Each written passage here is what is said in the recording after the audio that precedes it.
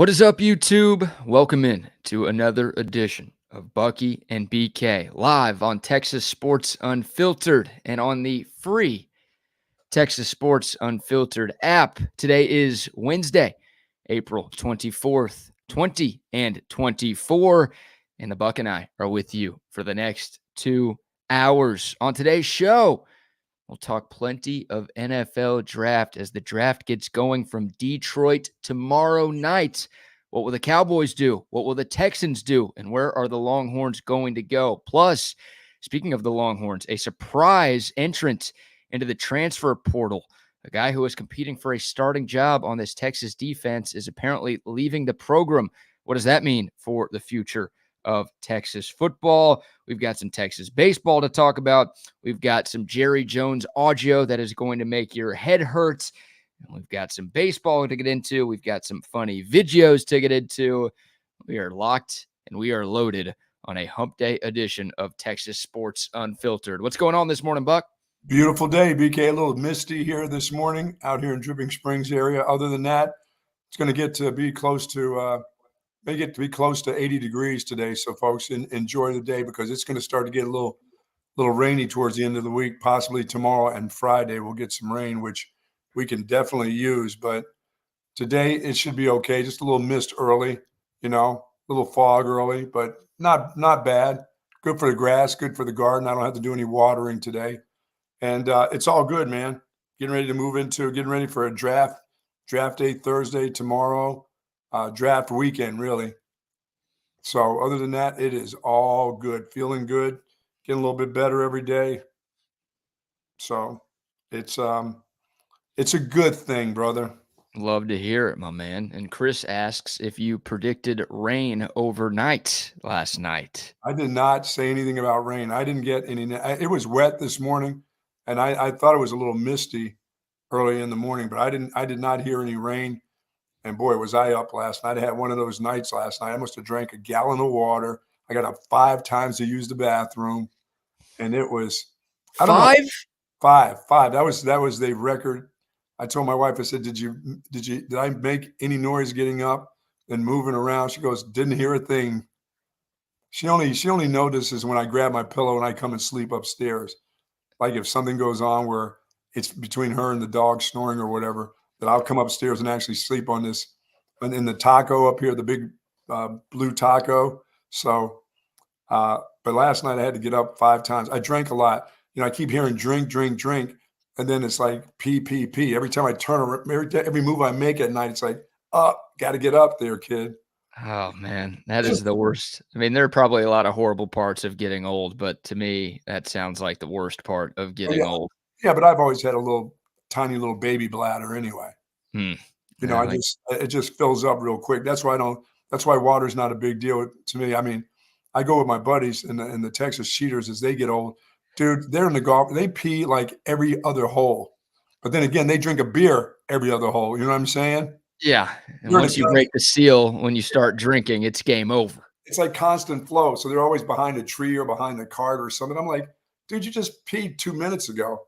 Dude, but I get so mad if I have to wake up one time in the middle of the night to go to the bathroom. Oh, man, dude, I'm like, do I need to go? Can I hold it? Should I just piss myself? What do we do here? And I'm always like, fine. Like I'm in denial at first, and then I just accept reality, and I get up and I go to the bathroom. And you do that one time. Yours, you average the most is 1.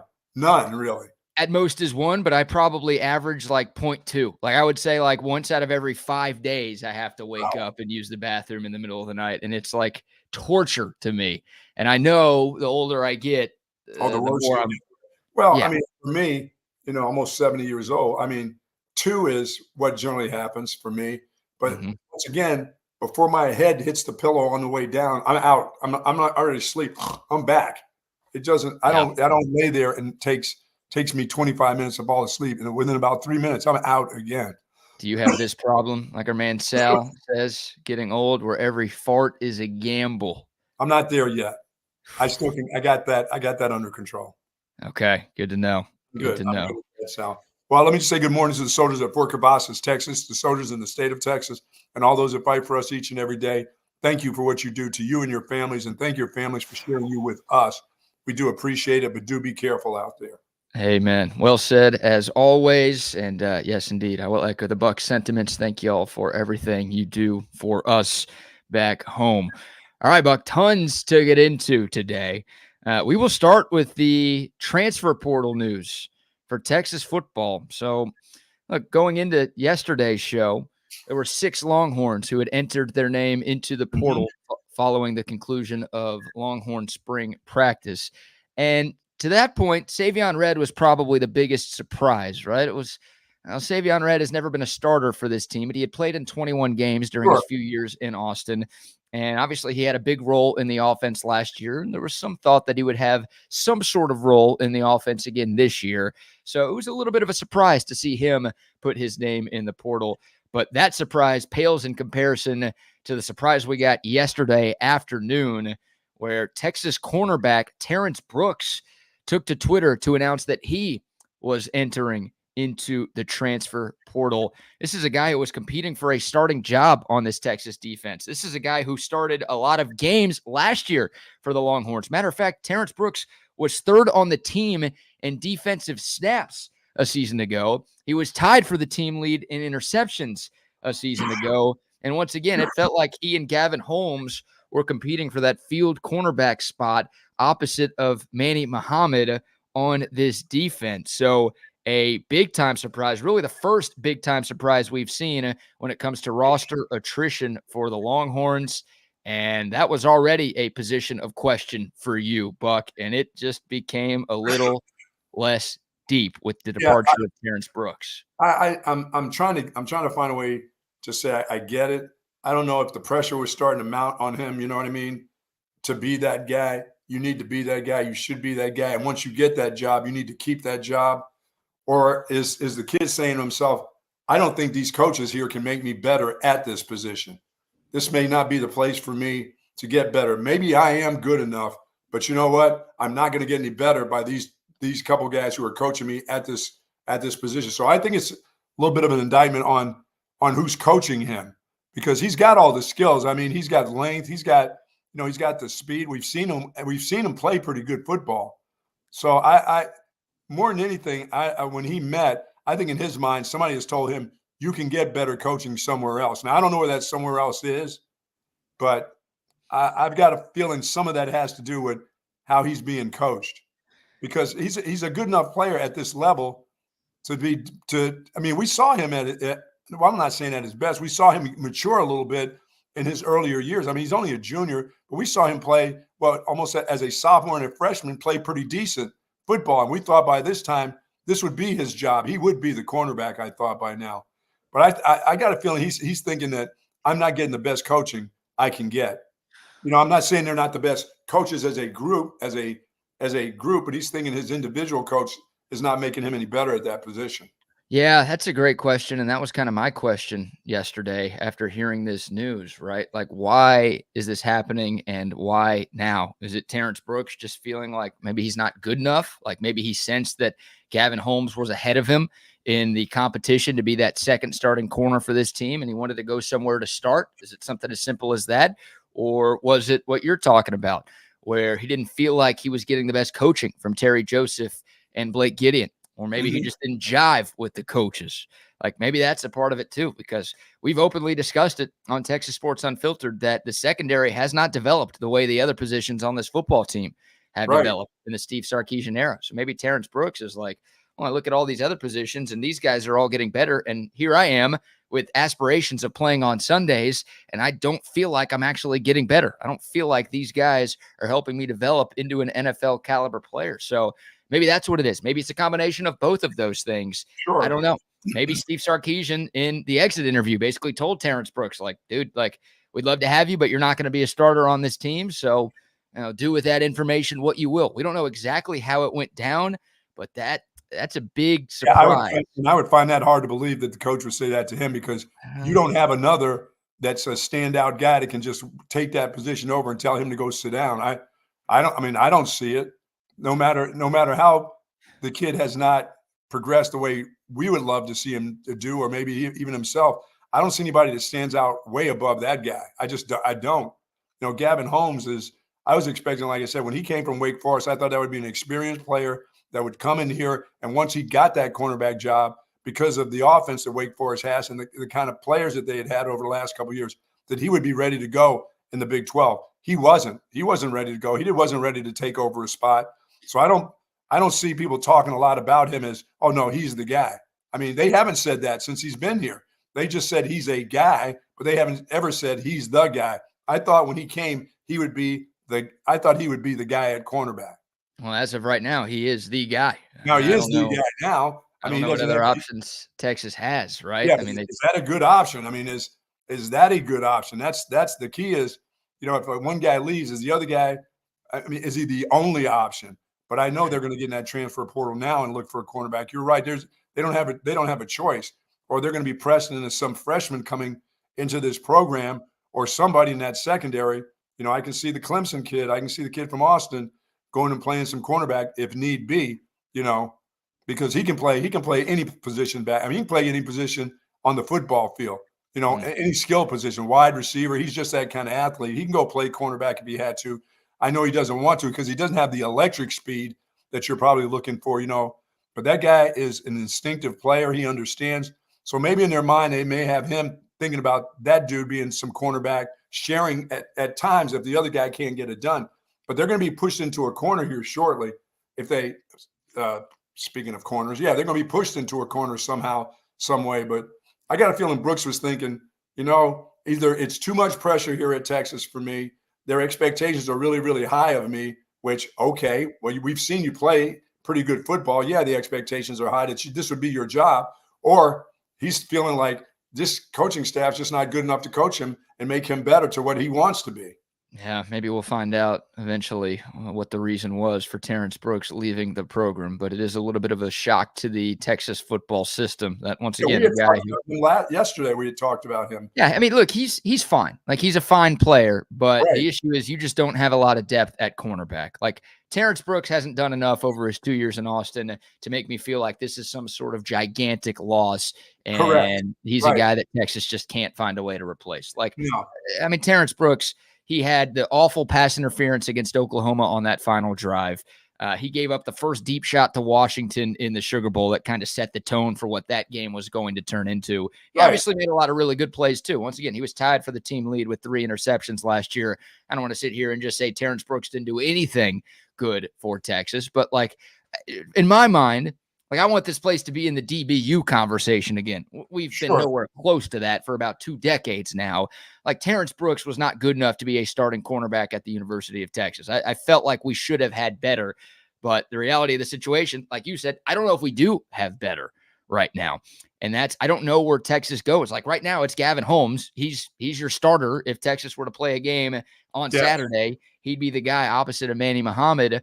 But you do wonder where they go next, right? I mean, you brought up Andrew Makuba as a guy who could be shifting positions to play outside corner. What about Jahdae Barron? Like, that's a guy who has played outside corner at Texas before.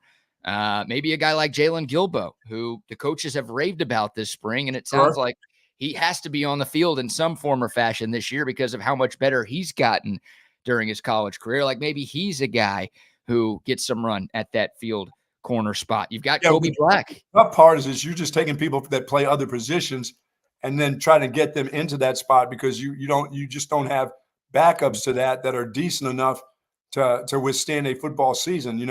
I'm not saying the whole thing, but guys that can't play for 9 and 10 games, that's just too much for them at that position. They're going to get beat. You're going to get screwed and put a lot of pressure on the entire secondary if you don't have a good enough corner. But you've got to do something. You've got to prepare yourself because you're either going to have an incoming. I don't even know what they have incoming, but I can't see a freshman stepping in there. I haven't seen one of those guys come out at cornerback at Texas in quite a while. That just walks in here and is the guy as a freshman. Now you see that at receiver. We see that, or we see it right now at receiver. I think you have that type of player. You don't have a secondary player. It's been a long time.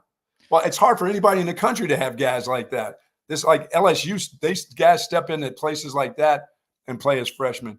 It's been a long time at Texas since a guy walked in there as a freshman to play that particular position. Cornerback, that's hard. That's not an easy position. Hell, you beg to have a junior that's good enough to be back there.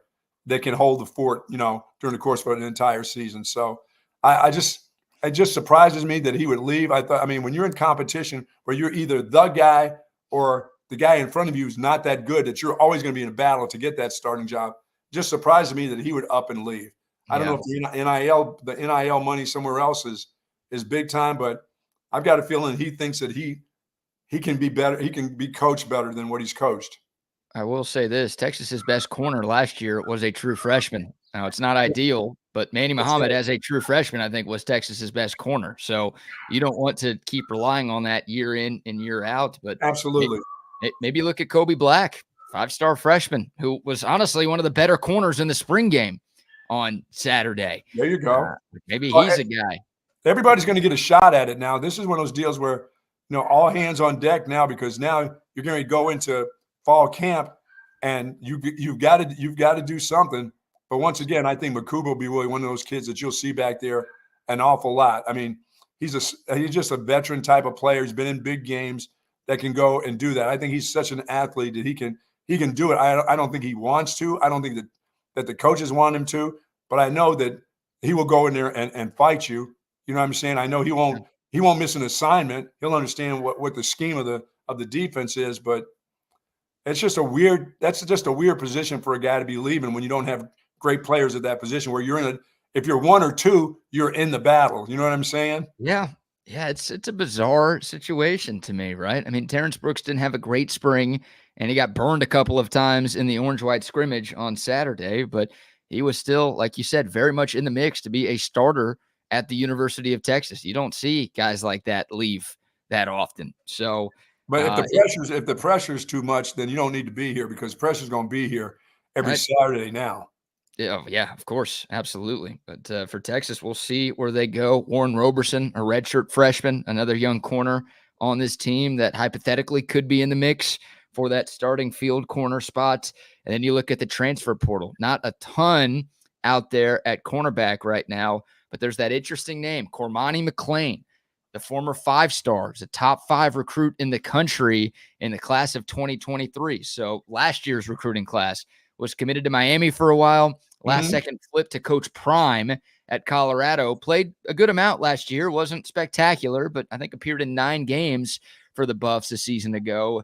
And he is in the portal. And it's been pretty public. Like he was kind of bashing Dion, and Dion's kind of been bashing him. And it's, you wonder if there are some sort of head games going on with that guy, and maybe he's a little bit of a head case, and you wonder if he's worth taking a risk. But when the head coach is a Hall of Famer at that position, it's going to be tough on you as a secondary kid. It's just that's just a tough position to come into when your head coach is a Hall of Fame NFL player, and he's going to be on your ass all the time. He will have something he will in his way be helping you, but after a while, let me do some of this myself. It just may not be a right fit for either player or coach to be together, Yeah, McClain basically said that he wants to go to a program that isn't just about the clicks, right? Yeah. Well, yeah. He wants to go somewhere where he's going to get developed. And then Dion came out and said, I hope there's a coach and a team that's willing to give this guy a chance and deal with what he brings to the table. So it's basically clearly it was an oil and water type of situation, and that mix just didn't work out at all. But when that happens, it leads you to wonder whether or not the kid is worth the risk, because you just kind of assume, whether it's fair or not, that there's something you might have to worry about with him. Not just on the field. You're in a risky position now as a football team. You've got to take you're going to have to take a shot on somebody or somebody's, in order to get that, because you can't not have a one cornerback on the other side. As I said, they got enough guys to fill in. Well, and the thing you'd hate for it to be is about the coaching. That we're going to find out on a whole scale this year anyway. We knew that was the weakness of this team last year. I saw it. We just got through seeing it last Saturday, that it's still a weakness on this team. And if it doesn't get any better, the head coach has to do something about it. Yeah, you're right. They're not going to keep falling on the players. There was already like a magnifying glass on Terry Joseph and Blake Gideon going into this year. And I think that magnifying glass just turned into a microscope, and hell, it might be a telescope at some point with how zoomed in this fan base is on those two guys right now, because there were a lot of Texas fans who one of those guys gone after the way the Sugar Bowl went down. And they didn't care about all the rest of the defensive staff going to other places. They just wanted those two guys out. Yeah. Exactly. And they're they still were here. Yeah, And and they're still there. So the spring game sucked. The spring game was bad for the secondary, and now you lose a guy who's competing for a starting spot, and you don't really know why. Oh, like no, it'll come out. Look.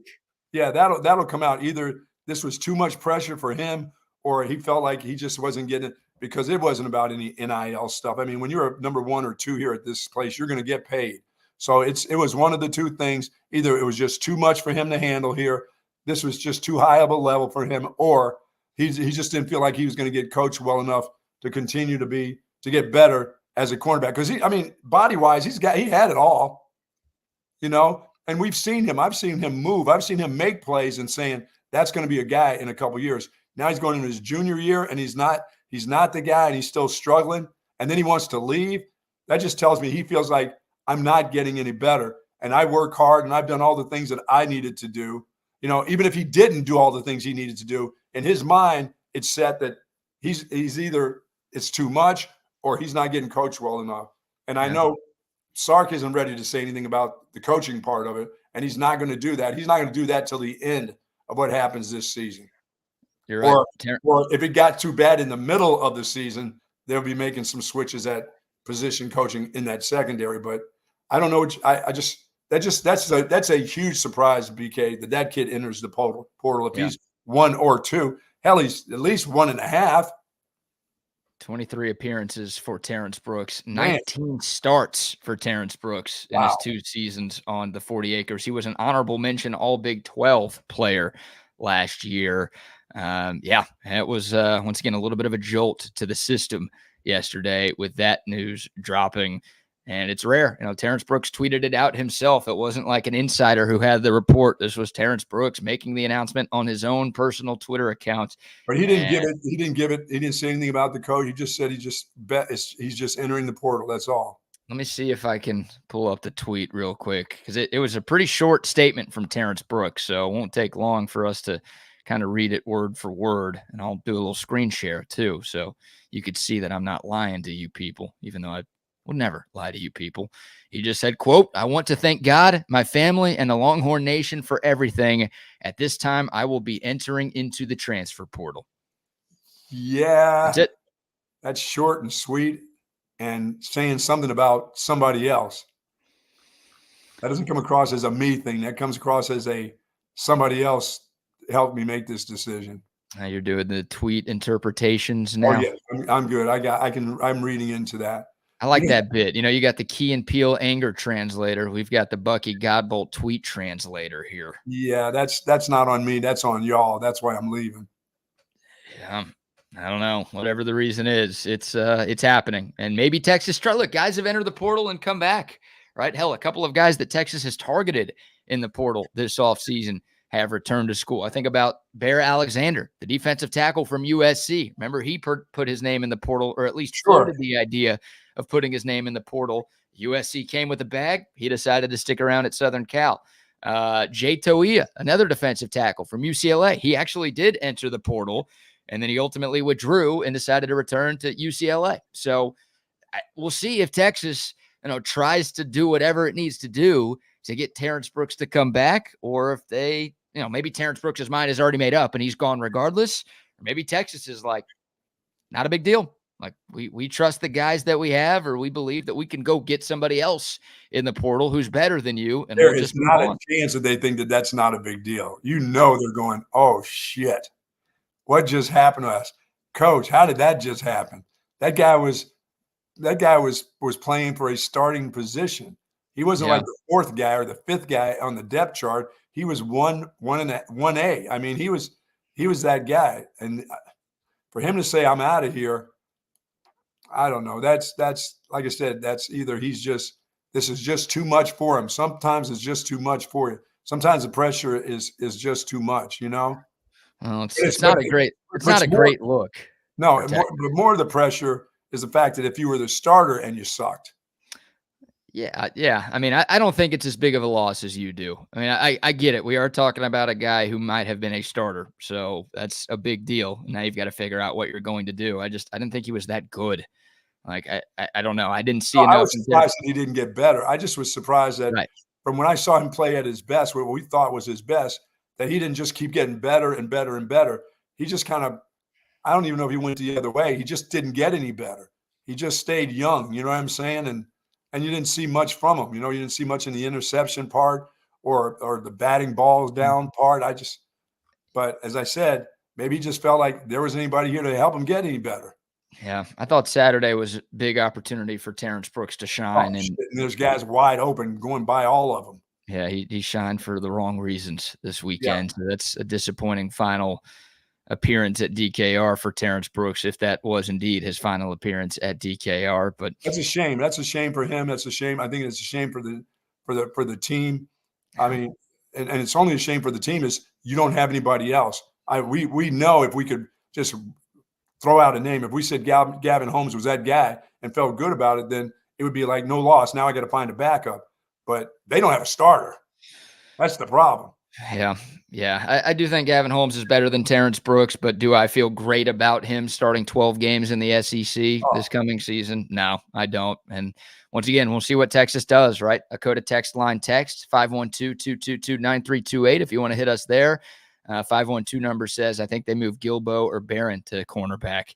I think there's at least a chance that those guys get some run at one of the outside cornerback spots. Maybe not to be a starter, but to at least be a depth guy who can eat up some snaps on the outside. Because regardless of how you feel about Terrence Brooks, you do lose some serious depth at that field corner spot with him departing the program. So yeah, you hate moving guys from different positions to play a position, but once again, Makuba is to me is a guy, but and you can get a safety, like you say, you have Barron, you can leave him at a spot where he's very comfortable, and he didn't play that great towards the middle of the season either. It wasn't like he was on fire last year. Well, he was great until the last few games, but he was hurt. Yeah. He was definitely playing hurt. So Jahdae Barron was an all-conference caliber player, and in the last 3 or 4 games, he was clearly dealing with something, and that is when you saw that decline. But that guy's a stud. Like, I don't have any worry about Jahdae Barron, but he's awesome. You do wonder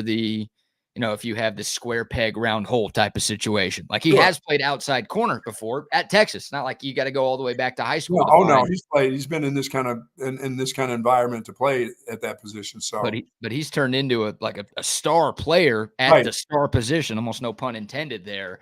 Like, do you want to mess with that? Exactly. And Jalen Gilbo has been getting most of his reps at that star position as well. So do you want to mess with his development by shifting him? I mean, look, your coaches are problem solvers, and right now the depth at corner is a problem. So they've got to find a way to solve it.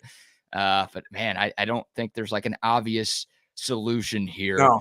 Even if Gavin Holmes is the obvious answer to be a starter, you still have to figure out somebody else or a couple of somebodies to play that spot behind him. Yeah. If he gets lit up, somebody else has to then go in there. Yeah, if he gets hurt. Even if he doesn't get lit up. Like, what happens if he gets injured? Then you got to have some sort of solution. So, you're right. Terrence Brooks into the portal. That news came down yesterday afternoon. All right, we'll get back into Longhorn football. We will talk about the NFL draft and where we expect some of these Longhorns to go in the first round tomorrow night. But after these sponsor shout-outs, we've got to play you some Jerry Jones audio. Oh, my goodness. From the Cowboys pre-draft press conference up in the Metroplex yesterday. And I would advise anybody to get some Advil ready because this one will make your head hurt. But before we let you hear from old Jera, let's give some love to some sponsors, Buck. Yeah, good friends over at Sue Patrick, Jay Willems and Sue Patrick since 1975. An incredible selection of Texas Longhorn apparel, collectibles and accessories, and even more. They've got tons of Texas-themed items there and a wide variety of men's and women's clothing. They offer free shipping, of course, on online orders over $49, free curbside pickup there, and plus free parking at 5222 Burnett Road. We love Sue Patrick. While you're there, say hello to Sue and Jay Willems there. And folks, they've got the caps. They've got this cap. See this cap right here? This is the biggest seller right here. I know you've got yours on, but look, the basic right here. I love this hat, BK. You're talking about washable. Get the sweat stains out of it, comes back looking good, throw it in the washer, put it back on. Love this cap. And Jay's got plenty of those over there at Sue Patrick's. Go to SuePatrick.com for all your online orders. Believe me, you can get it done right there. And folks, that free shipping, they'll get it to you in a hurry. Jay likes to get stuff out. He always talks about how he doesn't get his stuff on time. But once he gets your order, folks, it is out and gone. Yeah, they ship it to you, and they ship it to you quick. Yeah, man. And it's free shipping, too, over there at SuePatrick.com. And, yeah, I've got the five-time national champion Texas volleyball hat. That is a Sue Patrick exclusive. So if you want to rep the best volleyball team in all the lands, you got to head over to Sue Patrick. All right, now a quick word from our great friends out at Covert BK. Hi, I'm Dan Covert with my wife Hayden. Welcome to Covert BK. Our newest location in the gorgeous Hill Country includes Buick, GMC, Cadillac, Chrysler, Dodge, Jeep, and Ram, and hundreds of pre-owned and certified vehicles for you to choose from. We have 3 service departments that are ready to take care of your car, truck, or SUV with 86 service bays to accommodate any repair and get you in and out quickly. Come visit us today to select the vehicle you've been dreaming about. Covert, born and raised in Austin. Thank you, Covert family. Yes, indeed. Love the Covert family, and also love our friends at Olipop. Yeah, man. Oh, man. The best soda in the world for a couple of different reasons. Number one, it tastes great. Number two, it's good for you. Yeah, I don't know how they did it, but they did it. Olipop found a way to make a soda that tastes like soda, but is also good for you. Yeah, I'm going to have some Olipop today. I'm going to see if that keeps me from getting up and going to the bathroom with all the good ingredients that Olipop has. Maybe it's better than H2O.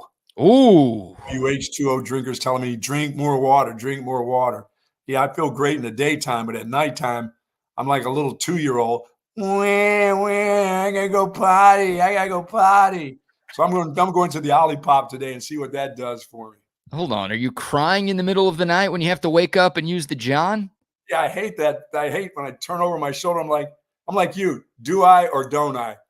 Am I going to pee in the bed? Oh, I want to pee in the bed. Yeah, I do. Maybe I just stay here for another 45 minutes. No, maybe the Olipop, the great ingredients that, it's in Olipop, maybe that'll help me. Maybe that'll close up my valve a little bit. You know what I'm saying? Well, for your birthday, I might be getting you some adult diapers here in Yeah, these that's stories. what I need, man diapers. And I'll just let you sleep through the night. You won't have to get up and use the pot if you're wearing cool those. How cool would that be? God, No, I'm way too young for that. I got to wait until I'm in my 90s for that. 90s? 90s, yeah. I'll do man diapers at 90, but not now. Is that the minimum age for the man diapers? I think 92. I'm going to go 92 is probably the time for a man diaper. All right. I hope Just you're on around travel. that long. Just on travel alone, so.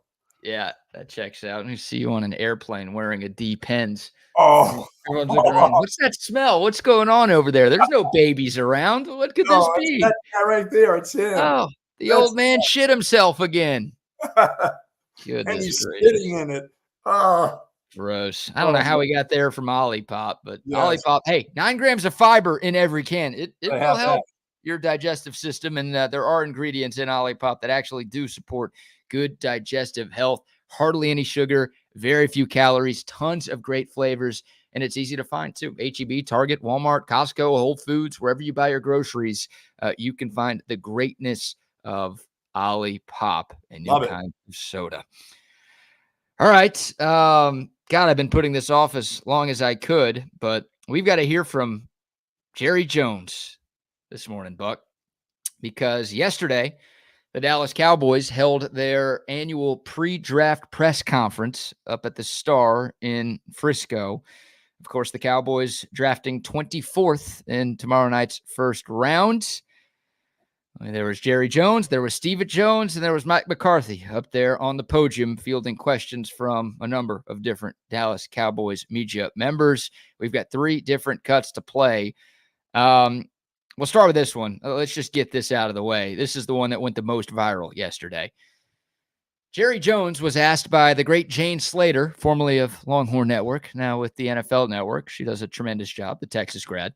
She asked Jerry why the Cowboys haven't gotten long-term deals done with any of their big 3 stars, right? Dak Prescott is in line for a new contract. CeeDee Lamb is in line for a new contract, and he's actually been holding out. And Micah Parsons is in line for a new contract, and he also has been holding out of voluntary team activities. So, Jerry, why have the Cowboys not gotten a deal done with any of those three players? You may be working on it and not moving anything but your eyebrows. Who in the world would think that we're not working on it?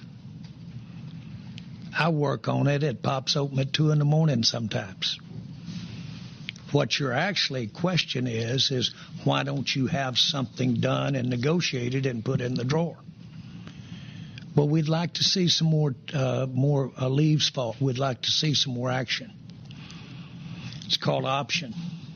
A lot of guys need to hand it off. First guy through the line.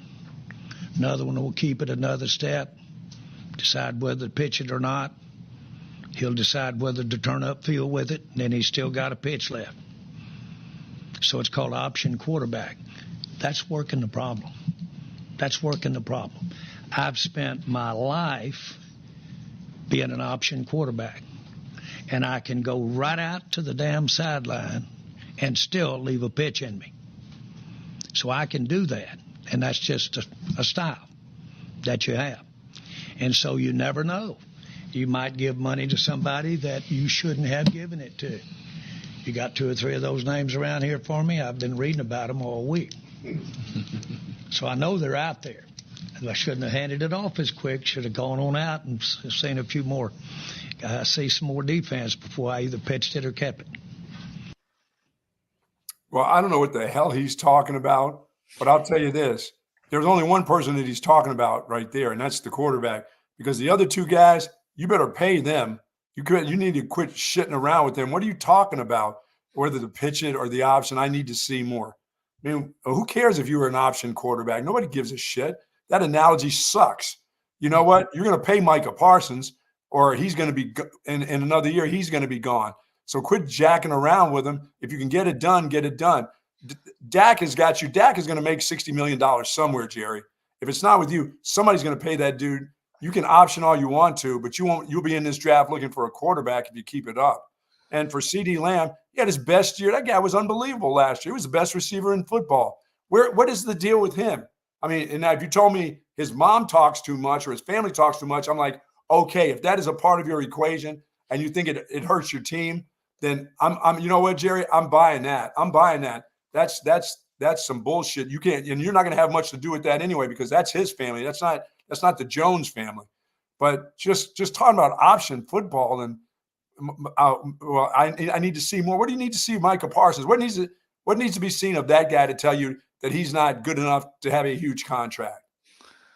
And that metaphor was about as clear as mud, Buck. I mean, I don't know what the hell Jerry was talking about there. That was just incoherent rambling for a minute and a half. And believe it or not, I actually cut like the last 45 seconds off of the back end of that answer. Like he kept going. About all 3 guys, or is he talking about? I think it all comes down to the one guy, Dak. No, I mean he was asked about all 3 of those guys, right? He was asked like, why do you guys wait so long to get these deals done? Like, why do all of these other teams sign their star players early and you guys wait and cost yourself money because you wait and let all of these other deals get done around the league? That was basically the premise of the question. And Jerry Jones said, well, we're working on it. If you don't think we're working on it, then you're crazy. It's like, well, you haven't really been doing shit this offseason, Jerry. So excuse us for wondering whether or not you guys are actually trying to get something done right now. And then he basically referenced in the middle of that incoherence that, he'd given out money a little bit too early to some other guys. He was talking about Zeke Elliott. Hell, he talked about Zeke indirectly a couple of times yesterday. Somebody asked Jerry why the Cowboys didn't re-sign Tyron Smith, and he basically said, well, because of the Zeke contract, and we're still paying that guy to not play here. He basically blamed the fans. He's like, all of you guys wanted me to give out that long-term deal to Zeke Elliott, and it didn't work, so I'm not listening to you anymore. When in reality, all the fans were like, why the hell are you paying a running back? Why are you giving that guy that type of money? Yeah. Everyone said at the time it was a bad deal. And of course, it turned out to be a bad deal. But Jerry's using that as like, You guys told me to pay the running back. Now you're telling me to pay these guys. It didn't work for the running back, so I'm not going to listen to you, and I'm going to wait longer for CD and Micah Parsons and Dak Prescott. It's like, how the hell does that make sense? You're only going to pay more. Of course. Like, they already let the A.J. Brown deal get done, or the Devontae Smith deal get done, in Philadelphia. Same team, wrong player. And now it sounds like they're comfortable letting the Justin Jefferson deal get done, probably comfortable letting a Jamar Chase extension get done. And the longer you wait and the more of those other contracts get done, the more you are going to have to pay. So, of course, those guys are going to cost a lot regardless, but every time a deal gets done for a top-end player at a certain position, it resets the market. And the Cowboys have been victim to this many a times in recent years, and they don't learn from their mistakes, and it's why they don't have the amount of money that they should have to address other holes on their team. Yeah, get CD Lamb and Dak Prescott. I mean, those guys together last year, with the exception of when they got in the playoffs and they weren't on the same page. Don't have them not be at, these they're not mandatory, but don't have them at these workouts where they're not showing up now. Pay that guy his money, CD Lamb. Get Dak Prescott in there. Get them together so they have another great year. Fill up some of the holes that you have to. You're going to pay Micah Parsons. That's just talk. I mean, Micah Parsons is going to get paid by the Cowboys. I don't even know why Jerry even does that. If there's a number they want to shoot at and put it on the table for him and quit jacking around, that guy cannot be gone somewhere else, right? No. And Parsons has 2 years left on his deal, but once again, he skipped OTAs. So now you wonder if he's going to be willing to hold out into training camp if a deal doesn't get done between now and then. But yeah, like I would think the Cowboys are smart enough to pay Micah Parsons. Like, that's a premium position. I would think the Cowboys are smart enough to pay CD Lamb. That guy's maybe the best player in the league at his position, which is also becoming more and more of a premium position every year. Like, I think the Cowboys will ultimately get those deals done. I'm not as confident about Dak Prescott. They made a mistake with Zeke. I mean, I don't know why he's blaming the fans. Nobody signed a check. You signed that stupid check. The fans didn't sign anything. And even at that time, when that contract came up, there were probably 85 to 90% of the people were like, don't do it with this guy. I mean, I'm a running back payer, but not for the Zeke Elliott deal. Not for that dude. That was all Jerry. That was, I got to have him. He's going to Cabo. Look at him. He looks great. That had nothing to do. That shouldn't have been on the fans. That's on you. Well, he was the option quarterback. Why has he moved on from that mistake? It's like, is this what he's going to do in every negotiation? Go back to the Zeke deal that he was the one who signed the check for it? He thinks that's learning from his mistakes, like not paying anybody else who can help your team win because you screwed up and gave a running back a long-term contract. Like, that's your logic there, Jera? That's what it sounds like. He's the option quarterback, Buck. Dude, handed it off too quick. I'll take it all the way down to the sideline, and I'll still find a way to pitch the ball. You'll pitch it right into the sideline for a -4 yards. What the hell? Jerry Jones tried to step on a football field. He'd fall over and die. Maybe we need that. Here's more from Jerry. Oh, yeah. But wait, there's more. Of course, the quote-unquote slogan for the Cowboys this offseason has been all in. Jerry Jones talked about it at the start of the offseason. He's talked about it a couple of different times throughout the course of the offseason that the Cowboys were all in on the 2024 season.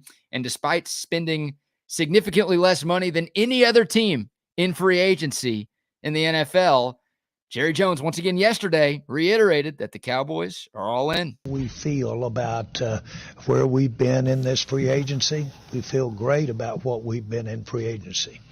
All in. All in.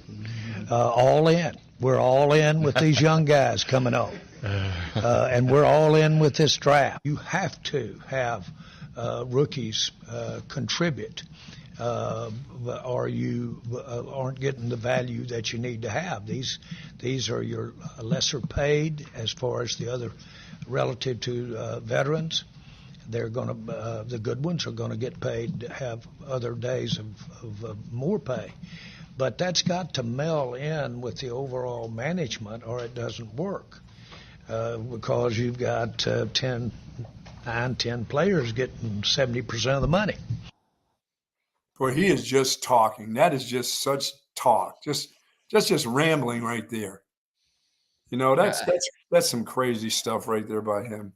Yeah, it is. I mean, I just don't understand why the Cowboys keep doubling and tripling and quadrupling down on all in, because they sound like buffoons up there. Well, all in is the fact that if it doesn't work, he's getting rid of the coach, and it's going to all be blamed on Mike McCarthy next year, okay? If it's a shitty season, he's putting it all on that one. All in is all in on two guys, Dak Prescott and Mike McCarthy. That's all in. I almost feel bad for Mike McCarthy right now. Like, because he was up there sitting next to that idiot yesterday. And look, Mike McCarthy is far from the best coach in the NFL, and he is to blame for a lot of the Cowboys' struggles these last few years. There's no denying that. But, I mean, that's the guy who is putting his roster together? That guy? Are you kidding me? Like, look, McCarthy's getting paid. He knew what he was walking into. I don't know how many teams would have hired him when the Cowboys hired him because of the way things ended for him in Green Bay. But, like, I almost feel bad for that guy, that is the dude who is, like, directly responsible for his success, because that guy is dumb as hell. Yeah, he's that's just dumb with age. If it implodes, he's just going to blame it on the one guy. All this stuff about all in and all that, he's going to blame it. We didn't have the right coach. That's exactly what he's going to say at the end of all this. It's not going to be about CeeDee Lamb. It's not going to be about Dak. It's going to be, we just didn't have the right coach. So when he's looking for a coach after this year, BK, it's going to be the thing will flip over to, we just didn't have the right guy coaching the team. I thought we did. You know what I mean? He was in the barn with his fellow coaches, and they were getting better, but we just didn't have the right coach. It's not going to be about Dak Prescott. It's not going to be about CeeDee Lamb or Micah Parsons or any of these deals that he didn't make. It's going to be about that guy. He's got his scapegoat right now. These numbers are from April 11th, so maybe they've changed a little bit, but most of free agency is done in the NFL, right? So there aren't any drastic changes to these numbers that I'm about to read you, Buck. Top NFL offseason spenders. This includes free agent signings and in-house contract extensions. Number 1, the Carolina Panthers, $355 million. Number 32, the Dallas Cowboys, $11 million. And the difference between the Cowboys at number 32 and the Chargers at number 31 is 33 mil.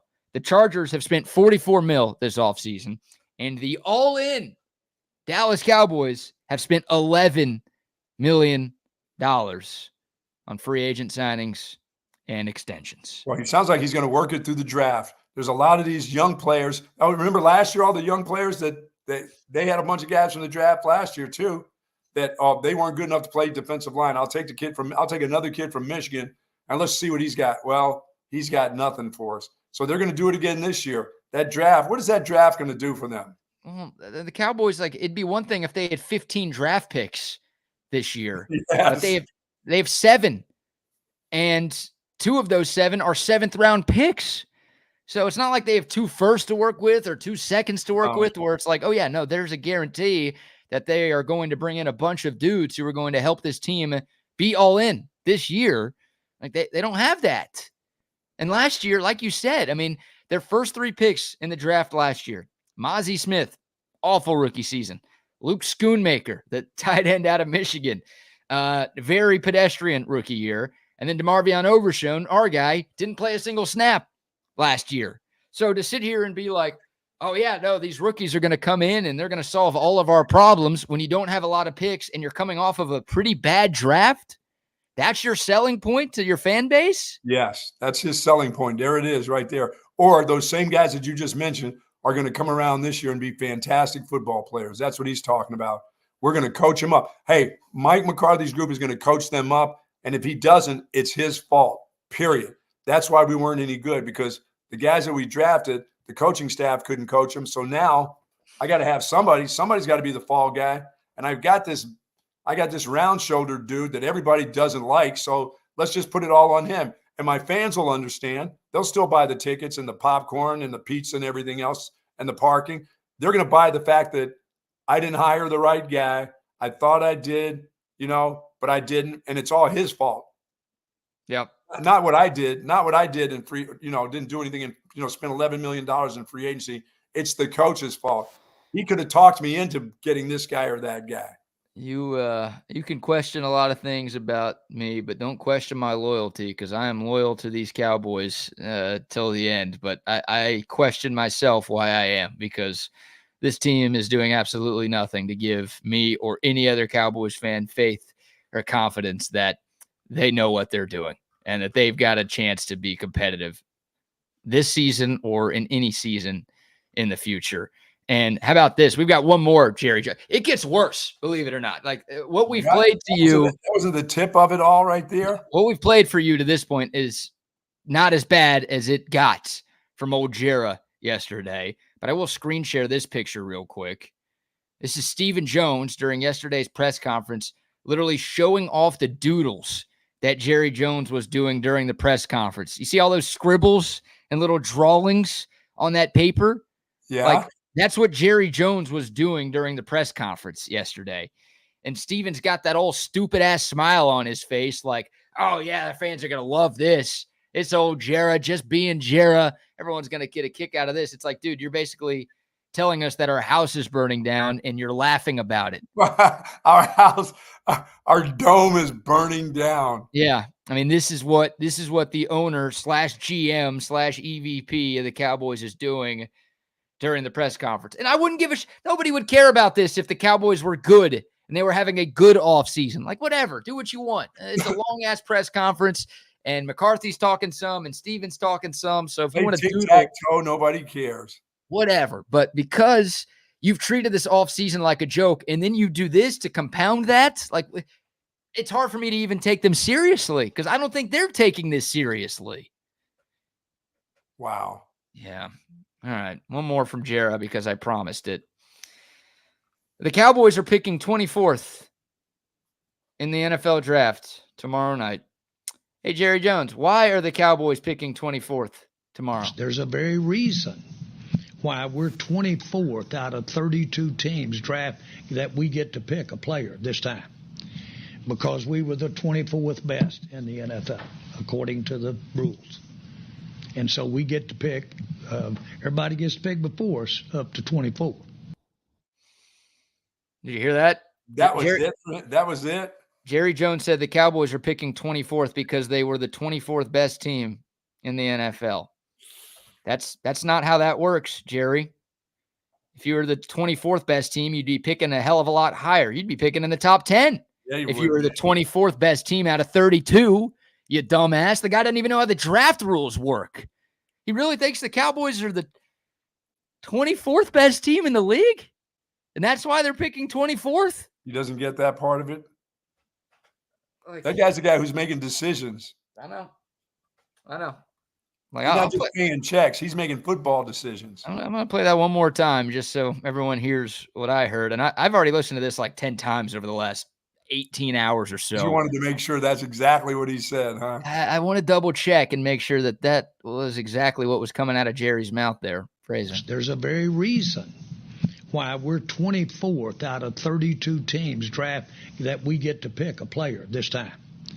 Because we were the 24th best in the NFL, according to the rules. And so we get to pick, everybody gets to pick before us up to 24. So what are the people in the press conference doing? Like falling down laughing, or just they have got to be like pinching themselves? I don't know. They've got to be at least looking at each other like, did he really just say that? Did that just happen? Like, we were 24th because the rules said we're 24th, and we're the 24th best team in football, which is why we're selecting 24th. Like, wow. What? I'm going to throw up, dude. I hate this team.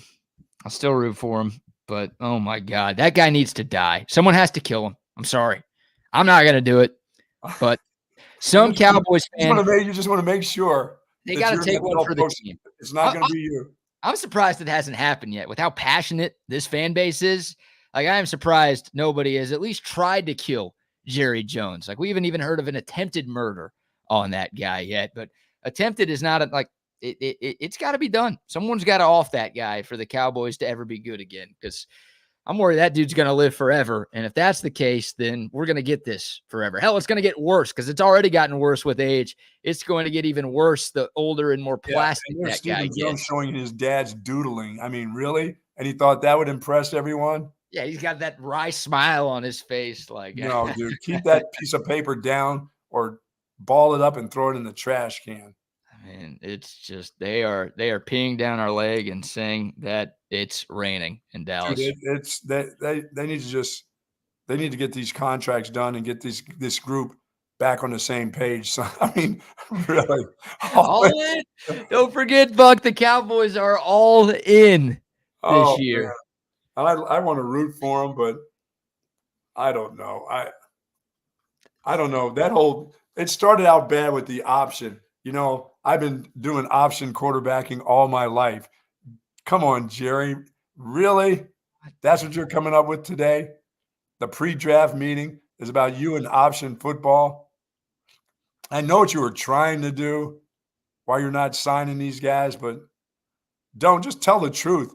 If you don't like CD's family, which you have no control over, please let them know somehow that, you know what, if you can get your family to shut the hell up so we can have our team not be pissed, and if you can get Micah Parsons' brother to shut the hell up before we sign this big contract, that would be very, very helpful. Just tell them what you think.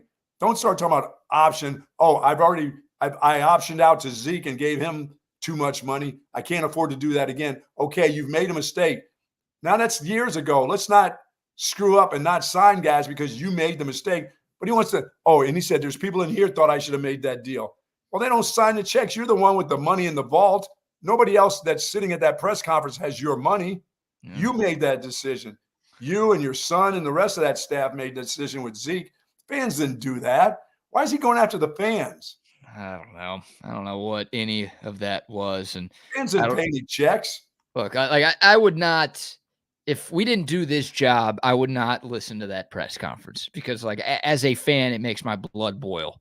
And it's just another reason why it's impossible to be a fan of this team right now. And I don't know why any fan actually does listen to that stuff because it's going to piss you off too. But I feel like we have to listen, and it makes for good content. It makes for good conversation. But, dude, just going through that thing yesterday, I was like, what is going on here? Like, not even as a fan. Now it's just like putting on my media cap, and I'm like, is this really this is what this guy is saying? He's the leader of the most valuable organization in sports, and this is what's happening right now. Yeah, I mean, is he truly, BK, when it's all said and done, whether Mike McCarthy's there or not next year, going to play a contract game with Micah Parsons? Is he going to not get that done before that final year? Is that guy going to be missing a bunch of stuff and not be a part of the team? I think Micah's deal gets done this offseason. Okay. Because I could see Micah Parsons holding out like into the actual season, even though he's got 2 years left on his deal. Oh yeah. No, I mean, no doubt. You're talking about him and his brother and his family. You can see him not showing up, right? Right. 100%. So I do think the Cowboys will at least be all in enough to realize that they need Micah Parsons to have much of a chance of doing anything this year. Same thing with CeeDee Lamb too.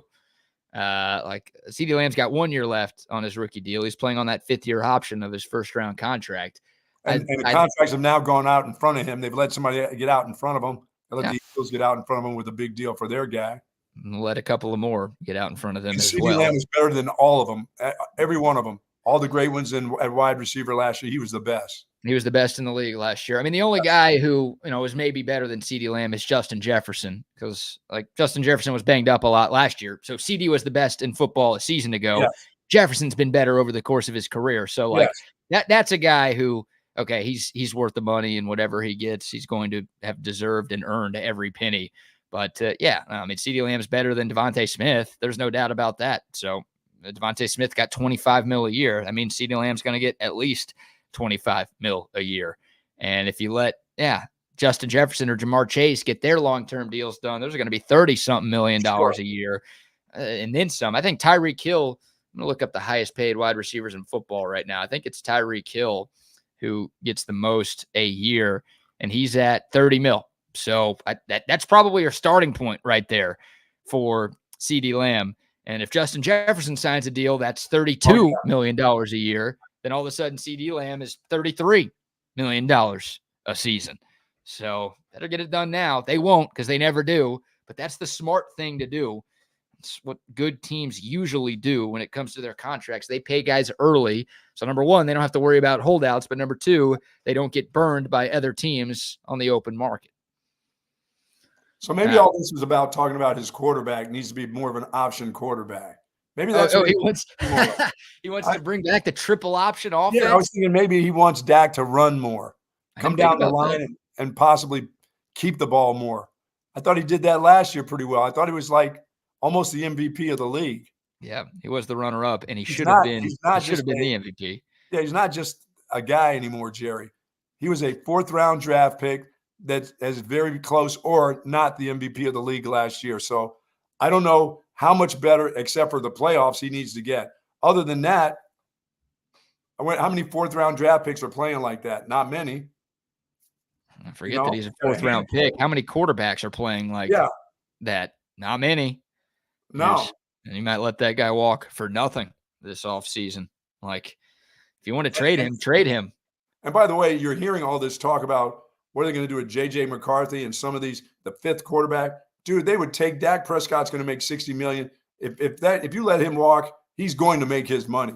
And you're talking about people that wouldn't want him before some of these young draft choices, they would grab him so quick. Oh, yeah. Yeah, the Cowboys would get a haul if they were willing to deal Dak Prescott, but they're not. Like, they want him to prove it this year. They don't want to trade him anywhere, but they also don't want to pay him this year. And you're the 24th best team. Well, get into the draft. Start talking about what you want to do with your quarterback. Get into the quarterback race. Well, they traded a 4th for Trey Lance, Buck. Isn't that enough? Oh, I forget. Every other team trades like 6th or 7th for crappy quarterbacks, but Jerry Jones and the genius that he is, they gave up a 4th for a guy that nobody wants. That's incredible. That is incredible. That like Mac Jones goes for a 6th. Zach Wilson goes for a 6th. Both of those guys have done way more than Trey Lance has done in the NFL. And those guys are going for late day 3 picks. And then you're trading a 4th for Trey Lance? To do what? He was the number 3 quarterback last year on the Cowboys. What are you doing? Awful. Awful. Oh, boy. All right. I'm about to throw up. That's enough of that. We'll shift gears here. We've got some NBA playoffs to get into. Got to talk about the new Texans jerseys as well, because the other NFL team in Texas has things going for them right now. We'll talk Longhorn baseball in hour 2 as well. But before all of that, some more sponsor shout-outs. Good friends over at Relax the Back. And right now, folks, they've got all kinds of wonderful sales over at Relax the Back. Looking for that Tempur-Pedic mattress or Tempur-Pedic pillows. They have all the accessories that you'll need to help your back, whether it's your thoracic, lumbar area, any part of your spine. You can find something that is helpful to you over at Relax the Back. Those office chairs and desks, all the accessories, as I said, await you over there. 0 gravity recliners. And they've got 2 wonderful locations at the Hill Country Galleria across from Whole Foods, and in Austin up north at the Gateway Shopping Center across from the Container Store. Folks, live pain-free like the Buck with Relax the Back. Love Relax the Back. Oh, yeah. And shout out to our friends at Jack Allen's Kitchen. Oh, yeah. As well. Southern comfort food with a Texas twist. 5 Austin area locations. So there's got to be one near you. And if you're looking for a phenomenal dining experience, you can find it at Jack Allen's Kitchen. Their menu is spectacular. They've got happy hour 5 days a week where you can cash in on those half-price apps and those discounted drinks. The weekend brunch is absolutely spectacular. They've got the great dessert menu as well. Of course, every time you go in there, they're going to start you off with that house-made pimento cheese and those crackers, and don't let the buck near you. You know, if that's on your table and Bucky's at Jack Allen's Kitchen, I don't care if he's on the other side of the restaurant. If you get up to use the pisser, it's going to be gone by the time you get back. But just a ridiculous menu. Chicken fried steak, chicken fried chicken, the tacos, the fish dishes, the great salads, the phenomenal burgers, the sloppy joes, the chicken sandwich. I mean, there's something for everybody. Go out and see them. I promise you will not regret taking your family, taking your friends, taking yourself to Jack Allen's Kitchen. What about if you want to cook out yourself and you need some meats or you need some chicken or you need some sausage? How about our good friends at Good Stock and the great deal that they have going on for the remainder of this week? 20% off of all their items. They'll bring them all to the cash registry. All you have to do is mention Texas Sports Unfiltered, and you'll get 20% off your haul right there. So go in there. I mean, they've got wonderful hamburgers, straight up hamburger. You want to make the best hamburger? I know you go to your favorite hamburger joint, but how about making the best hamburger there is to be made at your own home? I love the ham. I tried that, BK. I made the best. I really did. But when I go there and I'm looking for a tomahawk steak or a ribeye, I can get it right there. The meat is fabulous there. The sausage is fabulous. And the chicken, they've got chicken and, of course, pork chops there at Good Stock right there on Highway 79, right down the road from the Del Diamond, right near Tony, right beside Tony C's. You will absolutely love the great meat that they have there. And they've got shipping all over the world, not just to your friends here in the state of Texas, but if you want to ship it anywhere in the world, they will get it done at Good Stock. Yes, indeed. Like you said, 20% off if you just mention TSU at checkout. They've got the great meat, also great seasonings and rubs as well. I've got that Good Stock fajita seasoning. That shit is incredible. I put that on my eggs in the morning. Yes, sir. And they've got the great steak seasonings, the barbecue rubs, and the cooking accessories as well. It's 20% off everything. No exclusions, no limitations. Just go out and see them. It's right by the Del Diamond on Highway 79 in Round Rock. I'm going to be out there this week. Like, I live in Southwest Austin. Oh, yeah. I'll drive to Round Rock for this place. It's that I'm going good. for the burger. I'm going to go get me some burger meat there tomorrow, possibly. Yeah, Buck lives in the Dirty Drip, and he's making the trek all the way up to Round Rock to go see our friends at Good Stock. You should too. Shout out to them. Shout out to 34 Wine and Spirits as well. Best liquor store in all of Austin, Texas, USA, America. Right there off of Southwest Parkway. It's where I go to get my booze. It's the only place I go to get my booze. And it's where you should go as well. But it's not just if you need a bottle of something or a 6-pack of beer. If you're looking for wholesale booze, our friends at 34 Wine and Spirits can make it happen for you. Yeah, they're giving me a nice bottle of Don Julio 1942 for the Mullet Open to give away as a prize. There we go. They told me do not put that in the wheelbarrow of booze. That's a separate item that will be given away. So I thank Ricky and my son over there and Scott for doing that. They've got also, I have the wheelbarrow of booze thanks to 34 Wine and Spirits, where we just fill it up with Jack Daniels, Tito's, all your favorite gins, all your favorite booze. That's one of the items that goes. You get to keep the wheelbarrow too.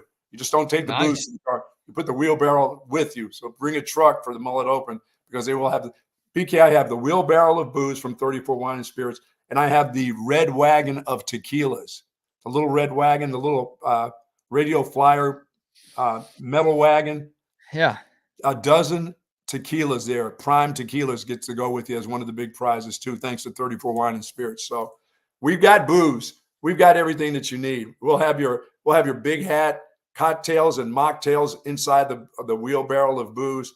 But I want to thank all the sponsors for that. We're just around the corner from the Mullet Open, as a matter of fact. On Friday, we'll be 2 weeks out until that, a big event out at Lost Pines there, the Golf Club of Lost Pines. Not Wolf Dancer any longer. It's called the Golf Club of Lost Pines. Nice. I'm calling nose goes on that liquor wheelbarrow. Need me some of that. Yeah, you can. What will you do with the wheelbarrow? Just put it out back. Put some of your plants, your new plants that you'll get from Leaf Gardens. How about that? Leaf Landscape and Supply Company. You can put little holes in the bottom of the wheelbarrow and do your own little garden right there. Get your own greens inside of that wheelbarrow. Now you want me to start growing weed, huh? No, you can get your herbs in there. Get your herbs. Herbs is what we call it. Yes, you can use that wheelbarrow. Leaf Landscaping and Supplies. They've got two locations up north, of course, on Pond Springs Road, and of course down south 290 at Monterey Oaks. All of your garden needs, all your fertilizers. They've got vegetables still there. Tomatoes are still, with this weather coming in, BK, a little bit of rain. My garden is looking good. Looking fabulous right now. I'm ready to start canning tomatoes when the time comes. I've got zucchini in there. I've got squash. All the things I used to think were bad for me, I'm going to start eating those things because I want to be a big man. Oh, the big man's coming back, huh? Big man's coming back. Weighed in at 155 yesterday. Okay. Yes. Getting it done, getting some protein shakes in me, 3 meals a day, trying to get back to, I would love to get to 165, but let me tell you, going over to Leaf and getting those tomatoes, going to can the tomatoes, can the zucchini and all that stuff, and I'm going to eat the right way. drinking that Olipop, staying away from soda. It's on. It is on. Yes. Fat. Oh yeah, I'm going to be the fat man. If that has to happen, If I've got a little something around my midsection, that's okay. Nothing wrong with that.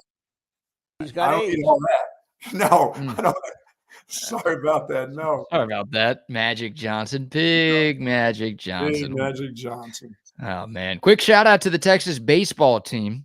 Hey, a midweek win for the Longhorns. David Who are they Pierce. playing? Arlington Montgomery High School or somebody? Who they play?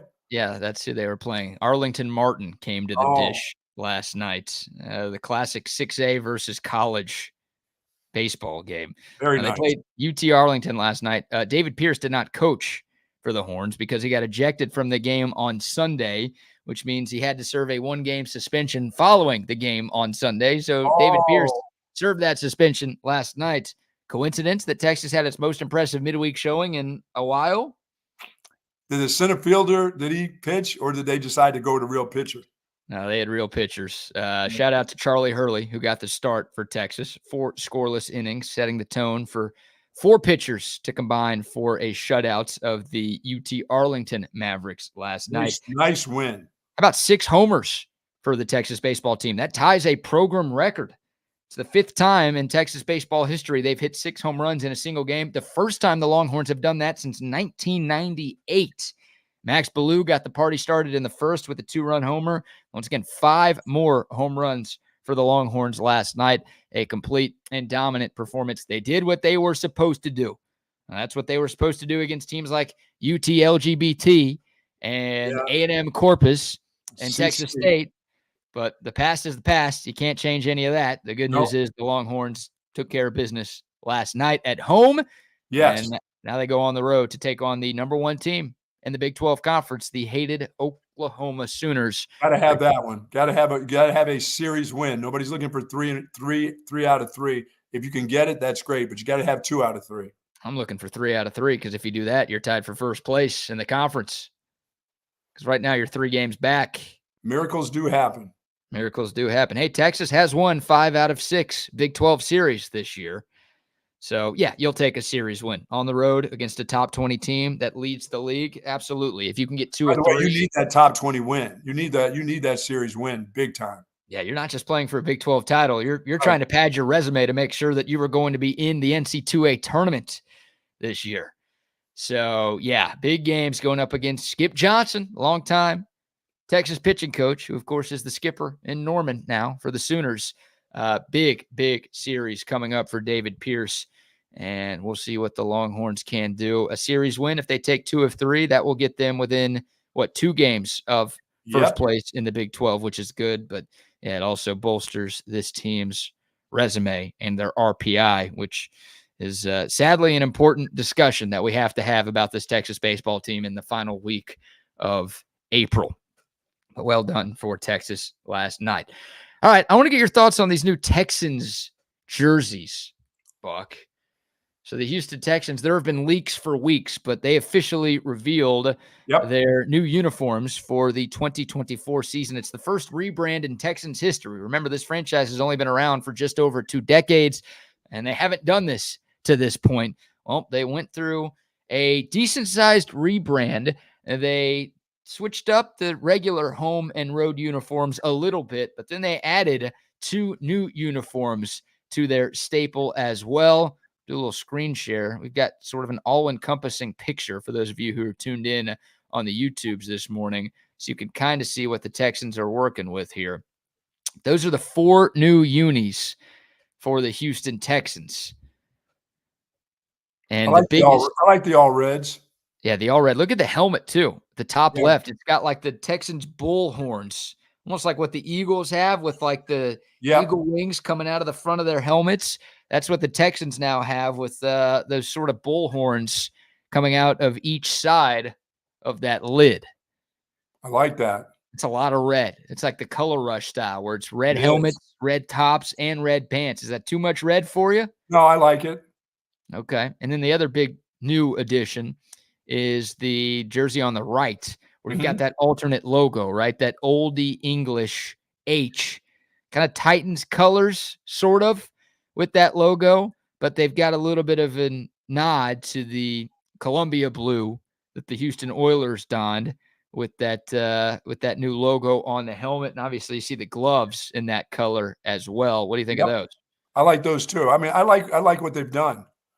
I really do. I'd like to see.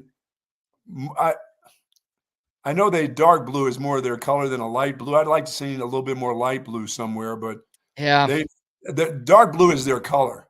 It is now. Yeah. I mean, obviously the Oilers were the light blue. Right. But I'd the love to Texans, see more. They felt like they couldn't use any of that light blue in there at all. I guess. I don't know. They kind of led us to believe, because I was in Houston during the start of this redesign. Like, matter of fact, I went to a couple of events as a member of the media where I got to give my opinion on some logos that the Texans were considering and some jersey options the Texans were considering. So if you like these, give me credit. By the way, I will accept all credit. If you don't like these, then blame somebody else, because I moved like almost a year ago, so it's not my fault if they suck. Are you good with the red? Are you good with that? Yeah. Like I think there's a lot of cool combinations. Like maybe you could go white pants with those jerseys. Interesting. Which I think that could be a good look too. But I mean, I like this rebrand for the most part. I think the Texans did a really good job here. But yeah, like they sort of led me to believe, and I think they led a lot of Texans fans to believe, that there was going to be more of that Columbia blue, that Oiler blue that you were talking about. So it's a little disappointing that there's not as much of that as I think old Houston football fans would have wanted. But still, overall, I think it's good work by the Texans. And I'll go one more side by side so you can see this is just the jersey tops themselves. This is not the helmets or anything, but this is the side by side. So on the left is the old jerseys that the Texans were rocking, and on the right is the new jerseys that they're rocking. So you see some of the changes with the dark blue, right? They changed the nameplate. The biggest change with the white jerseys is kind of the sleeves, right? You've got more of like a Texans bullhorn on the side there. A little bit of a difference in the font for the jersey number. Obviously, the red looks pretty different too. And I'll scroll down to the bottom, sort of the newest change with that alternate uniform. Yeah, they didn't mess around. They didn't mess around with any light blue. They didn't want any of that old Oilers stuff in there at all. They just said, no, can't do it. All right. Yeah, you sort of get it with the trim, like the outline of the bottom jerseys that we're showing you. Yeah. And you get it with that H on the logo that we just showed you. But yeah, it's mainly, deep steel blue, Liberty white, and battle red. As ridiculous as those sound, like those are the official colors of the Houston Texans. They didn't change those, which is fine. Like I didn't want them to go through a total rebrand. Oh no, not get rid of the red and do something, mess up the red. I like the red. Yeah, like their colors are cool, and that's part of that franchise, and that should remain part of that franchise. Yes. But I wouldn't have hated, once again, more of that homage being paid to the old Oilers. But that's what they did, and of course, the Tennessee Titans still own the rights to all of that Oilers history and tradition, which is never to come back. Quite the sticking point for folks down in H-Town, and it should be, because it's a joke, and the history of the Oilers belongs in Houston because that's where they played. But that's absolutely a conversation for another day. So there you go. NBA playoffs, Buck. Yeah, man. You had two Gold Star locks last night, and you went 1-1. Yes. You had a 2,000 unit play on the Minnesota Timberwolves, covering 2.5 against Phoenix, and they did that. They blew out the Suns to take a 2-0 series lead there. You also had 2,000 units on the LA Clippers of Anaheim to cover and win against the Dallas Mavericks, and they did not. The Mavs even up the score. I got my 2011 Dallas Mavericks playoff shirt. Yeah, I'm living in the past. Mavs get the win 96-93 in LA to even up that series. So for the playoffs, my friend, you are still down 13,000 units. Yeah, I need some plays. I'm not. This is tough. The NBA is tough. And look how tight these games are now. We had those home blowouts, and now all of a sudden things start to get a little bit tighter. And Luka plays a little defense last night. Really, Luka? Really? He played a lot of defense last night. Yeah, he was incredible on the defensive end of the floor. And he's not sore and hurt today. I was expecting him to come up with some kind of calf muscle pull by now with all that defense he played last night. The good news for Luka and the good news for some of the old guys in this series is there's an extra day off in between game 2 and game 3. So these two teams won't play again until Friday. So they'll have today off. They'll have tomorrow off as well. But yeah, Luka was magnificent on both ends of the floor. But defensively, he was locking down just about everybody. And the Clippers down the stretch, they kept trying to switch to Luka, right? Like they were running picks to get Luka as the primary defender on whoever had the ball. And Luka held his own. He was fantastic. So, look, I'm not going to sit here and act like Luka plays that type of defense every night. But if you just believe in the notion that that guy can't play defense or doesn't play defense, then you're an idiot because he is a lot better defender than people give him credit for.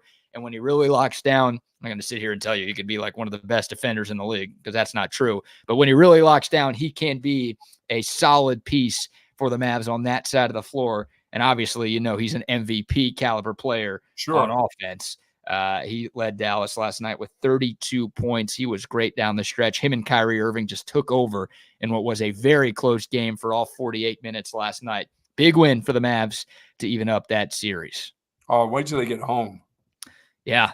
Well, that's the thing because last night we had 2 road teams win in the NBA playoffs. That was the first time it had happened.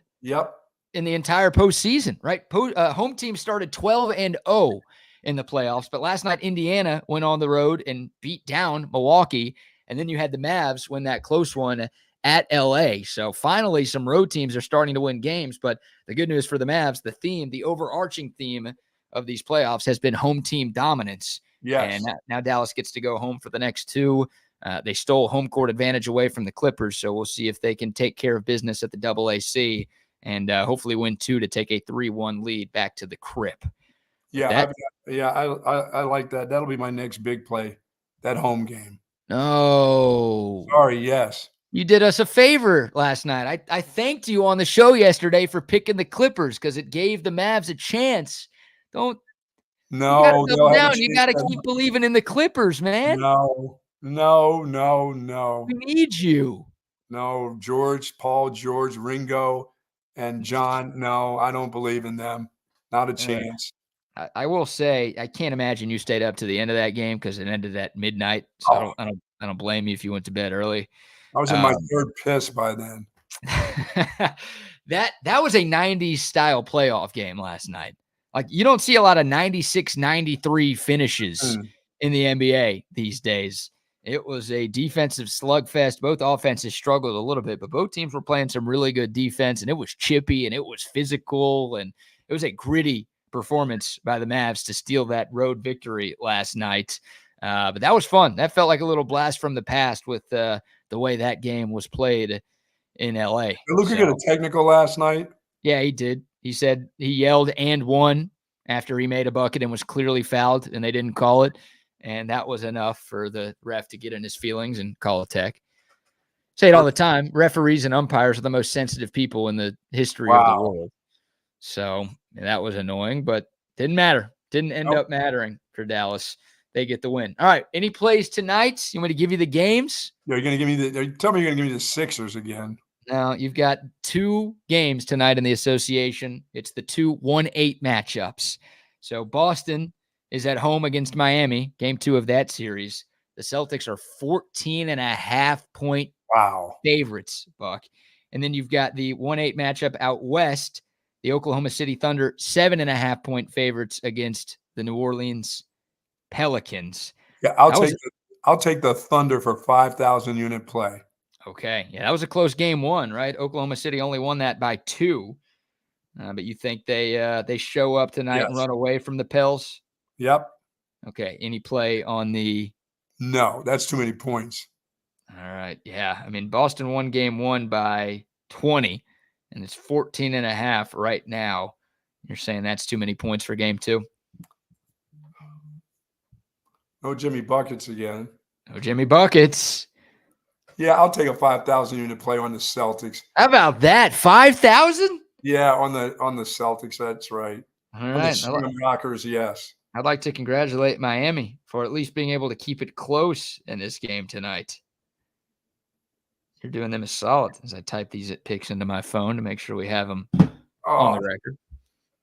You got 35 minutes to change your mind if you want. No, I'll take the Celtics. They've been killing teams by 20 or more. They've just been crushing teams all year. The regular season, the playoffs.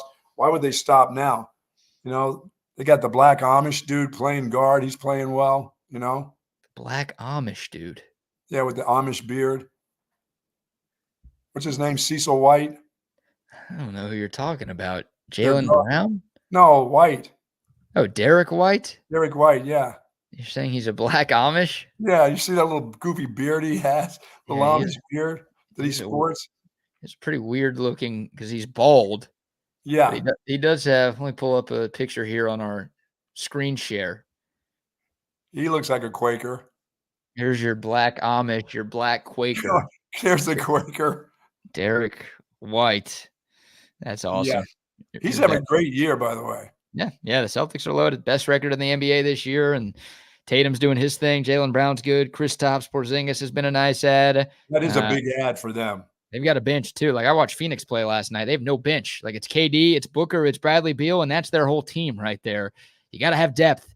And Boston obviously has that star talent at the top of their roster, and they also have a good second unit as well. So they're bringing Horford's still coming off the bench. That old dude, is he still there? Al Horford? That guy's going to play until he's like 60. Yeah, he's still there.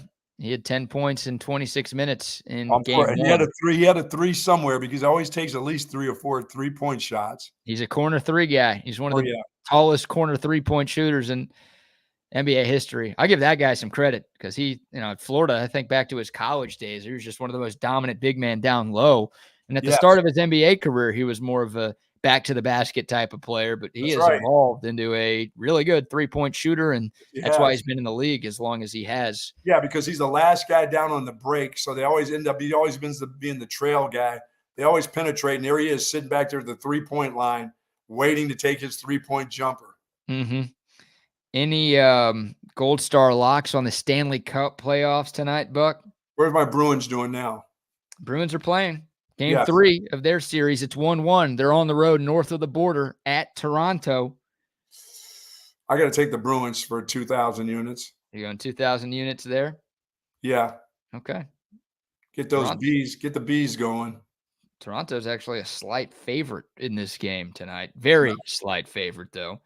But when there's no pressure on the bees like there was last year when they got ousted, they're good when there's no pressure on them. So there's no real pressure on them. They're expected to lose that first game back there, so they'll be fine. They'll win. I like that. By the way, some breaking news that has dropped. I've seen a couple of folks comment this on YouTube and on our Coda text line, 512-222-9328, if you want to hit us up over there. Reggie Bush is getting his Heisman Trophy back. That's right. The Heisman Trust announced this morning that there will be a formal reinstatement of the 2005 Heisman Trophy to Reggie Bush, who, of course, had to forfeit that trophy way back in 2010 in the wake of significant NCAA sanctions for USC, which obviously involved Reggie Bush receiving improper benefits during his time. Oh, maybe they're going back and bringing back the NIL back to that date instead. That's when it started. He never should have had to vacate that Heisman in the first place. Hell, he never should have gotten a Heisman in the first place because that should have gone to Vince Young, but whatever. But he never should have had to give it up. We knew it was stupid because we knew pay for play was happening back then, not just at USC and not just with Reggie Bush. But it's felt even more ridiculous the last couple of years that he didn't have the Heisman because of NIL. I know, it seems kind of silly, didn't it? These are basically professional athletes, and they're all being given houses and cars and money openly. Like, it's not behind closed doors anymore. And jets. And private jets like our man Quinn Ewers. So, yeah, congrats to Reggie Bush. This is long overdue, and it's the right move by the Heisman Trust. It's never too late to do the right thing. Did they take too long? Yes, but never too late to do the right thing, and this is the right thing. Ask your owner with the Dallas Cowboys, is it never too late to do the right thing? Maybe it's too late to do the right thing for him. He doesn't know what the right thing is. That's the problem. We're going to ride that fullback into the line. We're going to pull it. We're going to run down the line. And, and if somebody just takes the quarterback, he's pitching. I don't care if it's right, a yard from the sideline. If that running back's open, we're pitching the ball. I'd love to see down the side and get his face knocked off. I'd love to see Jerry Jones take a snap for the Cowboys this year because of what you just said. He'd get hurt, and hopefully he wouldn't be able to general manage the team anymore. He didn't sign any.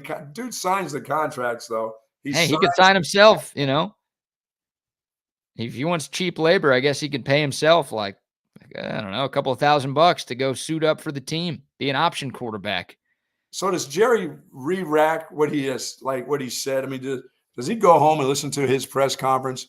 Or they just bypass that? Just can't wait till the next time I get to talk. Yeah, he doesn't like go back and evaluate how good of a job he did. No chance. I'm telling you, that guy is a CEO of so many companies. I mean, I heard him speak years ago. Now it has been a long time since I heard that when Ricky was inducted to the College Football Hall of Fame and Jerry Jones was talking as a business person. He sounds totally different than he does as the Dallas Cowboys owner. Oh, I mean, anyone who doubts Jerry Jones' business acumen is an idiot, right? The guy's one of the most successful businessmen who have ever lived. And even the business side of the Dallas Cowboys is incredible. It's the most valuable franchise in American professional sports. Like, he deserves a ton of credit for that. So the business side of things, yeah, he's got figured out. But the football side of things, which you would think should tie into the business side of things. Yes. Because it would help the business if the Cowboys were actually competing for Super Bowls instead of doing what they've been doing since the mid-90s. The football side of things is a problem. Jerry Jones's ego has gotten in the way, and he thinks that he's smart enough to actually call the shots for the football side, and it clearly has not worked. Yeah, he feels like he can fix that. Yeah, he does. He's got the instant fix this year. Once they go bad, he's going to get rid of his coach, and somebody else is coming in. Because he's going to blame everything on that coach. That guy that he just loved, watching him and thinking that he was going to get it going, he is going to throw him under the bus so quick when they fail. Jerry Jones. The main reason. It's not going to be him. He's not going to blame the fans. He's going to blame the particular guy. That guy knew exactly what he was getting into. That's why so many others haven't gotten into that position. But this dude is the scapegoat. It won't be the quarterback. It won't be the contracts. It'll be that dude. He's got his built-in guy right now. That might be the quarterback, too. It could be the quarterback, too. Yeah, because he's also a lame duck right now going into the final year of his current contract. So, yep, that sucks. The Cowboys are dumb, and they continue to be dumb, and everything that happened at that pre-draft presser was dumb. All right, before we get back into the NFL draft conversation. Yeah, tell me about Tyrese Hunter. Speaking of transfer portals, Tyrese Hunter is gone. He's a goner. Yep, he made his decision. This actually happened 2 days ago. I totally missed this with all of the football happenings and Jewish holiday stuff that I had going on. So we'll get to that in a second, too, as Tyrese Hunter has officially made his decision on where he will be playing his college basketball in 24-25. But before we do all of that stuff, some more love to some more sponsors, Buck. Did I talk about Texas Orthopedics yet? I don't think I did. I don't think you did. Our good friends over at Texas Orthopedics, if you're seeking that specialized patient-focused orthopedic care, contact the experts and our friends at Texas Orthopedics. Their physicians offer surgical and non-surgical orthopedic care for children and adults, spinal care, sports medicine, trauma care, joint replacement, rheumatology. Dr. Christopher Danny and Christopher Stockton, they are dedicated orthopedic surgeons there, and their goal is to get you right back into that good health and that great quality of life that you definitely deserve. Texas Orthopedics, folks, is the largest independent orthopedic practice in the state of Texas. For more information, and if you have problems and pains, do check them out at txortho.com. Absolutely. Shout out to Woods Comfort Systems as well. Coming up on 70 years of providing the best HVAC and plumbing services all throughout Central Texas. If you got a problem with your AC, or if you just want your AC checked before it gets really hot around these parts, you got to call our friends at Woods Comfort Systems. You see those trucks driving around Central Texas all the time. They do the very best work when it comes to AC, heater, attic insulation, duct work, and of course the plumbing services that they've got too.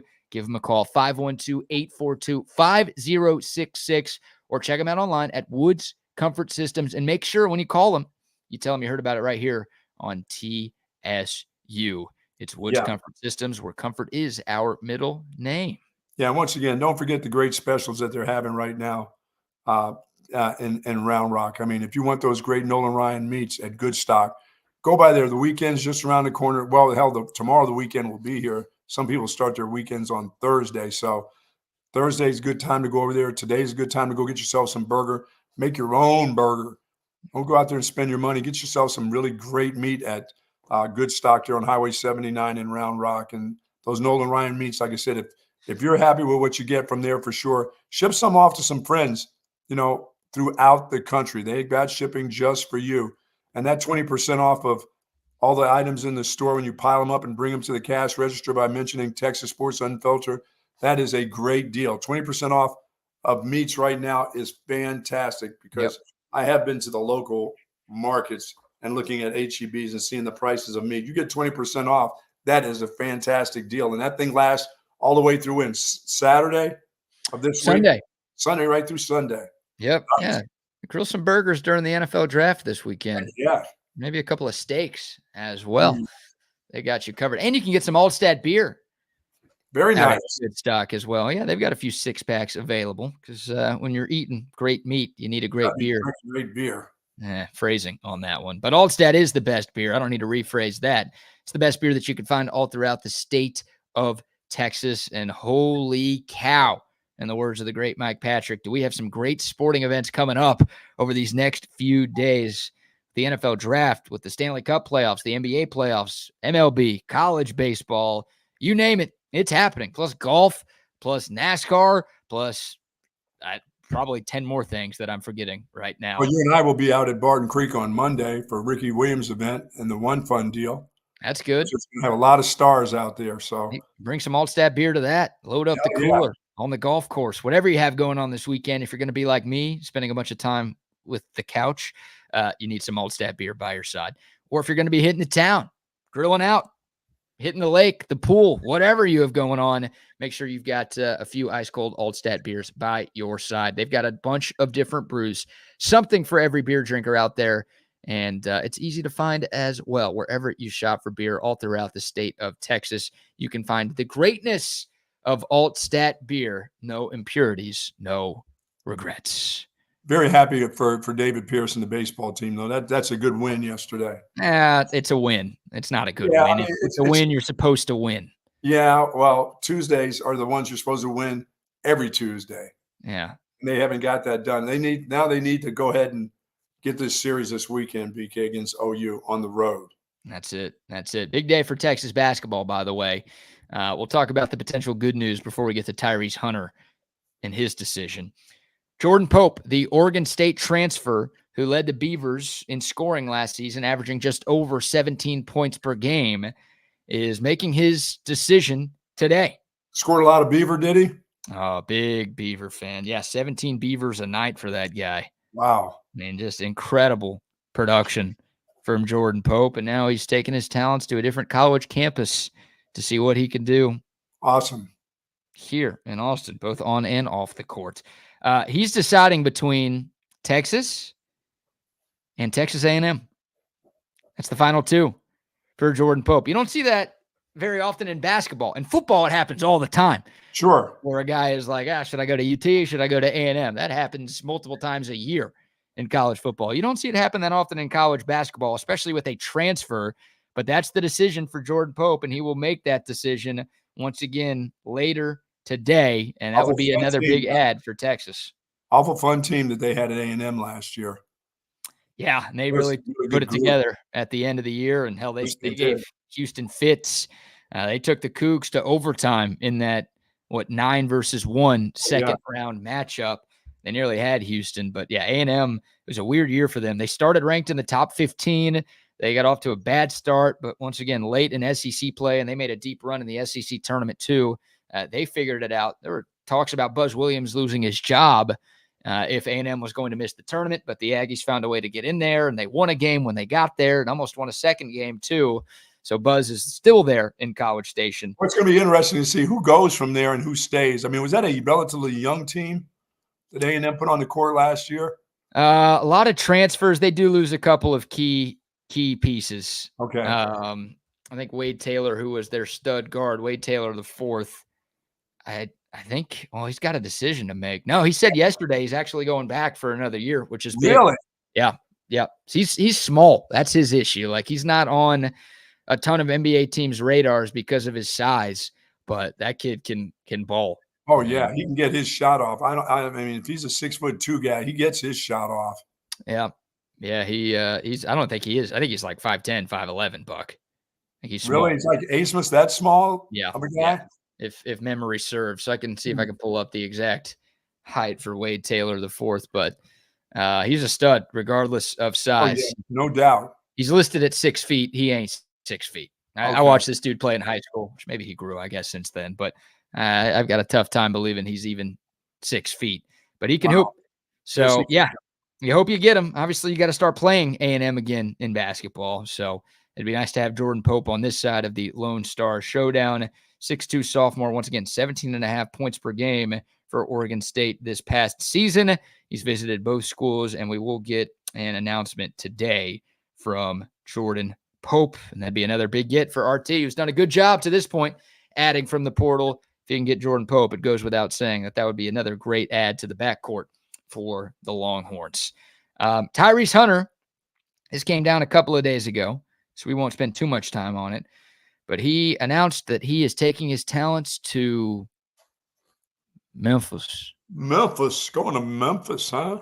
Going to the Liberty Bowl, Buck.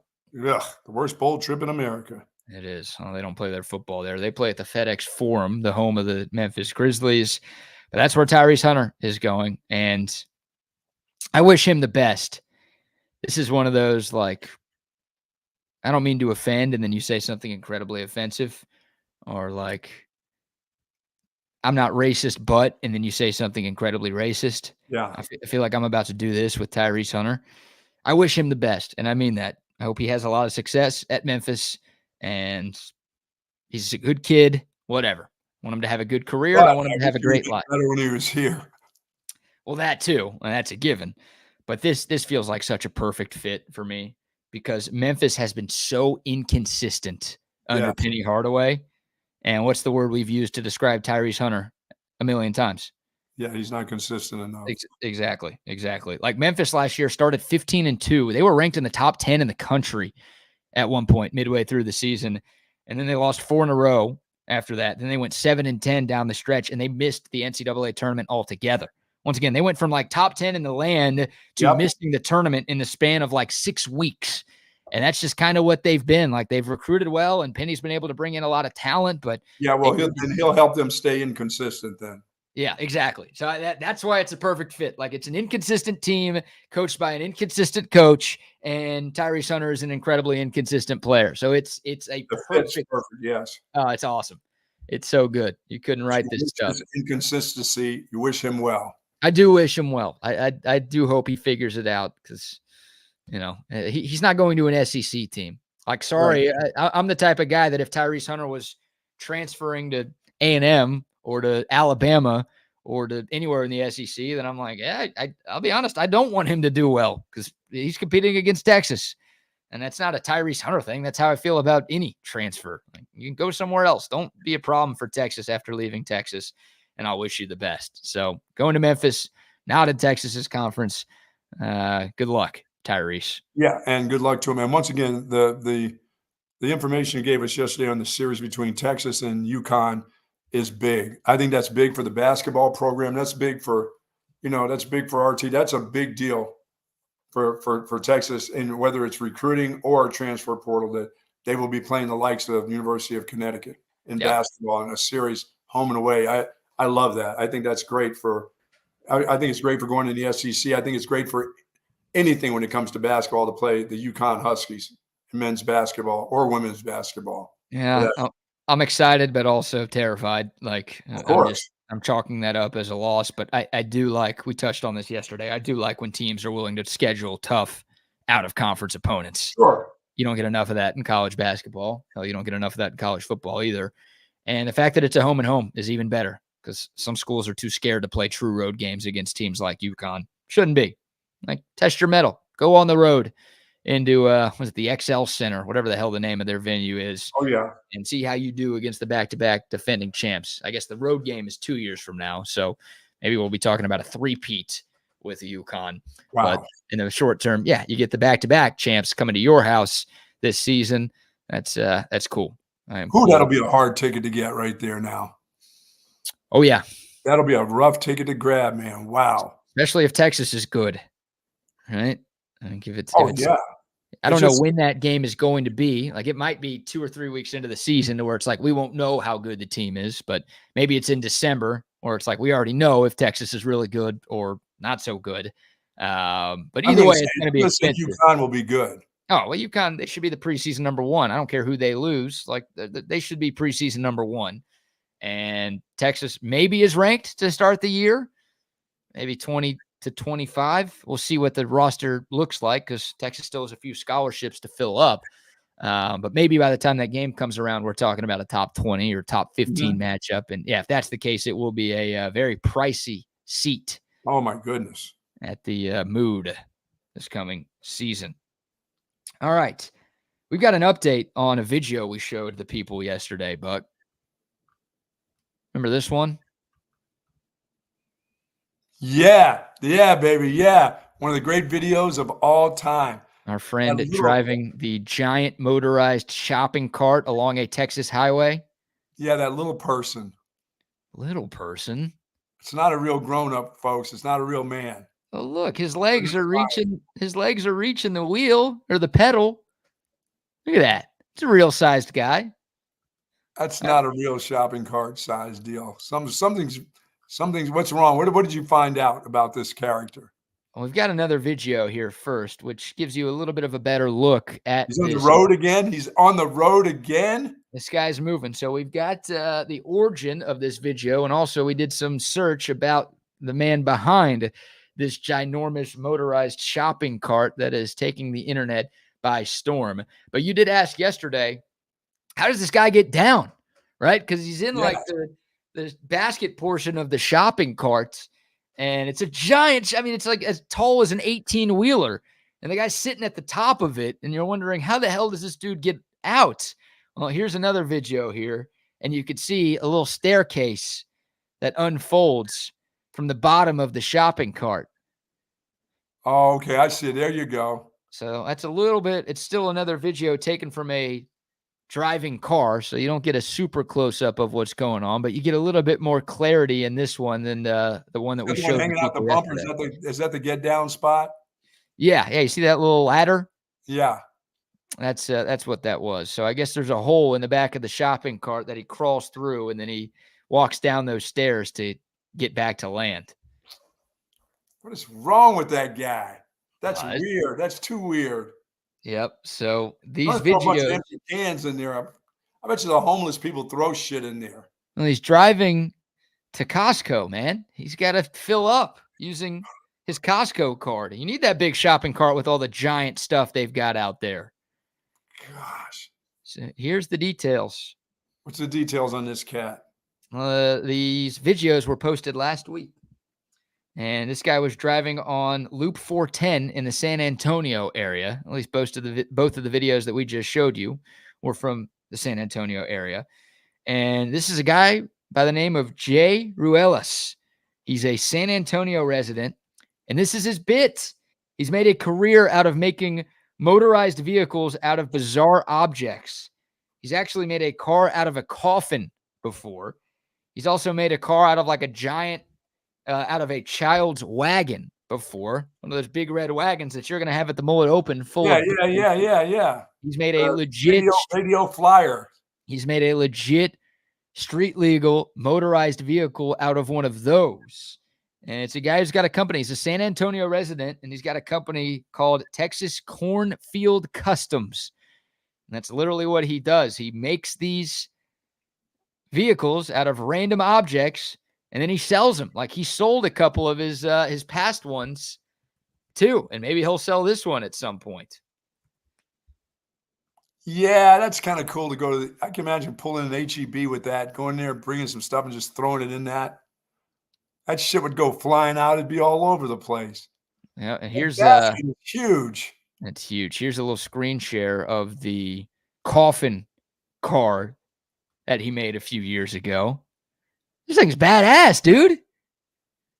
Look at those wheels. Nice. Yeah, giant wheels. They're motorized. They go fast enough to go on the highways. Fast enough to kill your ass, that's for sure. Yeah, definitely. Well, you already have a coffin right there. So if you die, you just go from the seat into the coffin. This, Wow. this is incredible. So shout out to J. Rue Ellis, man. I'll give them a free plug. Texas Cornfield Customs, the name of the company and the name of the website, and it's just what this guy does. So there you go. So he doesn't want to give away his secrets about how he gets on the highway with that thing. Does that thing tilt over? I mean, it does. Shopping cars can, generally you get a bad wheel where the damn wheel doesn't work. That's what I get anytime I get one of those. I assume the wheels on this are a little better than the HEB shopping cart wheels. Because, yeah, you're right. The front wheels, if they were as bad on this vehicle as they are at the They store, would flip over. In the words of Craig Way, say goodnight to it. Yeah, no kidding. It is over. But, yeah, good bit.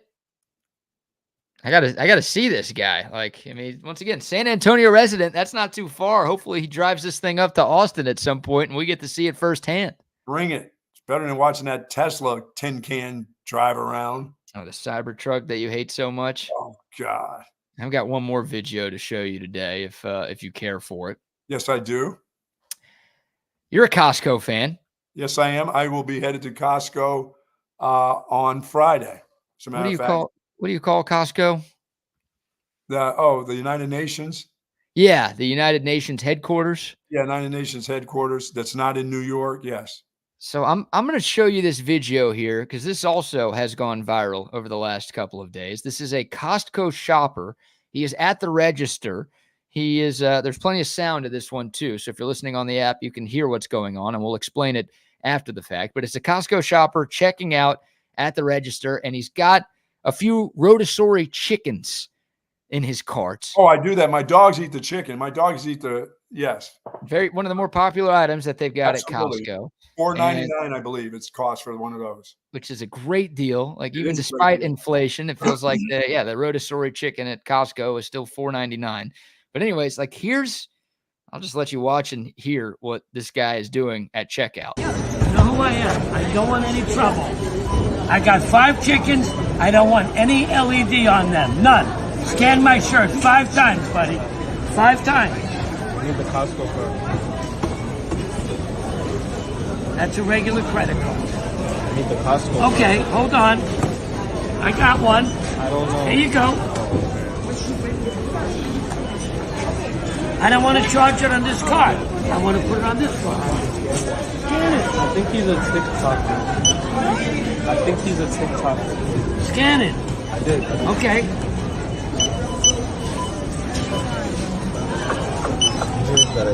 Done. So what an ass clown. The guy was wearing a white t-shirt with a barcode across the chest, and the barcode was the barcode that is on the Costco rotisserie chickens. And at the start of the video, you hear him saying that I don't want any LED on the chickens because they've got, the scanner with the LED lights at Costco, like they do at every store. He's like, I don't want that on the chickens. Scan my shirt instead. And sure enough, at the end of the video, the Costco cashier scans the guy's shirt 5 times and it registers. And that's how he pays for the 5 chickens. Wonderful. First of all, Mr. Before you put that card out, just like they said, you need to put out your Costco card to make sure. We know you got in there because if you go to Costco and you flash, I don't care, but you can flash your driver's license, they'll let you go in. But you can't come out without scanning that. So come on, know the rules there, Pops. Yeah, he did not know the rules. Yeah, you got to know the rules when you go into United Nations for lunch. No, I had one. He had the Costco card. He just had it in his pocket. He wasn't a phony. He was a real member. He was a real member. He's the hot dog guy there too, eating the hot dogs there. I have not sat down and had pizza or hot dog. Hold on. I don't do it. I'm not. I love the people. I'm a man of the people, but I don't want to sit down and have lunch with all you people. You people. Your big takeaway is that the guy didn't have his Costco card ready at checkout. It's not the fact that he made a shirt with a barcode on it to scan chicken. In order to play the game, you have to know the rules. Have your card ready because you've already made me wait because you're trying to be a funny guy. Hey, funny guy, get your card out. We like to move at Costco's. We don't like people taking up time. How am I going to get to my pizza and my soda and my hot dog over there and meet with the people and find out what's going on all over the nation, all over the world? I usually do that first, right? I eat first and then I go do the shopping. Oh, is that what you do? You do it that way, huh? Yeah. You don't want your cart hanging out there in the middle of all that stuff? No. And then it's like, you know why? Because people will take stuff out of your cart. That's why. they might. I just want to get the good stuff out of the way. Like, I don't like shopping on an empty stomach because then I'm going to buy way more. I think my wife has done something at Costco before, like put her car. You can put your automobile there and have it. You can buy tires and shit there. You can buy everything at Costco. Yeah, you can. No, I don't go to the kiosks. I've never ever had a sample from any of that.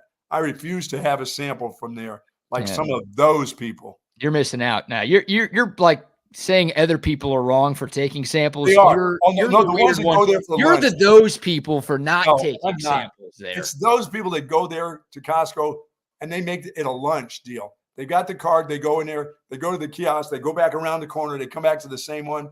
They go there for lunch. This is not a lunch stop. Go to Mickey D's or Whataburger if you want lunch. Don't go pay $20 for a Big Mac combo instead of getting a nice free meal at the grocery store while you're doing your shopping. That's part of what you pay for. You pay for the yearly membership. You get some free food with that membership. Come on, man. They ought to just be putting. I mean, they have pills. You want to test drive the pills? Here, take those. Here's some vitamins. They test drive everything, and they come back. Do you think I can have another sample of that? Let me sip it. Let me have a little sippy sip right there. The guy comes back with like a mustache on and a fake wig, and it's like, dude, you can come back. You don't need to fake that you're somebody else. You can have as many really if you want. Back to this. This guy is not willing to have the LED light touch his chickens, but he's willing to have it like scan through his internal organs here. Yeah, to his heart. Yeah. I mean, my God. And how often does he have to get chicken to where he felt like this shirt made sense? And he bought 5 of them. Does he eat one of these a day? I guess. And also, like I said, you know what? I don't even get to eat them anymore. My older dog eats the chicken with his regular dog food. So my wife comes home and she puts on gloves, rubber gloves, and tears that chicken apart. She doesn't touch like me, doesn't touch the chicken with her hand. She tears that up and gives it to the dog. Me, I sit in the corner with the bag and eat the chicken. God, yeah, straight out the bag. They're straight out the bag, sit on the floor, eat the chicken. Do you use your hands or is that fork and knife? No, that's still fork and knife. I don't touch that chicken like that. Yeah, you don't like touching chicken. No, but she doesn't. She does it with gloves on. She uses these rubber gloves for the dog, and that's still $4.99 is a great price for that chicken. That's a tasty piece of chicken right there. Yeah, get yourself some of the mashed potatoes with that bad boy. That's a good meal for 2 right there. Get one of those rotisserie chickens, a couple of sides, and then boom, easy. You know what? That's a good deal. That may be my Friday. That may be my Friday meal. Are you gonna get one of these shirts made? Hell no, I'm not going through all of that. This guy just took 5 to the chest. Yeah, right to the heart. Sorry. Boom. That's just amazing. I'm going to get good stock and get some of their chicken. They've got chicken there too. They do. Well, they probably put chemicals on the Costco chicken. It's like, you're worried about the LED lights, dude, considering all the other stuff. Worry about that chicken sitting under that light over there for hours on end. Yeah, I don't know. I just couldn't believe that when I saw it. I'm sure it's a guy just looking for clicks and whatnot, but it's still insane that happened. Barcode. Yeah, I get my vitamins for Costco. Like my vitamin C pills, I get a little vitamin C. They have good gummies over there, so I get the vitamin gummies from Costco. Nice. I don't really. I just go in there and I get stuff for the golf tournament. I'll get my Gatorades and things like that from Costco. And I've got to get that. So I got to, and I feel so bad because I had a guy help me there and they won't take a tip from you. Their deal is they don't take a tip. If somebody helps you push something over, I'm like, come on, man, nobody's looking. Take this. I'm about to give you, I give the kids at a 10 spot at Home Depot. When I go to Home Depot and get like mulch and stuff, I slide the kid a 10 who will help me over there because it's hard to get help over there. They see an old man like me loading up bags and throwing it in the wet bags that weigh about 60 pounds. Whoa. What'd you call him? What? The wet people who are bag. working at Home Depot? Yeah, I see there's some young kids that work. It's hard to get people to come over and help you out these days because they don't have enough workers at like Home Depot and Lowe's. But I give a kid a tip to help me throw some of those bags on there because those some bitches are heavy when they get wet.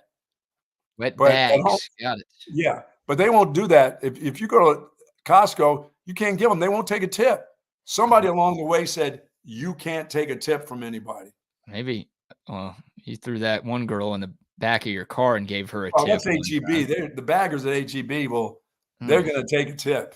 Oh, man. All right. As long as they get in the trunk first. Quick sponsor shout outs here because we got to hand things off to Wags and Double R here in a moment. Clean Cause, Buck. Yeah, man. Love the folks at Clean Cause. 50% of their profits go to help recovery of drugs and alcohol addictions. Half of their profits. They do great things in the Austin area and around this country. The drinks are organic, sparkling yerba mate drinks flavored like cherry lime and, of course, orange ginger.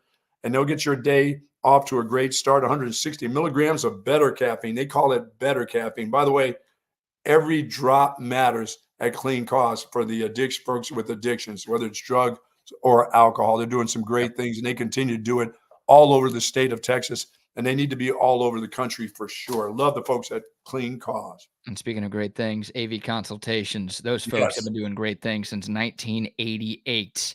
That's right. Here in Central Texas, they've been getting it done longer than I have been alive. If you need a new TV setup in your home, you got to call AV Consultations. If you want the man cave like I have with a bunch of screens on one wall, they can do it. If you want the setup that the Buck has with that giant TV with a nice surround sound, they can make that happen as well. Indoors or outdoors, doesn't matter. AV Consultations. And love what he's doing for the Mullet Open. How about a 98-inch screen TV, LG TV with all the fixings, all the surround sounds to be given away at the Mullet Open in 2 weeks. Thank you so much, Tom, for doing that. Incredibly charitable guy, an incredibly charitable company. And they do great work for a ton of folks around Central Texas. But also, if you are a customer, or if you're trying to be a customer and you're trying to get that new TV setup done in the comfort of your own home, you got to call 512-255-8678. That's 255-8678 for audiovisual consultations. All right. We're cutting into the time of chaos theory. Apologies, sorry about gentlemen. this. Sorry, guys. Hey, that's okay. I was waiting for. I was a little bit late. I was waiting. I was You waiting kept for wiping, and they wouldn't stop Hold on. coming. You know what I'm talking about? You were wiping your ass, and what happened? You just keep wiping, and it doesn't stop. You know what I'm talking about? It's like that scene in Parks and Recreation where Chris Pratt just keeps telling you about, man, I went to go wipe, and it just kept wiping, and it just, no matter what, it wouldn't come get clean. Paper. It wouldn't come up clean paper. It was just a constant brown streak. Oh my God. Get yourself a bidet or whatever that is. What is that one that shoots the water in your ass? That's a bidet. I don't know if I could handle that sensation. I think that might make my legs go a little bit more horizontal than a regular. The legs will shoot up if you use one of them. Yeah, man. I've never practiced that, but you know what? I would try. I don't think you have to practice that move, Buck. I think that's just going to naturally send your legs horizontal when you feel that little thing hit your rectum. Oh, very interesting. I'm going to try that, Wags. Very interesting. My legs shoot up in the air.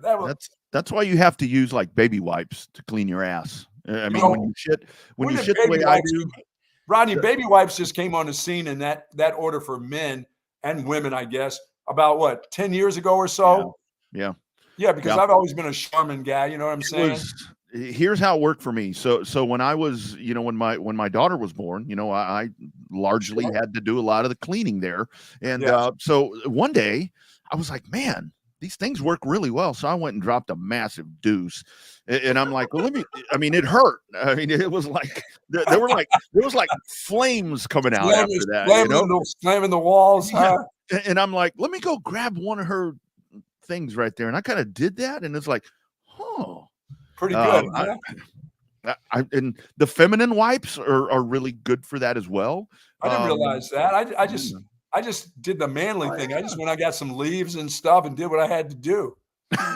Get some bark. Get some bark to make sure it gets all the traction there. You won't get any brown spots with that bark stuff. I used a tarp. I had a tarp laying out in the yard, and I just kind of grabbed that, Hey, what I was going to say is when we started, you guys, I was waiting for when we were talking about wet bags. I was waiting for, and here comes Double R.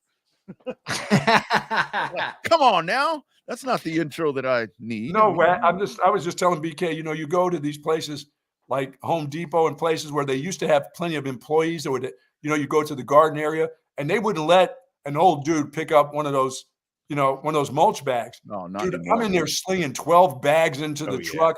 My back is humming and you can't find anybody. And so they have a young kid. He'll come over now and I'll tip him. And those kids have no problems. But I said, when you go to Costco, if you try to tip a guy at Costco or one of the ladies that will help you out, they're not allowed to take a tip. I'm like, nobody's out here in the parking lot. I said, I'm not going to go back in and tell people on you. I'm not going to tell on you. If you take this 10 spot, I swear I won't tell on you. They're going, no, we can't do that. I'm like, that kind of sucks. Okay. I mean, 'cause that's hard labor right there. And it yeah, is. You go to the big box stores. Yes. You go to the big box stores these days and you're looking for something walking down the aisle and there are people there. They're just sitting there doing their inventory and they're not going to help you. I mean, they just keep on doing what they're doing. You can be lost as hell. They're greeters. They're greeters and they don't even say hi to you when you walk into the damn store. Well, that's because BK has shamed everybody at Walmart. He's shamed the entire company. Yeah, there's old bags they can't even see. How are you supposed to be a greeter if you can't even see? Or they're making sure that you don't take any unwanted items or unpaid items out of the store. Check my receipts. You ain't going to catch me with that every artificial item on the receipt. You got to check every single one. Oh, I know. Yeah, I rolled into. I think it was. Hold on there, Sonny. Let me get this. Yeah. I rolled into a Walmart a while back, and the dude's like, "Good morning, ma'am," and I'm like, I know my tits are starting to sag, but shit, you got a full beard and hairy legs, dude. And I'm like, come on. What the hell are you all? What are you all getting into after this show? What do you guys got going on? I got stuff to do for the golf tournament. It's only a couple of weeks away, so I got to run around, grab some cards, grab some other things to make sure we're ready to go for the 23rd annual Mullet Open. Can I pay to get into that thing? Can you pay to get in? Can I pay to get into that thing? I'm going to win this damn tournament. No, you're not going to win this tournament. That doesn't happen. You let me in that damn thing. I'm winning it, like Scotty Scheffler. No. Just you may want some of the items there, but you won't get to win that. That's no. There's only one item. Oh, did you notice? Look at that slice. Look at that slice. Drop. Point. In video. Point. Whatever. Hey, look. You remind me of down, dickheads. You're not going to be falling down on the golf court. Well, maybe, I don't know. You might. We won't. You Bob might. Cole, when you're like Bob Cole getting tased right there. Yeah, there you go. Get me out there at Sue By the way, speaking of that, have you anybody got their refund back on their Coke Fest tickets yet? Because I'm still, the month is almost out, and I'm thinking May is coming around. I was thinking, April showers bring May returns on my Coke Fest tickets. Hey, that's what I'm thinking. I might reach out to Bob and see if he can do a PSA for a Coke announcement to get your refund back. I'm the only one who's hear Mark Chestnut. Everybody else is giving up. Maybe you can get you down there to Sue Patrick. I refuse to give up, so I'm still continuing to. I love it. Stand on that business, Bucky. Stand on that business. Well, and speaking of wet bags, I'm waiting for them to call me now because I'll fit right in with what they're doing over there. Right there. If we want to do Coke FM, La Soda FM, let's go, bitches. El Cuerno. I'll never get it. Now you can't say that stuff. You can't say that stuff. The horn is going to become El Cuerno. We can't. Yeah. El Deportes, Los Deportes, El Cuerno. The horn. God bless it. You guys all right, I'm going to go get some stuff done. This is too much. Later, y'all. Later, boys. Yeah, see, that's the beauty of it. I can do that. It's like yesterday when I was talking about when I said that Michael Jordan was in victory lane, and I'm like, it's a black dude in victory lane in NASCAR. I mean, I mean, that's not that bad though, right? But you can't be out here saying slurs or slurs. That's not a slur. That's language, brother. That's it took me a long time to become fluent in that, and that's what I remember. When I was in like middle school, I was like really My light. problem is I don't know what you're saying, so that's the problem. No, I wouldn't say anything. I would just say in the horn. I'm joking. I speak some okay. Spanish. It was like I remember, like when I was in middle school, I was very light complected. I mean, right now I look redder and darker at times from being out in the sun and being hung over from time to time. And it was like I remember in middle school because with the last name Rodriguez. I mean, it was like all of my Hispanic friends. They're like, "You're not a Mexican." I'm like, well, does my dad need to come to a show and tell at class? Because far as I can tell, yeah. So I don't know. Crazy stuff, dude. Yeah, welcome to Chaos Theory. We are already on one on this Athlete Wednesday hump day. We got a good friend of mine from Pick Sports Gear, Satish Katakuda, coming on at the bottom of the show to help us out with Athlete of the Week and talk to us a little bit about demo days with Pick Sports Gear that's right around the corner here. Yeah. So make sure you guys stay tuned for that. And we want to welcome everybody in so far if we haven't done so already. What's up, everybody in the chat? We already see you. Make sure you're smashing that subscribe button if you hadn't done so already. Tell your friends and everybody like that. Oh, make sure you hit us up on our socials too. I'm at Not the Fake Wags on Twitter. Rodney's over there at the Rodney R. And then on the gram, it's the __ Rodney R. I'm there at the Wagner Wire. And if you are mobile at and about, make sure you are hitting us up on that Coda text line, 512-222-9328. That's 512-222-9328.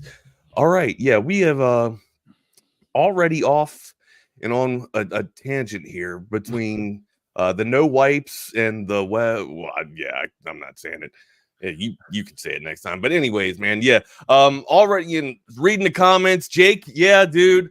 You called it, dude. I thought it was going to be a sweep. I didn't think the Pacers would even come close.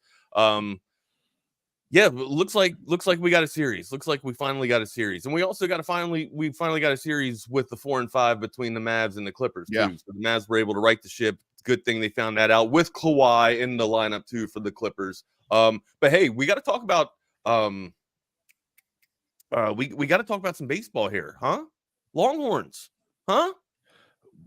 Big a Tuesday win. What about it? A series win. A 3-game win streak without David Pierce last night. That's don't start that one. Don't start. Don't start that one. Oh man, I'll tell you, man, it's just good. It's just good that it's a win. I mean, because those Tuesday wins. I mean, I've always said with those Tuesday series that you have in college baseball. I mean, that's where you go in and you work on things and the last Tuesday that's where the fundamentals were just really horrible. Being hit by pitches and so forth and so on, losing to RGV. No offense to them, no offense to mi gente down there. I mean, hit batters, free passes, walks, bad base running on our parts ourselves. It's just been bad baseball. Yeah, and I did. I don't know if I mentioned it. I thought it, Wags, when Sunday when Pierce was thrown out. I mean, I kind of thought that okay, maybe that's something. Because it takes little things from time to time where you see galvanize the club. Yeah. That kind of just kind of that shot in the ass, like a hot shot when you're out in the yard with in the farm, and it's like maybe that's what happens to this football or to this baseball team. It's not quite the level that Augie went on when he came in, and y'all just listen up because this is going to take 30 minutes, and then in 30 minutes y'all ain't gonna remember any of this, but I got to live with this for the rest of my lives, and then you guys know the rest of that tangent. Sure. How can you do that? And that is so it was so after that Tuesday game a week ago when they lost, I sat there, I pulled that sound, I had it loaded in here, and I was like, there's no way we can play this. I mean, I know that we sit and we do whatever and drop some stuff, but Wags, I just sat there and listened to that over and over about 5 times. To Augie's rant? To Augie's rant. Okay. And I was like, dude, I wanted to go like head on into an oak tree outside. I was that fired up. He does, man. There's certain people that get you like that, right? There's certain people that'll make you run through a goddamn brick. Oh, sorry to take the Lord's name in vain, but there's certain people that'll make you run through a brick wall. Yeah, there just is. Yeah. And when he's telling them, very much, and this was way back. I mean, this was several years ago. Yeah. When I tell you to take it, you fucking take. And just think about that. You out hitting? Oh, yeah. Man, it's Wags. When he told them, when he told them in 15 minutes, you won't fucking care. Yeah. I mean, now it's like in 2 minutes, you won't care. Oh man. That basically, that sadly enough, that's kind of how it is. I can't put my finger on that too. Like I don't know, because I still feel like there's passion and there's heart and there's loyalty with players in ball clubs. But is it, when did it become such a need for instant gratification? You know what I mean? Like, I mean, it's not that instant gratification hasn't always been there. It's just been, I feel like over the past 5 years, it's just been more prevalent. And I don't think it's because of NIL. No, I really think it's more of, I mean, kids are different. I mean, kids are different than when you were a youngster and when I was a youngster. I mean, Kids are different from 10 years ago. Absolutely. And that's why I'm seriously, I mean, I've got 2 daughters that are now in the workforce and that are grown adults and doing their own thing. Are they the same age, or are they a year they're 2 years apart? 2 years. And it's like, you know, they're out in the real world. I have one that just took a flight to Florida to do some stuff, and I'm like, I'm scared shitless. You know, it's like, oh my God, this kid is out on her own. And it's I also to that too. I also felt like you and I knew a lot more, or were just more prepared. Not you. I'm talking about our generation. Like everybody that's watching this show probably feels the same way. Is that our generation was just more prepared for the real world, or you know, after, you know, grammar school or whatnot, or college or whatnot. We were ready to take on the damn world a lot more than the generations now are. And that's also puzzling too, because you would think that they have more resources at their expense, right? They have more tech stuff that'll make them better, but maybe that's also, you know, a caveat and a setback. Yeah, it's really weird, because it seems like when I was a young kid, we're on one today. I like this. Where are we going? I like this, dude. This is good. It was like when I was a kid, work ethic, desire, drive, all of that was very ingrained into me, and it was, you know, I would see whether it was my dad, my uncle, my grandparents, whoever it was, that, and grandmothers. Yeah, I was raised by my granddad. Yeah, that they had that, and that was great. And that was great. But it's so weird, because when you turn it tenfold and you look at it right now, what was missing at that time, and I think is viably important, and I know people want to sit and say that mental health is not a real thing, but back in those days, you could not show any susceptibility to anything, dude. And it was like, I remember vividly a very important person in my life talking about a cousin of mine, and that cousin said, you know, I'm going through depression.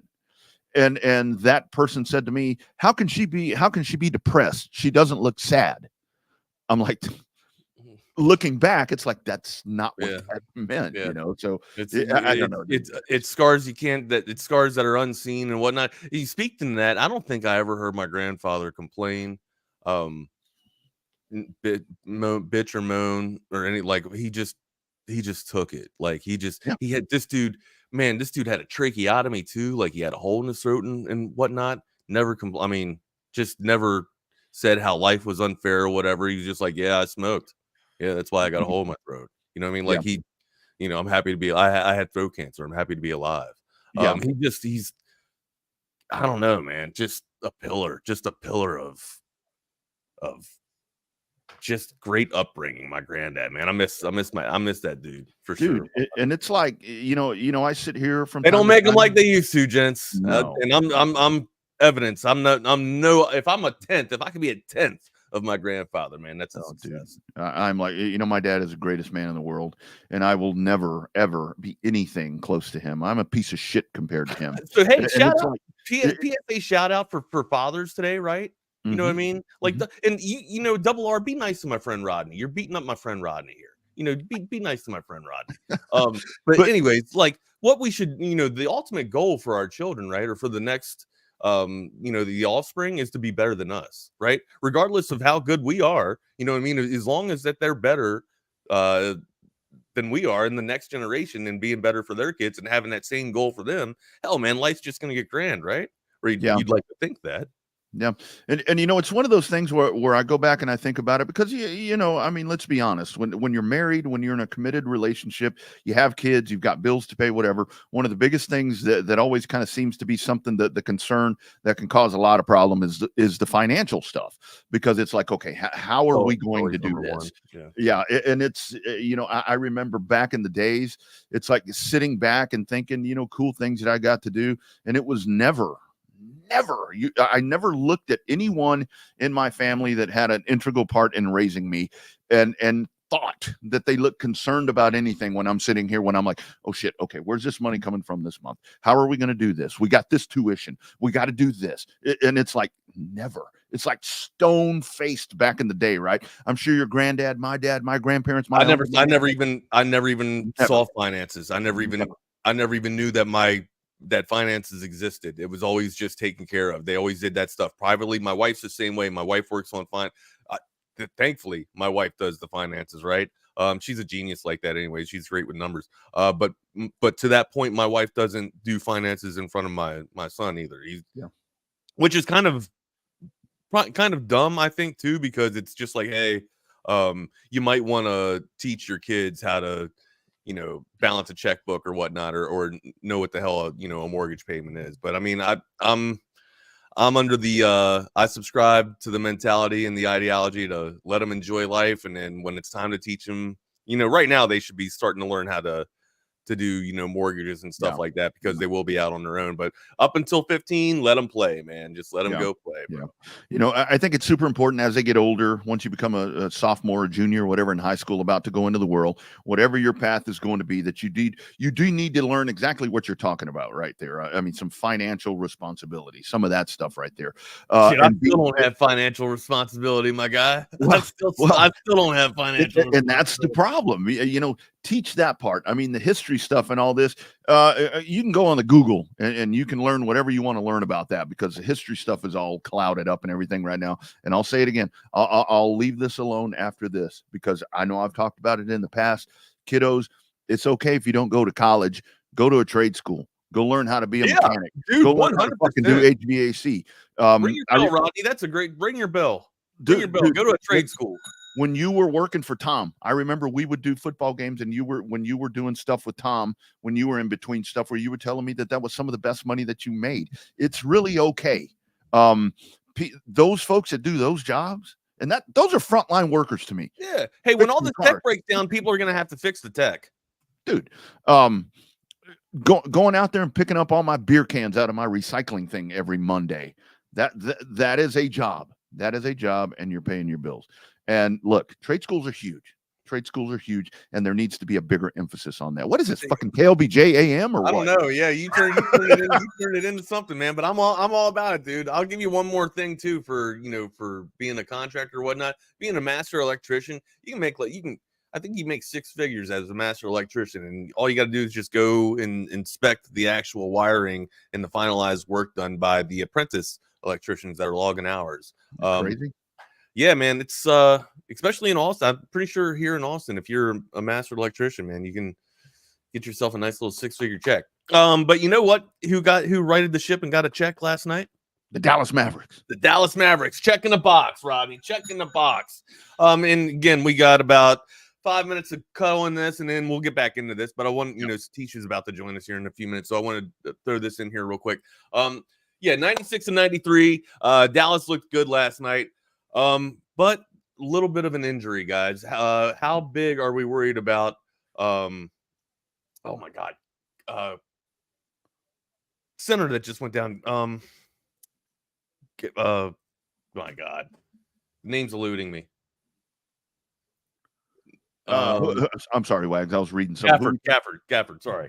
Gafford. Yeah. Hurt last night. Yeah. Gafford got hurt last night. But here's the thing too, right? Like, I thought Gafford got busted up in game one, and I mean, he returned in game one, but it looked like he took a nice little shot and took a knock in game one. I thought it actually would keep him out of game two, but he was able to play through game one, and he got around with the shoot around for game two, and then 3 minutes into game two, looked like he re-injured it again. Yeah. So, I mean, that could play harms, because he was I felt building up to this, and again, I'm sure, you guys that watch the Mavericks night in and night out, like I do, kind of saw this same thing too. I thought when Gafford came over, he was kind of the X factor for Dallas, or Dallas started to kind of figure it out, right? Like, they got the size that they needed in the paint. And they didn't have to use Maxi Kleba that they've been using, as the 5, which, I mean, I'm kind of shocked that Kleba's still on the roster, but he provides some key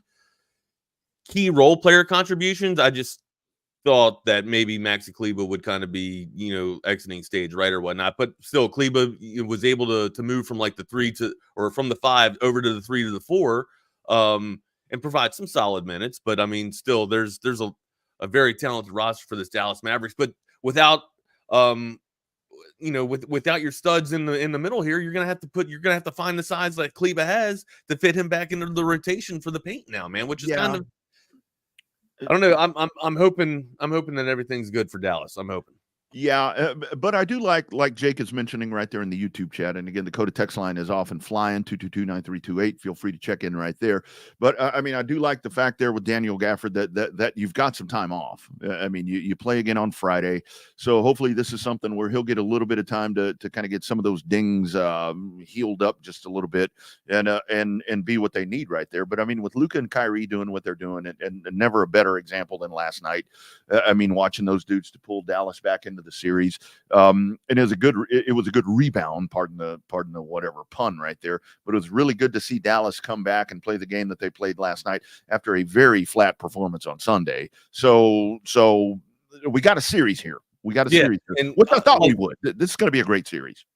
And I hope, I hope Gafford is fine. Like, I hope he's okay. But yeah, I haven't seen any medical evaluation or any type of ruling or determination on Gafford yet, but it looked like he busted up his back pretty damn bad.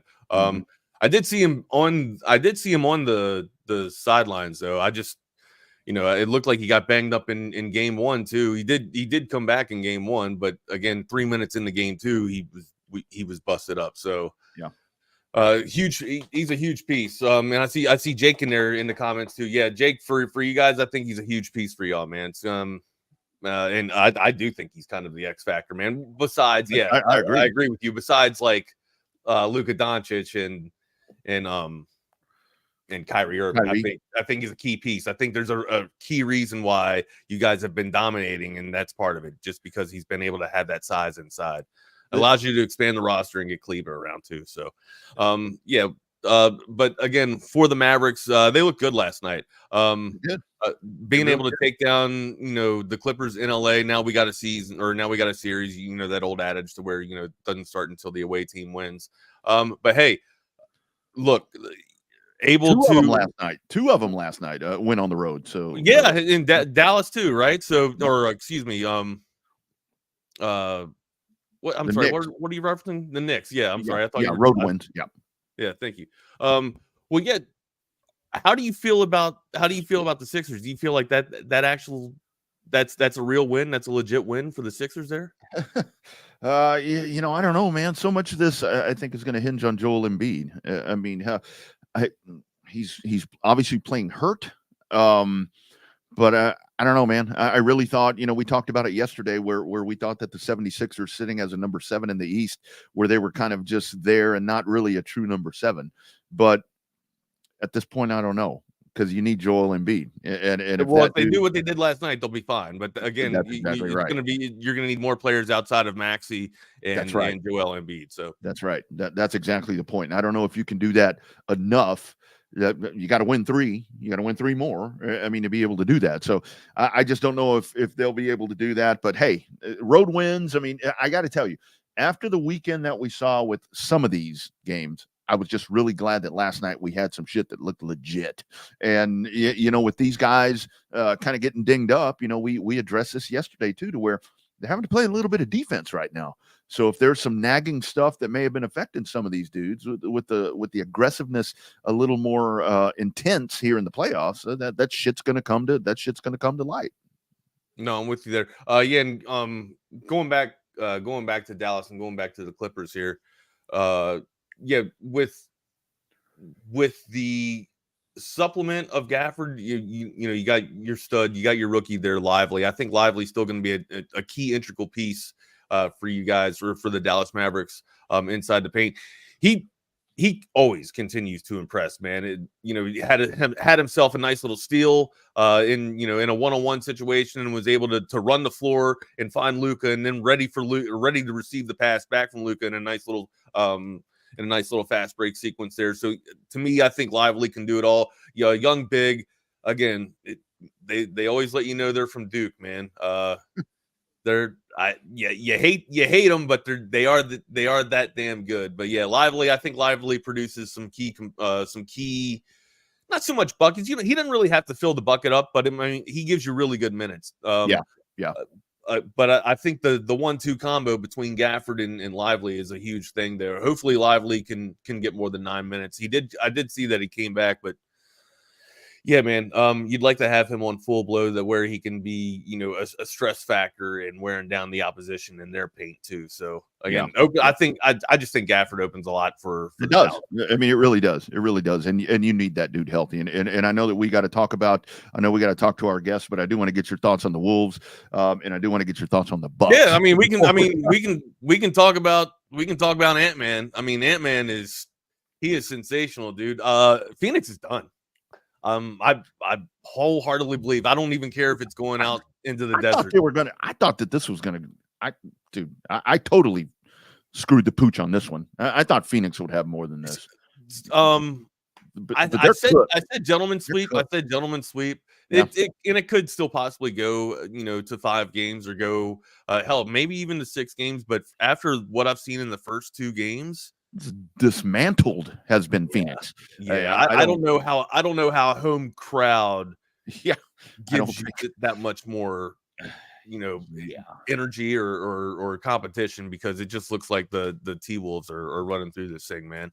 They are. But again, we got LeBron and doing his thing or throwing microphones, and Anthony Davis throwing microphones. They have a chance to right the ship against Denver.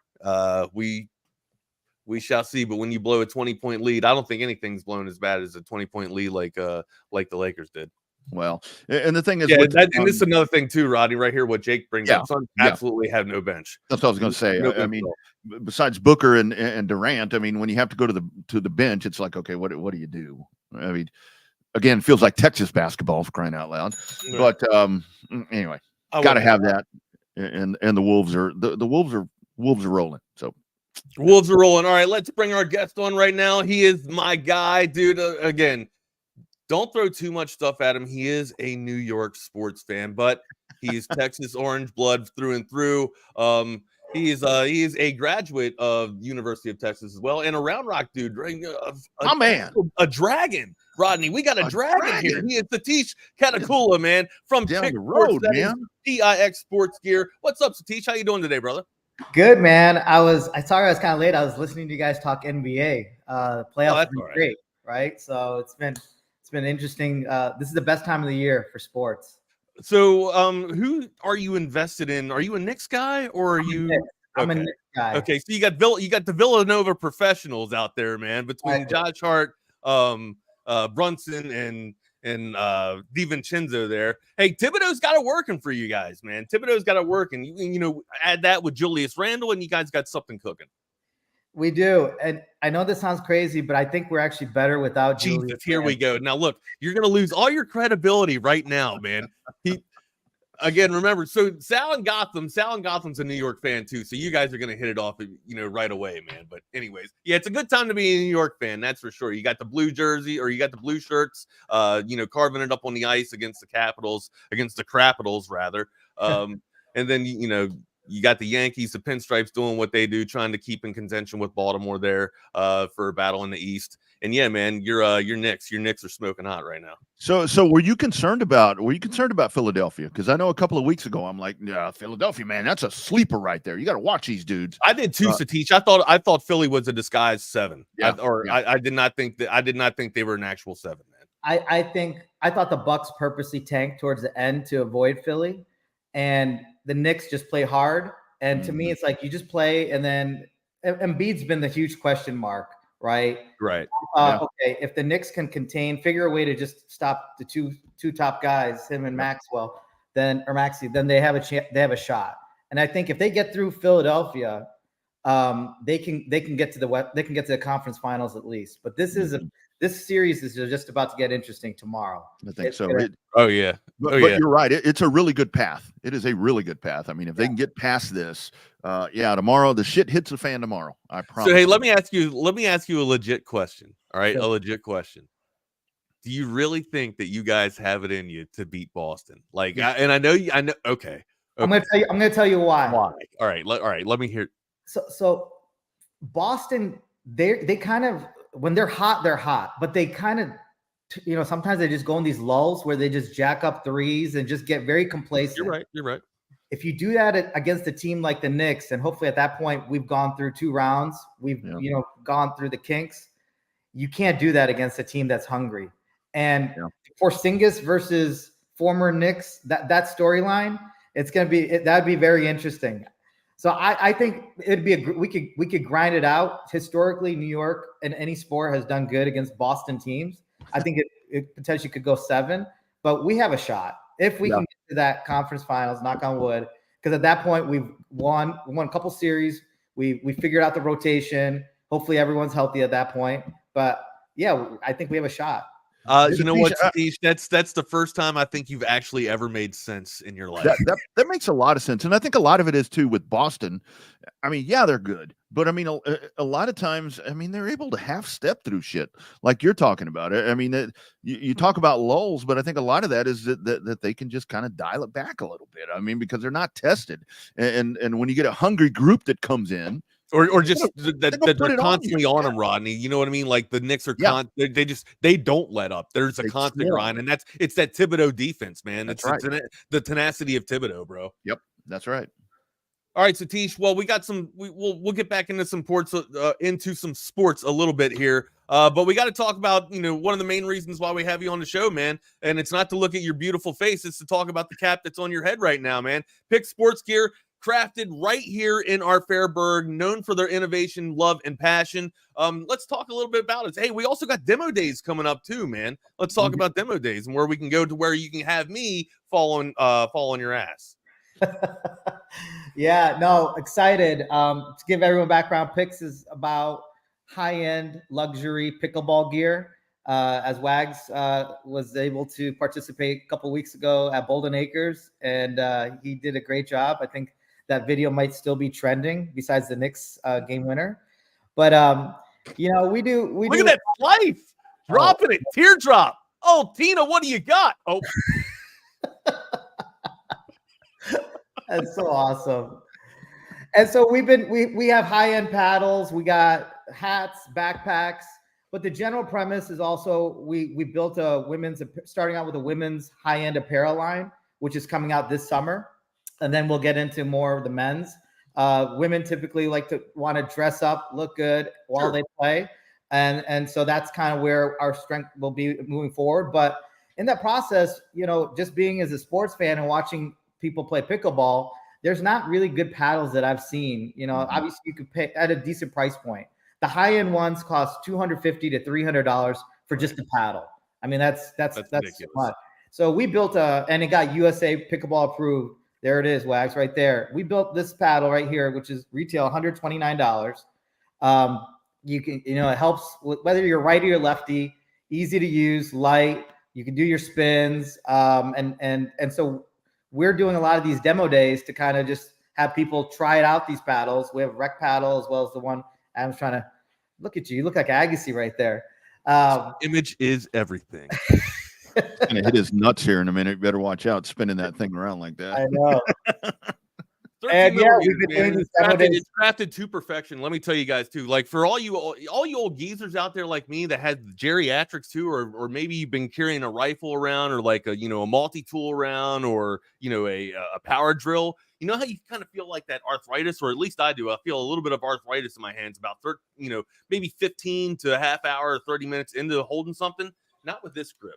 Not with this ergonomic benefited shaped paddle that we have here. 13 millimeters, Satish.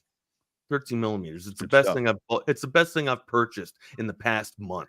And let me tell you something. It's the only reason why I dropped that teardrop on Tina. You're going down, Tina. So Satish, talk about so it's like when you see different stuff. I mean, I know for a lot of folks, it's disc golf, and I got that right. I said that right this time. You But did. just kind of talk about the evolution and how we've watched pickleball turn into just such a craze. I mean, the other day I saw it on ESPN2. They were having a pickleball tournament. Just kind of talk about how cool it's been to watch that thing grow into what it's done and like affording you the opportunity to do what you're doing. No, if tennis and ping pong had a baby, it would be pickleball. Yep. And part of why pickleball has grown, it's been fastest growing sport for the last 4 years. But COVID really changed, what am I going to do outside? And it's hard, to build a tennis court and play it. Right. The court's a lot smaller, and it's a lot more accessible. So cost is a lot. It's easier to find a pickleball court anywhere. And that's the big challenge here in Austin, is actually finding time, because it's always booked up. But go ahead. I was going to say, I think why it's growing so much is any demographic, any age can play it, whether it's a young kid to a person that used to play tennis, but they have too many injuries, right? So, and when you're kind of getting towards the end of that 40 to 50-year-old spectrum, and it's fun, right? You can have the leisure, you can have a drink, and you can eat hot dog while you're hitting the ball. You can be out there with a beer. You can be out there with a beer. Exactly. Matter of fact, I think that is a handicap and a rule. Like if you're good enough, you have to have a beer in your hand while you're hitting the ball. Exactly. And so that's why it's so much fun. And part of it also is pickleball has done a good job of incorporating being in places where there's a restaurant, bar, outdoors. So you bring the whole family, so everyone can kind of do their own thing, and it just becomes kind of an experience. And that's why we're seeing such a huge thing all over the country. But here in Austin, how many places, all the places we've been doing demo days, it's the same type of thing. Whether we had it at Bolden Acres, and this upcoming week we're having it at the Field House at Crossover this Friday, 4 to 8. Yeah. Nice. You're gonna let me. Can I have my rematch against Tina? You can have your rematch, and then here's what I propose: anyone that comes out, they hit 3 game winners against Wags, 20% off our merchandise. 3? You're gonna put me in 3? You're gonna put me in 3 matches? I'm not even matches, just 3 hits. That's how confident I am. Did you say so?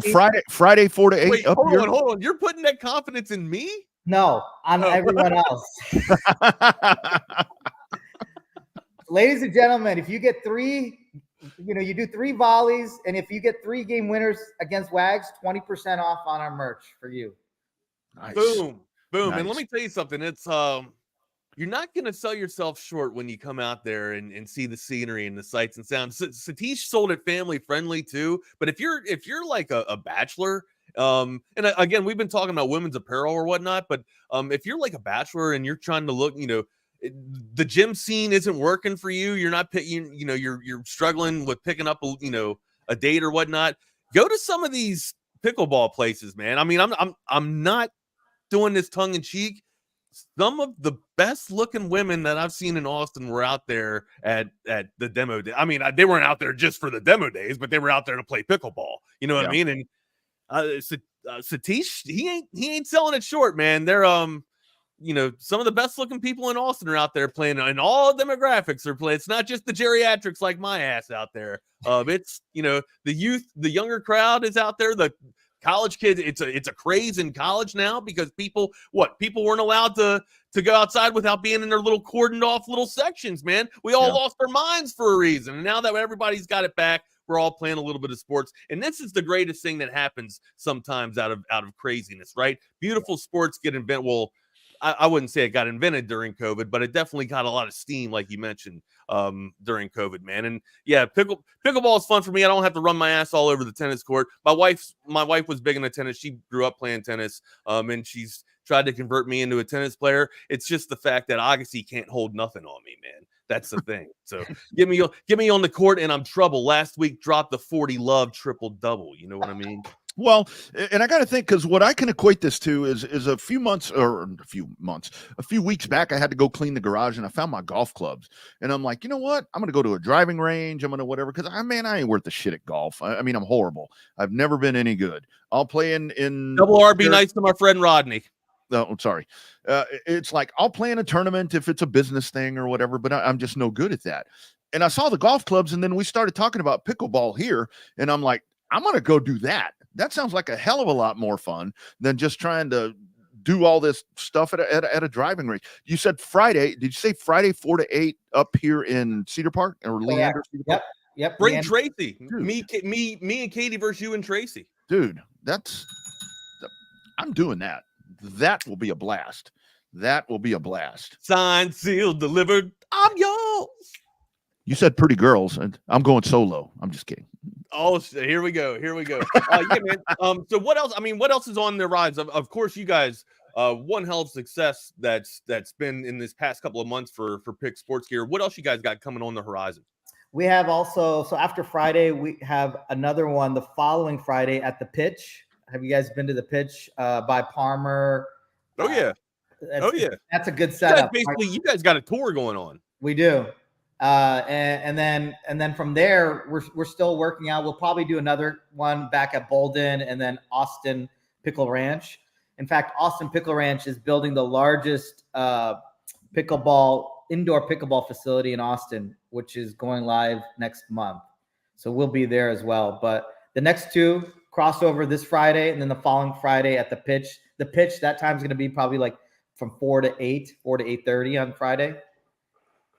Dude, and I'm telling you guys now, Satish was mentioning like the food and all the family environments that go with this. You guys that are watching the show that are into the food truck scene and whatnot, or hell, if you're looking to get permits for food trucks, maybe a good avenue of approach or a really good venue or a spot to be for localization and trying to get a mass influx of crowd surface or whatnot is at these pickleball events. Hell, we were there for what?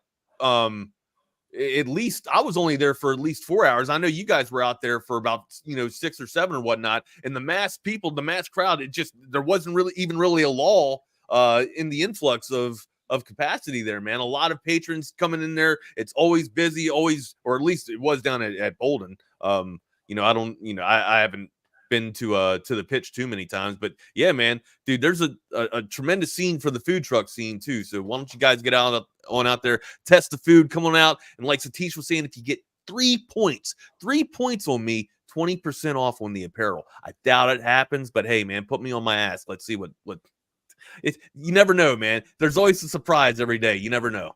We never know, but we need to put this into DraftKings. Maybe we can get some traction. Maybe. Hey, I am speaking of athlete, it's athlete of the week, right? Instead of falling on my ass. Yeah. You know what I mean? Yeah. But you were such a good sport about it. Like we took the video and we posted it within 10 seconds, of course, but you're good about it. Yeah, and I popped right back up, dude. I'm an athlete. You are. If Rodney pulls up the video here, he'll show you. Let me let's have Rodney do the playback while I look for our athlete of the week real quick. There it is. There he goes. But you were like outside the so what wouldn't that have been like a dead point? Not a dead point, but I actually scored the point. Oh, okay. He scored the point, but he was in the kitchen, and you're not allowed to be in the kitchen, Wags. Well, explain what's in the kitchen to them because I know, but you see up front. I was outside of the kitchen when I hit it. Yeah, what's a kitchen?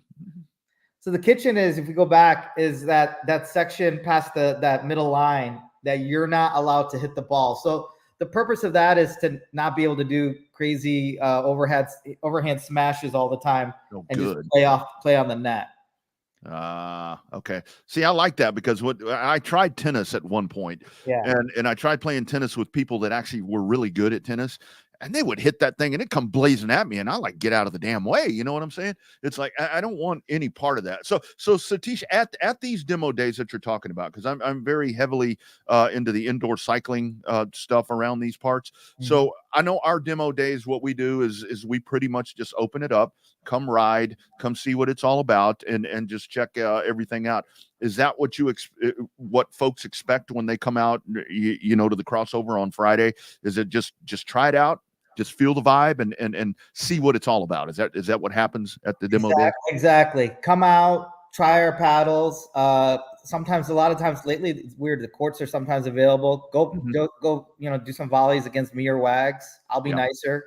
Try to get a good rally going. I'm playing for point. I'm playing to take your money. Yeah, he's playing to take money. I'm playing for the experience. Get some good rallies going and just make sure that people get a good idea on how the paddle feels, because every paddle is different for everyone, right?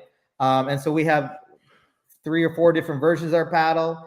We also have the hats. The hats people love our hats because when you sweat a lot, it absorbs airflow a lot, right? So, and it's kind of like our hats are kind of like the aloe hats. You see Jimmy Butler wear. It's the same type of deal.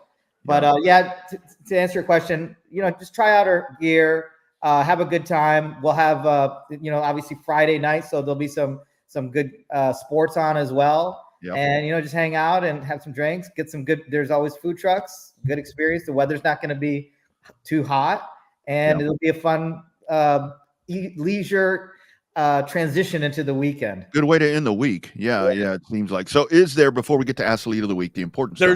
I failed us. Oh, it's okay. We I failed us for athlete.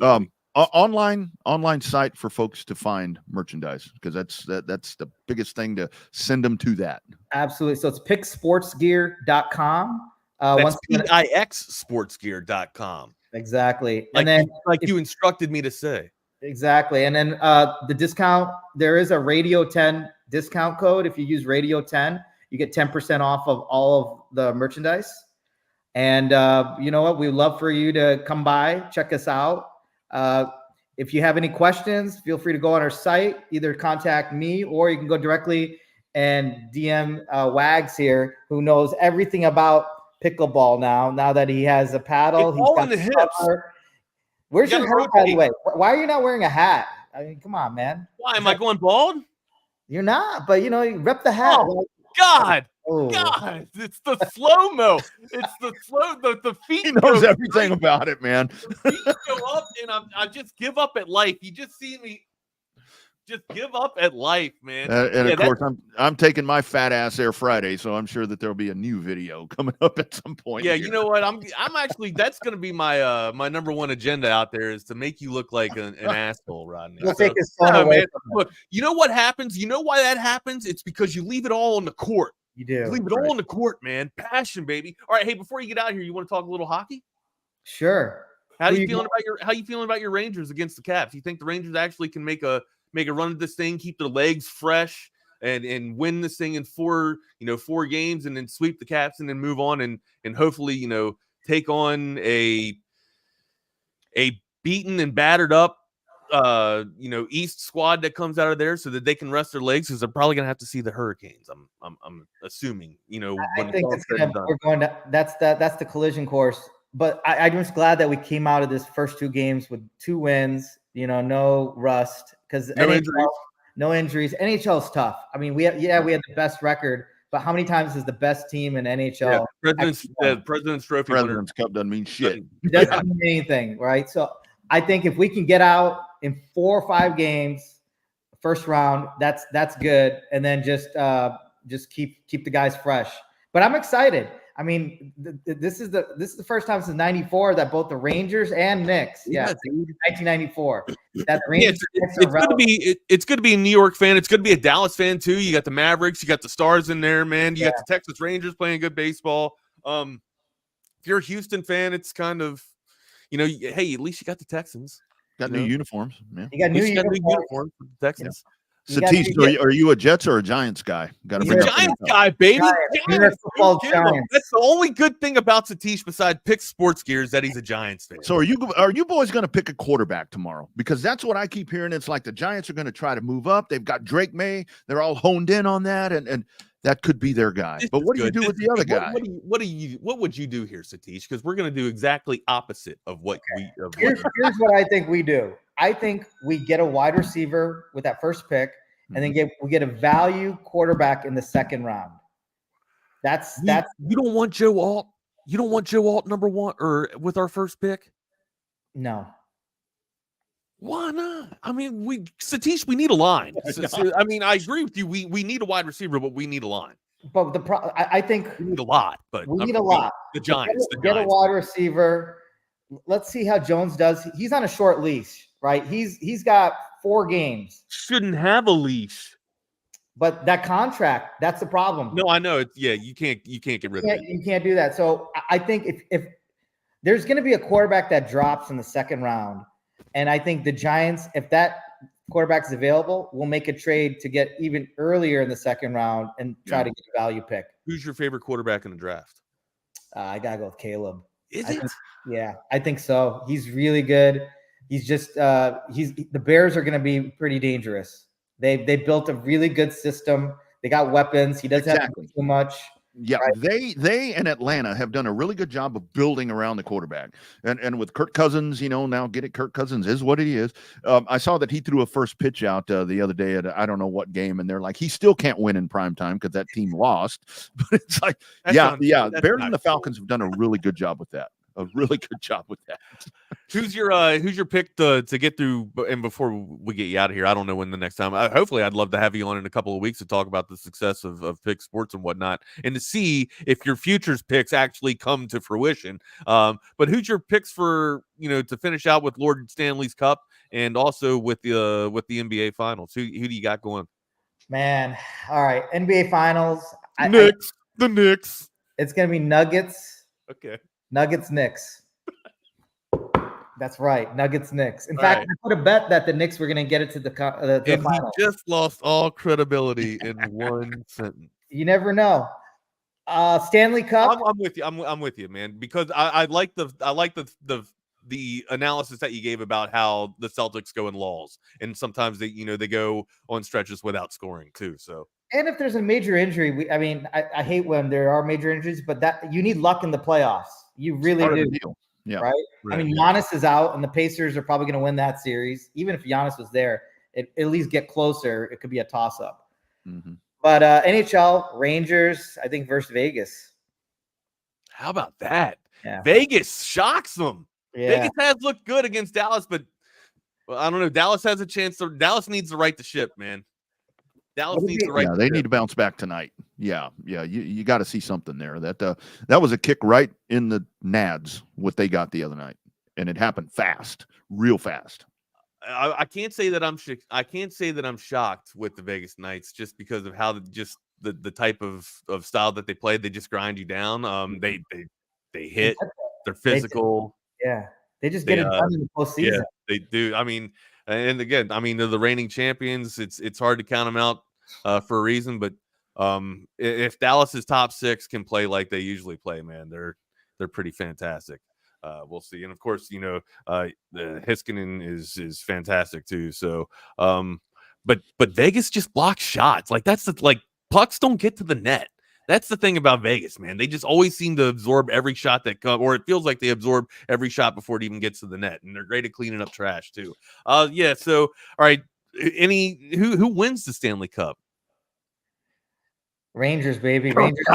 Get out of here. 7. I swear. All right, look. I swear, Pick Sports Gear is a good product. I swear it is. Don't let Satish's sports picks set you off or whatnot. No, but I mean, look, it's a good year. It's a good year to be a New York fan. That's for sure. It's a good year to be a New York fan, man. Hopefully your Stankies don't do anything to the Birds. That's for sure. Hey, man, we got to get you out of here. Thank you so much for your time today, brother. I really appreciate it, man. I'll see you out there at demo day. And I appreciate, everything that you're doing for the viewers here at Texas Sports Unfiltered, man. Get them out the demo days and let's have some interactions with the fan base there. And hey, like you said, 3 hits, baby. It only takes 3 hits. If you can get 3 hits on the one and only, on the athlete of the year, my guy, we'll give you 20% off on apparel, Satish says. Get the light fired up here for you, man. Thanks for having me, guys. Appreciate it. See you where all. Can people go to talk shit to you on social media? Instagram at picksportsgear. No, that's your company. Where can they go to talk to you about your bad picks? At Satish Codes. That's what I'm talking about. All right, brother. Hey, man, nothing but the best, dude. I'll talk to you soon, okay? Sounds good, guys. Take care. Later, man. See you Friday. Later.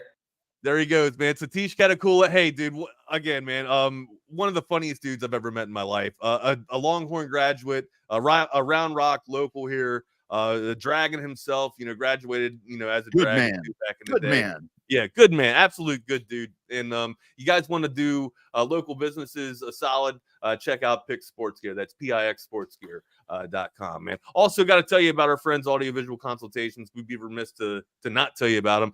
You see the setup and the scenery behind me: 2 TVs, 2 arcade machines. Satish has had Tom McKay and Audiovisual Consultations out to his house before too. Tom's everywhere, man, and he could be at your house too with a simple call: 512-255-8678. That's AV Sports. That's avconsultations.com. Absolutely. Yeah. Look, guys, some of the we partner ourselves with some of the best people in Austin, and rightfully so, right? And there's a reason why we also like to partner ourselves with you and this fan base, man. You guys are great, and everybody helping everybody is kind of what makes the magic continue to go around here. That's right. All about local. And since 1909, the Covert family has been doing that for lots and lots of folks. Covert Bee Cave, covertbeecave.com. Check out their daily specials at that website. How about a quick word from Dan and Hayden? Hi, I'm Dan Covert with my wife Hayden. Welcome to Covert BK. Our newest location in the gorgeous Hill Country includes Buick, GMC, Cadillac, Chrysler, Dodge, Jeep, and Ram, and hundreds of pre-owned and certified vehicles for you to choose from. We have 3 service departments that are ready to take care of your car, truck, or SUV with 86 service bays to accommodate any repair and get you in and out quickly. Come visit us today to select the vehicle you've been dreaming about. Covert, born and raised in Austin. Oh, hell. Who pissed you off? There it is. Are you taking that to demo days? Yes. Anybody that scores on me, you're going to catch a sword upon thy back. Take that to demo days. Hey, friends, you want to get rewarded for listening to Texas Sports Unfiltered? Our friends at Autograph, co-founded by the Congressman Tom Brady, are redefining the fan experience by letting users earn points for their acts of fandom, like listening to us and watching us each and every day, whether you're here on YouTube or on the free Texas Sports Unfiltered app. The Autograph app gives you access to your favorite Longhorn content in one place and offers you exclusive rewards like tickets, merchandise, all kinds of cool stuff. You're listening to TSU, you might as well get rewarded for it. Head over to your app store right now and download it for free. Free. Free Autograph, just like it sounds, just like the song, just like the band, just like whatever, just like me swinging this Sharpie thing around like Wag's sword. Download it today and use that referral code TSU and start earning rewards today. It is Autograph. Yeah, we got some pretty wild. I don't know how many people have been watching hockey over the the first round or whatnot. I don't know how many Islanders fans we have. Thank God Satish isn't an Islander. But did you see how they dropped 2 goals? They dropped the lead in 9 seconds. 2 goals in 9 seconds. Yeah, there's a whole. I mean, it's been madness. It's been absolute madness in the playoffs, man. Yeah, and of course, half that madness was game 1 against the Vegas Knights. If you're a Dallas, yeah, fan. I think that tonight, and then with the Kings and the Oilers. I mean, I think we get good hockey tonight. I think the Dallas Las Vegas game, I think is going to be some good shit tonight, dude. They're just so good down and dirty tonight. About with blocking shots, they're just so good at that, man. Yeah. It's imperative, I think, that Dallas wins tonight. You got to even this thing up. We'll see how it all shakes out. Like we said, Dallas off to a shaky start right there. They put themselves in that 2-0 hole at the beginning of the contest, and then trying to come back from that with the way that Las Vegas plays. Proof is in the pudding. Now you're down 1-0. Yeah. How about Boston and Toronto? Toronto was able to sneak in there and steal one. I say steal. Yeah, they kind of did. Austin Matthews with some late game heroics there in game 1, able to in game 2 rather, able to to get the Leafs one for the series. I know we got some Bruins fans in that watch the show or in the chat or whatnot. How worried? I don't think Bruins fans should. I don't think so. Should be worried. I still think you got 2 of the best pair of netminders in the East, maybe in the NHL, in its entirety. And you got some playoff pasta the other night. Pasternak finally got his his first goal of the playoffs. That you thought maybe he'd get one in game 1, but Yeah. finally being able to pot one in game 2. Maybe that starts to send the hot streak there for your guys, for your beans from Boston there. I don't think that Boston's going to struggle too much with Toronto. I actually had this as a 5-game gentleman's sweep. And I mean, hey, I don't know. I wouldn't go as far as saying. I just saw the comment. I wouldn't go as far as saying that you guys felt bad and wanted to have let Toronto get one there. But yeah, man. Hey, man. Well, I'm curious to see tonight. Toronto can score. Yeah, they can. But I think something else to watch tonight, kind of back over the NBA. I mean, you got the Pelicans and Thunder tonight. I mean, that was the one good game of the weekend. I think that's going to be some good late night stuff to be watching as well to see what we get out of that one. Obviously, you didn't even give the Oilers and Kings any steam, man. That's just I mentioned them. It's over. It was over when the damn bracket was when the bracket was released. But that's a good thing because you've got this good NBA playoff game that's going to be kind of simultaneously running along with that one, so you can flip over and watch that. So the stuff doesn't lit up like we always talk about. It's like when people are like, cream always rises to the top, baby. Cream always rises to the top. Sports is horrible. Well, there's no football, but we got every damn thing else. You got baseball. I mean, everything. Golf. Yeah, I actually had to go back and watch the Orioles loss last night. I didn't watch it live. I had some stuff to do at work, so I had it recorded. And also, when playoff hockey and playoff basketball is on, it's kind of hard for me to sit there and give my full attention to regular season baseball, right? But Orioles got shellacked, man. The Halo is able to put a crooked number up, 5-0. Up against the Birds. Hopefully they can right the ship there with the Yankees breathing down the neck. I just got to talking about it, man. Really, it is really good to be a New York sports fan again. All of a sudden, just you maybe go through a 6-month dry spell to where you don't have good sports, and then boom, back to either one of your teams, one of your ball clubs doing good. Now, and people bringing up, speaking of New York. New York sports with the draft looming, tomorrow. I saw some people, ask questions, do the Giants draft or trade up to get Drake May? I don't think that's the move. I think the Giants stay put and stay where they're at. If anything, maybe they trade back and acquire some more draft lottery, right? You got a chance to take Alt, but you also have a chance to take either Neighbors or your choice at Adonze. I would go with Adonze just because of the size that he gives you. What he's over. I think he's 6'2", as a matter of fact. Gives you good length as well. And of course you what he was able to. You saw what he was able to do firsthand if you were a Texas Longhorn fan in the Sugar Bowl. And I think. And we can really break down into it tomorrow, because we'll be on the clock, for the draft. But I'm really. Hey, are we going anywhere tomorrow? We doing anything? We doing any live events? I guess we would probably know by now. Yeah, right? I didn't want to be the one to ask, but I was kind of curious if we weren't going to do some kind of draft special. I'd even thought, like where you can do the watch along and all that. But I know a lot of times there's delays with whatever. I don't know if that. I don't know. And some people are. Reading the chat sometimes that we're 4 minutes. Some people are getting us 4 minutes behind our live programming. So yeah. I don't know how that would work, especially if we were trying to do a contest where we would draft guess the draft picks or something like that. Yeah. I was hoping that we were going to get to do something like that because this is going to be a really cool first round because I think there's going to be some moves.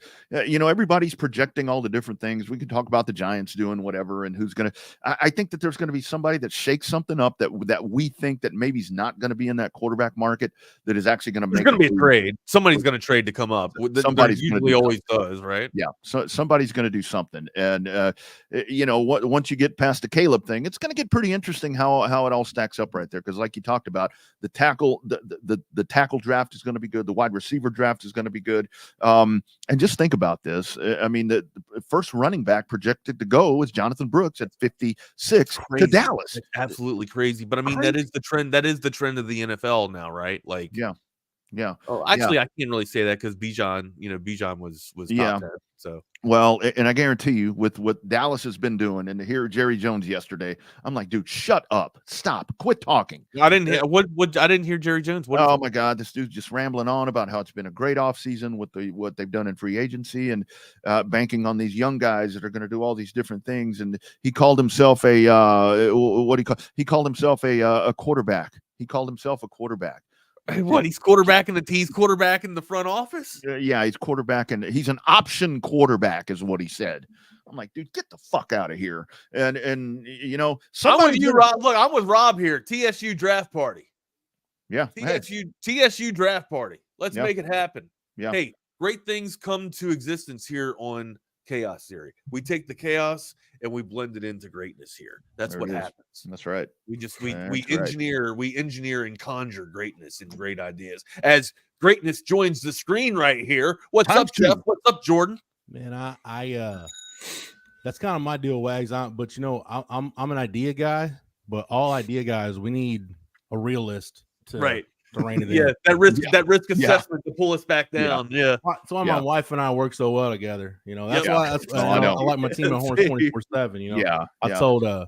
I told my guy Hank South, I'm like, Hank, I got all these ideas for a draft, and Hank's like, all right, here's what we're gonna do. I'm like, yeah, that's cool. All right, so I've got the best ideas, but no money or resources. So it's like, take my scatterbrained vision for what I'm talking about, and let's just. Yeah, I'm with Jeff there. Katie's the same type of anchor for me. She I'm up here and she just levels me out. So what's up? What's up, guys? What do you guys got on the dock today? Special day today, so we had to rearrange some things. Nick Harris, DallasCowboys.com, will be on talking draft at the bottom of the hour. So in about 20 minutes, we got Nick Harris. We'll be talking draft. Since Nick was part of the Horns 24/7 family, we'll be talking Texas. And since Nick was on the national recruiting beat, we'll be talking some guys that he's covered over the years that are in this draft. So big cool. I'm gonna listen. Good times. Absolutely. Right on, my guys. Well, we'll look forward to that, man. You guys have a great show and enjoy the rest of your Wednesday. Hump day. See y'all tomorrow. See you, boys. It's only an hour to Jeff. It's Jordan. Let's go ahead and start, man. Unless you got something else that's top of mind. The Terrence Brooks news broke.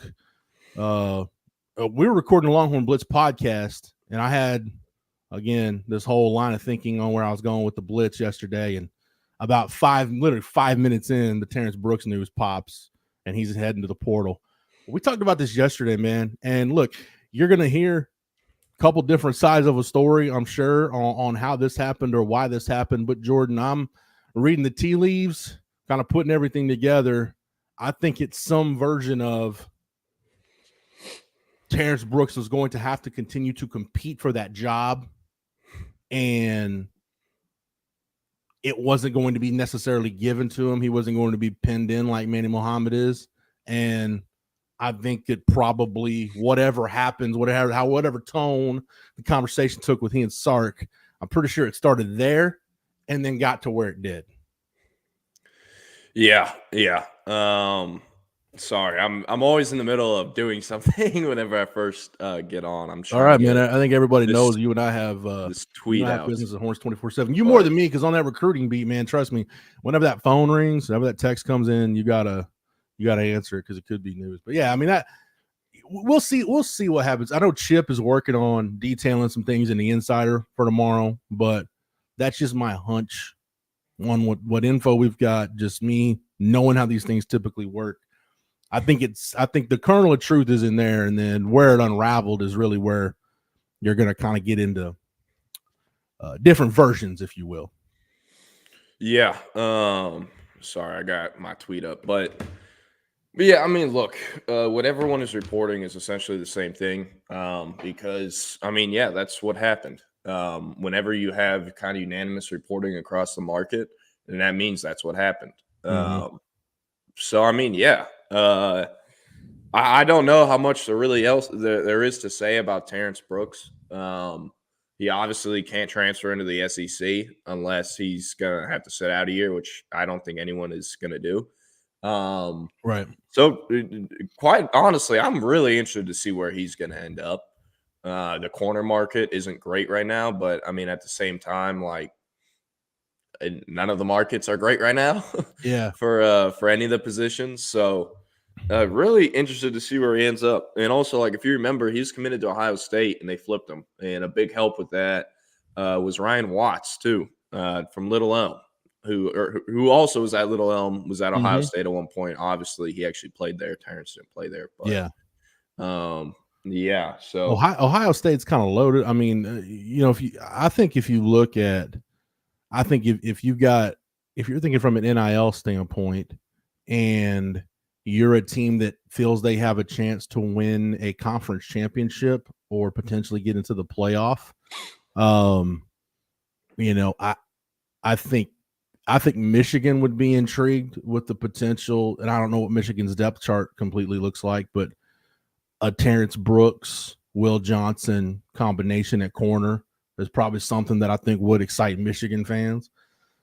Florida State, anytime a former big-time recruit is in the portal, it seems like Florida State and Mike Norvell are right in the middle of it. What do you think? Clemson, I think, is probably another one that could be looking to add a piece. But you got to think it's either Big 12, Big 10, ACC, or Notre Dame that is going to – if Terrence Brooks wants to stay in a power conference, that's where it's going to be. Because like you said, being a junior – going into a draft eligible season, I don't think he's going to want to sit out a year at an SEC program. No, definitely. If Terrence Brooks goes to the SEC, I don't even know what I'd do because that's just so unrealistic in my opinion. And Kai Woods, baby, Jeff Choate is a monster. Dude, I'll laugh so hard at that. And I like Jeff Choate a lot. Good dude. But yeah, man, he's I mean, I don't know about you, but I can guarantee you Kai Woods, there's no way he won't be the worst running back in Nevada. No, not like we talked about it yesterday, man. I think there are a lot of G5s where he could go in and be not, man, I'm not saying he'd be 1,000-yard rusher, but he'd be a contributor. And Kai Woods strikes me as one of those dudes that if I'm Choate and I'm trying to get my culture established at a new gig, Kai Woods is the perfect kind of dude that I want. A guy that walked on at Texas, did it the hard way. And, he brought some guys with him. We talked about Jacquez Smith, Joey Thomas that were actually on Sark's staff. Keaton Crawford went there. So hell yeah, man. If I'm Choate and I'm bringing somebody from that good culture at Texas that has been around a championship culture, knows what it's like to win a conference championship, knows what it's like to be involved be on a team that's been to the college football playoff. Hell yeah, I'll take that dude. Yeah. And yeah, I don't know. I think he's going to contribute for sure. Yeah. I don't see Jeff Choate doing that just to do it. No. But, yeah. And Jake, as far as the corner from Arizona, Tacario Davis, he entered the portal with a non-contact tag. So per NCAA rules, only he can reach out to Texas for that to, but I don't know. We'll see. To be honest with you, I remember when he first entered that there was like speculation where he was going because he had the non-contact tag, but I think it's taken longer than everyone expected. So I need to look into that. He's obviously one of Nanson's former players, but with the non-contact tag, things are a little tricky. Obviously, we know it's the portal. We know it's the Wild West. So I guess we'll see how much that'll matter. But I mean, look, you got Gavin Holmes, who is a bigger vet than anyone else on the roster at corner. Has played more college football snaps on the roster than anyone at corner. You Malik Muhammad coming back, obviously. Who's your number one corner? Yeah. Muhammad's your number one corner. Yeah, and will be your number one corner in his second year. So, yeah. And then what Malik Muhammad is, and I'm not trying to say this now just because like he left and I'm trying to kick the dead horse or anything like that. What Malik Muhammad is what everyone wanted Terrence Brooks to be or expected Terrence Brooks to be, as like the elite shutdown number one corner that claims a spot as a sophomore.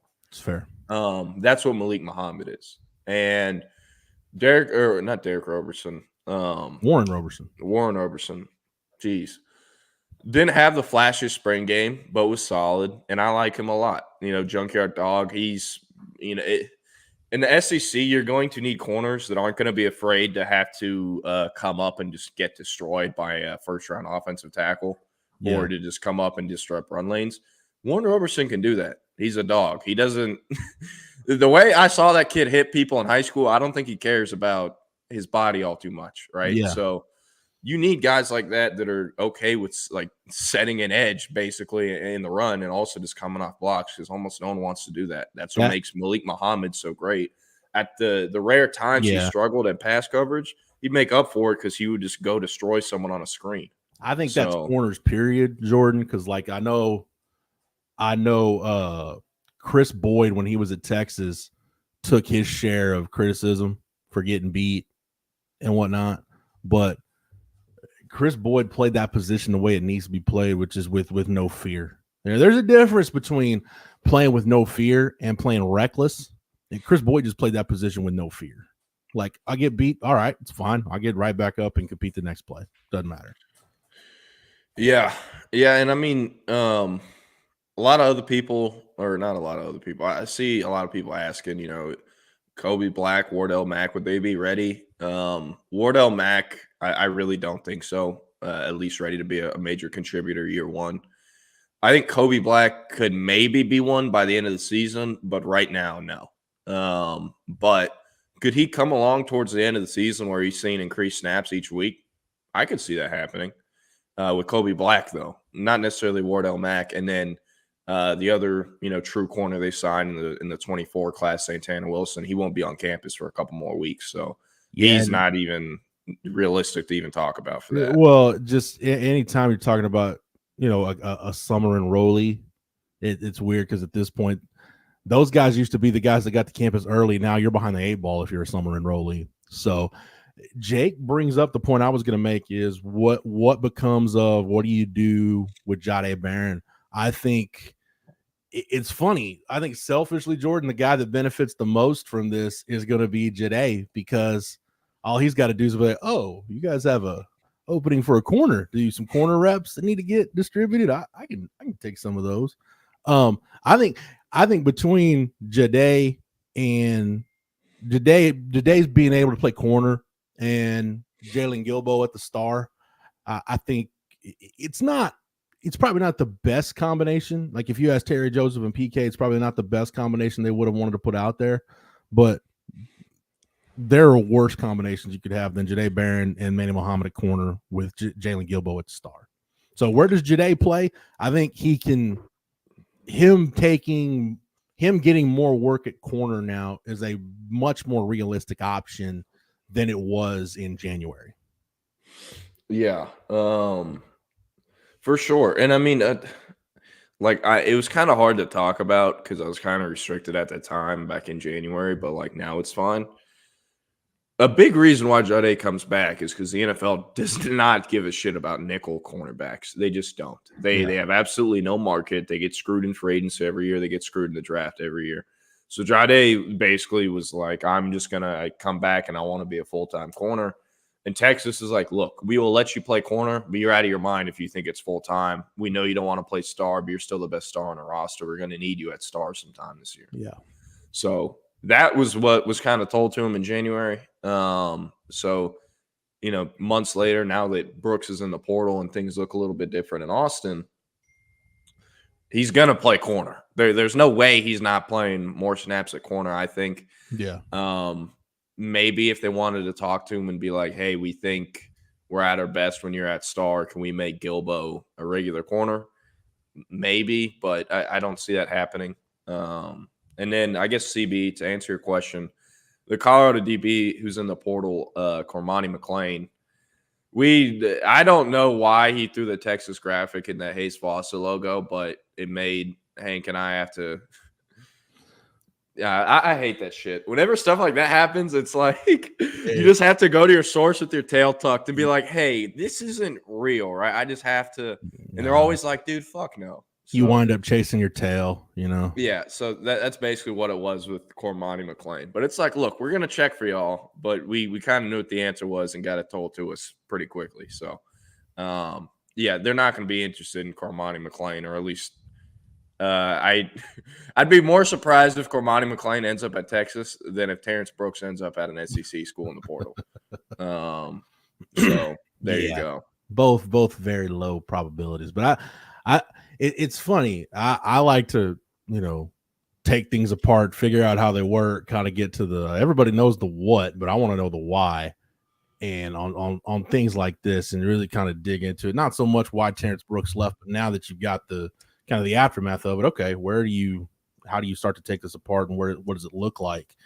And I say that to say, if you're Sark, I wonder if Sark looked at that like, look, we're going to rest Jade this spring, and knowing what they felt like they needed to get out of Terrence Brooks, and saying, look, basically Terrence Brooks has 15 practices to go nail down this job. If he doesn't, then either Gavin Holmes has pushed him and has made this a competition, or we've got the Jade corner card in our back pocket if we need to play it come August. So either way, I mean, I know that's kind of a very, very macro way to look, or very micro way to look at it. But I think if you're Sark, Sark hasn't left too much to chance since he took the job. So I wouldn't be shocked, Jordan, if they looked at it that way. Like, we'll let Terrence Brooks see if he can get it together in these 15 practices. If not, we're going to tell him, hey, the competition's open, and not only are you competing against Gavin Holmes, but this summer in a camp, you're going to be competing against Jade for snaps. Yeah. So, and I think it's worth mentioning too, everybody in that corner room should have got the message, because they didn't go after Jabbar Muhammad in the portal just for, S's and giggles. I mean, they wanted Jabbar Muhammad. They felt like they could upgrade the depth and talent at the position with him. And what did Jabbar Muhammad want? Wanted to start a starting spot, and the money was never an issue. And look, I get it. I always get it as coaches. You can't tell someone they're guaranteed a starter. You just can't. But you're out of your mind if Jabbar Muhammad is starting at Texas next year. You know what I mean? So, look, retroactively, everyone can look back now, and it's easy to just be like, why didn't you just tell Jabbar Muhammad you could start? But at the time, you can't do that. You can't do that. That's just kind of how those things work. So, So if Jabbar Muhammad goes in the portal out of nowhere, I don't think anyone will be surprised. Which, speaking of the portal, you see Bryce Foster's now in there. Man, that is very interesting times in College Station, man. It feels like, does it feel like the Elko staff kind of pushed him out? I think that's what happened, kind of. It's weird though, right? Like, Bryce Foster's still a good player, unless I'm just his freshman year off my rocker. His freshman year, he was fucking amazing. Freshman All-American, dude. Him and Deuce Fathery was at the 20. That was the COVID year, wasn't it? Nah, he was 2021. Or was it 20? Okay, so it was Bryce Foster's freshman year. He was damn good. Yeah, him and Deuce Fathery were freshman All-Americans. And his sophomore year, the coach left for USC, and they hired Steve Adazio, and that's when everything started going like that. And then he also got hurt in like the 4th or 5th game, and I believe missed the rest of the season. But with him, he's also he's gonna throw the shot put in the Olympics. I'm pretty sure he's like that good at the shot put. But I know every single year he's been at A&M, he's missed like all of their spring football stuff, and it's because he's with the track team. And I think it sounds like, reading the tea leaves of A&M fans on Twitter, I really just said that. I do think that they pushed him out. That's what it looks like. At the same time, though, you look at their other centers, and it's like, whoa, why the hell would you do that? And then you realize they got a kid out of Utah. That had started, I think, a year or 2 or maybe 3. So, look, it makes sense. Another kid that I think pushed out was Bobby Taylor. He was part of that 2022 class. He helped them a lot with recruiting.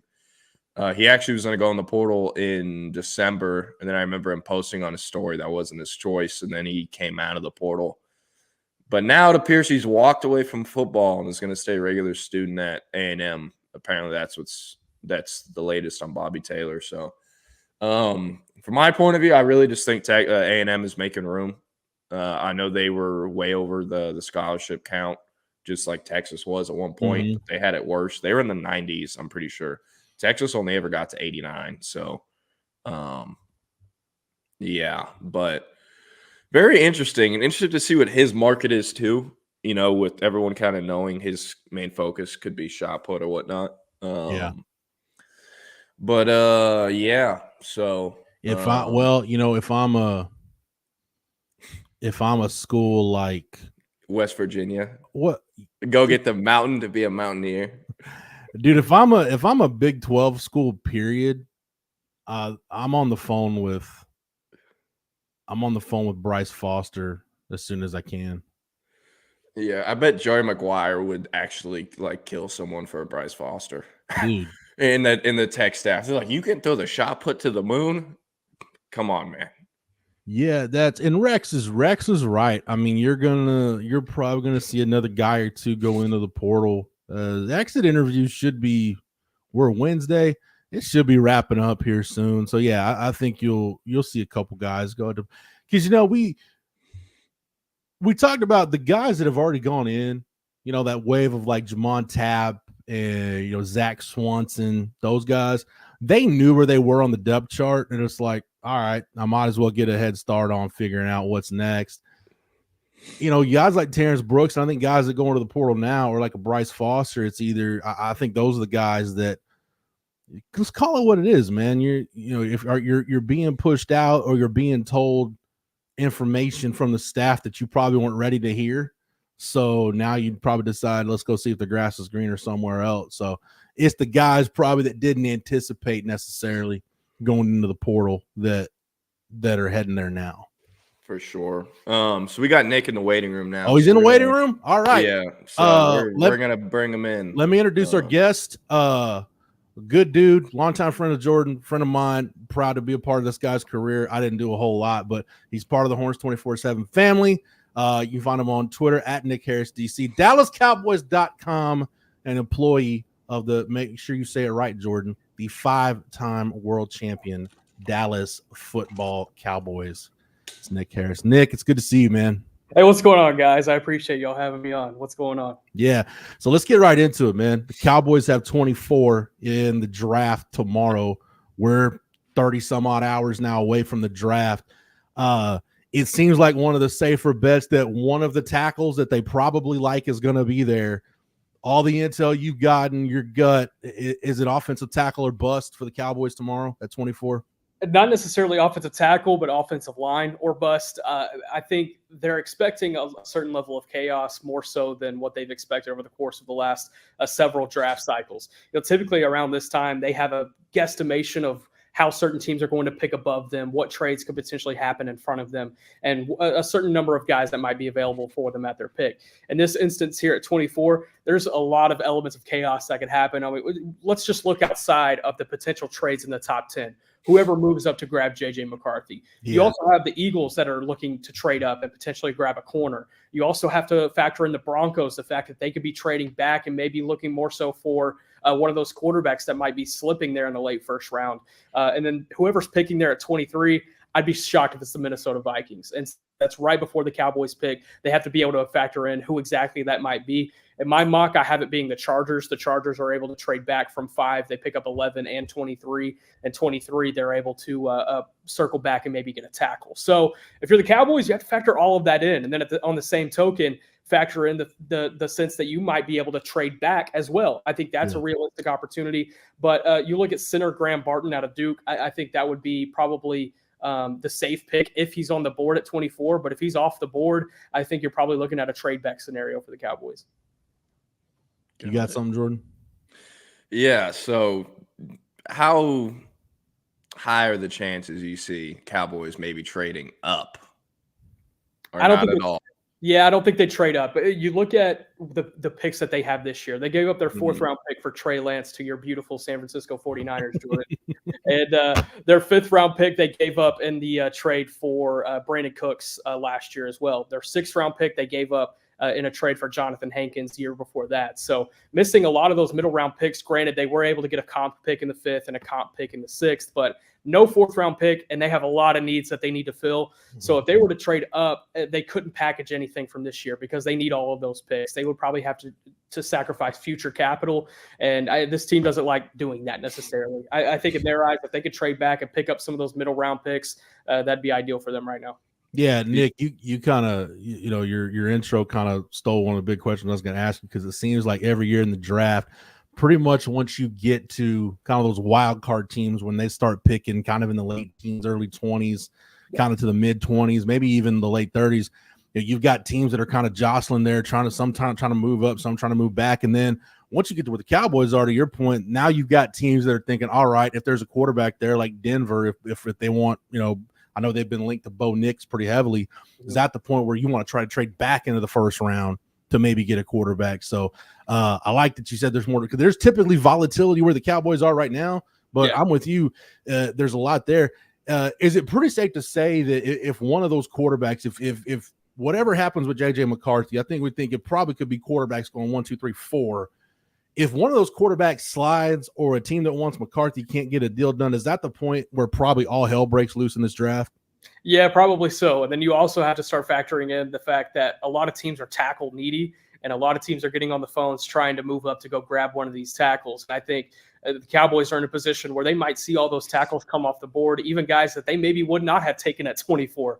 I think that's a realistic scenario as well. I think that's why you look at Graham Barton out of Duke, and that's probably a more realistic scenario. Also, you talked about the quarterbacks and potentially a team coming in from the second round to grab their guy. Also, look at the receiver position as well. You look at Kansas City at 32, Buffalo that's there at 28, I believe. Mm-hmm. Yep. Both of those teams, they need receivers. You can make the argument that the Ravens might need to add a guy as well at 30. Those are the teams that you probably will be looking to make a deal with there at 24. The Kansas City deal is probably the one that I would like the most, because you can move back to 32 and probably pick up a third and a fourth round pick from them and still be able to get Jordan Morgan out of Arizona, who's a tackle guard flex, has a lot of durability, 40 plus games of starting experience. I think that's a great scenario for the Cowboys as well. To me, Nick, it seems like I agree with you on Graham Barton. If in the group of safe as a draft pick can be, he seems like one of the safer picks in this draft. But with these tackles, it seems like none of these guys are just slam dunk, can't miss. I mean, even you look at even a guy like Joe Alt, even people got some questions about Joe Alt. You feel like the Cowboys have these tackles, whether it's Mims or Guyton or whoever, you feel like they've kind of got them all grouped together. And hey, if Barton's off the board and there's one there that we like, we feel comfortable taking any of 3, 4, 5 guys at that spot. Yeah, I think if they're so I've been mentioning it on our draft show this week. I think if there's 3 certain guys that could be available there at 24, and if they're not, they probably get on the phone. I mentioned Graham Barton, also Troy Faltanu out of Washington, who's probably more of a guard at the next level, but played tackle for the Huskies. Texas fans are probably familiar with, unfortunately. And then 3, J.C. Latham out of Alabama. I think if one of those 3 guys are on the board there at 24, they pick. If they don't, they move back. But you look at Amarius Mims, you look at Tyler Guyton, there's cons to both of those guys that I think might push the Cowboys away from making a pick there at 24 on either of those guys. Mims, it's the starting experience and not having a ton to be able to bring to the NFL from an experience standpoint. I mean, he played at a 2A school in Georgia and then only played 8 games for the Bulldogs. And there's not a lot to be able to pull from there. He has a lot of learning that he still has to do. And there's a lot of the same things you could say about Tyler Guyton. Only 1 season of starting experience at right tackle for the Sooners. He was originally a defensive tackle out of Manor. So being able to flip onto the offensive side of the ball, play that tackle position, still learning and still developing. Now, his ceiling is probably higher than some of these other guys, but the Cowboys need a guy that can come in and play now. And I think if they're going into the draft with that mindset, then Tyler Guyton is probably not an option there. What you got, Jordan? Yeah, so I know, we talk a lot, obviously, and it sounds like you're kind of the draft guy of all the guys you work with. So I guess just go through the group of guys coming out of Texas this draft class, deepest draft class we'll see from Texas since I don't know when. I know you're big on Jay Brooks. He's your boy. You covered him when he was in high school. But besides him, are there any other guys who are super high on out of Texas? Yeah, Jonathan Brooks, man. If he's there at 56, he will be picked by the Dallas Cowboys. I think that is a slam dunk, probably the safest pick you could probably make. I think for me, I don't think he's there at 56, though. I think a team takes him in the 40s or the early 50s. Wow.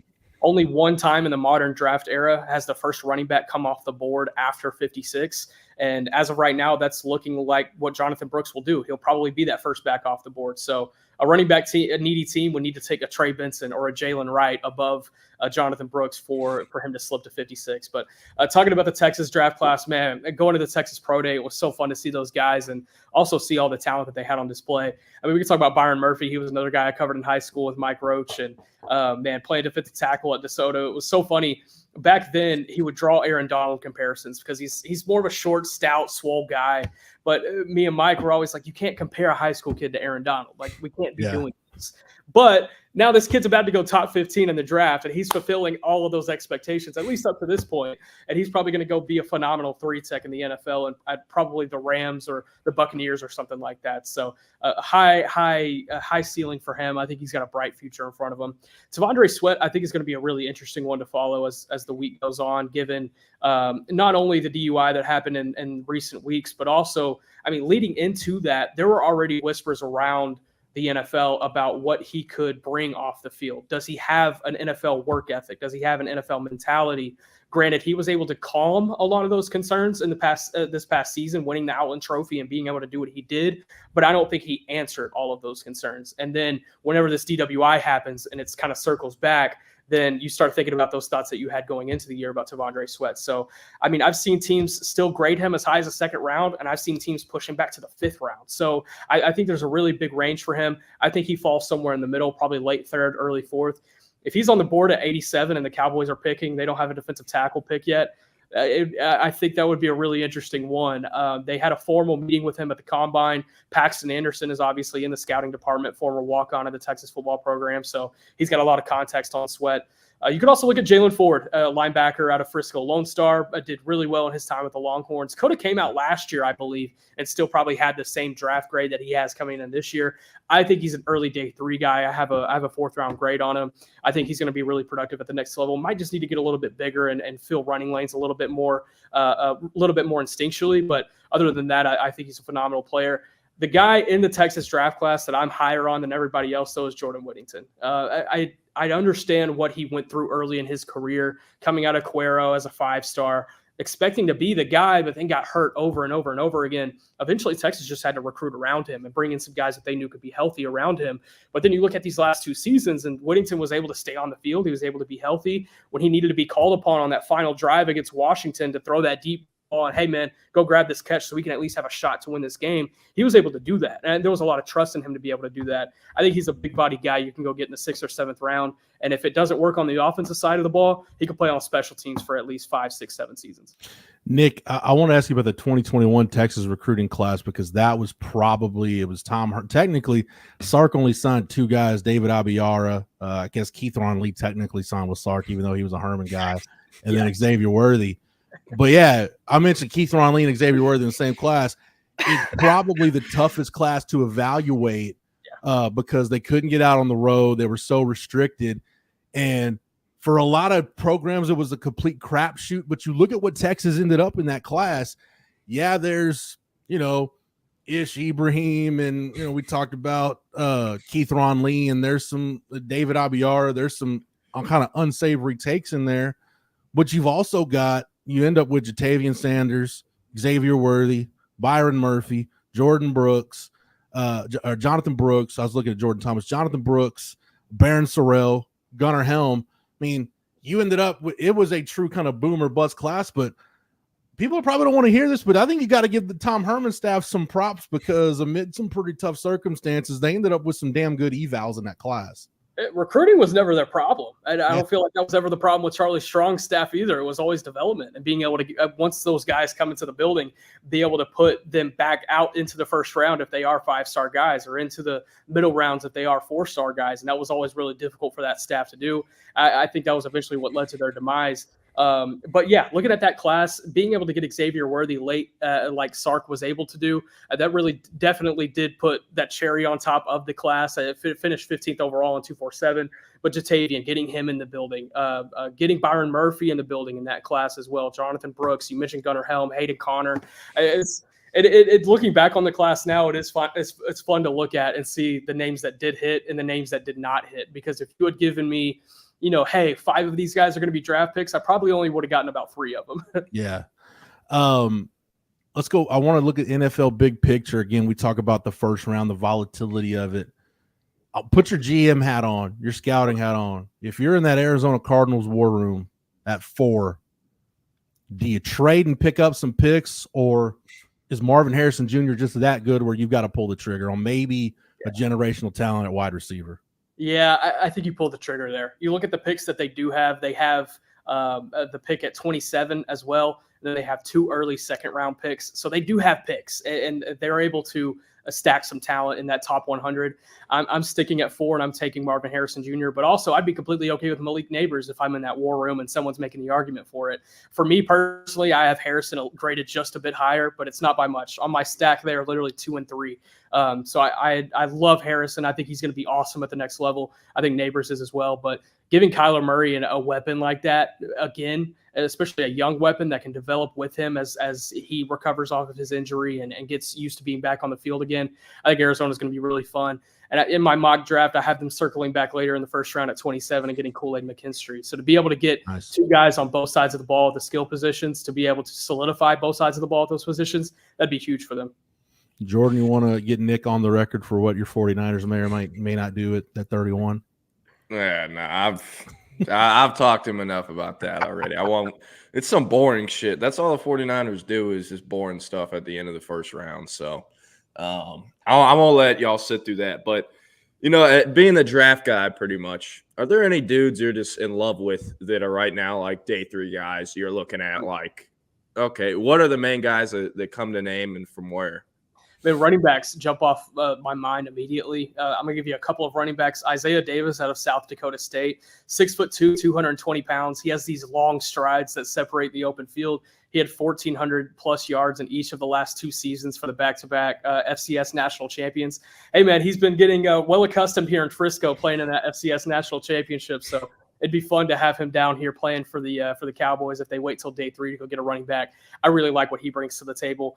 And then you look at Isaac Garindo, and I know you guys talk a lot about on the recruiting trail, track and how that translates not only to the college game, but even to the NFL game as well. Something that has been brought up with him a lot during his draft process, Isaac Garindo, running back out of Louisville. At the time, he was a 4-time state champion track runner in the state of Indiana. He ran a 10.52 100-meter PR in his time in Indianapolis. And, hey, man, for a running back that's sitting there 6 foot, 210 pounds, that's a pretty good time. And to be able to translate that to the NFL, I think there's a lot of teams that are excited about his athleticism that he can bring to the table. Some other dates. I was just laughing because that might not even place a district in some districts in Texas. Texas is different. Texas is different. This is a track state, Yeah. Sorry to cut you off. My bad. No, you're good. You're good. Other positions I'm looking at, offensive tackle. Giovanni Manu, who's out of the University of British Columbia. He came into the Cowboys for a 30 visit. He's 6'8", 320 pounds, and he does not have a lick of fat on him. He is shredded. He's got the tribal Samoan sleeve on his arm. I mean, he's bald. He looks mean. And he played tackle, obviously, for a Canadian college, but he's picking up a lot of steam in draft circles. He's probably going to end up being a day 3 pick. His pro day that he did up in British Columbia had 27 teams from the NFL up there, and he showed out. His athletic numbers jumped off the board. I believe he had a 35-inch vertical, which for that size is absolutely unreal. Athletic freak. He's a guy I really like on day 3. And then also, last name I'll give you is Edefano Lafosio out of Washington, linebacker. I think he's a guy there on day 3 that's really productive. You know what you're getting whenever he gets in the building. High character guy, and he's potentially a guy there in the 6th round that you could go grab and put in that second level to be on a 53-man roster. Yeah, Nick, 2 more Texas guys I want to ask you about that I don't think you got to the first time. Xavier Worthy. It seems like maybe somebody gets back into the first round to get him, but probably early 2 is where he's going. And I've heard a lot of different opinions on Christian Jones. I've heard some people that like him maybe in the 2nd round. Some people that think he might go in the 4th round. Where are you at on Christian Jones? And with Jones, I've also heard the potential of maybe kicking inside the guard in the NFL. Yeah, I'll start with Jones because I've heard the same kind of things. Yeah, I think it's a situation where you get him in during training camp or OTAs, and you work him at both positions, and you kind of figure out which one he's more comfortable at as time goes on. I think for me personally, I'd like to see him at guard, just to kind of – he has that wide body frame. you love to have in the interior. And he still has the athleticism that if he needs to kick out to tackle in a depth or an injury situation, he can still do that. For me personally, I do have an early fourth on him, but I think his experience and what he can bring to the table from that standpoint, I think he's worth taking a late third round pick on. And I don't even consider that a flyer necessarily. Xavier Worthy, he's going to be picked in the first round. I think I'm confident in that. Okay. But I just don't know where. You look at a team like you could go as early as the Raiders, because the Raiders just do wild things in the draft every single year that make no sense. And I was trying to think about it today, like what could be the Jahmyr Gibbs of this year, as far as, Gibbs got 12 last year and no one thought he would even make it above 25. So who could be that this year? And I was like, well, it could be Xavier Worthy going to the Raiders, because that just makes sense. But you could also see him as far back as 32 going to the Chiefs. I think that's a situation where if he's there at 24, the Cowboys kind of use Xavier Worthy as leverage, like, hey, Buffalo, hey, Kansas City, hey, Washington, all you teams that are wanting to come up and get a receiver. Xavier Worthy's here, and maybe Brian Thomas Jr. as well. But I think the one concern that everybody has around Xavier Worthy, that if he didn't have this concern, he would be a surefire top 25 pick, would be the fact that he's 165 pounds. I mean, he saw him come out of games a lot last year. There was a couple of times, I believe it was in the Tech game, where it looked like he had just like shattered his ankle, and then he was right back on the field like 2 drives later. And it's like, dog, we need you on the field, So I think that's the one concern. But man, 4.21 speed, it's unreal. Yeah, Stu mentions it 3 years ago. Could you imagine Christian Jones being a top 100 pick? I couldn't have imagined Christian Jones sniffing the NFL 3 years ago. Yeah. So that's a tribute to Kyle Flood. Nick, as we wrap it up here, man, anybody from the Texas high school ranks, because I know Jordan's in your shoes now. You had more miles, saw more high school games probably than anybody else while you were covering recruiting. Anybody from that Texas high school football fraternity that you're just, other than Jonathan Brooks, that you're excited just to see where they go, how high they go, and maybe you're higher on them than maybe some other people? Yeah, Byron Murphy, obviously, as well. Really excited to see where he ends up. Ennis Rakestraw out of Missouri, the corner. Man, his recruiting journey was so much fun out of Duncanville, because coming out of the early signing period in his signing class, I believe he was in 2020, he didn't have a lot going on. I believe he had one FBS offer and a couple of FCSs, and that was probably where he was looking at. He was probably looking at like a Morgan State is what he was looking at. And then he had that performance against Jackson Smith and Jigba in the state semifinal game that year, where he was able to lock him down. I always, because I'm kind of a Rockwall guy, me, but I always kind of thought there was a little bit of bracket coverage going on that day. But we're talking about Ennis Rakestraw here, so I'm going to give him the benefit of the doubt. He blew up after that. And then the very next week, playing in that state championship game, what he was able to do then, Missouri, Alabama, Texas A&M, Georgia, they all came flying in. And the hats that were on the table for him on signing day in February were Missouri, Alabama, and Texas. And he could have committed to any 3 of those schools, but he went to Missouri because Missouri was the first one that had kind of talked to him and shown him some love, during that process. So really excited to see where he lands. He's looking to be a second, third round pick potentially. Some even have him going late first round. I would love to be able to see that for him. Really good kid too. I'm trying to think of some more off the top of my head. Jordan, you might be able to think of them more quicker than I would. Yeah. So Nick, this is more so for me. I remember seeing you kind of a couple weeks ago and during the combine tweet out a bunch about 30 visits or 30-day visits, whatnot. Can you just kind of explain it for dummies? I know you've already explained it to me, but kind of just explain it for dummies. And also, you talked about the other day with Jonathan Brooks and his 30-day visit, showing him around. So I guess just on that as well. Yeah, absolutely. He so a 30 visit, what the each NFL team is allowed to do. They're allowed to have a local day before the 30 visits, where they can basically bring in any draft prospect that played college in the metro area or played high school in the metro area. So, for teams like Dallas, Atlanta, and Houston, that's a really big advantage. But for teams like Green Bay or Buffalo or, Minnesota, Minnesota, they might be scraping the bottom of the barrel a little bit. But they're able to do that. And then they're also able to bring in 30 prospects outside of those metro areas to be able to just kind of bring in. They host them throughout the day. They take them through like a car wash style interview process with the head coach, position coach, scouting director, Jerry Jones, all of that. And then they meet with the media. They do a lot of other things as well. Jonathan Brooks was one of those 30 visit guys, since he technically wasn't a metro guy. He's from Hallettsville and went to school in Austin. But he came in, man, the Cowboys really like him. I again, if he's there at 56, I'd be shocked, completely shocked if he is not the pick. They love what he brings from an instinctual standpoint. They're really looking for smart mental guys, and he checks all those boxes for them. He doesn't have a lot of tread on his tires to their perspective. I mean, for me, I think back to the 1,000 carries that he took at Hallettsville, but you look at what he did in college. He only had one season of starting experience at Texas. So taking that to the NFL, a lot of teams really like that. But yeah, just kind of seeing him and being able to catch up with him again, it's really cool. He's gone through quite a bit during his time in Texas. He lost his father last year, and he was able to play this past season for him. And so just being able to catch up with him more in depth, just how he's been, how his brothers, his cousins, Doug and Dalton are doing. Those state championship heroes from Shiner a couple of years ago, seeing how they're doing and just kind of catching up on life. It was good to see him. Nick, with Paxton, now you mentioned Paxton Anderson's on the scouting side with the Cowboys. Yeah. They took Connor Williams a few years ago. Malik Jefferson's been in that organization for a few years. They drafted DeMarvion Overshown. If they take Jonathan Brooks, can we finally just are we getting to the point where we can bury the urban legend, the myth that the Cowboys hate taking Texas guys? Yeah, 100%. I think that hatchet has been buried because they went into the draft last year very similarly to how they are going into this draft with Jonathan Brooks. They went into last year wanting to get DeMarvion Overshown, and they were able to do that in the 3rd round.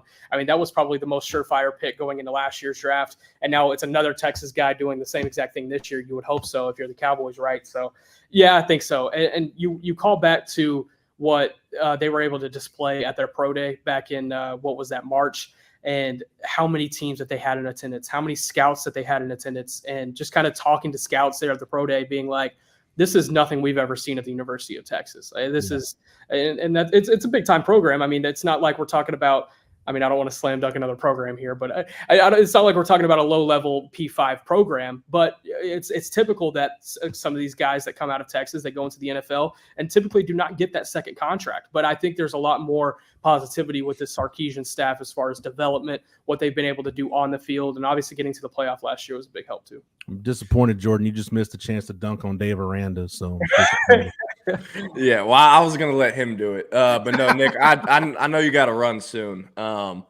But you were East Texas Dallas guy who followed the Cowboys pretty closely. Now you're in the building, right? This will be your 2nd draft with them. You started just about a week or two before the draft last year with them. Now that you're in the building, you see I know you're not seeing everything, but you see how a lot of decisions are made or how they come to be made. Who are kind of the unsung heroes that never get any credit with the Cowboys in the draft? Because all the fans talk about is Jerry effing it up or his son, Stephen Jones, or grandson, whatnot. Who are the unsung heroes that really don't get a ton of credit?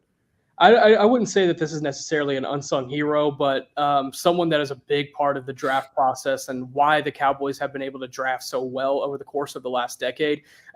Look at the roster from last season, 9 All-Pros, and I believe all 9 of them were draft picks. So you look at that and you evaluate that, or 8 of them were draft picks. You evaluate that and you say, okay, there's somebody that's doing something right in the draft room, and it's Will McClay, the vice president of player personnel.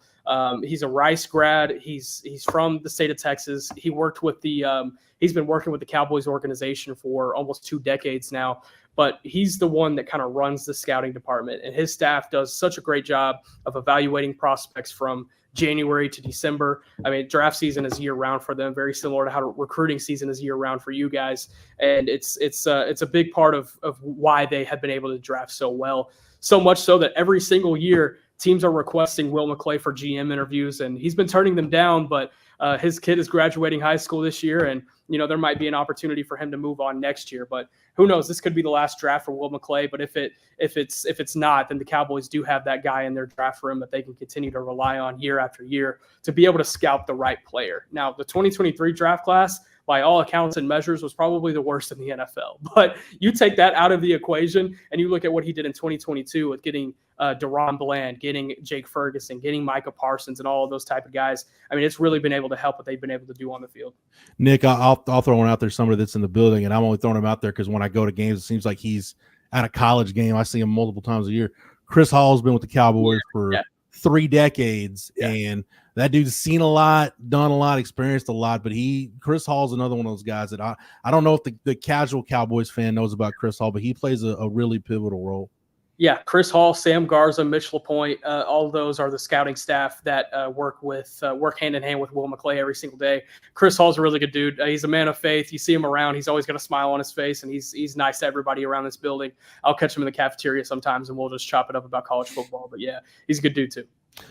Nick, I just want to tell everybody, say for the record, man, I'm proud of you, what you're doing, man. The Horns 24/7 pipeline, it's damn good. And, Mike was a part of that pipeline. You're a part of that pipeline. Jordan's in there now. Hank's in there now. So, yeah, I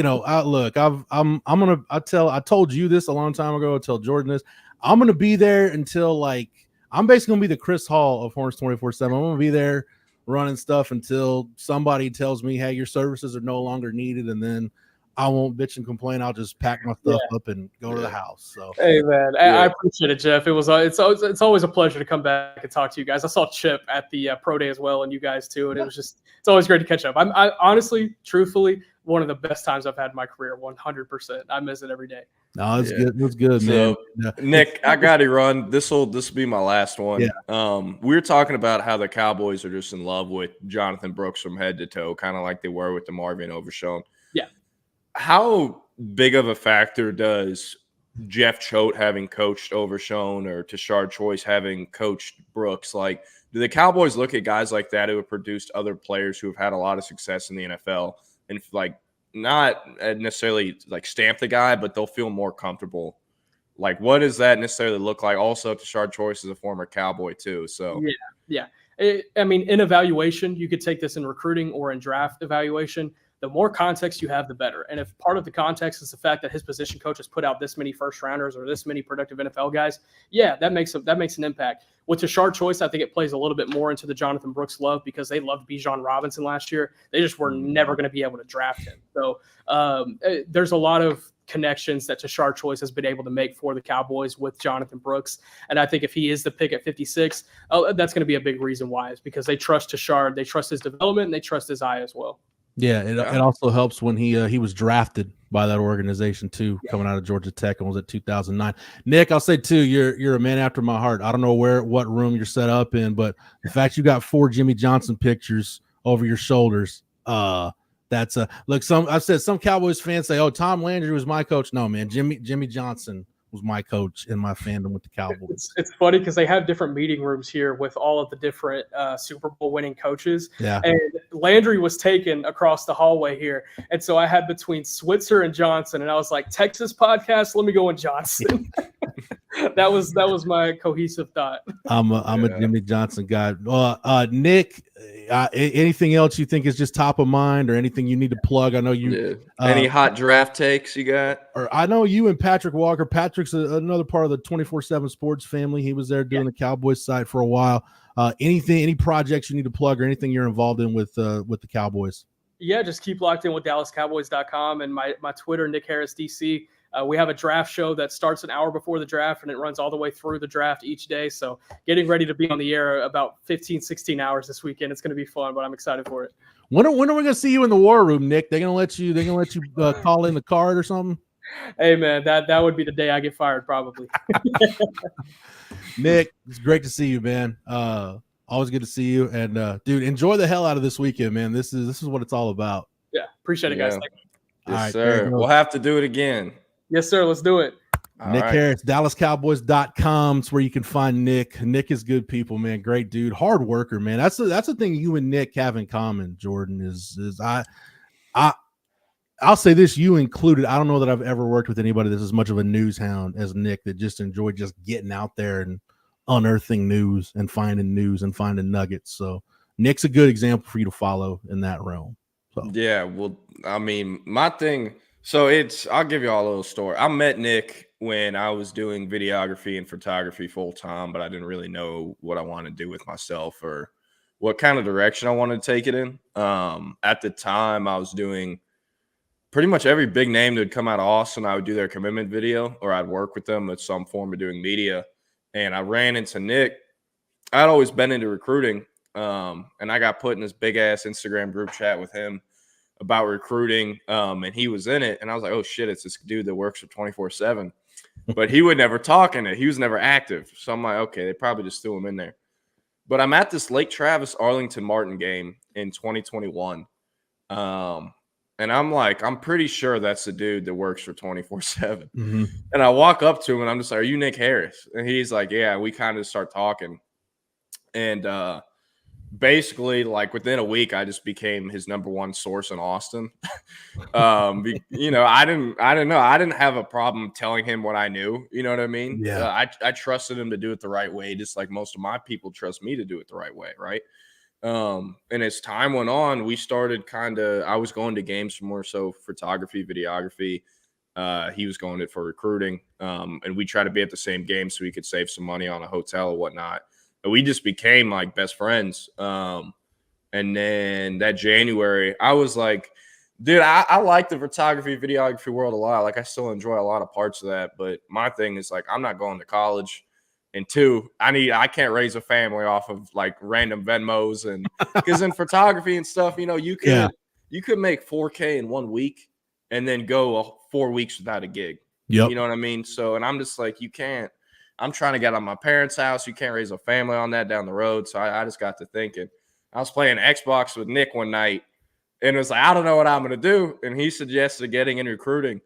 And then he'd take me under his wing, and yeah, that's kind of what happened, and we're here now. So, but hey, if it wasn't for that random ass Arlington Martin Lake Travis game, I couldn't tell you what the hell I'd be doing right now. And if I never met Nick, I couldn't tell you what the hell I'd be doing right now because I genuinely don't know. I am sitting in the chair I am sitting in because I answered a post on a rivals.com message board 20 years ago.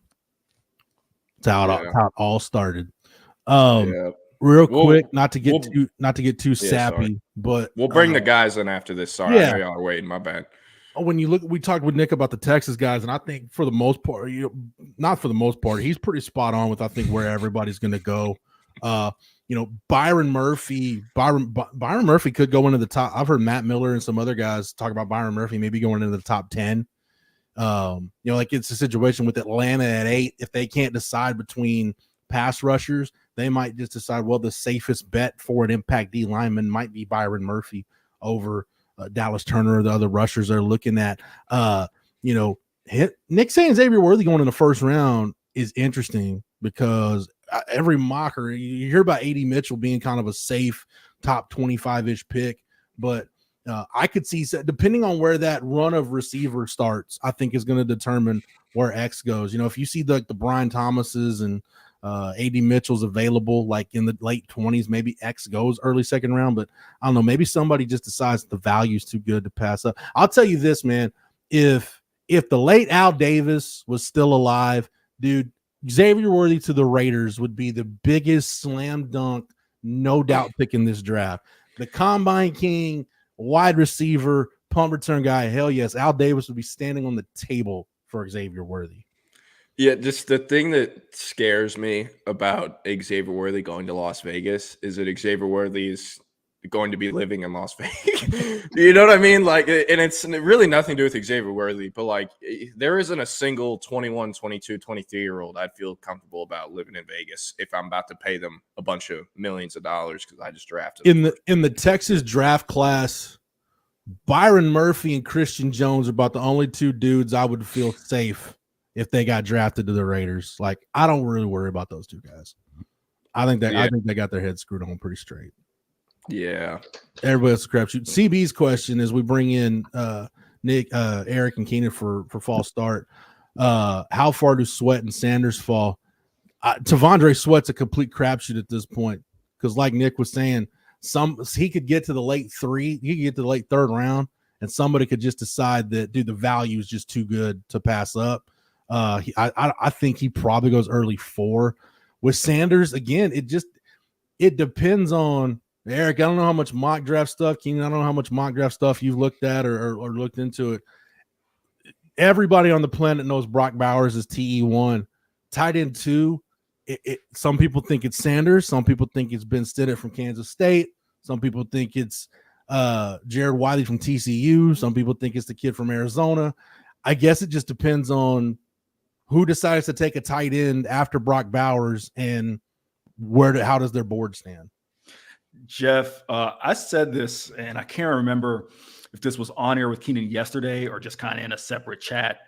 That conversation does kind of intrigue me a bit. And listen, I'll admit, I'm a little stubborn when it comes to these things, Jeff and Jordan. JT's bench press number, like, look, bench press isn't necessarily indicative of physical strength on the field and what you're going to be asked to do. And ideally, if you're using JT Sanders as an inline tight end 70% of the time, you're using him wrong, right? Yeah. But that number does scare me off. I could see it scaring off some people a little bit. But to what you just said, I don't think Jared Wiley's, and you guys would know this better than me, but just from what I saw, I think Jared Wiley's a better pro prospect than JT Sanders. It's just, to me, he's a clear number 2. It's a matter of where he falls and how teams are going to use him, you know? Yeah, I think if you're looking for weight room numbers and stuff like that, you probably take Jared Wiley. But if you're just looking for the best football player, I think you take Sanders. Yeah. What if I told you me and the Lake Travis Cavaliers 2021 7-on-7 just got molested by Jared Wiley's Temple 7-on-7 team with Jared Wiley playing quarterback, dog. I'm telling you. I seriously thought – I had no idea who he was, and I seriously thought he was like a top 100 prospect at quarterback. And then we come back to the sidelines. My dad is like, no, that kid's committed to play tight end at Texas. Yeah. It's like, Jesus functional Christ. Athlete, man. He was a hell of a baseball player too. Yeah, I remember hearing that he was a really good baseball player. I mean, so many of those guys are two-sport athletes or could be in a different world, you know. Yeah. I'm telling you, hey, Temple in 254. There you go. Where'd you get, man? I need you to get me that hoodie. That's what I need.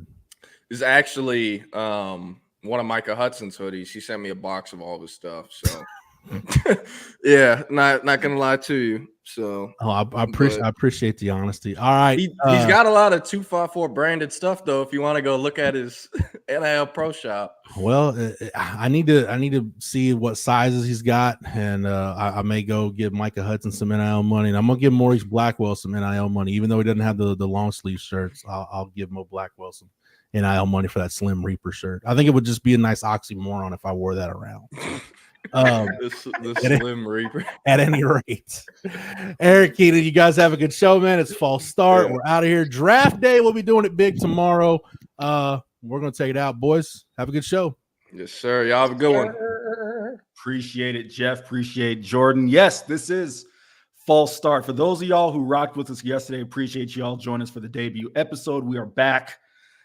What's today? Wednesday. My week is all thrown off here, Keenan, because we debuted on a Tuesday. We got the draft on Thursday. But again, thank you for joining us. I am Eric Henry, Texas beat writer, football, basketball, horns, 24/7, 24/7 sports.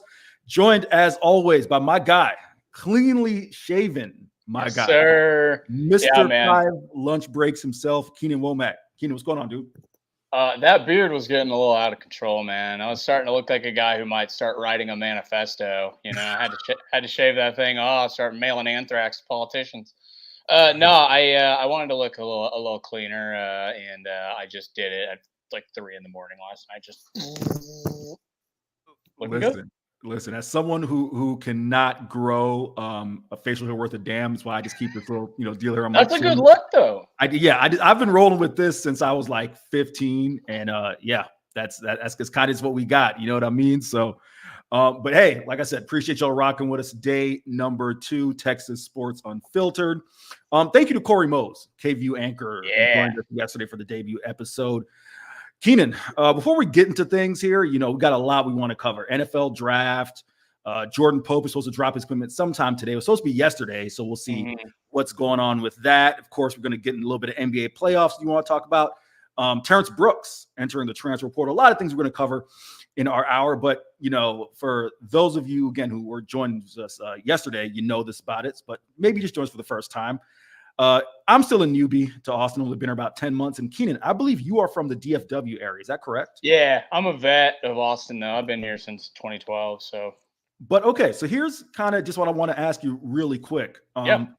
You're a Texan. I'm obviously right. You're born. Okay.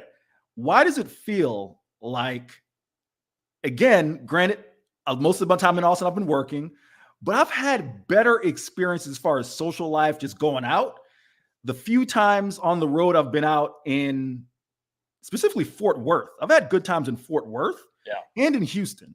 Yeah. So just can you kind of, me being a newbie to the state, just kind of give me the lay of the land of, maybe those three and what am I missing as a newbie to Austin? Yeah, man. So if you're looking for towns, there's like two kinds of towns in Texas that people want to go to. There's big cities, Houston, Dallas, San Antonio, Austin, I guess at this point. And then there's just cool cities you want to go to, like Fort Worth, Denton is in there, San Marcos is in there. So it's kind of like what vibe you're going for, I mean, technically someone's been to West 7th and 4th. I have with the Sigma Chi's 2013. Good time. TCU, baby. No, I went up and visited my friend at TCU. We had a good time. But yeah, man, it's Denton is like the most underrated place. Denton. Okay. For North Texas is UNT, and it's like a true college town. Gotcha. It's like what Austin was in the 60s, kind of. I've been to Denton once. I covered a game out there, covered a North Texas game out there. I mean, I'm looking forward to, now that I've got a little bit of summer, spring football. Once we get through the draft, things will kind of slow down a little bit. I'll have about 6 to 8 weeks. I'm going to go home to Florida for a little bit, see some fam, but try to spend at least like 5 weeks out here in Texas, just bouncing up and down. Want to hit Houston, want to do some things here in Austin. Barton Springs, I've been here 10 months. I haven't even been there. A bunch of things I want to do in Austin. So I just wanted to bounce off you really quick. Chris Bennett, as always, appreciate you rocking with us. We got Ruse Goofy going. Appreciate you rocking with us as well. Day 2 of fall start. All right, man, let's jump into things. And really why I want to start, because I think it's the biggest breaking news of just as far as football. I shouldn't say breaking news, but the biggest story is Terrence Brooks to the transfer portal. Keenan, you're talking about a guy who was a third in terms of snaps played the third most snaps on the team last year for Texas, the most snaps by any cornerback. You kind of forget, Keenan, that, Ryan Watts was banged up a little bit last year. Obviously, Jahdae Barron was banged up a little bit last year. Manny Muhammad as a freshman, Gavin Holmes, they kind of split some reps. Terrence Brooks was the guy who played the most amount of snaps, but could be described as solid at best. And now some of the reporting is coming out that, it was a mutual decision. It was not, Terrence Brooks feeling any hard feelings, or Steve Sarkisian and staff kind of wanted him out. It was a mutual decision, and you kind of wonder how much of that was spurred on by the spring and maybe him coming on a little bit heavy. He's at 209, which is about 10 pounds higher than we played last year. So really quick, again, I know you'll probably lean on me for more of the football stuff, but just want to get your thoughts on kind of that entry. First big name of the offseason to enter the transfer portal. Yeah, I think, this is a thing that I was already kind of concerned about, right? Was the defensive backfield position. And this is a starter, man. This is a guy that's going to play a lot of reps this year if he comes back. And maybe he's not the best on the team, but I was talking to our guy, Doc Texas, on Twitter, and we were sort of talking about how he feels a little more confident about the corners than I do. Okay. And basically what I was saying was, I think they need to go head hunting for like a big time corner in the portal. And I know that's obvious, but sometimes you don't go all out for every guy. You can't afford to. They need to go all out like they're doing with this Dominic Williams kid from TCU. They need to go all out with some corner. I don't know what some of the corners in the portal are right now. I mean, there's Cormani McClain, but apparently there's a ton of issues with him. I don't know what the deal is. I've just seen him play, and he was pretty good when I watched him, but I don't know. There might be off the field stuff. So, I don't know. I mean, it's obviously not ideal to lose a guy, but I guess it's more relief that it was a mutual decision and not like he just bounced because, X reason. Yeah, Stephen Vasic, appreciate you rocking with us, saying that performance from the spring game, not a good look. The coaching staff with the DBs, will it hurt recruiting if people aren't getting developed? It's a great question. I mean, that is a Terry Joseph PK question. I think, in my opinion, and I'm going to come to what you kind of said about Cormani McClain in a second, someone from my neck of the woods. He's from Polk County. That's about 30 minutes from where I'm from in Florida. So I can speak to kind of that range in that area where players are there. But it is interesting because I take a look at a guy, and again, I only have really the 1 year sample size for me, but I think Manny Muhammad's coming along nice. I do think they've been able to recruit fairly well, but to the point, if those guys aren't developing the way you'd expect, then it's just talent, right? And then at that point, again, to use a Florida example, you're just Miami. right? Miami's had 5-star recruiting class for the past 15 years. Ain't gotten shit out of it, right? So that is certainly a fair point there. As far as Cormani McClain, here's the thing, and I guess I'll kind of give some background for people watching this. He's from Polk County area, Lakeland, Florida. It's gosh, it'd probably be analogous. I would call it like a Killeen in a sense. Not the biggest town. It's sandwiched in between Tampa and Orlando. And as a result, now Polk County's put out some big time guys, most notably Ray Lewis. Ray Lewis is the most notable guy to come out of Lakeland in that area. And that comes from a legendary high school, Lakeland High School, but all the high schools in that area, really strong football programs. The thing is, and again, I don't know what would be analogous. Maybe some of the guys watching in the chat can give me something. I don't know what would be analogous to small town Texas, but small town Florida, you just don't have a lot of the resources. And I mean, we've talked about high school football juxtaposed comparison, Texas to Florida. Jeff and I have done that on his show when I filled in for Jordan and in other places, but especially in Florida, Keenan, you don't have the big time. First off, you don't have coaches making full-time salaries. Like that's just step one. You don't have the weight programs. You got a lot of raw kids who are super athletic, who the best way I can put it is they don't always get the best coaching. And as a result, let's use Austin Westlake as an example, right? I know Ethan Burke's father, if memory serves me correct, or it might be Cole Vosk's father. I'm trying to remember. I'm getting flip off my head. Is defensive line coach there, but played at Texas, right? I think it's Bostic. Yeah, I mean Bostic's dad. Yeah, you're right. Yeah. I think it's Bostic's dad. Yeah. You don't have that type of guy who just returns home to the high school program and develops kids, right? So as a result, a kid like Cormani McClain, he's had 8 voices in his head since the time he's 15 years old, right? It's not an off-field character issue as much as it is just he needs to be, and that's why the Colorado thing was always a little bit iffy for me. Yeah. Not that Deion Sanders isn't, an excellent cornerback, right? But we were talking about someone who's going to be around just structure, stabilized coaching, someone who's going to give him those fundamentals.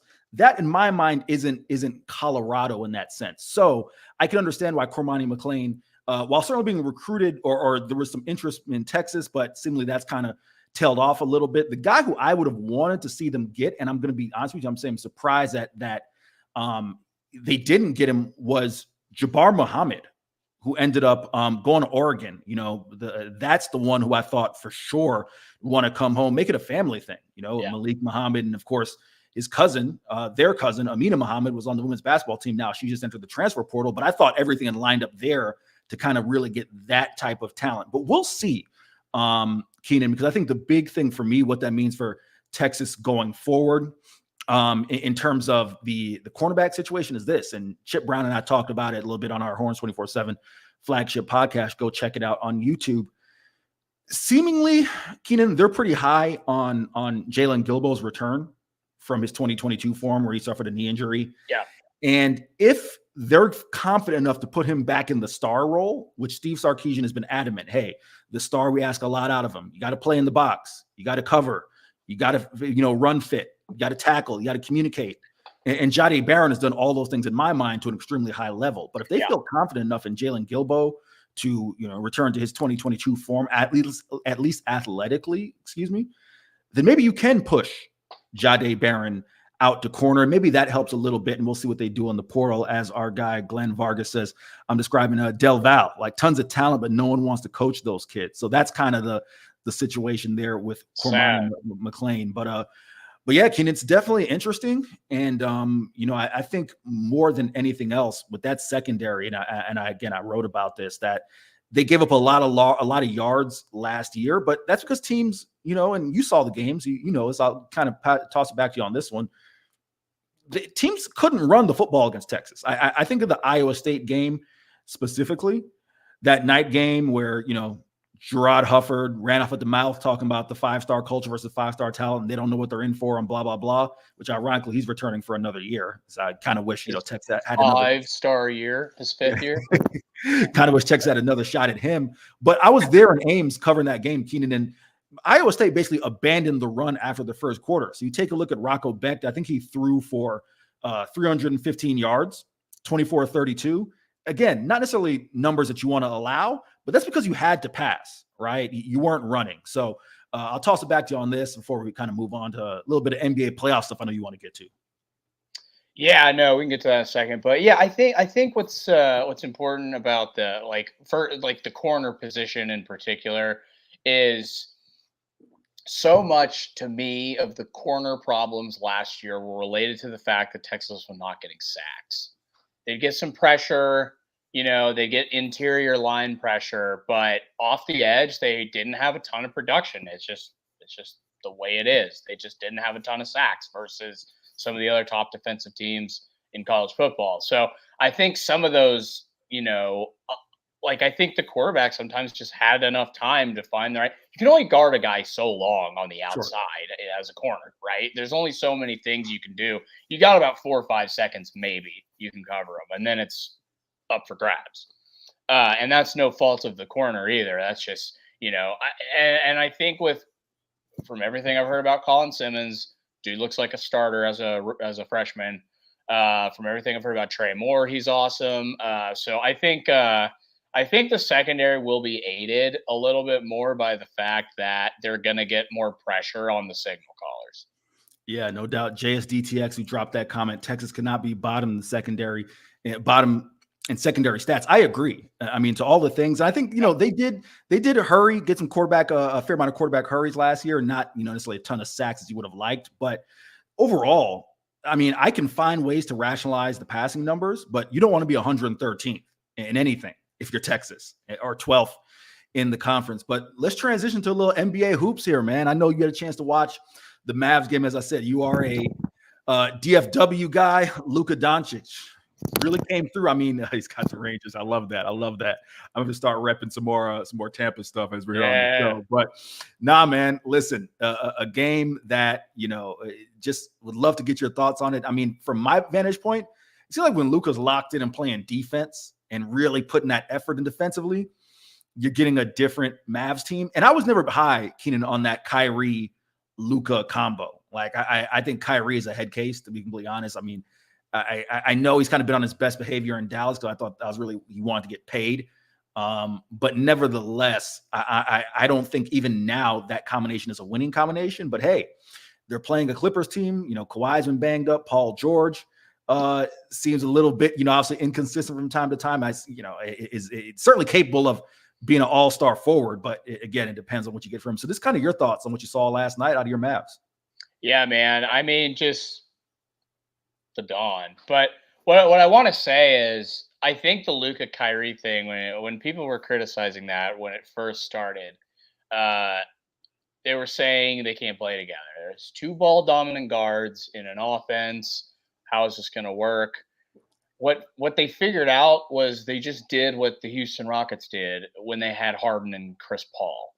Because Harden and Luka are very similar players. Now, Chris Paul and Kyrie aren't, but they're both guards that figured out a role that they don't have to have the ball in their hands at all times. Like Jake Bayless gets it. Yeah, Kyrie played off ball with LeBron. He let LeBron be the primary ball handler when he was in Cleveland.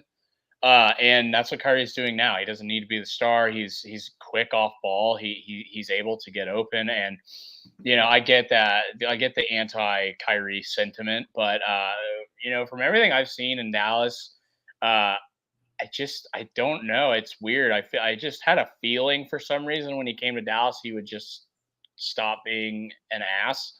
And he has. And I don't know whether that's maturity or he just wanted the bag or whatever it is. I don't care what it is. Because I don't think Kyrie's a bad guy. I just think he has bad opinions. Well, yeah. I mean, I don't know him personally, right? So I'm not calling him a bad guy. I don't know him to make that assessment. But his takes, for lack of a better phrase, are wild. Not great. I'll leave it at that. But how far do you think? Because the West to me feels kind of. I look at Phoenix. I had Phoenix winning the West entering this year. Oh, really? Yeah. Oh, entering the year. Okay. Yeah, entering the year. Okay, I was just entering the playoffs. That's a hot take. Nah, and we'll see what happens. But they're on the ropes. I think OKC really, really young. But kind of, what's your take on the West and maybe the Mavs kind of ceiling here? And also want to ask you again. I know you're a DFW guy, so obviously that's how the Mavs fandom comes in. But just kind of curious your breakdown of the state. Like, because I'm still learning the fandoms, especially being here in Central Texas. I know obviously like, football, Cowboys, like you get that, right?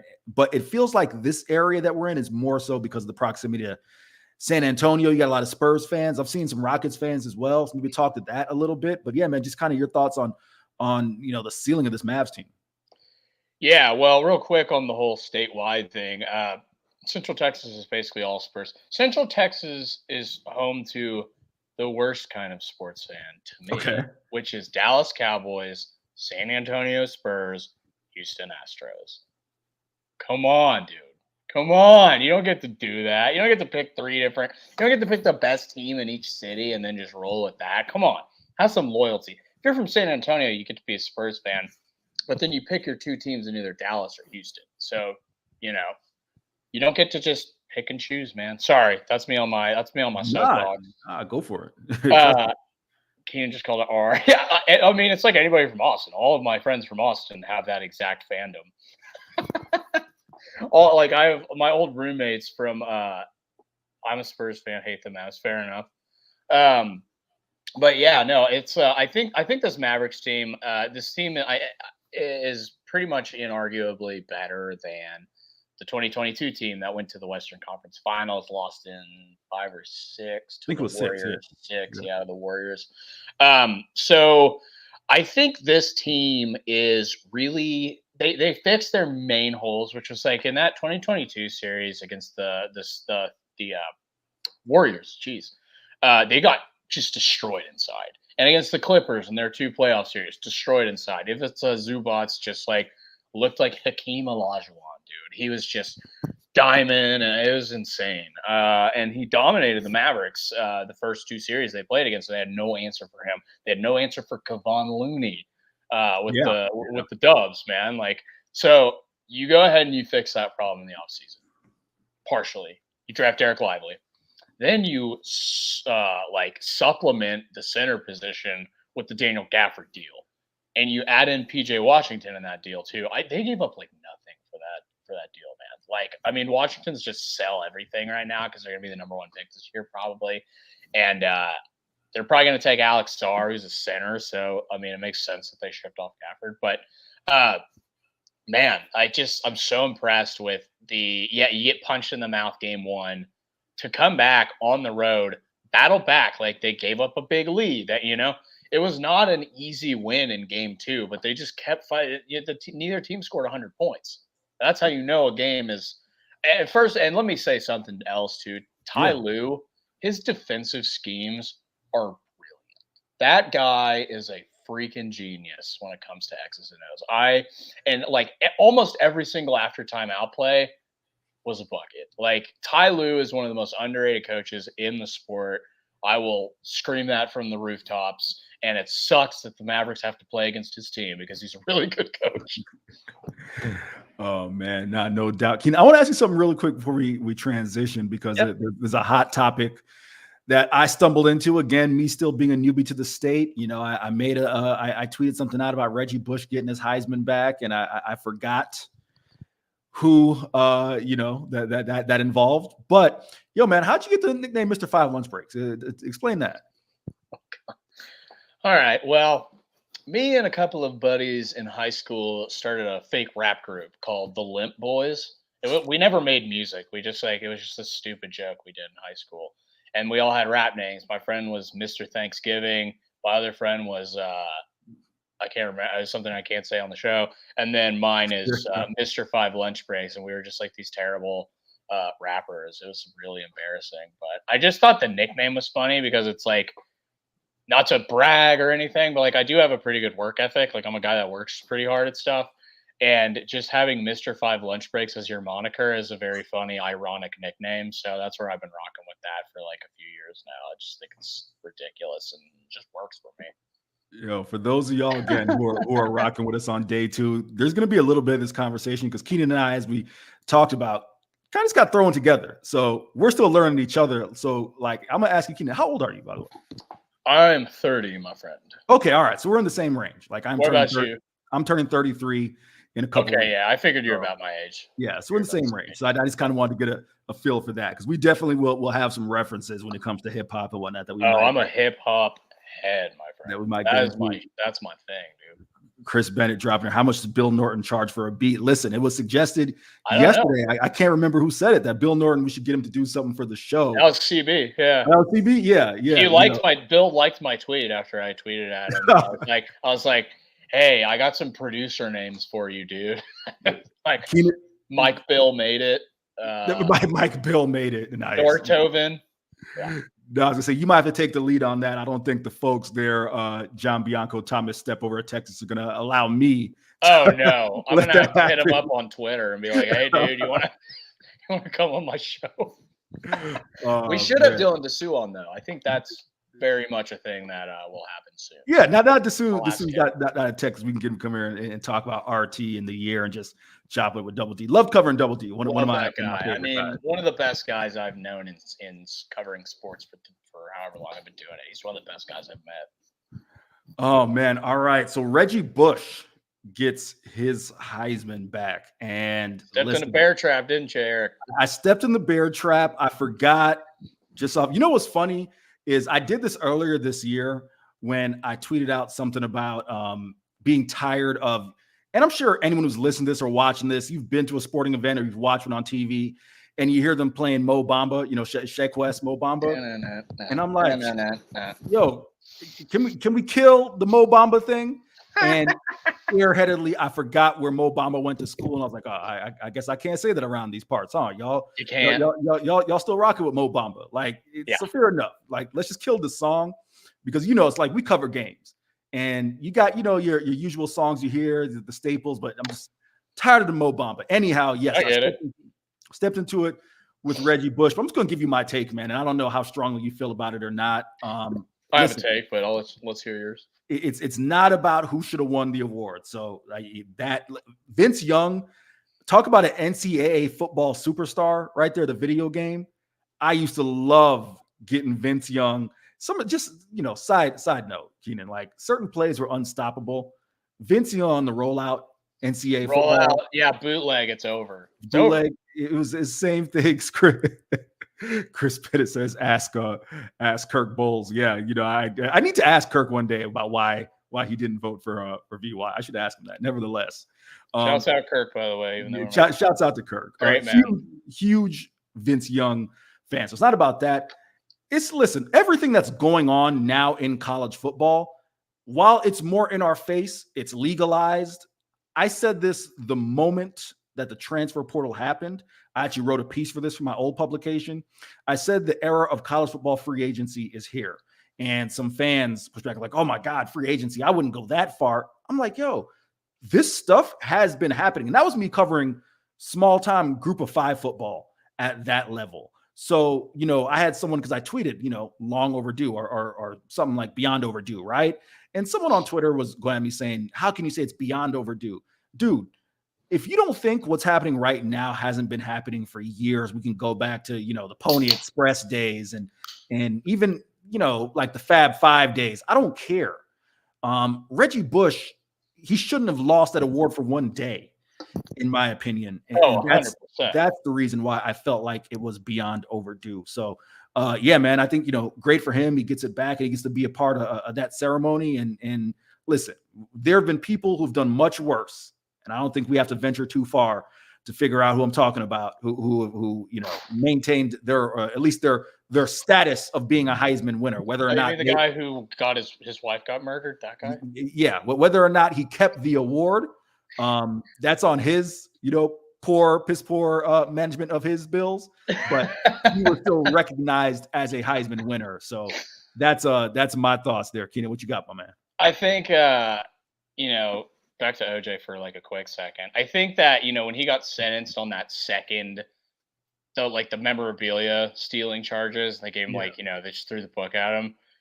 It's sort of like when you're in a fight with your girlfriend and she gets really mad at you over like a very small thing. You're like, oh, this is about the other thing, isn't it? This is totally about the other thing, isn't it? That's what happened to OJ with the memorabilia charge. They're like 30 years. He's like, I just stole a trophy. It's like, dude, you know what you did. Like, come on.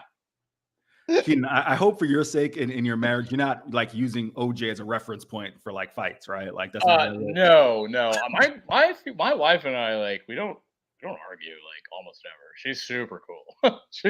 I wouldn't have married her if she wasn't like extremely cool. So I lucked out.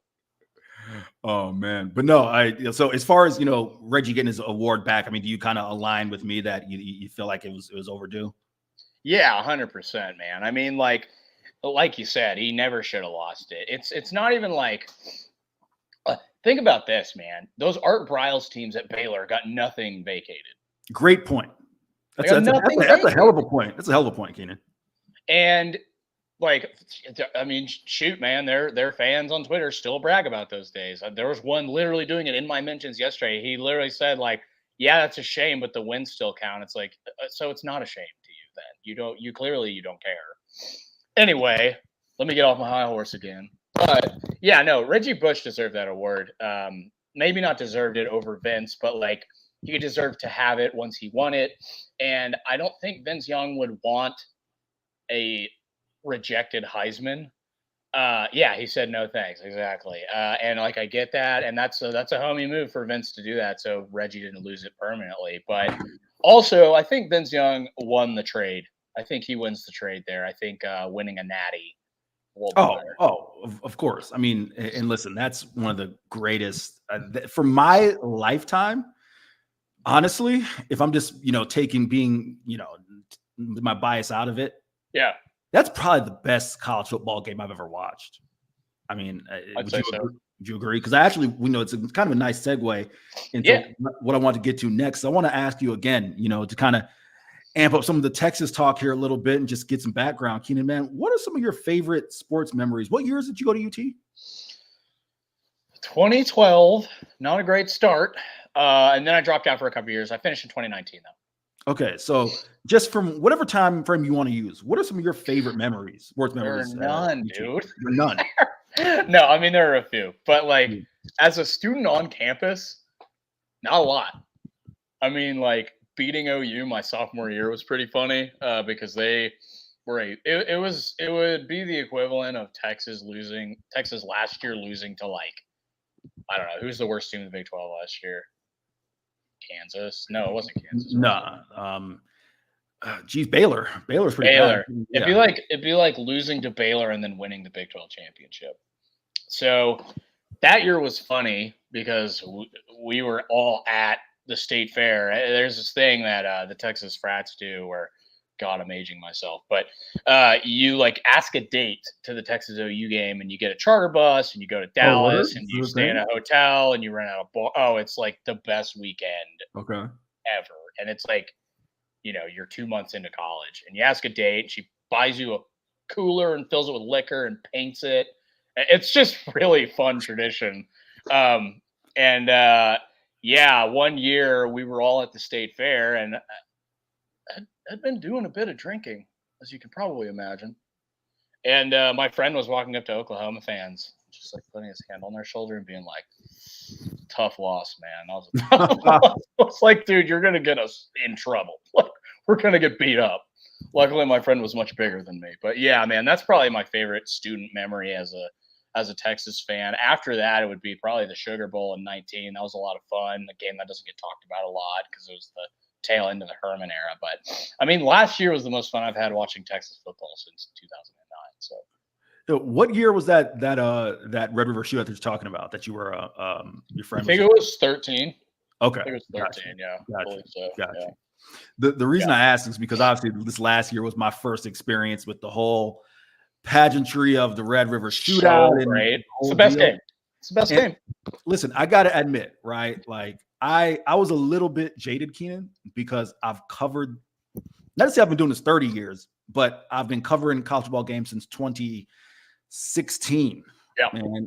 And I've been in some solid environments covering the group of fives. And I like to think like, all right, you do this enough, the environment doesn't really you don't get fazed by it, right? Mm-hmm. But nah, man, and everyone tried to warn me. I mean, shout out to Taylor Estes, former Horns 24/7. She tried to warn me. It was like, Jeff was like, listen, you get to the state fair, that AM kickoff, it's an environment. And the first thing I will say is finding my way into the state fair was a little bit challenging because I'm thinking there's like a media entrance, right? Because I got there at like I can't 8 something ish maybe, and I'm like, all right, I'm just gonna walk in. Nah, and the line is deep.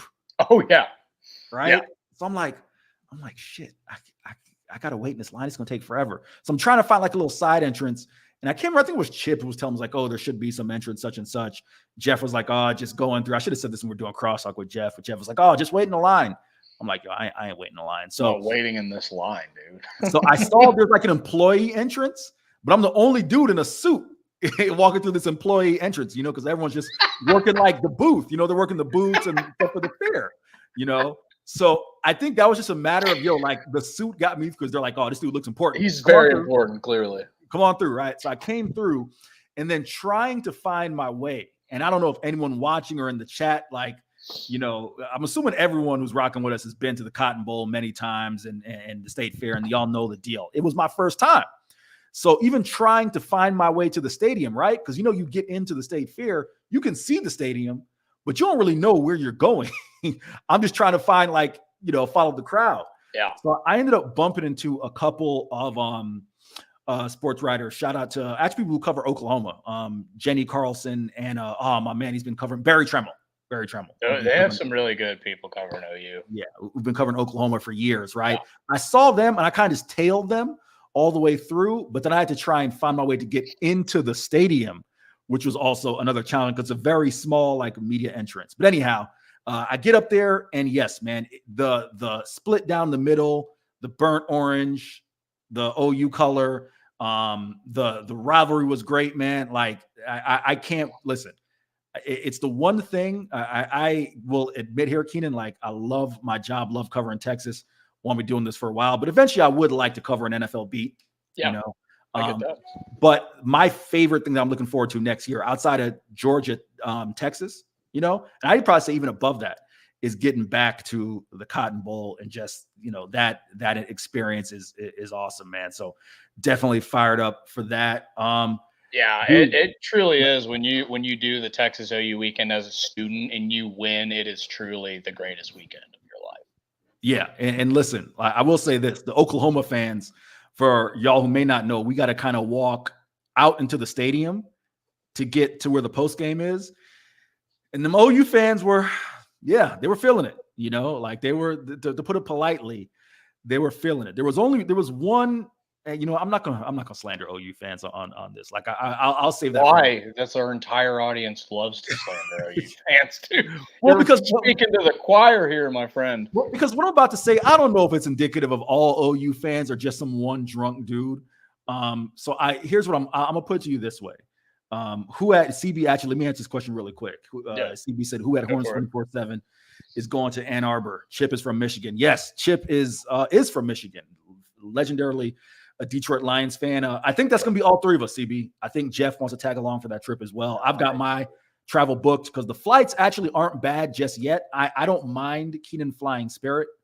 No, I don't care. It's so quick. It's like whatever. If it calls for it. So, I got a cheap flight. But what I was going to say was there's a member of the press corps who Keenan, a young lady. She's of Asian descent. I'm referring to? Of course. Okay. It's my girl, dude. Right. We won't mention that person's name. Sure. But someone got belligerent, like in her face. Really? It was an OU fan. Yeah. Oh, man, I would have stepped in, punched him, dude. You don't mess with my girl. So that was one of those things that's like, all right, but I don't want to slander all OU fans there. But do want to bring it back, man, to basketball. Today is Wednesday. Jordan Pope is supposed to be making his announcement. We talked a little bit about him yesterday. Yeah. But for anyone who may not have been just, rocking with us yesterday, just kind of talk about his game a little bit. And I guess really let's spin it forward. Let's go if he commits, if he doesn't commit, kind of your feelings on the roster breakdown. Yeah. So I've had kind of conflicting thoughts, but I've come to a consensus. I think, because Jordan Pope is like a microwave scoring type of guard, right? He's not so much a facilitator as much as he is a shoot first guy. So there's a chance I could see it going one of two ways. Say he does commit, right? let's say he commits, and I don't know. Let's say they don't get another point guard. Do you start Pope? Do you start Julian Larry? Because Julian Larry is more of one of these, guys that distributes, more of a passer, pick and roll guy, versus, Jordan Pope, who's a microwave scorer. And they just, they just play like, I'm sorry, I got distracted by this Toby Keith corpse question. Nah, we got to throw that one up there. Go ahead. I was trying to continue my thought, and I was like, did they? No. Jordan Pope, yeah. So Jordan Pope, microwave scorer, he averaged like 17 points a game last year, right? So talking to a few scouts yesterday about the Texas basketball roster and assuming they are to land Jordan Pope, what do you think? Some guys that are unbiased, like guys that aren't going to be like, oh, Texas is going to be the best. No, that's not what these guys are about. These guys don't care. They want to be objective. So talked to like 7 or 8 of these dudes yesterday, just getting some vibes out. Couple said they'd be about 4th, 5th in the SEC. Okay. With him. If they get Kevin Pelton Jr. from San Diego, maybe a little bit higher. But the thing is, man, you're dealing with Nate Oates, and you're dealing with, the Big 12 is more consistent all the way down, like top to bottom. It's a tougher conference. But the SEC, the top is tough, man. Auburn's a legitimate program. Alabama, legitimate program. Tennessee, Florida's roster this year looks awesome. Like the Gators roster this year, Todd Golden has done like a monster job turning around. The Georgia coach is, I forget his name, is turning everything. Mike White, right? Mike White, yeah. I knew it was Mike. I was going to say Mike Brown. Mike White. He's doing a great job. You just got Asa Newell to sign there. I mean, that guy's a bona fide top 10 pick next year. So we'll see where they end up. I like the focus on scoring though, and I like the focus on putting more mature players around Trey. So let me ask you this, because this is kind of give you my 2 cents in terms of, I think if they get Pope, that at least solidifies the backcourt in my mind. And we talked about this a little bit on yesterday with Trey Johnson.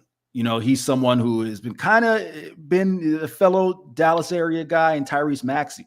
Yeah, that's kind of he kind of hinting at that they've been trying to link up together and kind of take some things, and with Trey trying to learn from him. If he can get that kind of ball handling ability, and I guess let's not even call it ball handling, but playmaking ability in my mind. Yeah.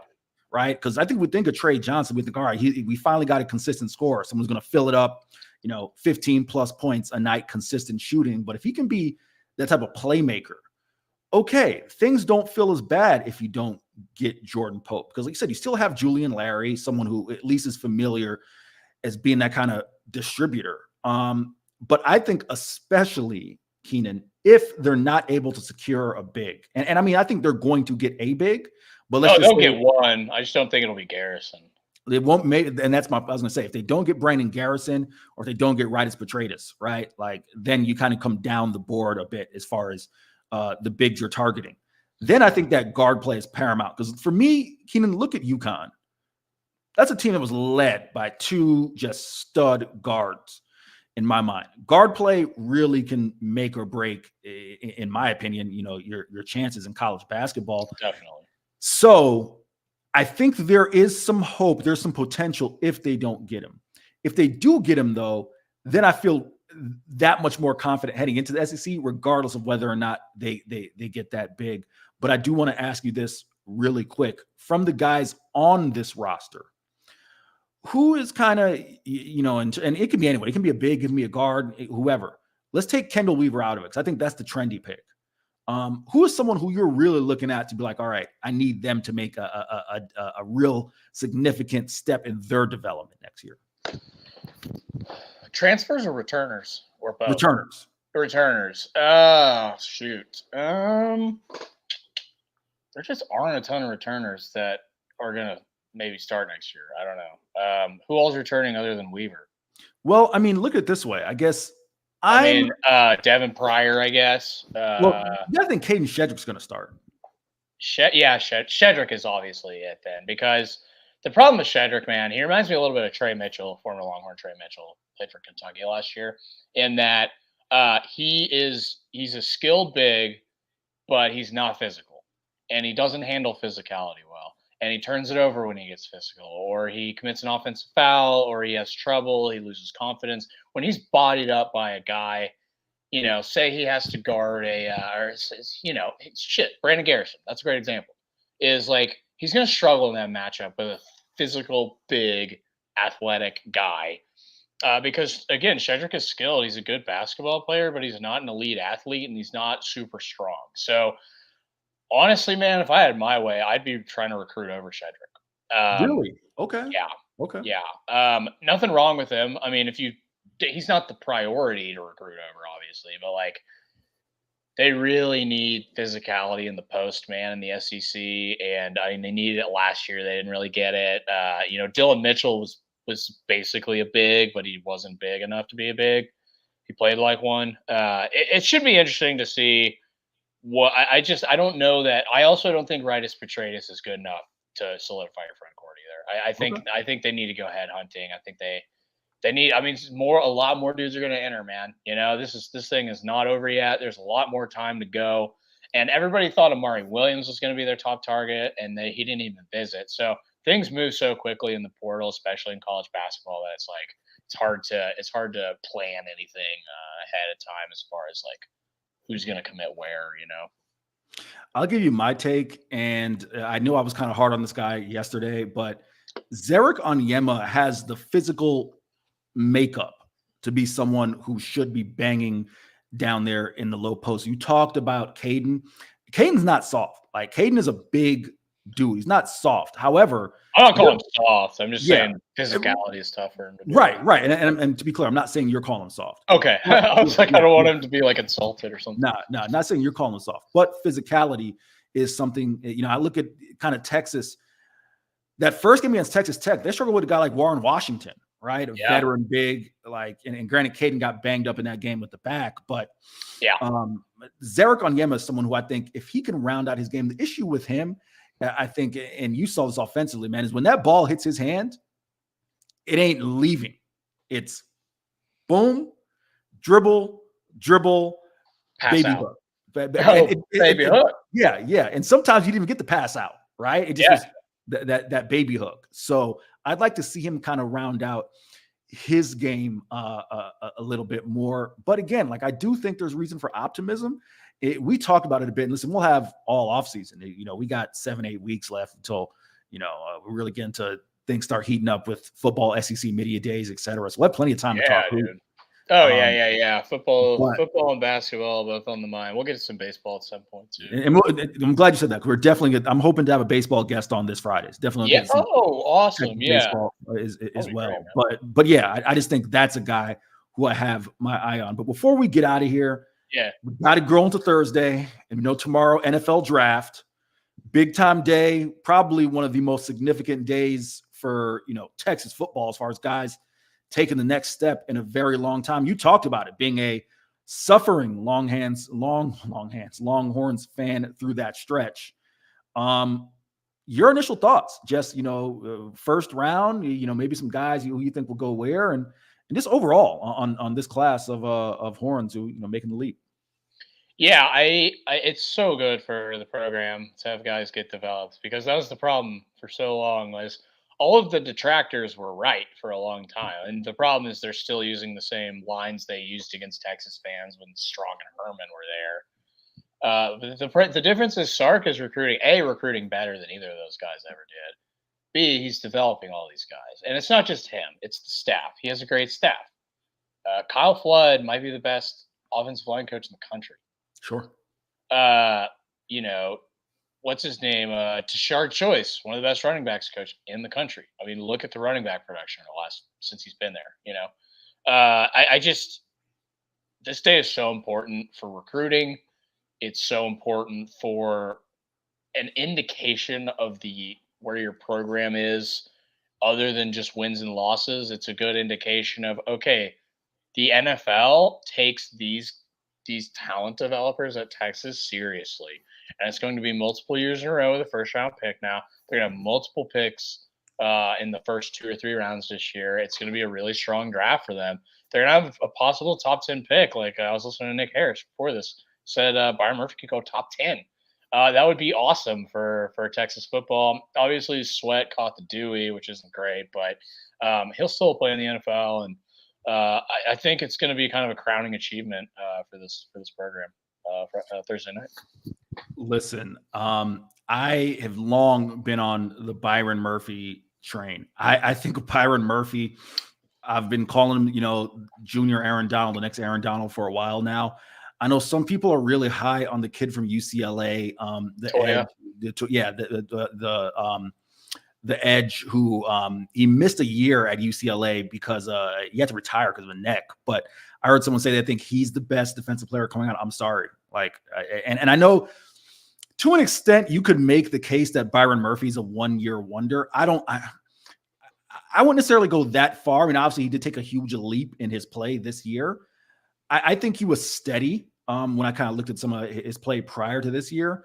But yeah, I think teams, I talked about this on the podcast. I've talked about this on various outlets. Not a fan of teams reaching for quarterbacks. If that quarterback is not top 3 on your board, then what are we doing, right? You don't just draft a quarterback to draft a quarterback. I know I've picked on this guy a lot, but I think Drake May is this year's guy for that for me, who, listen, he's young. He just turned 21. I know he's not a plug-and-play guy, in my opinion. I wouldn't take Drake May over Michael Penix, over Byron Murphy. I think Byron Murphy is a guy who steps in week 1 and can make your interior defensive line. So I would like to see what happens. And then we got to, tomorrow we'll kind of get into this, the draft order and draft board and see how things shake out. Yeah. But yeah, I think Byron Murphy could be a surprise. And I'm really interested, and I talked about this a little bit when we talked about JT Sanders. Christian Jones is the guy who I saw a mock for him. Yeah. Landing in the 3rd round. That's crazy from 2-3 years ago. Crazy, dude. Yeah. He was getting destroyed as a junior. I was going to say, I saw a comment during a Jeff and Jordan show saying that, to your point, the thought of Christian Jones going in the top 3 rounds or top 100 picks last year or 2 years ago is wild. Outrageous, dude. This guy could not perform well at all. It was pretty wild, to watch. Yeah. It was unfortunate for him. I felt bad for him, but he clearly it's cough blood, man. Figured it out. I mean, this guy is absolutely just doing a bang-up job on the offensive line. The recruiting is there. The development is there. The Christian Jones thing is just a great representation of how good Flood is, man, Yeah, so we'll see what happens. But my hot take, as you get ready to bring Zay in, of course, Zay's in a little bit early. CB, I'm sure, will be in a second or two. But my hot take, I think Texas gets 3 guys in the first round. Wow. Byron and the 2 receivers? I think Byron gets in the first round. I think A.D. Mitchell gets in the first round. I think Xavier Worthy gets in the first round. Wow. Some of the conversation I've seen is Xavier Worthy to Miami. And that one really stuns me just because, they need help. They need help at other spots. But to your point, you pair him with Jalen Waddle, Tyreek Hill, and maybe you're thinking, Keenan, almost that you phase Tyreek out in a year or 2 and then Xavier Worthy steps in. Yeah. But that would be, just talk about that for a second. I mean, that type of speed on offense. Track stars, bro. That would be so fun, man. So, man. I'm just praying because I think Adonai Mitchell is a better pro prospect. I'm not a huge football prospecting guy. I don't know a ton, but from what I've watched, it seems like the archetype for AD Mitchell. What up, Zay? The archetype for AD Mitchell is a more valuable archetype in the NFL than the archetype for Xavier Worthy would be, right? A big kind of catch radius kind of receiver that can body people and go up for 50-50 balls and stuff like that. I think that's probably just in general more coveted in the NFL maybe than a speed guy like X is. But real quick, I want to ask all 3 of you this before we let you go. Yeah. I have a football question for the 3 of y'all. Who's your wide receiver 1 in this draft? Not from UT, just overall, because mine is Rome Odunze. I don't know what y'all think. Rome Odunze. Yeah. Zay, you want to go? Marvin Harrison Jr. Not a bad pick either. Hype. I got to stay with the hype. There's a reason why he ain't do a damn thing in the combine, pro day. Like, I'm riding those genes, Keenan, and that name. And I think that's going to put him over the top. It's a lot of hype for him, but I'm going to say Marvin Harrison Jr. It seems like a crazy loaded receiver class. Like, it seems like there's 10 dudes that are awesome in this receiving class, Yeah. Listen, I will give you my pick as we go and send it over to the fellas. Yep. Chip Brown, Zay Collier, but this is the person who I voted for as the Biletnikoff Award winner as a voter. Rome Odunze is who I believe is the best receiver in this draft. Hey, this has been False Start. Eric, Henry, Keenan, Womack coming at you 5 days a week, 12 to 1. We're going to pass it over to the boys. Chip Brown, Zay Collier. Peace out, gents. Have a good one. Thanks, fellas. Good show, boys. Hell of a job. Hey, in the immortal words of Judy Brown, happiness is a choice. And we're happy you're spending some time with us, Chip and Zay, right here holding it down in the midday. And Zay, we love all these, incredible sponsors. If you're watching us on the YouTube channel, all these incredible sponsors around our heads. Please give them your support because they make it possible for us to be broadcasting to you all. And Zay, I'm rocking the Sun God shirt because Amon-Ra St. Brown has just reeled in a 4-year, $120 million deal, $77 million guaranteed. That is an NFL record. Yo, I can't believe it. Like, salute his agent. Congrats to John and the family. That's a big deal. That's way beyond what you and I ever predicted when we were talking about this a month and some change ago. And yeah, it just kind of goes to show not only is he a great football player, but him as a person, you could tell the fans love him, the coaching staff, the front office people, his teammates. Like, he's just one of those dudes that carries a certain attitude that the whole room and the whole team feels, and his impact, it goes beyond him being a great receiver, which he's top 5 in the league already. But again, you could just tell this is the type of guy that low-key Chip might retire as a Detroit Lion. Like, he's that type of dude, and he has that type of vibe. And with the money that they just broke him off, like, yeah, he definitely deserve it. And I'm sure Jared Goff is happy, and they know that they're right there. They're a click away, as Stephen Jones has once said about, competing for a Super Bowl. And yeah, I think this is a big deal. And yeah, congrats to Amon-Ra. Yeah, this, it is interesting because we thought he would be in the $20 to $25 million range, maybe not 30 million, but this dude works his butt off. Dan Campbell says he's one of the hardest workers on the team. He sets the tone. He's a tone setter. So, yeah, congrats to Amon-Ra St. Brown. I texted with John, and he said, a lot going on. Can I come on, later in the week? And so we'll talk to John Brown. Hopefully we'll talk to Amon-Ra here this off season. Yeah. Because he's just a good dude, man. And they got a tight knit fam, the St. Browns, if you will.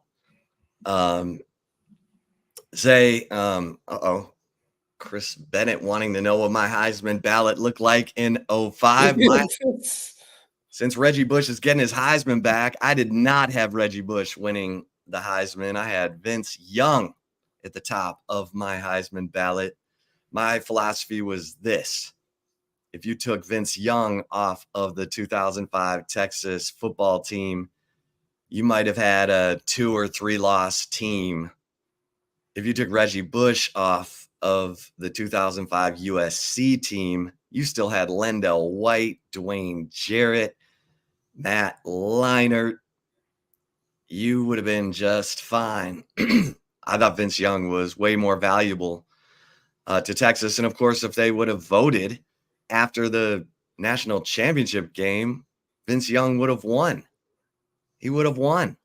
Yep. So it's a frustrating thing that college football doesn't wait until the championship games before voting on its it's bogus in every sport. Like, they should wait till every season in every profession, college game, whatever. If you're having awards handed out, wait till after the postseason. Regular season awards, like, it doesn't matter. Like, we've made it known, especially in the NBA, that the regular season doesn't matter. It matters what you do now. So with that has to come some type of recognition. And yeah, I know people say, well, we'll trade in the championship, or we wouldn't trade in the championship for Vince to get the Heisman. That's absolutely correct. But yeah, he deserves both. Yeah, I mean, what do we talk about when we talk about whether a player is immortal? We talk about championships. Mm-hmm. So why are we not involving the championship when we're talking about the player of the year or the most outstanding player of the year? Never understood it. That's what I'm saying. And now it's a lot of it's driven by TV. Like the window after the conference title games. That's kind of where the Heisman and ESPN have had it. I mean, can we move it? Yo, ESPN, can we move it? I mean, come on. What are we doing? Yeah. I don't know. Congrats to Reggie, though. You know, hey, he gets to be in the Nissan commercials. They were doing NIL. I mean, I like to say SMU was doing NIL before anyone was doing NIL. Can we somehow get that death penalty lifted? But yeah, I mean, and it's crazy because according to Reggie and Vince, the Heisman Trust talked about giving the Heisman to Vince when they vacated it from Reggie, and Vince said no.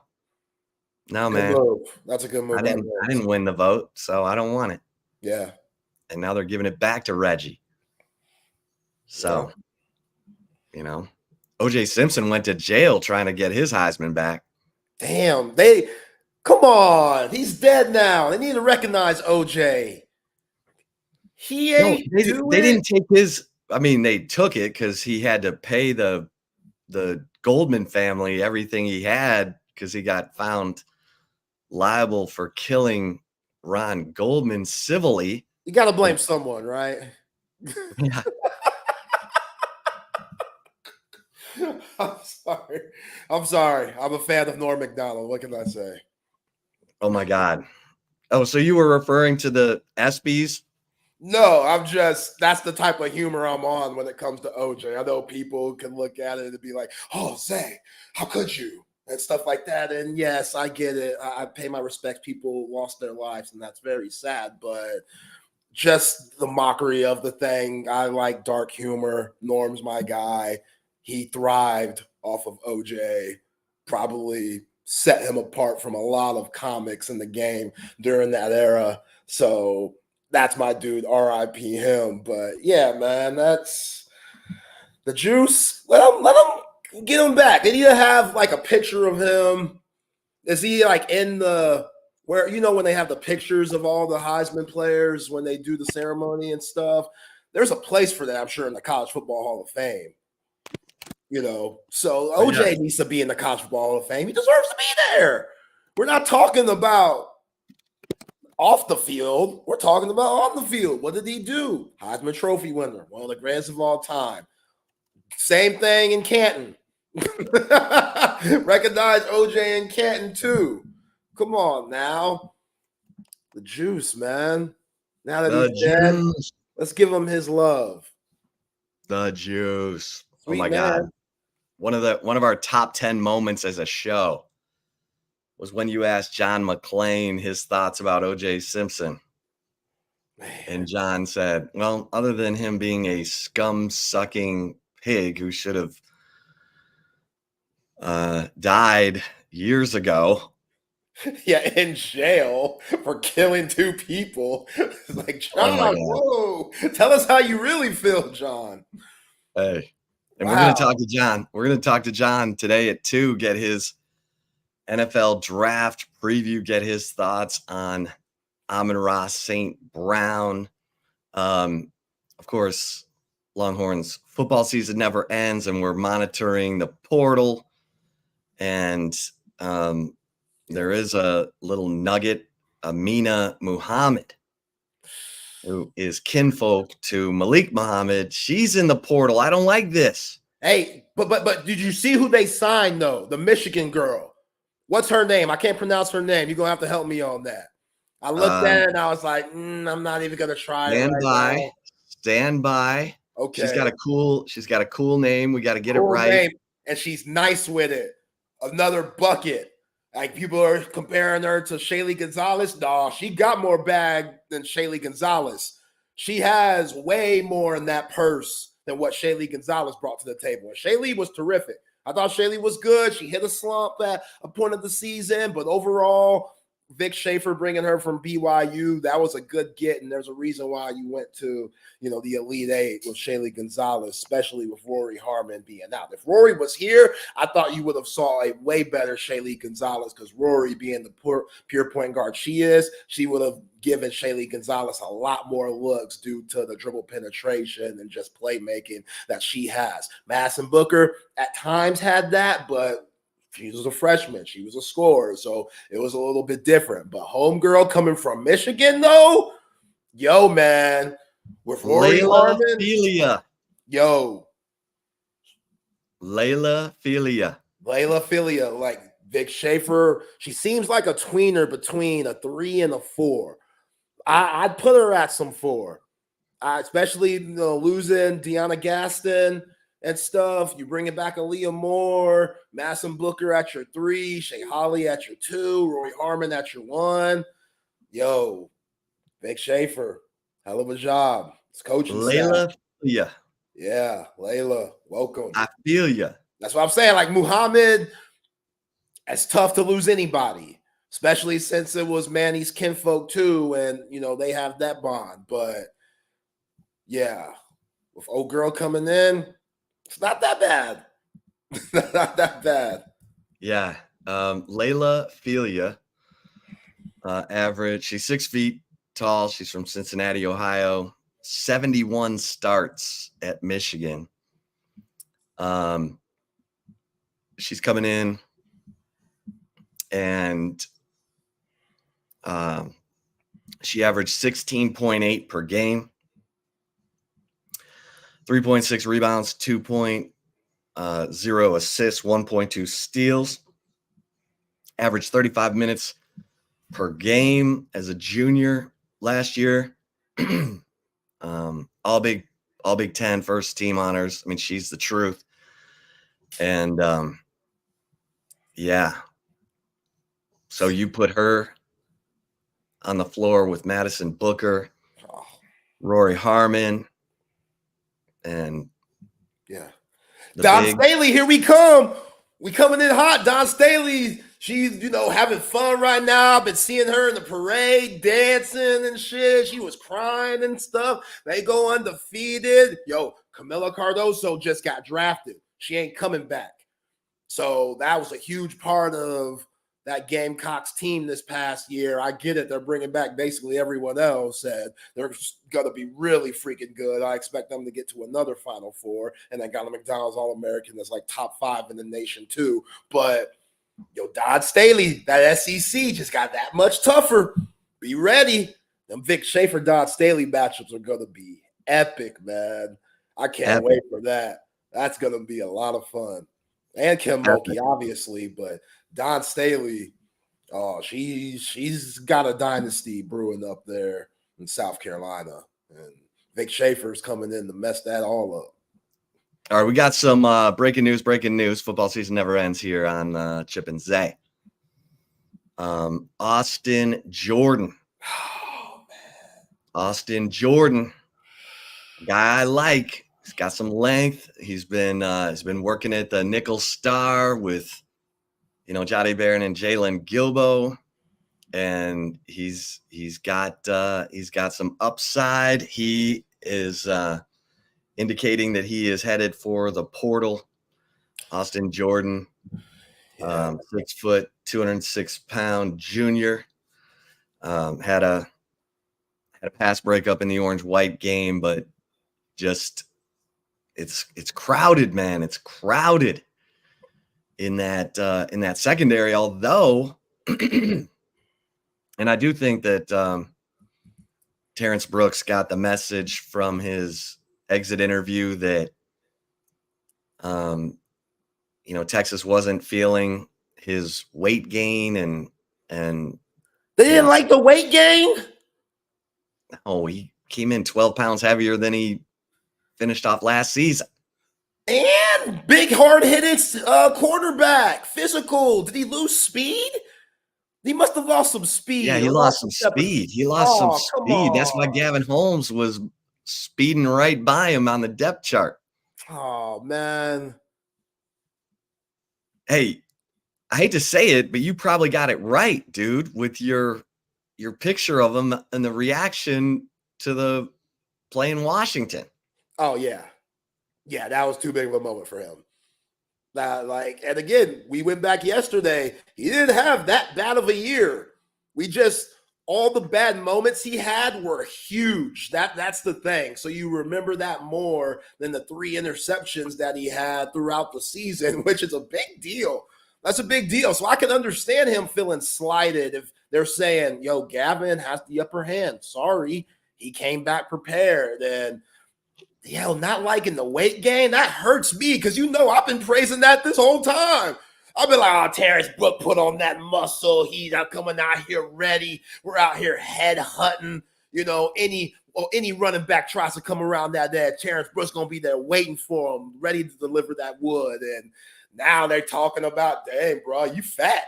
You got a little doughy. What you been doing? It's not helping. It's just not fast enough. Oh, man. Here's the deal. If you're Texas and you think you're going to the college football playoff, is Terrence Brooks, is he a high draft pick? Okay. Texas is getting to the point where they need to have dudes who are going to be high draft picks everywhere. I mean, I was just looking at Byron Murphy, probably going to be the first Longhorn drafted, right? Tomorrow night. Yep. And I'm looking at the defensive tackles who've been drafted out of Texas. The last defensive tackle taken in the first round was Malcolm Brown, taken 32nd overall in 2015. That's almost 10 years ago. Yeah, he barely made the cut. He barely made it. And then before that, it was Casey Hampton. It was Marcus Tubbs in 2004, 20 years ago. And then it was Casey Hampton in 2001. And before that, it was Kenneth Sims, who went number 1 overall in 1982. So if Byron Murphy goes in the first round of the NFL draft tomorrow night from the Motor City, he'll be only the 5th Longhorn defensive tackle to go in the first round in the last 42 years. Georgia's had 5 go, and Alabama's had 5 go in the first round in the last 10 years. So this is where Texas has got to, up their game, and they got to, I'm looking at Michigan's defense. Michigan, the Wolverines the Wolverines, who Texas is going to be playing on September 7th, with their defense now coordinated by longtime NFL D coordinator Wink Martindale, a blitz specialist. They got both their safeties returning. They got Kenneth Grant and Mason Graham still at defensive tackle. Even though they lost Chris Jenkins, no one in Michigan is sweating the loss of Chris Jenkins at defensive tackle because they still got Kenneth Grant and Mason Graham. Yeah. And those two dudes alone are going to make life hell, or at least life challenging for Quinn Ewers in this Texas offense. Anyone who thinks, like, remember when we were talking about the lines that came out and Michigan or Texas is a 2.5-point favorite at Michigan and a 9.5-point favorite against OU? And some people were saying Texas should be a 9.5-point favorite at Michigan. No, Michigan's defense is going to keep them in games because, like, we're going to find out how good this offensive line is. We're going to find out how good Jaden Blue, CJ Baxter, and Trey Wisner are trying to make yards against that Michigan defense. And even though they've lost dudes on the edge and Chris Jenkins from the middle, that defense is still stacked. That's going to be a great test for this offense, and Quinn Ewers breaking in new receivers and how are they communicating in a hostile environment. Although I'm not going to lie, the joke is that Michigan Stadium is the quietest 111,000 you've ever heard because it's a bowl. Like, they dug it into the ground. They went 100 feet into the ground, and it's kind of like a bowl. It's not like this. It's not like Kyle Field where it's all stacked up on top of you. But anyway, that's going to be a great test. It's going to be a great test of where this Texas offense is. And I'm looking at the Texas defense. I think Steve Sarkisian's looking at the Texas defense and saying, okay, where do we have NFL talent? I think Alfred Collins is NFL talent. I think Anthony Hill is NFL talent. I think Malik Muhammad is NFL talent. I think the edge players, I think Ethan Burke, Barron Sorrell are NFL talent. But I think Derek Williams could become, like, he could have a breakthrough year at safety. But it's not, I mean, look, everyone wants to have NFL players everywhere on the two deep. And on offense, oh, man. Oh, Texas got NFL players all over the place on offense. Thank you, Steve Sarkisian. Because people want to play in that offense.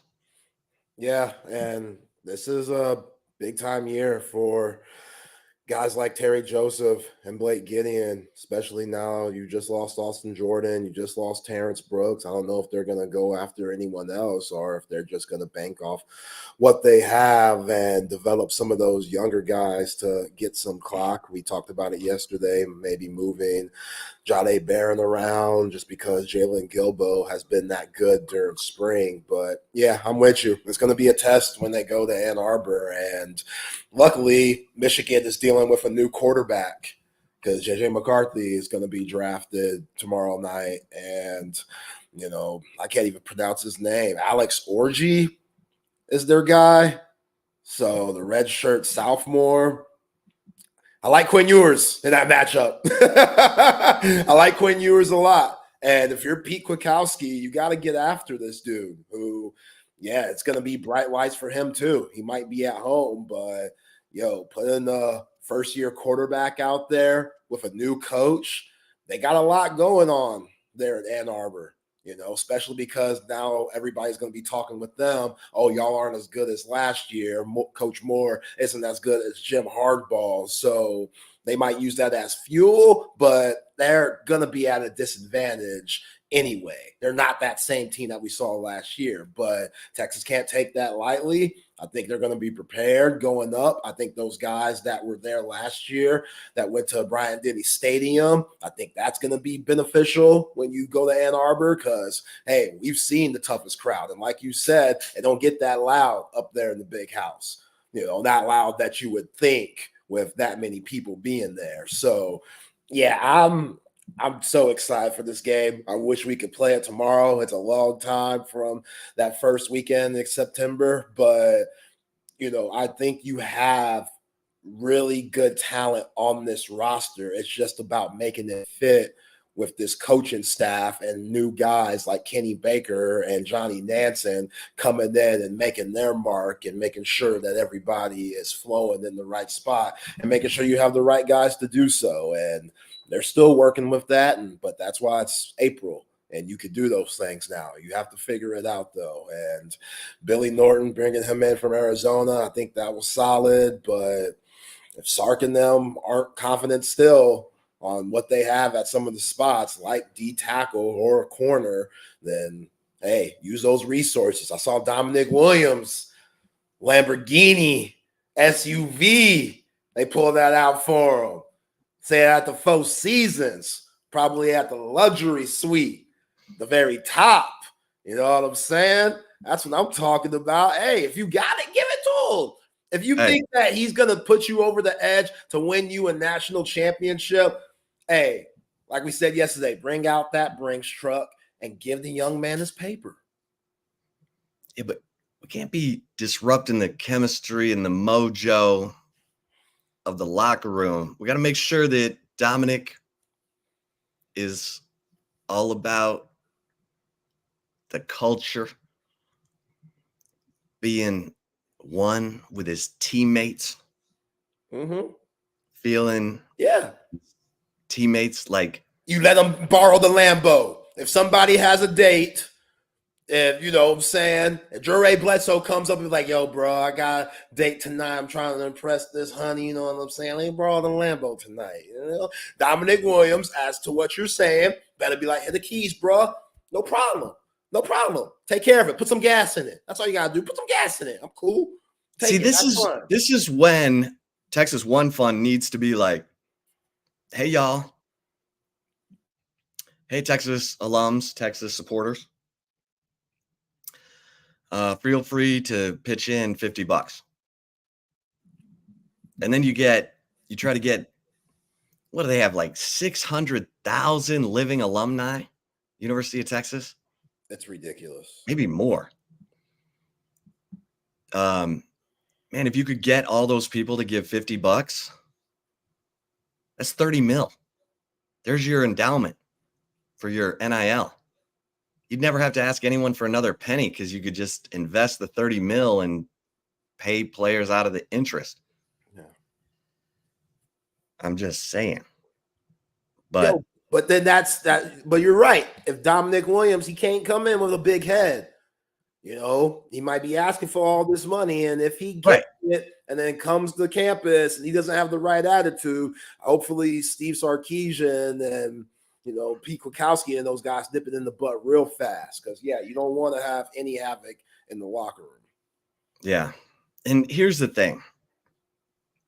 Texas does a pretty good job of not having to give all that money away. I mean, they've got sponsors, partners. They've got memorabilia people that they connect the players with. The players, like Quinn Ewers, has made more money off of autographing stuff than he has anything else.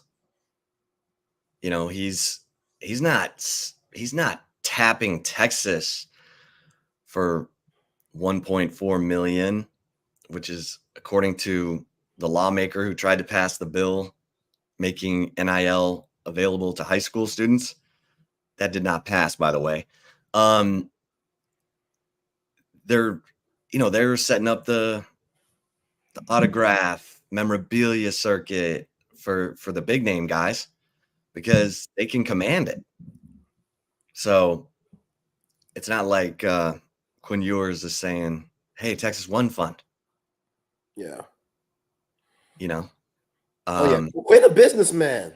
Quinn has used NIL to the best of its abilities. Like, yeah, by the way, has worked NIL. That's not his name. No, it is. You said it perfectly. Orgy. Oh, yeah, Orgy. How you gonna have a quarterback named Orgy? I don't know, but how you gonna have a quarterback named Orgy? Yo, like, hey, get on the orgy or come get with the orgy. Yo, like we're gonna have T-shirts. I don't know. I hope he don't freak on us though. That's for sure. Because what you mean? You know what I mean. Orgy could have a Caleb Williams moment. Oh, remember no, that? Yeah, that freak on us. Okay, yeah, we don't want that kind of freak. Yeah, hell no. Caleb Williams, ignorant ass, man. I can't believe him. I can't stand Caleb Williams, man. That pisses me off. That game still pisses me off. Red River. He diabolical. That's why he should be number one, because he think like Kobe and Jordan and all those other dark greats. You know, he has that psychopath Tom Brady stuff that I love, but he ain't all there. Like his everyday life is going to be questioned, but him talking about how, oh yeah, Spencer Rattler, I was pissed because I didn't have that number one spot. Bro, aren't you? What about the Oklahoma Sooners, bro? He wasn't even thinking like that. He's thinking this dude has my spot. He's the enemy. Lincoln Riley, I have a problem. And sometimes that's good. I'm sure he kept it, you know, he didn't let it show to where it became a problem, but still, man, it's like, damn. And you saw it with how he played in that Red River game, Chip. You saw him thinking like that. Like, oh, this is my time. This is it. This is it. This is the biggest stage I could have possibly gotten to show that I'm the guy. And damn it, he did that. He did that. Son of a bee. 4th and 1. He goes for 66 yards and a touchdown. And then Spencer Rattler comes back in. And then Lincoln Riley's like, nah, I got to go with my assassin. Yeah, probably pissed him off again. Just probably pissed him off. You put him back in again? Okay, coach. Give me the ball back. We winning this game. We coming back. All the way back. Like, oh, my God. Dude. Yeah, take him number one. That sold me. When he said that to those pivot guys, Ryan Clark and Fred Taylor and them, that sold me. I was like, shit, this dude, he's cut from a different cloth, man. He is. I know he's that Gen Z and paints his nails, and you know he's different that way. But cold-blooded killer, oh, he's got that in him, and that's certain guys just aren't made from that type of mold. And the fact that he has that, I think that's going to separate him, and he's definitely going to have a lengthy career because of it. What amount in NIL will Tacario Davis, the 6'4" corner from Arizona? 6'4"? Oh, Johnny, make the call. Johnny, make the call. Tacario Davis, 6'4", 185. Wow. He was the highest rated defender on the Arizona defense last year, according to PFF, Pro Football Focus. He played 671 snaps. He had 15 PBUs, 1 interception, 15 PBUs, 3 penalties. Yeah, and you want to know who the gangsters are in the portal? The dudes that are waiting to the bitter end. Yeah. They're waiting for all the offers to come in, you know? Yeah. And they should. We'll make this the University of Texas of Tucson if we have to, with Tia Savea, Billy Norton, and maybe Davis coming in, like Johnny Nansen.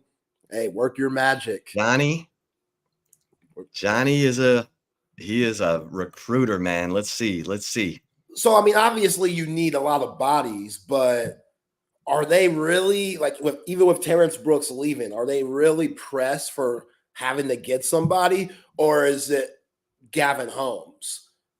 Yeah, it's Gavin Holmes. Okay. It's Gavin Holmes. they, I think they feel good about Gavin Holmes. They feel good about Jade. They feel good about Jalen Gilbo. They've got guys. I think they like Warren Roberson, honestly. Warren Roberson gets up on you. He's not afraid to play man. He wants to play man. He's like Malik, and he's not afraid to do it to the field or to the boundary. And you got to have great hips. You got to have that speed if you're the corner to the field, because you're going up against option routes. You're going up against guys who can go left or right. The boundary corner is protected by the sideline. And I mean, hell, they may have to play Malik Muhammad to the field and move Roberson to the boundary because Malik can do it. Yeah. So, I mean, we know they're going to play Michael Taft. We know it's going to happen. At the end of the day, do I think I'd rather have Derek Williams and Andrew Makuba out there? Yes. No offense to Mookie. I just think those guys are capable of doing more due to their athletic ability. But Mookie Taft is going to get his clock.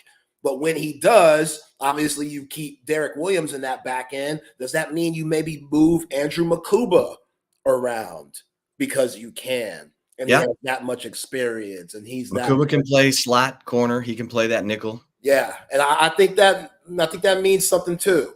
I think that's why, even if they don't get their guy in the portal, because Sark, he's made it known, I'm not just going to get anybody just because. They have to really fit. And if something doesn't fit because you're so confident with what you've got in that secondary room already, because you're able to just move pieces and move guys around depending on the situation, then all right, I'm cool with it.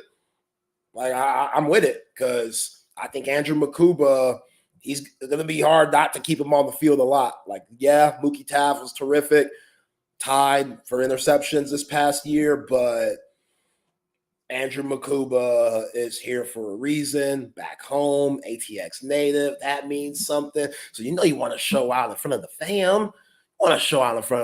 Which, hold on. I don't think we've talked about this yet. It's Wednesday. Did you see the picture that Ryan Wingo took with his family?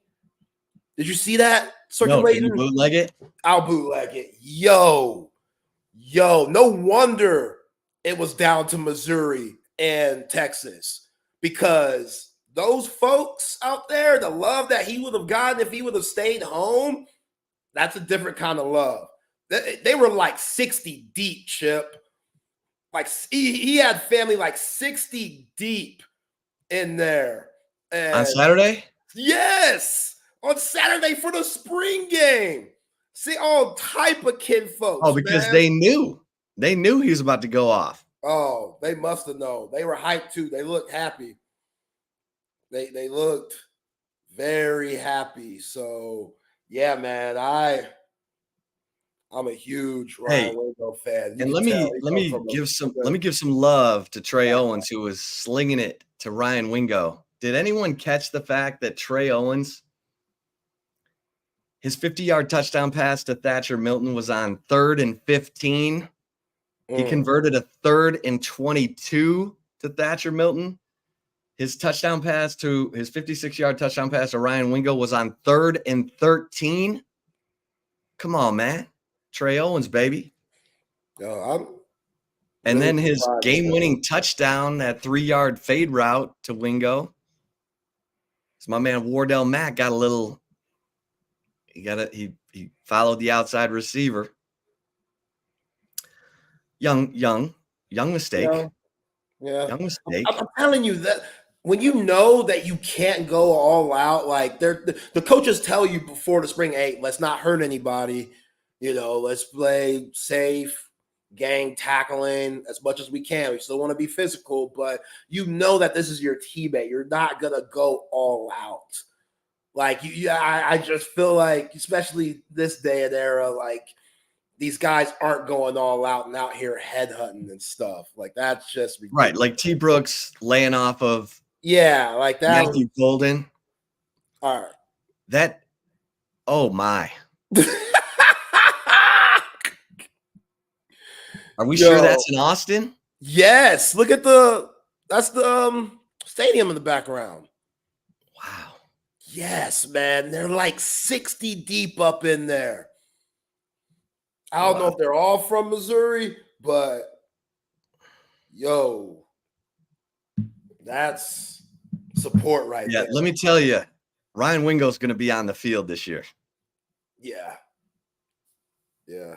He's going to be on the field this year because the NIL dollars will be waiting for him after year 1, after year 2, after year, well, the NFL dollars will be waiting for him after year 3, probably. Yeah. But yeah.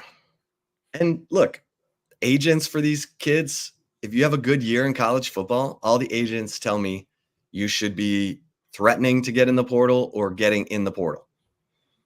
Like Jay Toya, good for you, man. Get in the portal, tell UCLA you're serious, and show me the money. And then they show you the money, and then you're like, okay, now I'm staying. Yeah. That's business. Yeah. Xavier Worthy. People didn't, people thought Xavier Worthy was aloof and this and that. No, he's a good businessman. He showed up to practice early, stayed late, played his ass off this past year, played his ass off his freshman year. And then if we find out after the season, his sophomore year, he's playing with a broken bone in his hand. I still don't think he's the best ball tracker. He's not. And I don't think he's the best contested catch guy, but let's see. Hey, the NFL don't mess around. They're about to tell us what they think of people. Yeah. My man Amon-Ra St. Brown can name all 16 receivers who went ahead of him. 16! How do 16 receivers go ahead of him? You know why? Because he's barely 6 feet tall, but they didn't pay attention. They weren't paying attention to the details, to the separation he gets at the top of his routes because of his great footwork. Oh, his footwork's so good. And he's physical, man. Like, And he's physical. Time. The Like, block. Yo, he's big. Like, He's thick, he doesn't, he might not look like it on the field just with how he moves and stuff, or you see him compared to other guys, but he's solid, man. He's not afraid of contact, and you can put him anywhere on the field, outside, inside. They throw him on reverses all the time. Hell, they put him in the backfield at times and gave him the ball as a running back. You know what I'm saying? Like, he's as versatile as any receiver that we've seen in the NFL. And yeah, that contract, it's a lot. It's a lot. But again, it shows the type of person he is character-wise, on and off the field. And yeah, he's just a part of what they're building there. As I see CB say, Penei Sewell, I guess, just got the bag, which he's a part of that culture too. Like, got to keep those guys. It's very important. You were one game away from the Super Bowl. Like, keep the guys that are a big part of you getting there, and that's guys like right tackle Penei Sewell and Amon-Ra St. Brown. Yeah. We got to see what happens with Jared Goff after this season. Lions took Hendon Hooker in last year's draft. See how much progress he's making, learning everything. But so I had some OU people say, Spencer Rattler was the guy until Caleb Williams was the guy. And Caleb took over at the Red River Shootout, right? Where I'm afraid where you're going with this. Yeah, and I would say the difference is I don't think Quinn Ewers is going to have a nervous breakdown in the middle of the Red River Shootout like Spencer Rattler was having. Yeah. Now, that atmosphere will get to you. It either lifts you up or it drowns you. And it's good to know, Quinn Ewers has thrown, 9 touchdowns in that game already? He had some turnovers last year. He had 3. But Spencer Rattler never won a Big 12 championship either. Right. Like there's a lot of things that are very synonymous with the Spencer Rattler, Caleb Williams, and the Quinn Ewers Arch Manning situation. But here's the bottom line. I think that both teams share. Okay. Do you have a quarterback who can come in no matter what the circumstance is and help you win the game? I think we're at that point now where we start to believe in Arch Manning being able to come in no matter what the circumstance is and help win a game. Because Texas would have beaten OU by 30 if Spencer Rattler stayed in that game. Yeah. He was upside down. He was on tilt. They were picking him off. It was kind of easy pickings. Yeah. And that's like you always heard weird things about Spencer Rattler too. Like he's not a good leader. You know, you could see him getting after guys. There was always that high school clip. He had one of those, you know, TV crews follow him around for a documentary type thing that I want to say was put on Netflix or Amazon Prime. I don't know. But it showed Spencer Rattler with his high school teammates, and he's just being the biggest douchebag you could possibly be to his teammates. Like, just treating them like shit. They're arguing back and forth, and him showing like that, oh, I'm better than you, so I'm allowed to do this. Like, and again, he was 17, maybe 18 years old, and I'm sure he's grown since then, but I'm sure a lot of that didn't change much just because he touched down in Norman. So that makes, if you're Lincoln Riley, pulling him that much easier because you see signs on why this could be happening on the field. Like, why is this guy struggling? Why does it seem like his teammates aren't really playing for him or having his back? And now I got this guy coming off the bench. That's one of the best in the nation. Let's see what he has. And yeah, the rest was history. So Quinn Ewers isn't that. Quinn Ewers is a good teammate. Quinn Ewers is a good leader. Does he do that rah-rah, Tom Brady, Troy Aikman shit? No, he doesn't do that. He does it a different way, but his teammates have his back, and that gives Steve Sarkisian all the confidence in the world to where if he makes a mistake like he did in Red River this past year, he could come back and be fine and be productive. Yeah. Yeah. I think Sarkisian's done a good job of managing that quarterback room. All those guys are good teammates. Sarkisian puts a premium on that, obviously. Lincoln Riley, I always felt like let his guys be who they are, but you got to also build that team culture. Like, you have to go out of your way to do it. And he's had some characters at quarterback. Now that you say that, Kyler and Baker, Kyler. yeah. And I like Baker. Kyler is an interesting bird, man. I was on the field when Sam, patted him on the head and said, good game, and Kyler lost his mind. Yeah, little man his ass. Yeah, he thought he was trying to make fun of him. He was, though. Sam knew what he was doing. You little man him, pat him on his head. Hey, little guy, good game. Yeah, but on his ass. Yeah. Players do that all the time. They put their hands on each other's heads. And I've seen Chris Paul lose it like 5 times when a player has tried to do that to him. Okay, so the shorter guys lose it. Oh, yeah. Little man syndrome is a real thing. They will lose it, especially in the heat of battle. Because Sam, when Kyler was like, what the F are you doing? And then Sam was like, well, take that L, bitch. Yeah. Yeah. I mean, Sam didn't think he was doing that, but I don't know.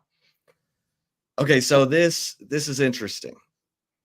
So this, Luis is saying, who else could get into the first round of the NFL draft? For a minute after the combine, it was looking like maybe 3 would get in with Murphy, Mitchell, and Worthy. Now there's all kinds of shenanigans going on about, AD Mitchell, which hopefully, the teams are smart enough to cut through all that, do their homework. Did we find out, does he even have diabetes? I think he does. Okay. But I've not heard that from him. So I'm going to just say, I think there is some merit to, the fact that he has diabetes, but, again, the Texas folks were like, dude, this guy was all about business, and he, good teammate, wanted to do whatever it took to help his team win. Yeah. Never saw him bitching on the sideline or anything. There was one moment in the Sugar Bowl where he didn't get the ball and he was a little pissed off. But that was healthy though. That wasn't I'm a diva, I'm throwing a temper tantrum moment. No, that was like I have a mismatch. I'm making it known.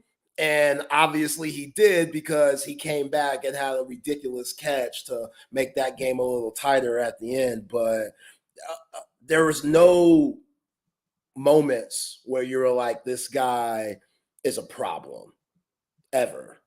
Yeah. And I see, Daniel Jeremiah on the NFL Network still has Mitchell going in the first round, 32nd to the Chiefs. Daniel Jeremiah was a, scout.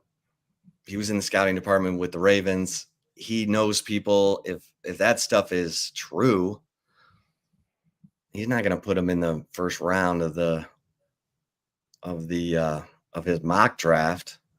We can ask John McClain about it, but yeah, that one, if there's good news, it's that rumor got out with 2+ weeks to go to the draft so that teams could do their own homework. Because remember when the bong gas mask with Laramie Tunsil went viral on draft day. That was terrific. Went viral on draft day and his stock fell. Yeah. And he's been nothing but a Pro Bowl tackle. Yeah. Now we love weed. Now weed's cool now. Test for it. Yeah, we don't test for it. Weed's cool now. We want those guys. They're probably saying, these coaches like, yo, man, can you just smoke a joint and come back later and be productive? Because you're getting on my nerves right now. Like that's the wave. But if Laramie Tunsil was just smoking a regular joint or something like that, it would have looked a little more classy. But the gas mask, that's true pothead shit. The gas mask is wild. That's a wild look.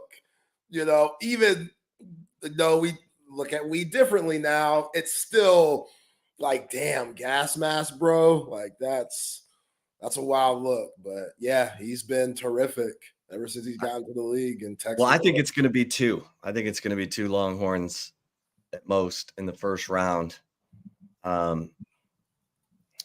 And I think it's A.D. Mitchell if it's, Byron Murphy and A.D. Mitchell. I think Worthy, his size.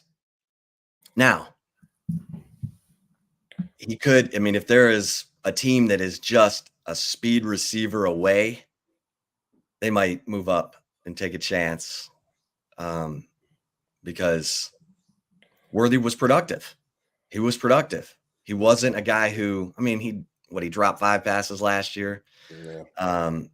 But yeah, his durability, even though he still played through injuries this year, him going to this next level at that weight, like I was telling Eric Henry on Monday, if he takes that wrong shot, like how long are you going to be able to have him and him not deal with just different nicks and whatnot throughout the season? Because again, we know he's tough. He doesn't shy away from it, but you might have to tell him, yo, sometimes you should shy away from it. Like Tyler Lockett in Seattle. That dude has had a very long career of catching it and immediately going down. And some might call that, he's being the punk. I think that's smart. Business decision. It's a business decision. I caught the ball. I got the first down. Let me go down or let me get out of bounds so I can make this money and get these extra contracts and show that I'm still very productive. You know what I'm saying? Like you could remember Tony Jeffrey? You remember Tony Jeffrey, the receiver at Texas? Mac always called him Tony Jeffries.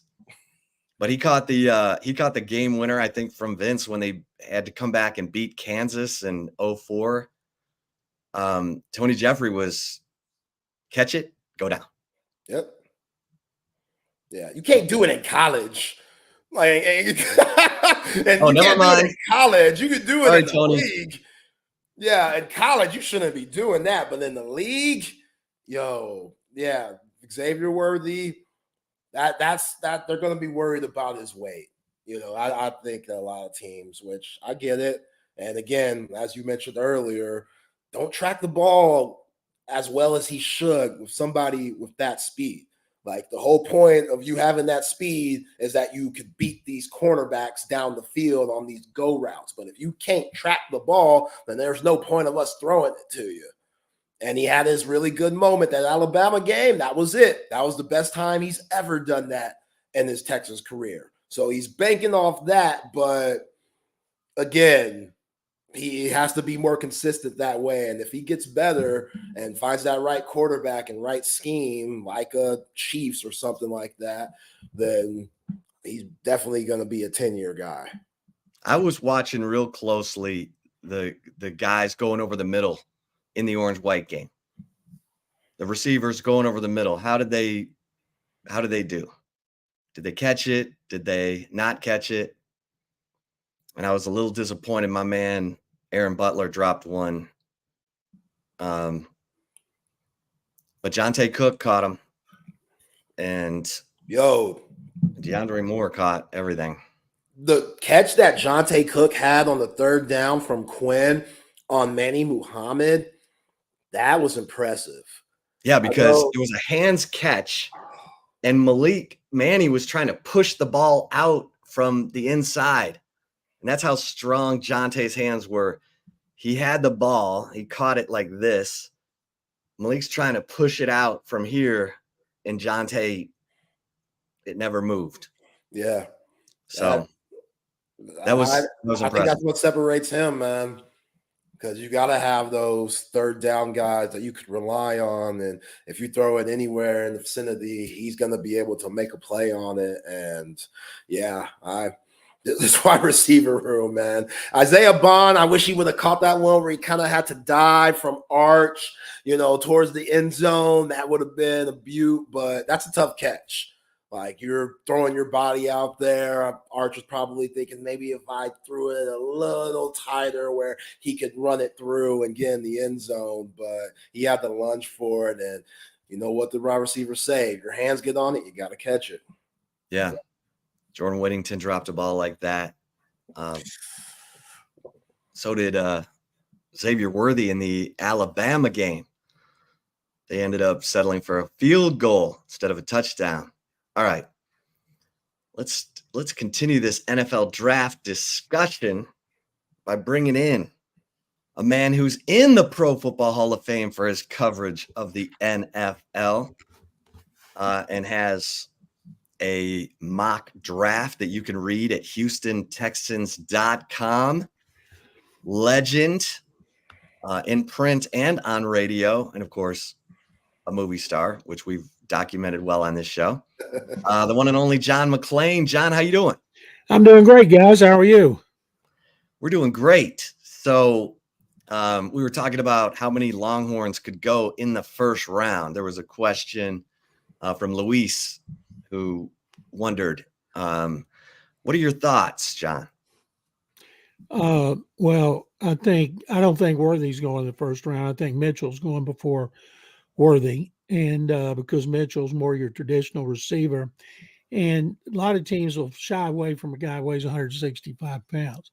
Especially, this sounds stupid, but people are talking about Buffalo needs a wide receiver desperately, and we all know that. And so A.D. Mitchell is ideal, but you put a little skinny receiver, no butted receiver like Xavier Worthy in that weather, cold weather burns fat. He might be 135. I remember when Gerald McNeil, the Ice Cube from Baylor, played for the Browns, and he said he played at 132 to 135 because he could not keep on weight. Boy, I wish I could do that. And so I think Mitchell's going to be a first-round pick.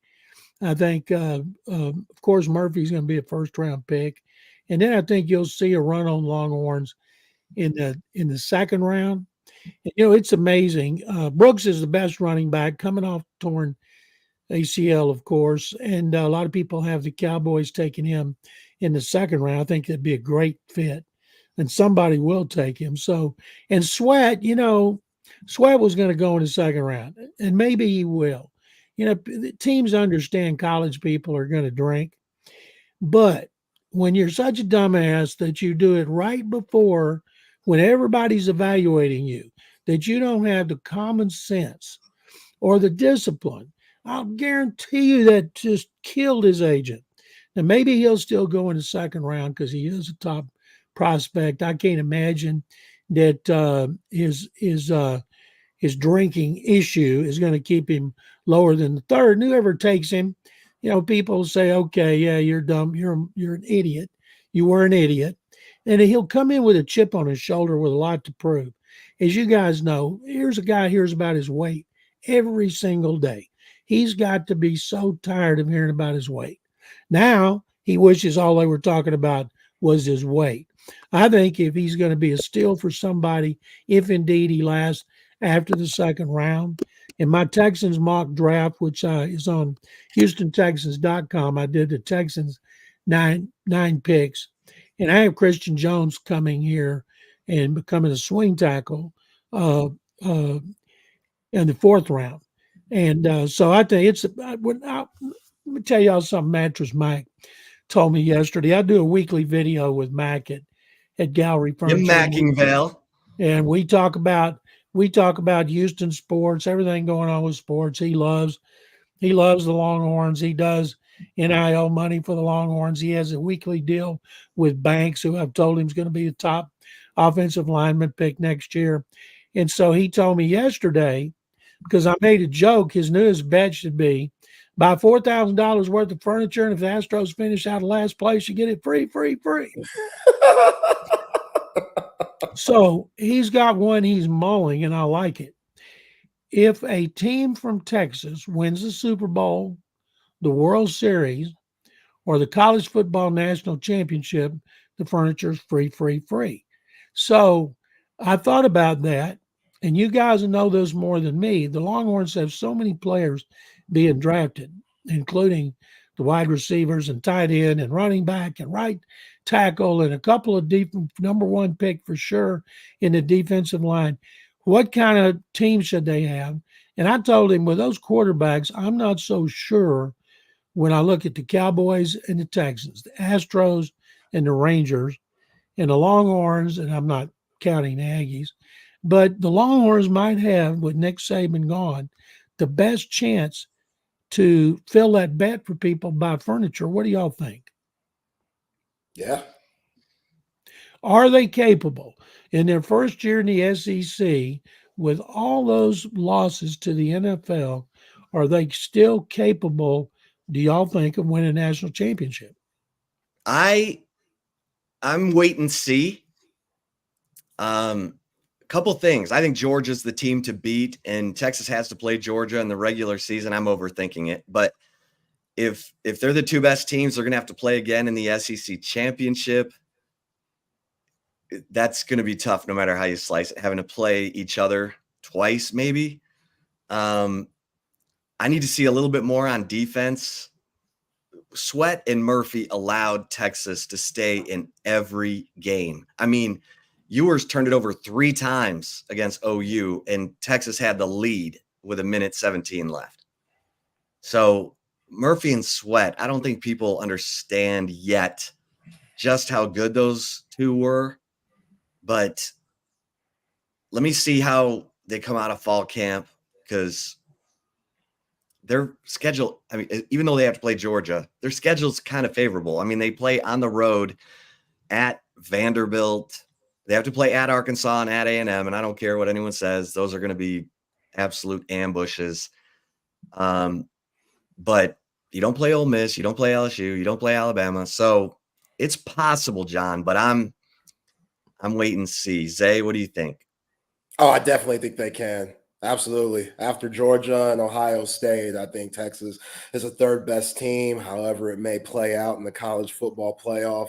But John's saying win the national championship. Yeah, I do. I think they can win it. Absolutely. Okay. When you got the quarterback and they got 2 this time next year, I think we'll be talking about Ewers being a number 1 pick, unless, I don't feel sorry for him, but you guys know after that spring game, 1 interception. Okay, 2 interceptions. We want Arch. Lose a game to anybody but Georgia. We want Arch. And it's going to be really interesting to see how he handles that pressure. Kind of reminds me now, they weren't as good as these two are, but Applewhite and Sims. Sims couldn't handle it. Being at UT, knowing Major was so popular, the fan favorite. But when you got quarterbacks like they do, you got a chance to win just about every game, and maybe even Georgia. Yeah. Yeah, no, there's no question. I've always said you got to have the quarterback and you got to have the defensive tackles. If you do, you're in the mix. Zay, thanks for not sounding like a politician. Yeah. Like you're running for office. Well, I got to wait and see. Maybe, possibly. Well, last year you had Sweat, Murphy, and two-time first-team All Big 12 middle linebacker. And, John, you got to be strong up the middle of your defense. I think Anthony Hill is the truth. I mean, I think that dude is a wrecking machine, and he may be better than Jalen Ford, but he's moving from weak side linebacker to middle, and I just want to see how it goes, But yeah, they might. If you were playing, I don't even know who was playing middle linebacker last year, but when you got those two in front of you, it's almost like it doesn't matter. You're the invisible man. Right. It's going to be harder. It's going to be harder for Anthony Hill because you're not going to have that protection. All right, John, let me ask you this. If Jonathan Brooks ends up, I think the Cowboys have the 56th pick in the second round. Would that be falling? Would that be Jonathan Brooks falling, or would that be about where he should go? No, when you're coming off that kind of injury, there's no such thing as falling. Now, guys recover from knee injuries. It's not like it used to be. Oh, my God, a torn ACL, his career could be over. So he'll come back. A lot of them come back better than ever. Adrian Peterson is the greatest example I've ever seen of that. Came back in a few months. But Brooks will have plenty of time to be ready for the regular season, and then they'll bring him along slow. He might start the season on physically unable to perform, but man, Cowboys are good anyway. They won 12 games. Let's forget about the playoffs like they do. And let's think about regular season. They're good, still got firepower. I still believe they'll work out an extension with Dak. And then all of a sudden, whether it's the second half of the season, 2025, whenever, you got one of the best running backs in the country. Problem is, it's not just the Cowboys looking at that. If you're a team and you got extra picks in the second round, boy, I would sure consider taking him.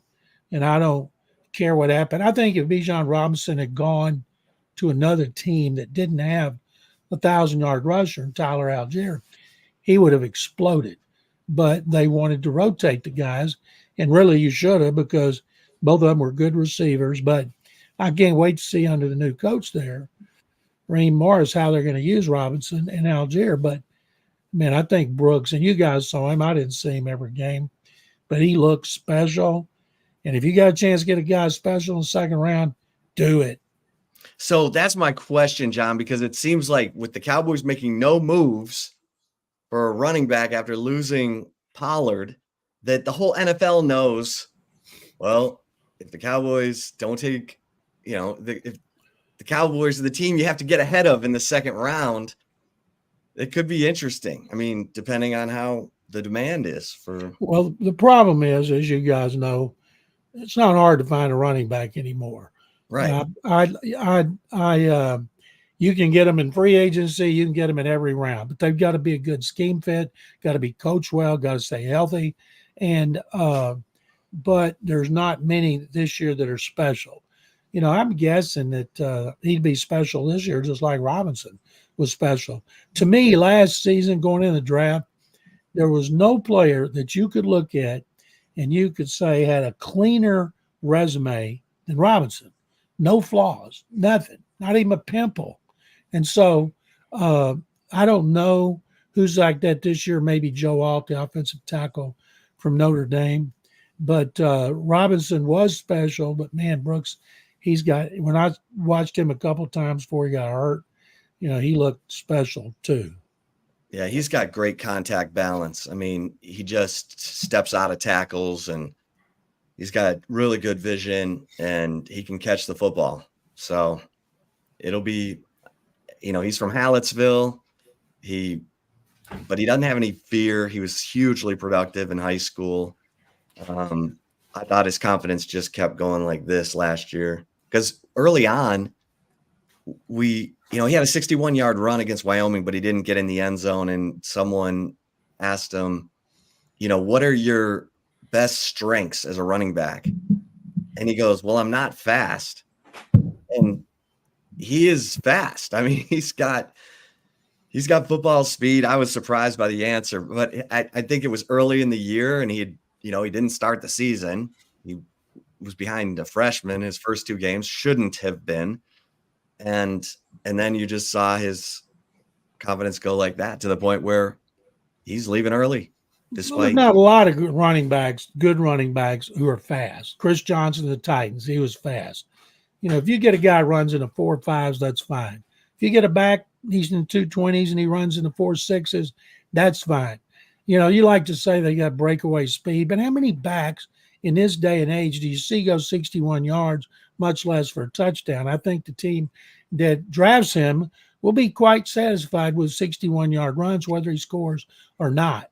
And there's so many things that go into a running back. It's much more important than what he does inside the 5-yard line than it is what he does outside the 50. That's a great point. That's a great point because it's a field goal league in the NFL. You have got to convert in the red zone if you want to win games. Speed's just not as important. Now, if he runs, he ran a 4.7 or 4.8, then you have him run again. Then you go to the pro day. You say, okay, let's see what you can do. But he's been poked and prodded by every doctor who wants to check out his knee. All indications are he's well on his road to recovery. And whoever gets him has got a chance to get a guy who can be really, really good. And how many teams have more of a need than the Cowboys? They're all in on the offseason was to sign their snapper and a third-string running back. All in. Now, is that all in or is that all in? Yeah. And they're all in on the draft, whatever the hell that means. Yeah. John, how do you think the draft is going to look in Detroit this year? They move it around a lot, and I think Detroit is popping right now, especially with how the Lions were this past year. And Detroit looks different than it did 15 years ago, and I think it could be a cool event. Well, it's 40-something degrees this morning. I was listening to the NFL on Sirius Radio, and everybody was talking about how cold it is. When the Super Bowl was there, I had a blast. I thought originally taking a draft out of New York was a mistake because I went every year to New York and had a blast. And then New York didn't care. One time Radio City Music Hall, they said it wasn't available. It was busy. Turned out it was dark. The league couldn't get the city to do anything for all the people coming to town like it had been. It was the pulse of the universe on the first day. Then it was like a cemetery after that. So I thought when they moved it, it was a mistake, as just about everything the NFL does. It was a home run, a grand slam. And a city like Detroit that gets slammed all the time, they work even harder like they did the Super Bowl. People are going to have such a great time up there. And I don't think they care about the weather. I've been to 2 Super Bowls in Minnesota and had a blast during the week. We were outside. So I think it's a great time for Detroit to shine, and it will do a tremendous job. Hey, they signed Amon-Ra St. Brown. So that's a step in the right direction. I'll tell you something about the Lions right quick, Chip. We were talking here. Texans' top 3 wide receivers, Stefan Diggs, Nico Collins, Tank Dell, tight end Dalton Schultz. How many teams clearly have a better foursome than the Texans? 49ers. And then I think Detroit's right there with the Texans, maybe a little better. But, the Lions got so much firepower now. They've done such a tremendous job.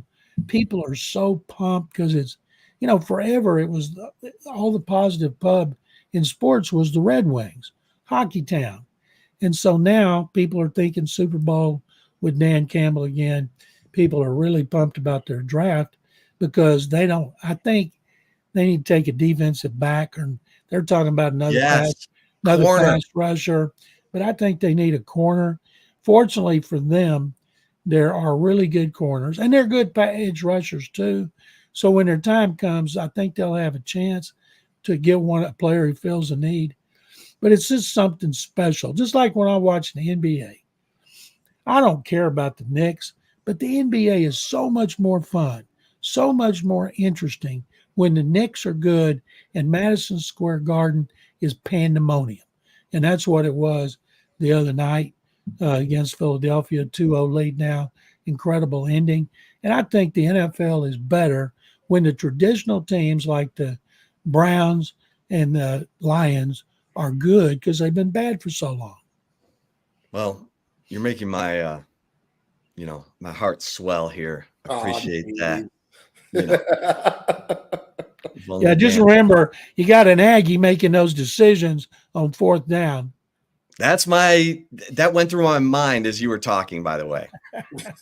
So, but yeah, I gotta get this for you. He hadn't heard, he doesn't hear that up there, but he gets a lot of that down here. That's for sure. Oh yeah. Oh, I love it. Bobby Lane. So I'm fascinated by Bobby Lane, everything about him.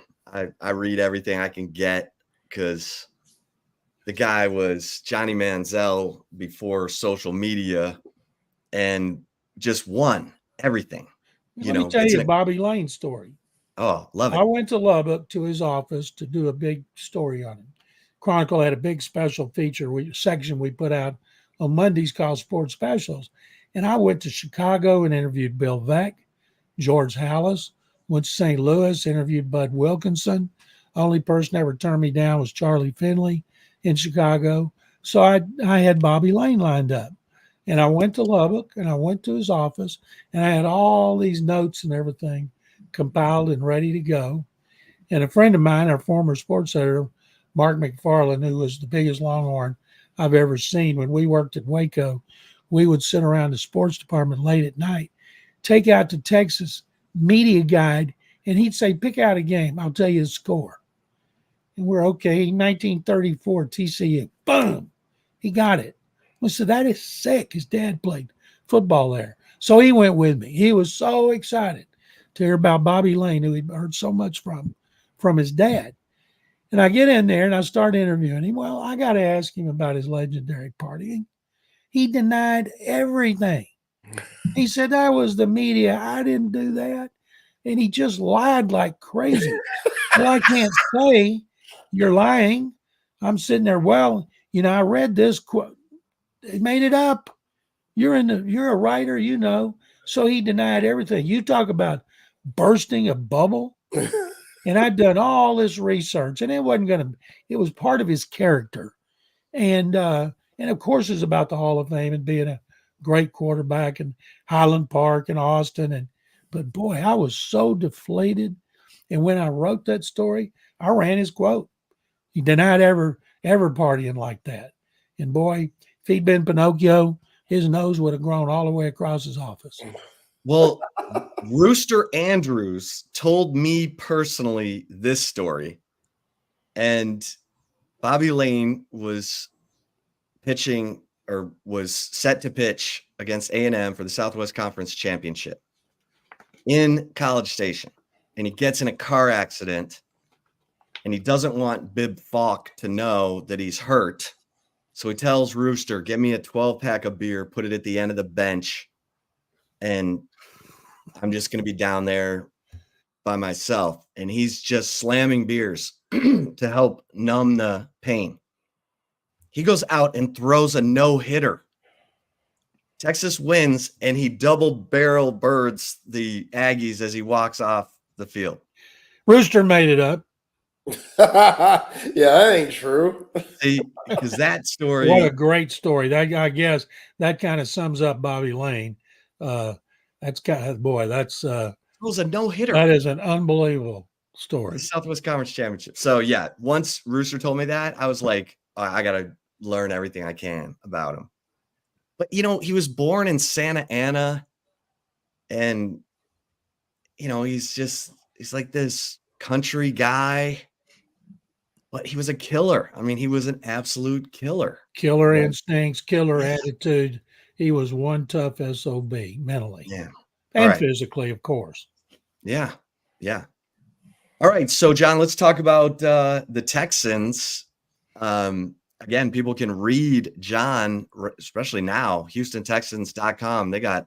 John's got his own category for reading all of his materials. So just go to the banner and download what John's got cooking. But what are your I know you've done kind of a mock of the first 9 picks. Yeah, I did the Texans 9 draft choices, and they have many more needs on defense than offense, especially when they're playing so many great quarterbacks this season, like Lamar Jackson, Patrick Mahomes, Dak Prescott, Aaron Rodgers, Jordan Love, Trevor Lawrence. I know I'm leaving Josh Allen. So they need a defensive tackle. They have 2 picks in the second, 1 in the third, 9 overall. And I have them the first pick, I have them taking Florida State defensive tackle, Braden Fiske, combine sensation. And DeMeco Ryans, when he was with the 49ers, they were constantly trading for, signing free agents, drafting defensive linemen. They didn't have any big guys like Sweat. They had guys, they could be tall, but he wanted them to be able to get off the ball, get up the field, and they have to still play the run. And with other pick in the second round, I have them taking TJ Tampa, a corner from Iowa State. Now, some people think they better take Tampa with their first pick in the second round, which is 42, and the second one's 59. But I still think doesn't matter how many DBs you got if you can't get the passer. And right now, they should be able to get the passer. I mean, my goodness, they adding the players that they've added. So in my third pick, I got a safety, Kalen Bullock from USC, because last year they had Jalen Petrie, and then their next 3 safeties went on injured reserve. And for the second half of the season and the playoffs, they had 3 veteran safeties they signed off the street during the season. You don't want to play that when you're playing that murderer's row of quarterbacks. So I have defensive tackle, corner, and safety. And then I have Christian Jones in the 4th round, who will compete with Charlie Heck for the swing tackle job. And Titus Howard's been hurt the last 2 years. And when Heck came off physically unable to perform last year, he started at right tackle and he got benched. Now, I'm not saying those guys are going to play like they did last year, but if you're a rookie coming in here and you can play right tackle, you got a chance to play. And at some point, if they get hurt or poor performance, and I end up with them taking six defensive and 3 offensive players overall. Okay. They have 2 2s, a 1, 2 4s, 2 6s, 2 7s. Okay. Nice. John, how do you like the new uniforms? It seems like the Texans have had the same uniforms since they broke them out in 2002, and they switched 2 them years up. ago. Yeah. I wrote a column on HoustonTexans.com about the original uniform reveal in 2000 with Bob McNair, their late owner and founder, because I spent the day with him and went behind the scenes with him. So I wrote about that compared to this. And when you want to change your uniforms, the league has to approve everything. They couldn't get the same shade of blue. They call it deep steel blue because that's what Bob McNair wanted. He called it red, white, and blue. That was battle red, Liberty white, and deep steel blue. And I asked him, I said, what is Liberty white? And he looked down at his white Spanish Cocker Spaniel and said, born on the 4th of July. So it's called after his dog. So Nike does not make the same shade of blue. So it's a little darker. And I like their red. I love those red Color Rush helmets. I wish it was their main helmet, but they're keeping the original because that's what Bob McNair loved the most, that helmet with the bull and the horns on it. And so this was a 2-year process. And I thought the whole presentation, all the videos, the music, they put out so many videos, starting with a 15-minute one about why they're doing what they're doing. And, a lot of people liked it. A lot of people don't like it.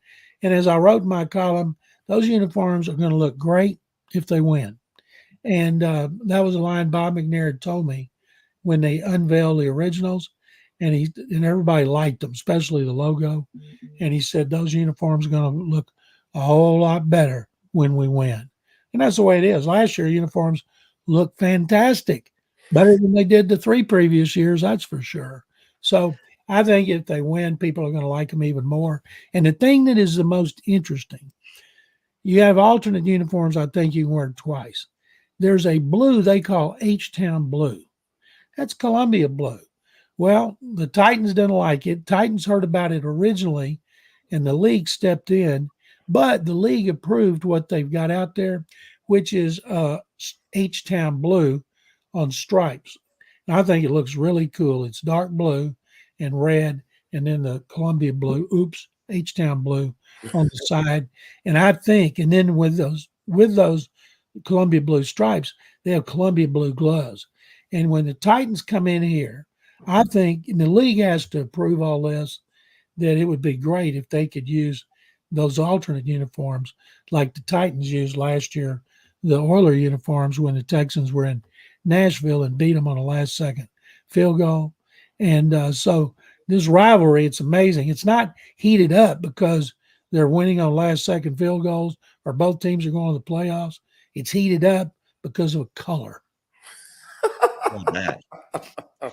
John, do you have a preference of the quarterbacks who are at the top of this draft? We all know Caleb Williams is going first, and everybody thinks Jaden Daniels is going second. In New England, I see people say, well, New England is listening to offers. Everybody's listening to offers. And if New England doesn't like Drake May or J.J. McCarthy, Patriots should trade out. But if they do like them, you have to get your quarterback. You have to. And then if they take, say, Drake May, and then it comes to 5 with the Chargers. Chargers need an offensive tackle and a wide receiver.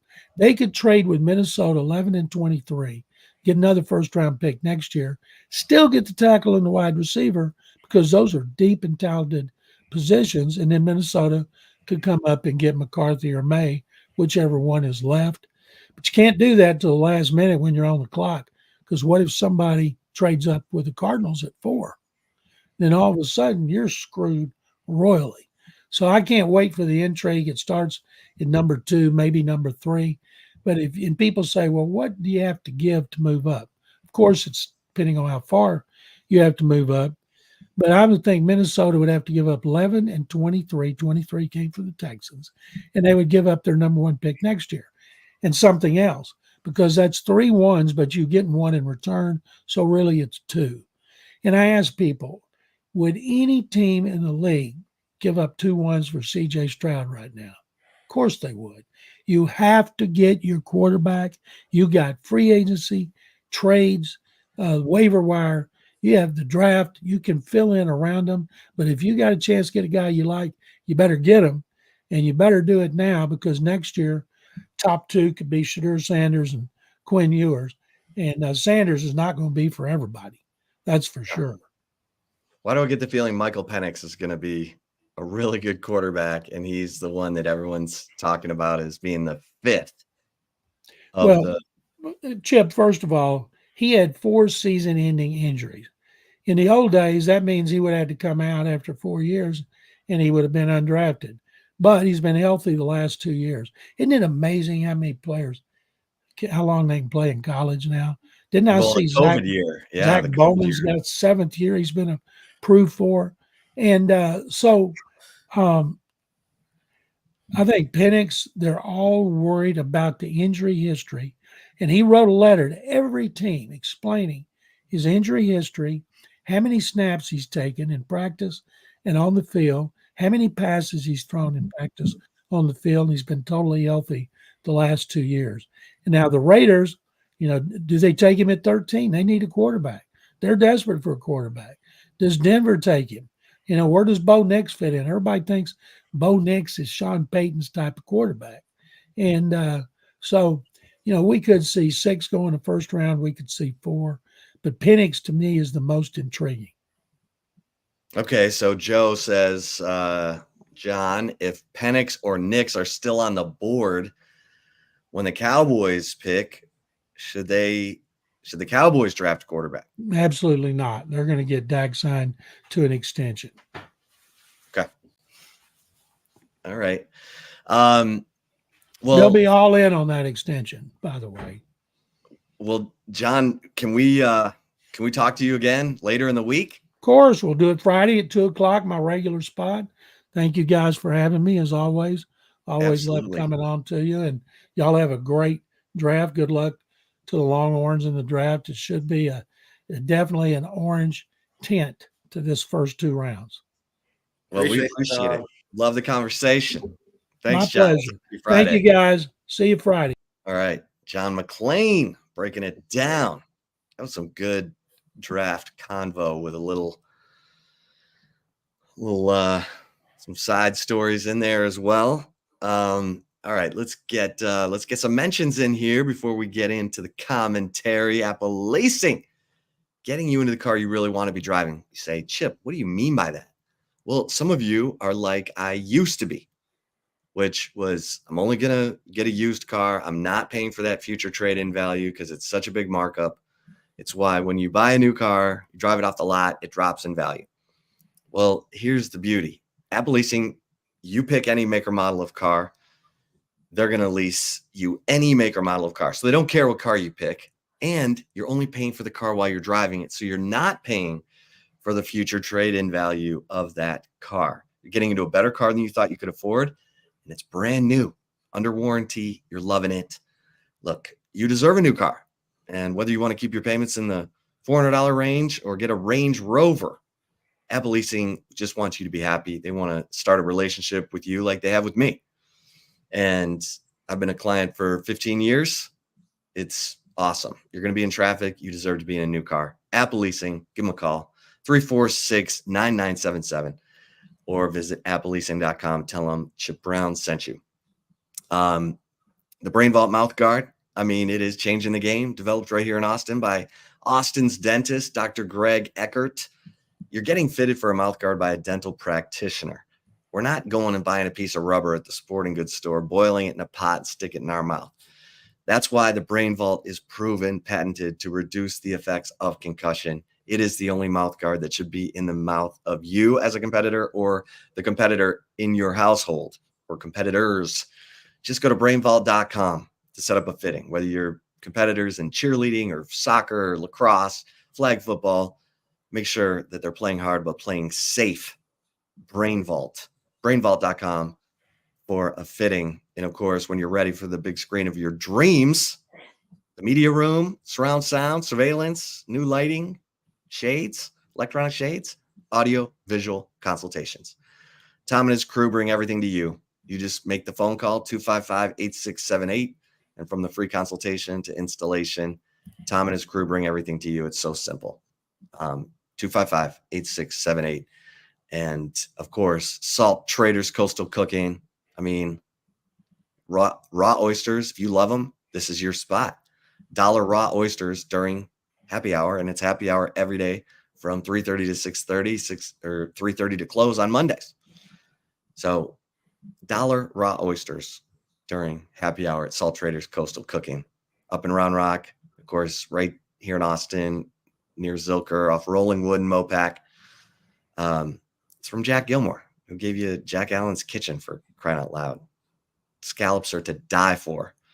And cover three. Man, my man Sean Adams, the Sean Adams prime rib sandwich. Sean lived at cover three. Like, that was his home away from home, which kind of made it my home away from home. And then, you know, kids get involved and it gets a little harder to make it your home away from home. But still, I was in there the other day, had a Sean Adams prime rib sandwich. That's all I ask, is everyone who can hear the sound of my voice, go enjoy that prime rib sandwich. Think of Sean and enjoy an unbelievable prime rib sandwich. I love the au jus and the horseradish that comes with that. All right, Zay, let's get into it. Florida chip shot. Look at that. Okay, so let's just shift the gears here. That a boy, Rodney. We'll just shift that a the gears. boy. Yeah, that's a big pickup. So Jordan Pope, point guard, Oregon State. I'm saying Austin, College Station. It's easy. It's easy. You know, ain't no way you're going to A&M. For what? To see Buzz Williams and his tacky-ass three-piece suits yell at you all the time? You don't need that. Come on down to the APX, dog. Come get this money. Before you completely just go off, let me just tell the people who Jordan Pope is. 6'2", 165 pounds, scoring guard, averaged 17.6 points per game. Do you know how many points Max Asmus averaged last year? Like 16.8. Yeah. Oh. And like the Pac-12 was a lot better than what it got credit for this season. Like the Pac-12 was pretty solid and had a few teams make some noise in the tournament. So even though Oregon State didn't, he had a few 30-point games this year. And yeah, this is a great get to go along with Julian Larry. You got Trey Johnson. You got Kendall Weaver. That should be your core four when it comes to your backcourt. You should be able to rotate those four guys. And I know injury plays a part and stuff, and you would like five that you can really rely on. But Tremont Mark, that dude, he's also, you could throw him in there, but I think he could be more of a three-wing guy, especially with the way he could guard at 6'6". But having Pope and Julian Larry both there, like Julian Larry, he can shoot the ball, but he's more of a pure point. Jordan Pope is a scoring point. You know, you having both of those guys is huge. And Pope could get his own shot, get to the He shot it better. He shot it better from three than Asmus did last year, and he shoots it better in close, like in his drives. Points in the paint, he had a better percentage than Tyrese Hunter and Max Asmus. So when he gets into the lane, he finishes, and that's big. He can hit the three, he can finish. He's got mid range. That's the thing.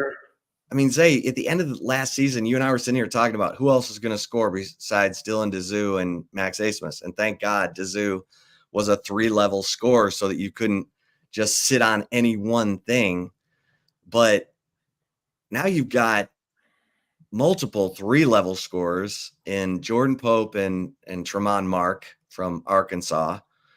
Kendall Weaver, we know, is going to get better. He'll drive it. His shooting's got to get better. But you know, Julian Larry, who's a 6'3", okay, we'll take it. Yeah, and Jason Kent, 6'7", who's kind of like the would you say he's kind of the replacement for Dylan Mitchell? Yeah, that's a good comparison. Yeah. I mean, I know they'd like to add, you know, Rightus Petratus and his shooting at 6'7", and Brandon Garrison. I think those are the two remaining targets out there that Texas would like to add. Petratus is a better overall version of Brock Cunningham. Yeah. Petratus could actually go get you a bucket in one-on-one situations and post up and knock down that three. Like, if he's going to take the place of Brock, that's huge. And he's being wined and dined right now. He was in Berkeley not too long ago. But, yeah, I love this Jordan Pope get to go along with the rest of the guards you have. I mean, again, Tremont Mark, he could play point for you. He's not going to have to, which he probably appreciates that. He could just focus on scoring and, you know, being an overall player. I think that helps him if he's trying to play at the next level, to where with Eric Musselman in Arkansas, he was their main point guard. And, yeah, he could do it, but the fact that you don't need him to do that because you have all these other guys and Larry and Pope, like that's very important. And Rodney Terry and this coaching staff, hell of a job. Anytime you beat Texas A&M out of anything, that's huge. That is so big, because he went to College Station and he looked around and was like, all right, what's next? And Buzz Williams was like, oh, this is it. where are we going next? Like Rodney Terry was like, let me take you here and let me take you there and see this and see that. There's just so many things to do in the ATX. And again, when you look at, the logo and you see KD right next to it with Kevin Durant's presence with the University of Texas, that means something, man. That seriously means something. Like Alex Caruso don't got no damn logo for the Aggies. I know that. Like, who's their guy? DeAndre Jordan? Like, the best player, in my opinion, that's worn that jersey in a long time. And this says a lot. AC Law, and he ain't have no pro career.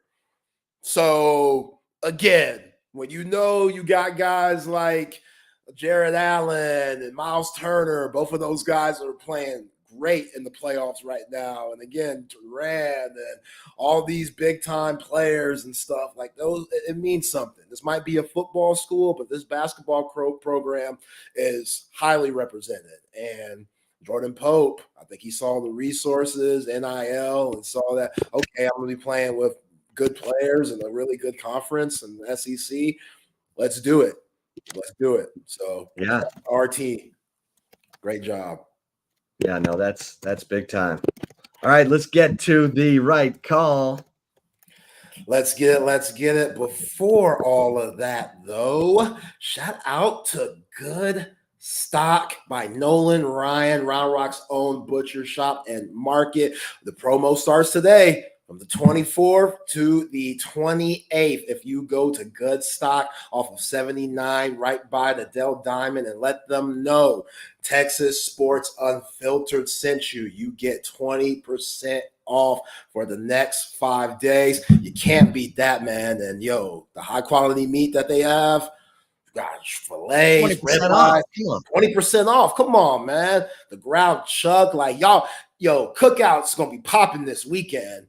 And Nolan Ryan, Good Stock, will hold it down for you. Go visit those guys over there by the Dell Diamond. Terrific place, 20% off. Mention TSU at Round Rock's own butcher shop and market. And shout out to Covert BK, the Covert Automotive Dealership that have been doing it for the greater Austin area for over 100 years. Man, get rid of that check engine light. Go get something new. You've been driving the same car for over 20 years. You just keep putting money into it. That's a waste of time. 7 terrific brands to choose from: Buick, GMC, Dodge, Chrysler, Cadillac, Jeep, and Ram. They provide the customer with a high-quality selection of new and pre-owned vehicles. Go to covertbk.com for all your latest specials and inventory. Nobody beats a Covert deal. Not now, not ever.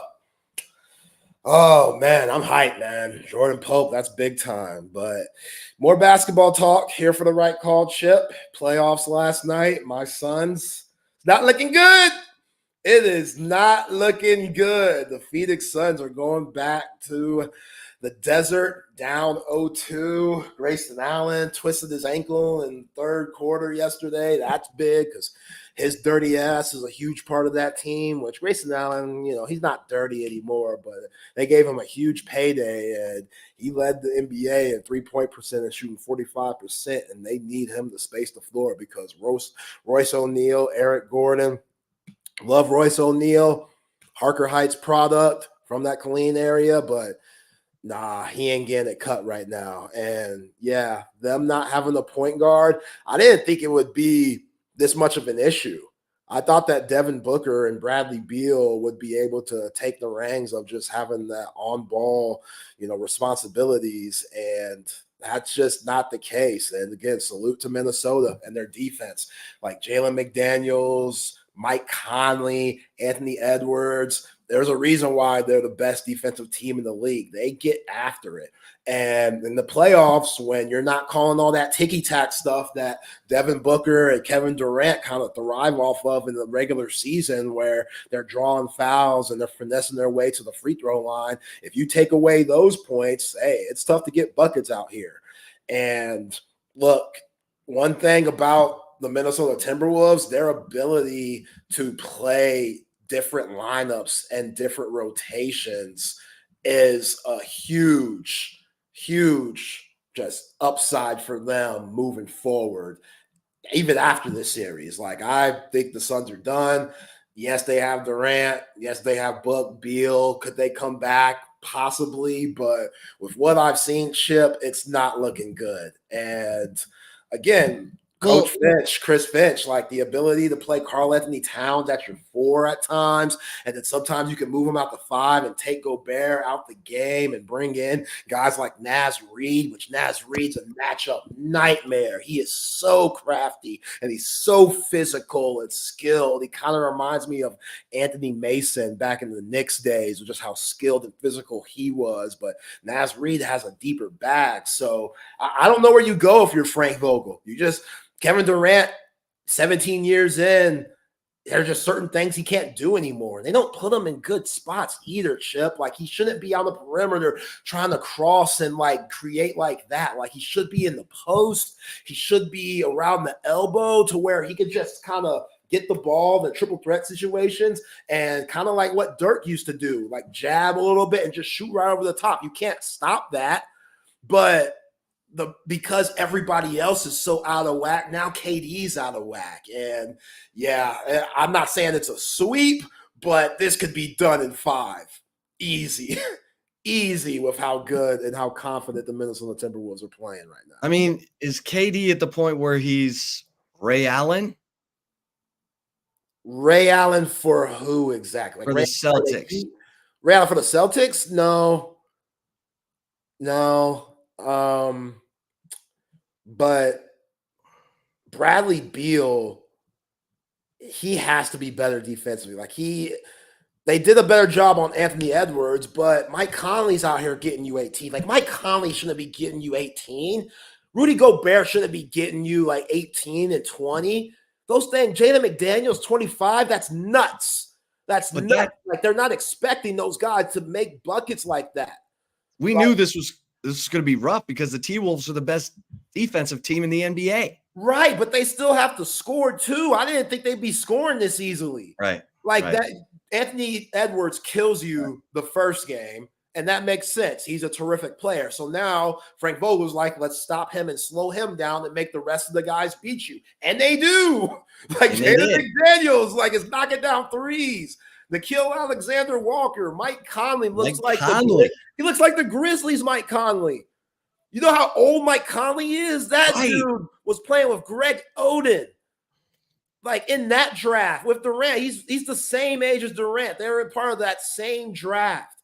Mike Conley is up there, and he looks like he has new life now. Like, all of these guys that you wouldn't expect to dominate. Okay, but it's not really a series until a team loses a game at home. Yeah. So Phoenix got to hold serve. Yeah. And I'm not giving up on your Suns. Gosh, man, it's tough. They got to put I think they've had everything. I think the T-Wolves have had everything go right. Yeah. In games 1 and 2. Now let's see how those, subordinate players are, Conley and all the guys who stepped up in game 2. Let's see how they do it on the road. Minnesota is such an underrated sports market. They love their teams. Vikings, Twins, Timberwolves. They love Minnesota Wild. Like, I know they don't do as well, but when they're rolling, they will come out and support. Hey, man, all those Rust Belt teams, Green Bay, Minnesota, Detroit, Cleveland, those fans show up, man, because in the winters will beat you down, so you all come together whenever you get a chance to. And I didn't know how Karl Anthony Towns would be. He's been good. Yeah, he's been good. Been out with an injury, and him and Rudy Gobert, they got good chemistry on offense. Like, he'll cut off Rudy Gobert. They'll be making bounce passes to each other off back doors, and they cause a mismatch on the other side because they're so big. And, when you're trying to stop Anthony Edwards and you're stopping him, but Mike Conley and Rudy Gobert are dominating pick and roll situations. Like, where do you pick your poison if you're Frank Vogel? You just you're just taking it right now. And I'm realizing they're going through their roster and trying to bring guys in. Ebanks, he ain't it. Nurkic ain't it.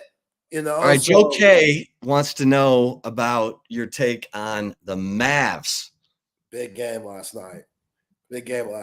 Yo, Ty Lue, that was one of those moments to where, hey, Kawhi, I know you're Hall of Famer, top 75 player of all time. This ain't your night, bro. He looked rusty. And he had way too many minutes for him to be playing the way he did. Luka and those guys, they were eating him alive. And offensively, he wasn't giving you anything. And he was also holding back guys like Paul George and James Harden, who had really good games in game one. So now when Kawhi comes back, you're going to favor him more because it's Kawhi. No shit, you have to do that. But he has to play well if you're going to favor him more. And he didn't shoot well. And he looked bad. And Luka and Kyrie, Luka, man. After Luka got that tech, he got real pissed off. That tech ignited another fire in him, and he just started going after everyone. And that shot that he hit to put him up by 8 with a couple minutes to go, where he's cussing in the crowd, which, I love when these foreign guys cuss because you could tell they don't know what the hell they're saying. I don't know what he said. He was like, mother effing something, and it made no sense, but it was tight. It was cool. Like, I was with it. And Kyrie, if Kyrie's your number 2, you're in good shape. Kyrie, those Boston days where he was supposed to be the number 1 guy and he wanted to prove that he didn't need LeBron. Kyrie, you've never been a number 1 guy, not on a championship winning team. If you're a number 2 and you could play into that role and accept that, teams could be really good that he's on. And he's locked in. Like, his jumper looks good. He was making some crazy passes. He threw one behind the back pass to PJ Washington, which was really good. His 18 points was very solid and definitely helped in their win going back to Dallas 1-1. But yeah, Kyrie, I think him and Luka have a good thing going. And yeah, Ty Lue, I would have sat Kawhi and I would have rolled with Powell or Westbrook or, the big man. Like, again, you got to keep Kawhi in there because you want him to get out of that rust that he was in. Like, you need him for the rest of the series. But I thought there were moments last night where he was completely holding them back. And, yeah, it resulted in the loss probably. You've got the Mavs winning this series. You've got the Knicks winning. You've got Orlando in 7, Denver in 5. God, Orlando. Damn. Shout out to Jared Allen. He's dominating that series. Jared Allen, they said that they were soft last year when they got ran by I think the Knicks. The Knicks eliminated them last year. And they said Jared Allen and Evan Mobley, y'all are too soft to be the starting bigs for a team that has championship aspirations. And Jared Allen took that to heart. The St. Stephen's private school kid, like, hey, yeah, they're going to question you on being soft. What's that mean then?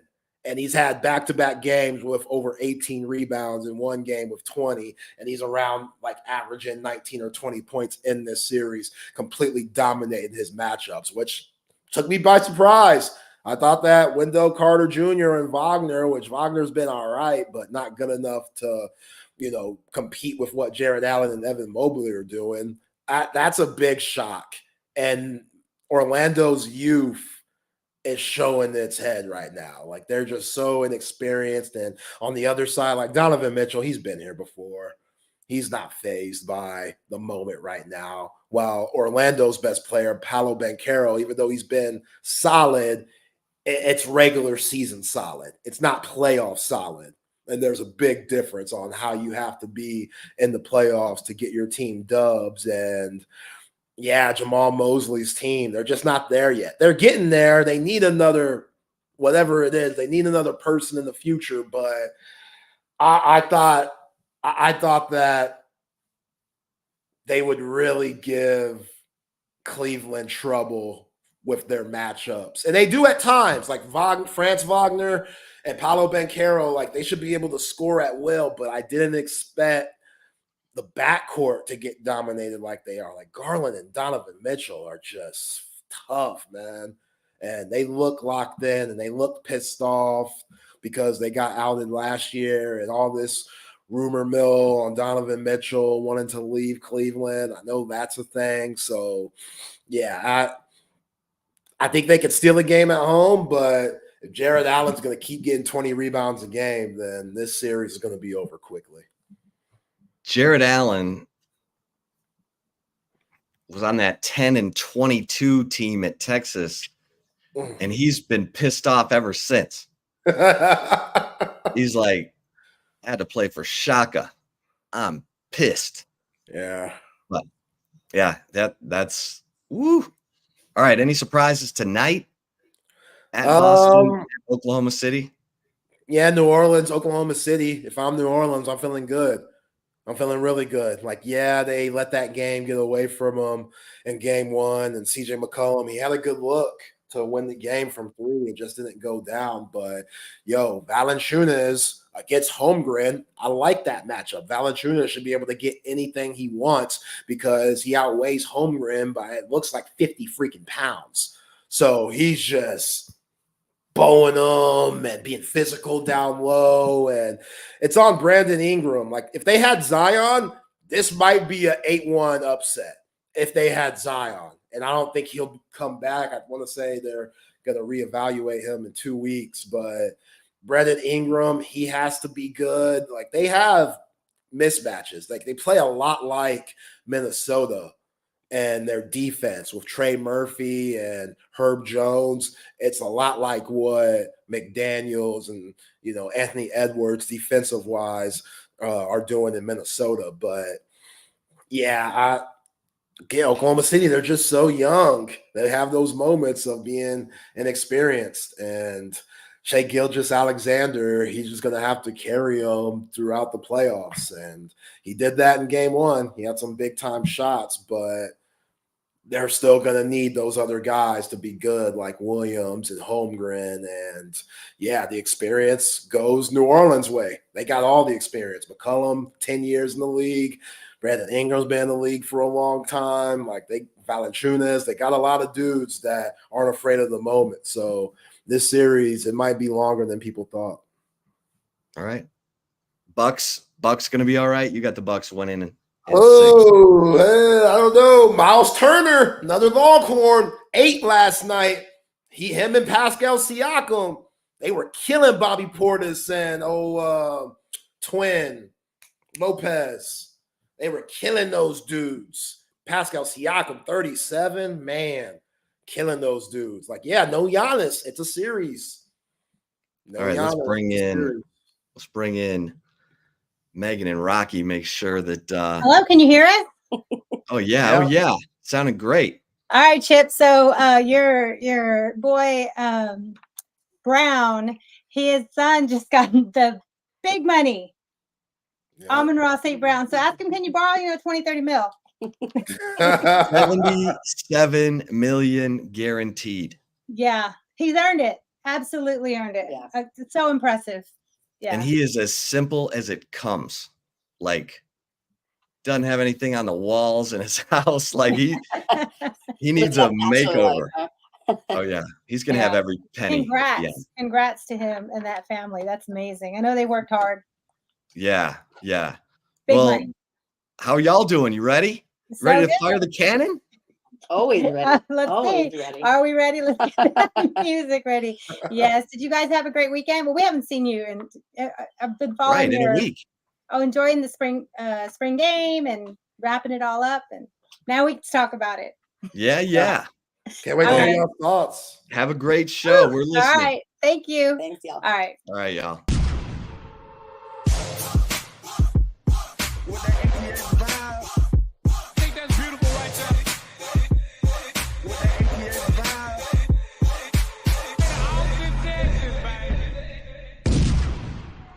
Longhorn Nation, we're back.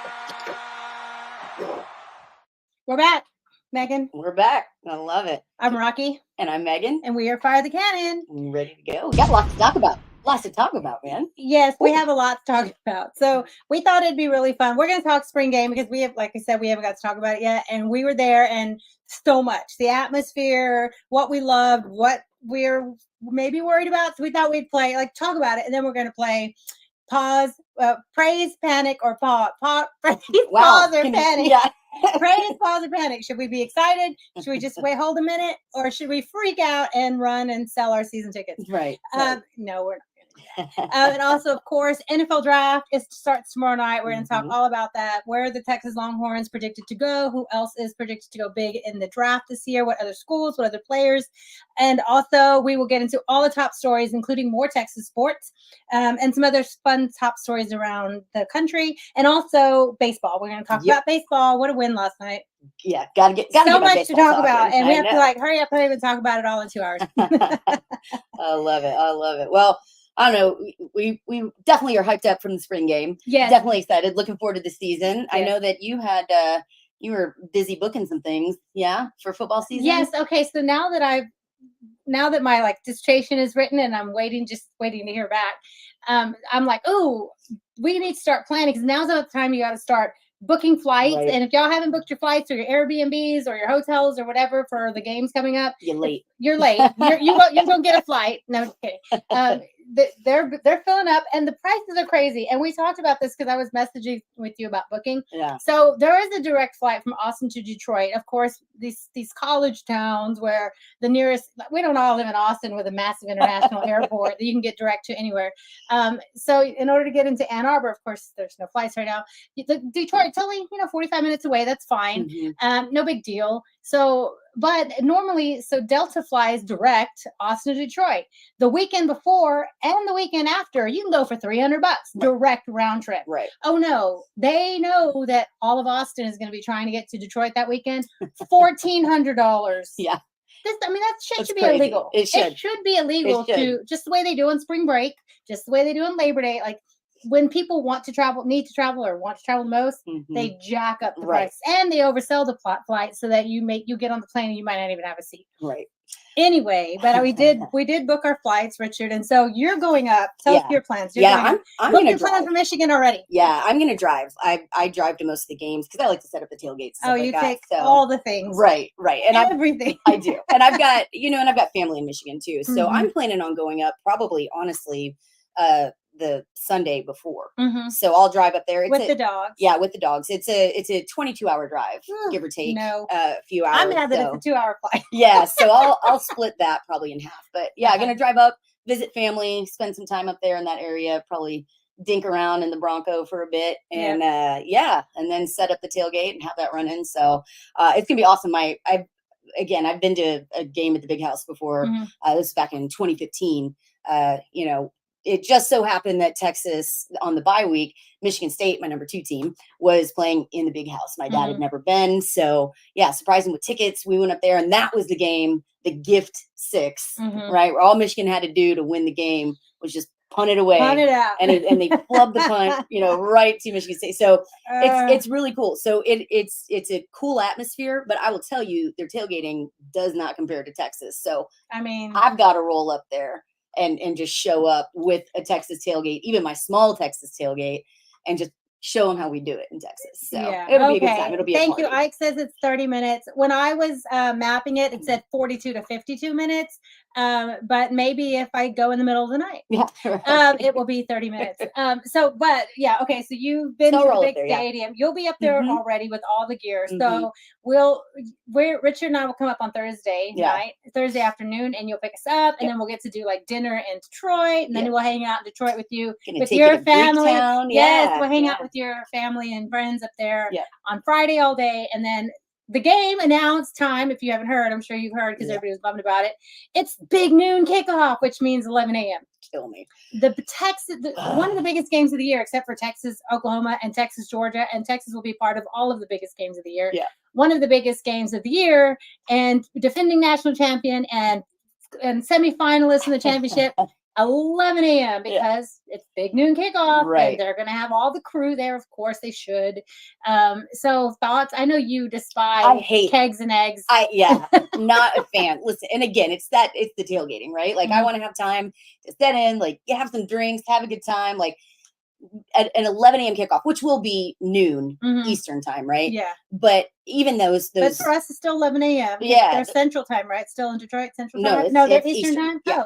Oh, they look pretty straight north of us. Oh, okay. Yeah, so it's definitely going to be too early because I'm going to have to get out there even earlier to set up, find a spot, you know what I mean, get that going. So yeah, we're going to be mimosas, those burnt orange mimosas in the morning. Yeah, some Bloody Marys perhaps going. But yeah, that early That's tailgating. You know, I know that Coach Stark loves. You know, he said the team they like the early they kickoffs. love if the team loves it, we love it. Right. If they rock with 11 a.m.s, I need to actually go back and see their record at 11 a.m. because the only game I can really remember this past year being 11 a.m. was OU, Texas OU. I'm sure there were more. Right. But their one loss of the season sure was at 11 a.m. Yeah. So yeah. Let's see. Let's see. But true road games, yes, they thrive. They embrace that hate. Yeah. So true road games. Let's see. What are your thoughts? I know you are much prefer Michigan State over Michigan. Yes, I'm not a fan of the Wolverines. Are they welcoming? Are they going to be welcoming to Texas? You know, I know they don't welcome Michigan State because that's a heated rivalry. But that's the thing; it wasn't bad, right? Oh. Like even when I was in all my Michigan State gear, it wasn't. I'm telling you, there just wasn't. They are a passionate fan base for sure. And there was like some, you know, jabbing back and forth, but it was nothing crazy. It's not like. It's certainly not going to be like going to Texas. It's going to be, hey, pull in and have a beer with us. Yeah. Or is it going to be like the worst people? Like, well, we had like the Bama fans that were awful. Okay, so when we played Bama at the Rose Bowl, the last championship game, I thought their fans were great. Yeah. And I've been to Bama over the years because one of my friends taught there for a while, and I've been there a few times over the years. And when you're in with the crowd, they're great and fun. But the way they treated us after they got big heads and they won some stuff, you would think that they would not have to be crappy to people, but they were pretty awful to us. And so I don't know, like, because Michigan, they just won the national championship. Are they going to welcome us, or are they going to have big heads? Again, everybody treats Texas a little different, right? So I could be off base on this, but I think it's going to be, hey, come on, have some drinks. Like, let's party together. Let's have a good time. Two big programs, right? Like Texas and Michigan are blue bloods for sure. And you're right. You know, they did lose their head coach. So I think they're awesome. And a lot of players too. I think the Michigan fans are at least somewhat realistic about expectations this year. But yeah, I mean, they're going to be excited. Everyone loves it when Texas rolls in. Yeah, they're going to have new O-line, new D-line, new quarterback, new head coach. Yeah. I mean, so Richard just reminded me that when we played them in the Rose Bowl, was that the last time we played Michigan? Was the Rose Bowl before the Dusty Mangum Dusty Mangum kick? Because I was at that game when the kick went like I was at one end zone and the kick came at us. That was pretty exciting. Yeah, and that's when Vince Young said, "We'll be back." We'll be back because the national championship was being played the next year. Yes, at the Rose Bowl. Yeah. And then of course Aaron Rodgers cried like a baby that they didn't get in that game. Right. But, thanks for reminding me, Richard. Yeah. So that was the last time we played Michigan. So right now we have scoreboard over Michigan. We do. Again, historically, these two programs have not matched up quite a bit. So yeah, it's gonna be a big game. Definitely going to be exciting. Again, the fans. I think the atmosphere is going to be electric. Now, again, if y'all are going to that game, if you're going to be able to get tickets, I will tell you. Once you get in, like the big house is cool. It is definitely a bucket list stadium, right? Just because of the history. Not on my bucket list, but a lot of people's bucket list. Yeah, I think it is. I'm sure when I get there, I'll be like, yeah, this should have been on my bucket list. Yeah, well, it's a cool stadium, and there's a lot of history there, and where it's located is really cool. Okay, because that's what they said about Notre Dame, and that Don Cole was awful. Like that was the most lame ass, sad. It looked smaller than a high school stadium. Well, the big house is big. I mean, it holds. It holds way more. Yeah, like Notre Dame was not an impressive stadium. Right. The campus was impressive. The stadium was. Yeah, no, the stadium. But I do want to give folks a heads up. Like the big house holds about 110,000 people, right? But they didn't necessarily expand and add more seats. They just made the seats smaller. Oh, So, no. so that is one thing that I was noticing. I mean, for sure, you will notice when you get in there, you're kind of sitting sideways, Oh, right? For everybody to no. cram So in. people So bump you. it is elbows to assholes in there. So just be ready Okay, for maybe that. I need to buy 3 seats. Right. And be like, these are my seats. Right. Do the man spread when you get there, right? Oh, okay. That's good to know. But yeah. It's good to plan ahead. Maybe I want to be on an aisle if I can. If you So I can. can get bumped Yeah, if you out want to to the pay, aisle. $1,300 for the ticket. Yeah. Well, that's the tickets are crazy. That's Yeah. why I'm buying my flights this month and my tickets next month. Break it out a little bit, right? Yeah. Yeah. So yeah, I mean, I think it's going to be a really fun atmosphere. I think it's going to be a great time. I know Texas fans travel well. We know we're going to show up in force. And Texas fans are everywhere. There's tons of Texas fans up around Chicago, up all in that area. There will be fans up there ready to go. Right. I mean, like you brought up the Notre Dame game. I remember prior to that, like we set up our tailgate for Notre Dame at probably 5 a.m. I mean, it was early. We got there real early, and we met up with some Notre Dame fans. They were super cool. They were great. We were chatting, and I was telling him, I was like, "You expect a lot of burnt orange here." He goes, "Oh, everybody says that. Everybody says they travel. Everybody wants to come see Notre Dame." And probably about halfway through the first quarter, I get a text from him. He's like, "Okay, I believe." He's like, "I've never seen a stadium like this." Unfortunately, the team didn't show up, No, but true. that was a Charlie Strong whooping. That was embarrassing. So embarrassing. It was, but the Texas fans show up. So, and I expect a lot of the same in the big house. Again, you see a lot of maize, you see a lot of blue, but I think that burnt orange is going to come out in droves. Yeah, it's it must be awesome. fun to have 2 colors. Like, I mean, yes, you can wear white or orange or gray or black or whatever with your burnt orange. You got to wear burnt orange on game day. You should wear burnt orange, Yeah. so the TV can see all the burnt orange. Right. But also, like there's so many cute outfits. Like, okay, LSU, the purple and the yellow. If I could rock purple and yellow outfits, or what, you don't love the burnt orange? No, I love the burnt orange, and I try to be really cute on game day. But I'm saying, like, if I got to wear yellow and something or purple and something, oh man, you couldn't stop me from shopping. See, it's hard to find things in the right burnt orange, because even when you look online and it arrives, it would be bright orange, bright ass construction orange. happen. We've had that many times. Yeah. Anyway, no, I dig it though. I like the burnt orange. It shows up again. Shows up on the TV, and there's not a million other burnt oranges out there. No, there's only one school who's a Longhorn, and there's only one school that has burnt orange. That's it. Texas orange, Sunset orange, whatever you want to call it. But there's only one Longhorn and one orange. Absolutely. Millions of Tigers, millions of this, millions of only one Longhorn burnt orange. Gotta love it. So anyway, that's gonna be a fun trip up there.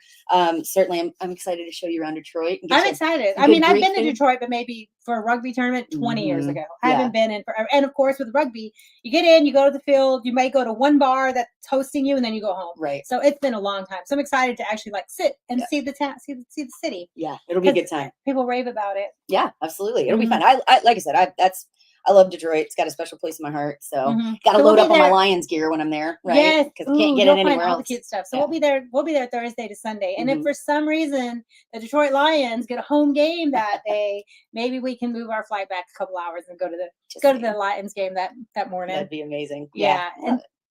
That'll be fun. So yes, 11 a.m. game time is set for Texas at Michigan. Big deal.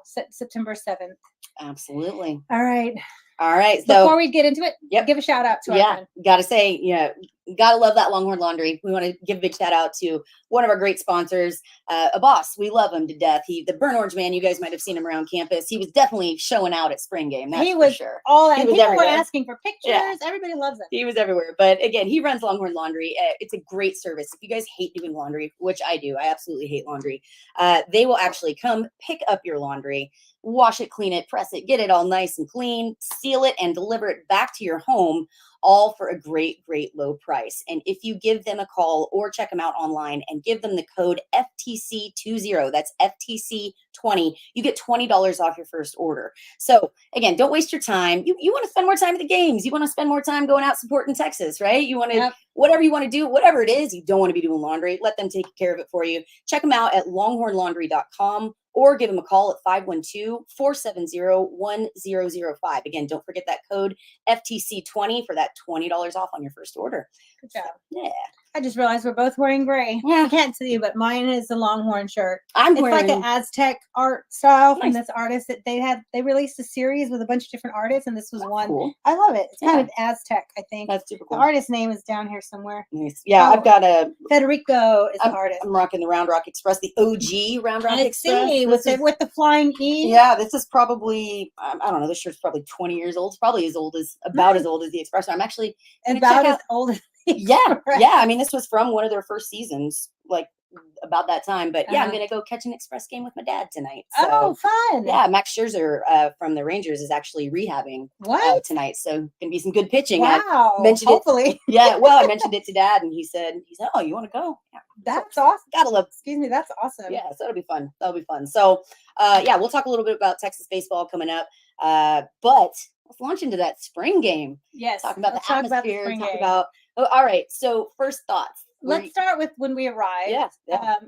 So the weather, they were worried about it pouring down right Mhm. during the game. It held off. Yeah, which drizzled was a amazing. little, but not- drizzled a little. Okay, but nothing bad. And then it was actually freezing cold walking back to the car. It Like was cold. by the time we got out of the stadium and were walking back, it was like really cold Yeah. for April 20th. Yeah, I can't recall a spring game that was that cold. Like honestly, Yeah. it's usually hot. People are usually worried that they're gonna melt. Just yeah, I mean, you're usually Which- sunburned. Perfect and hot. weather for the players. Right. Yeah. But yeah, I mean, it was a good atmosphere. And I gotta say, I was really impressed with Texas fans that showed up. Listen, we got there, and again, there's the threat of rain. You don't know what's gonna happen, but Bevo Boulevard was in full swing. Packed. Yes, the Midway Longhorn City Limits was going on. Yeah. I mean, it was great, and there were a ton of people there. It was really awesome to see Yeah. all the Texas fans that showed up and really showed out. And it was, despite the threat of the weather, I would say it was one of the better attended spring games in a long time, man.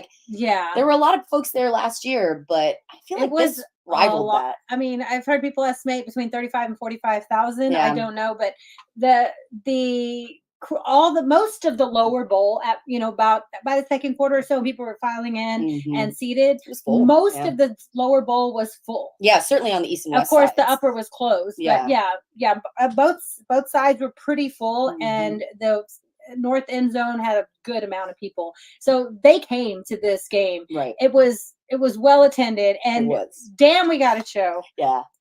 Yeah, we'll talk about it because when it's your own team playing your own team, is it great that they lit it up for almost 1,000 yards or however much it was? Right? Is our offense awesome? Is our defense Or terrible? is our We don't know. defense just, oh no, back to the drawing board? Right. All right. Well- So yes, the atmosphere was great. Yeah, lots of fans. And again, I know this is silly. In years past, Texas has released this many people are in attendance, and they've always been kind of like fluffing the number. fluffing the numbers a bit. Yeah. But at the end of the day, does attendance count for anything? No, not at spring game. But it matters in Twitter world. but we sure got to talk about it. I know, same day, Texas A&M was out there, and threat of rain as well. It was pretty sparse. Yeah, maybe not so much excitement. A few thousand in Aggie land. There are dozens of us. I don't know. What were there more of? Punts in their game? Yeah. Because they punted 11 times. Poor fans in attendance. I know the Aggies are joking that our defense got picked apart, but also we have an offense. Right. They punted 11 Yeah. times in their spring game. Yeah, it's look. I don't. They must have the most elite defense on the planet.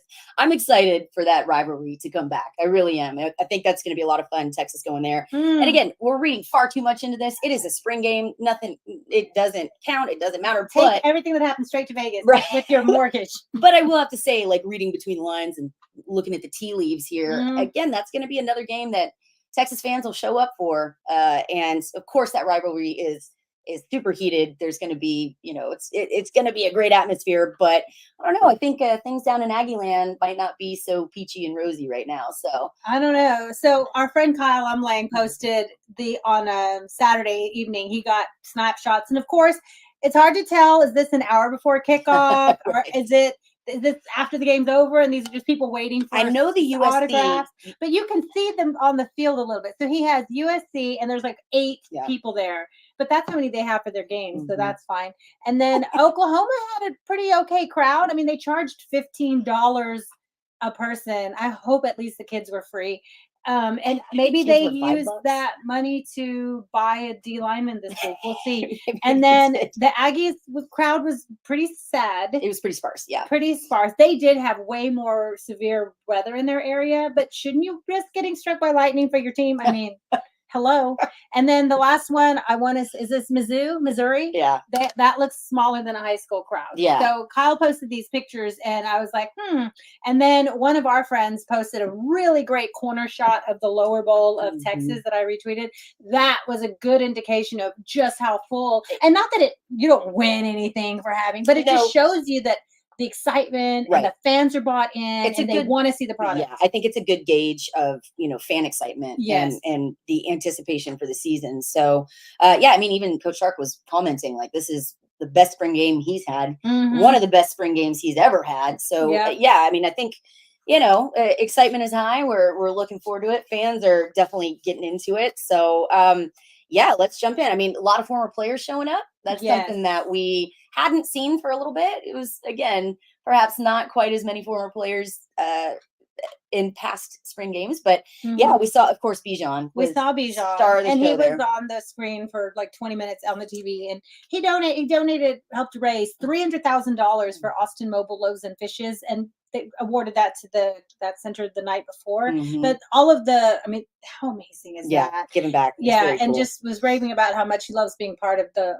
Longhorn, Longhorn Nation. But there was a lot of alumni there, and they talked about this is the most welcome they felt back to the university and the part of the program, and they're there. So we saw like the recent ones that were on the sideline. We saw Jatavian Sanders in his baller pink velvet, whatever the velour velvet jumpsuit. Rocking it. He was balling. Jonathan Brooks was there. Bijan. We saw Tavondre Sweat. We saw, we saw a little more old school Colin Simmons. We saw some Tom Herman era players. Who else did we see? Not Colin Simmons. You're thinking. I'm sorry, Colin Johnson. Yeah, sorry, we did see Colin Simmons, but I he know. was on I the just field. saw Colin Simmons in our notes. No, Colin Johnson. Yeah, sorry. Thank you. Well, Marquise Goodwin. Marquise Goodwin was on the Did you screen. catch that? I don't know if y'all caught this, but it was pretty cool. He did. He said it's great to be back in Austin. Really feels welcome. Like it's fun being back involved with the program. Right. Congratulated Worthy on his record breaking, but he said, and this is from Marquise Goodwin. He said, Olympian Marquise. Yeah, said doesn't count unless you do it at Texas, and he challenged him to a race, and that is, I'd pay that. I'd pay to watch that. Oh, that would be so cool. Yeah, it'd be a lot of fun to see. So, but it was good, and of course, the reunion that I was waiting for was Jordan Whittington and Bevo. Oh His best yes, buddy, they Bevo. showed that video of him running to see, not running, but walking over like Excited to see him. Yeah. Aw. So no, it's great. Again, I think that's a really good indicator of the health of the program, where they're at, the excitement around it, having that many former players come back, really speak highly of the program and want to be involved. I think is and really active good. on the sideline and taking pictures and signing autographs and cheering, like involved in the game, watching and cheering the game, because that was Bijan great running with the excitement. kids with the hook 'em herd. Yes, he went running with the kids, and then he like stops and backs up and goes to get some more kids and run with them, and everybody's like, "Don't fall!" Right? Be careful. Be careful. No, I liked it. All right, well, so getting onto the game, what were your first impressions like at the game overall? How'd you feel? About this? So I have some key like overall notes. Yeah, but let me first show this. So our friend that was with us, Tanisha, she's amazing. She laughed at me first, and then sure enough, she was like, "Let me see those papers. Let me see those papers." So am I the only one who printed the roster, the 6 pages of roster with where they're from? Listen, it's and I made notes of what was happening. Like if something really great happened, I put a little note. And who do I have as my player of the game? Thatcher Milton. Hey, listen, that first play that he that's a great point. Walk on wide receiver. Just to this point, though, I mean, there's a lot of new names, a lot of guys change numbers. A lot of guys. I mean, there's a lot. I mean, even the announcer was messing it up left and right. Yeah, so, poor guy must have had it was rough. the wrong. It was working out the kinks, knocking off the rust for We're all everybody. in spring practice. The refs were practicing. We're practicing. Absolutely. But I mean, there are a lot of fresh faces, a lot of new guys stepping up. Overall impression though, like this felt, it feels good. Of course, the question always happens, like, all right, is our defense bad? Is our offense good? Or vice versa? Like you mentioned when you're playing each other. But really, it really felt like a continuation of last season. Yes, we lost a lot of production, right? But we picked up so many, and those poorer players were immediately noticed, right? Right. But man, I got to say, just walking away from this game, our offense is going to be a problem for some people. I mean, it's the offense to me, like we'll dive into this a little bit more and talk about some key players, but my impression was, damn, I feel good. I feel really good. Again, that depth that we have, our running backs are looking great.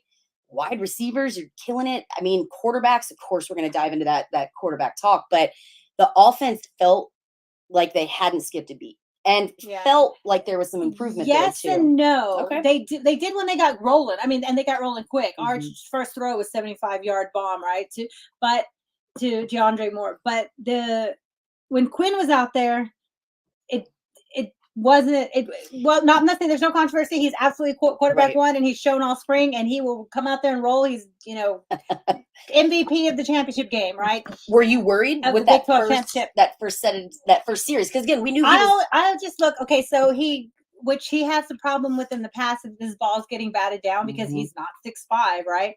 So his Ethan Burke bats it down. It falls right into Alfred Collins, and then he's in for a thick six, right? Big man Teddy. Yeah. So, and I don't know, it's like, we've seen it in the past where he gets batted down at the line often. Yeah. So I would like to have seen that not be like his first big throw. They started a little slow, a little pitch, to Isaiah Bond to get him moving, and that's good. But then he sets up to throw, and boom, like, okay, I'm sure they're gonna fix that again. Like back to the drawing board on that.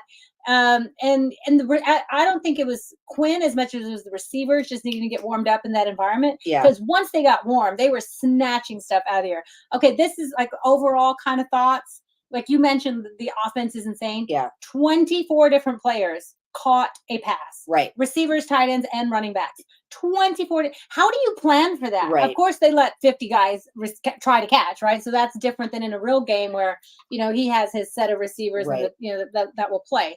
But how do you plan for maybe even 13 different guys might catch a pass in this game? Well, and I think that really highlights just, again, it's an embarrassment of riches, right? That Texas has, especially that depth at wide receiver. And our guys, our running back room too. I mean, good hands there as well. We saw a lot of them on display. The way Blue snatched that on the run and in full stride and scored a touch. Oh. Right. Baxter and Blue definitely, proven themselves as the ones there. But definitely, let's talk about Trey Wisner for a minute too. Again, he saw a lot of work on special teams last season, and all accounts he's been putting in that work in the off season and through practice, and he showed out, man. Like I really think you're right. Like Sark is going to have a lot of weapons to choose from and to call plays for, and I think we're going to see this season. That's something I want to set the expectation, right? Like I do think that there are going to be a ton of players getting the ball. It is going to be passed around, and that's hard to game plan for. And we know Sark's mind was definitely on display here. He was having a great time. Said, "Listen, I'm not worried about anything today. I'm stress free. I'm just watching the game. It's on my coaches to figure this out, and to play, make the play calls and everything." But yeah, I think this is the thing where we're watching. Texas is going to move the ball around quite a bit, and yes, Quinn is the quarterback, zero question, no controversy. We knew he was going to have those limited snaps, but Texas was able to move the ball well. Once they got going, and let's talk about that red zone. Red zone. We saw a little bit of the hiccups, but much improved from where we were last year, not being able to drive the ball in, right? So what are your thoughts on that? I know the red zone? Yeah. It looks better, but then it makes me worry about the defense. All right, so let's do our first praise, pause, or panic. I'm going to ask you because we just talked about it. Sure. Quinn, his numbers, of course, he didn't play long. They had planned for him to only play 2 drives. Sark said that's why he put Quinn and Arch on the same team, because Quinn was going to do a drive or 2, come out, and then Arch went in after. And then on the other side, they had, Trey Owens, which we'll talk about him, and Cole Lord and Joe Tatum were the other quarterbacks that played. So tell me, praise, pause, or panic. Quinn numbers not looking good and getting batted right first time he puts his arm up to the throw. I think it's just going to be a pause, like just because we don't have enough data, right? Like I'm not worried about it. I don't have a lot to praise simply because he wasn't in the game much. Yeah. So am I panicking? Absolutely not. No. This is just a thing where, again, getting a little bit of that rust off. I definitely, you made a really good point. It is something to keep an eye on. We want to make sure that he's not getting those balls batted down, as we've seen in the past. But I'm not worried about it. I'll say pause simply because we just didn't have enough to go on. How about you? I agree. We know what Quinn can do. We just saw what he can do this past year, and he has a whole new arsenal of receivers that are just again getting their feet under them in that new environment. So that's fine. They will be fine. And Sark didn't need to see him more than that because he knows what he has. And if anyone knows quarterbacks, it's Sark. So we're fine. But it is good to know that damn Arch is ready to come in if needed, when needed, and hopefully he gets to play real important time early, especially in the first 3 games. I hope he gets to play real valuable time to prepare for Arch. Quinn hasn't gone a full season healthy, so it's good to know Arch is prepared. Knock on wood, but most teams will need their backup to play, so you want him to be ready. And damn, he looks ready. Yeah, he looks ready. Throwing dimes. I mean, he's got the arm. He's got, and it's the funny thing we talk about. There's a lot of questions. Oh, Arch can't play. Of course, the narrative outside of the Texas circles. There's a lot of question about can he play on this level? Oh, his high school wasn't put all that to rest. There was zero question. Like Arch is the man. He is the Manning for sure. And he's fast as hell too. I think there was one where he got it right through the middle and they blew the whistle, but in the real game he would have been gone. Yeah. So listen, quarterbacks, we are in a really good position. Again, we know, Quinn Ewers can ball out for sure. Arch is ready to step in. He looked game ready to me.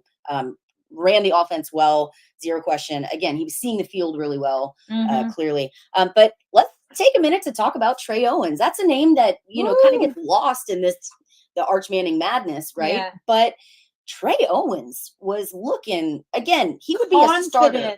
Yeah. Confident. Yeah. I felt like he looked like he could start on pretty much any D1 program. I mean, he still only should be in high school. He's so young. Right. And he's obviously skilled. And that's why Sark said he trusted their evaluation of the quarterback more than star rankings or national media where they ranked him.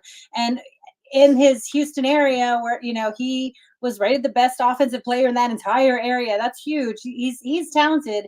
So it was good to see that he fits what Sark is trying to do. But so Quinn, Arch, and Trey, and Sark has talked about this. He wants them, they're athletic, but he wants them to learn to just keep their eyes down and step up to the pocket, step up in the pocket. They all did that with confidence. Yeah. It does help when the defense isn't going to lay you out.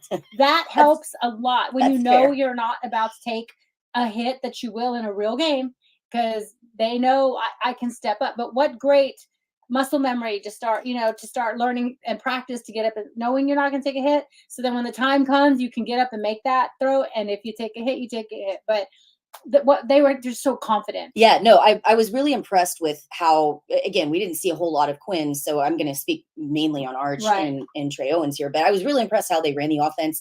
And you're right. At least last year, I know that I fussed a lot about not checking down, not seeing the field, not seeing some wide open players, right?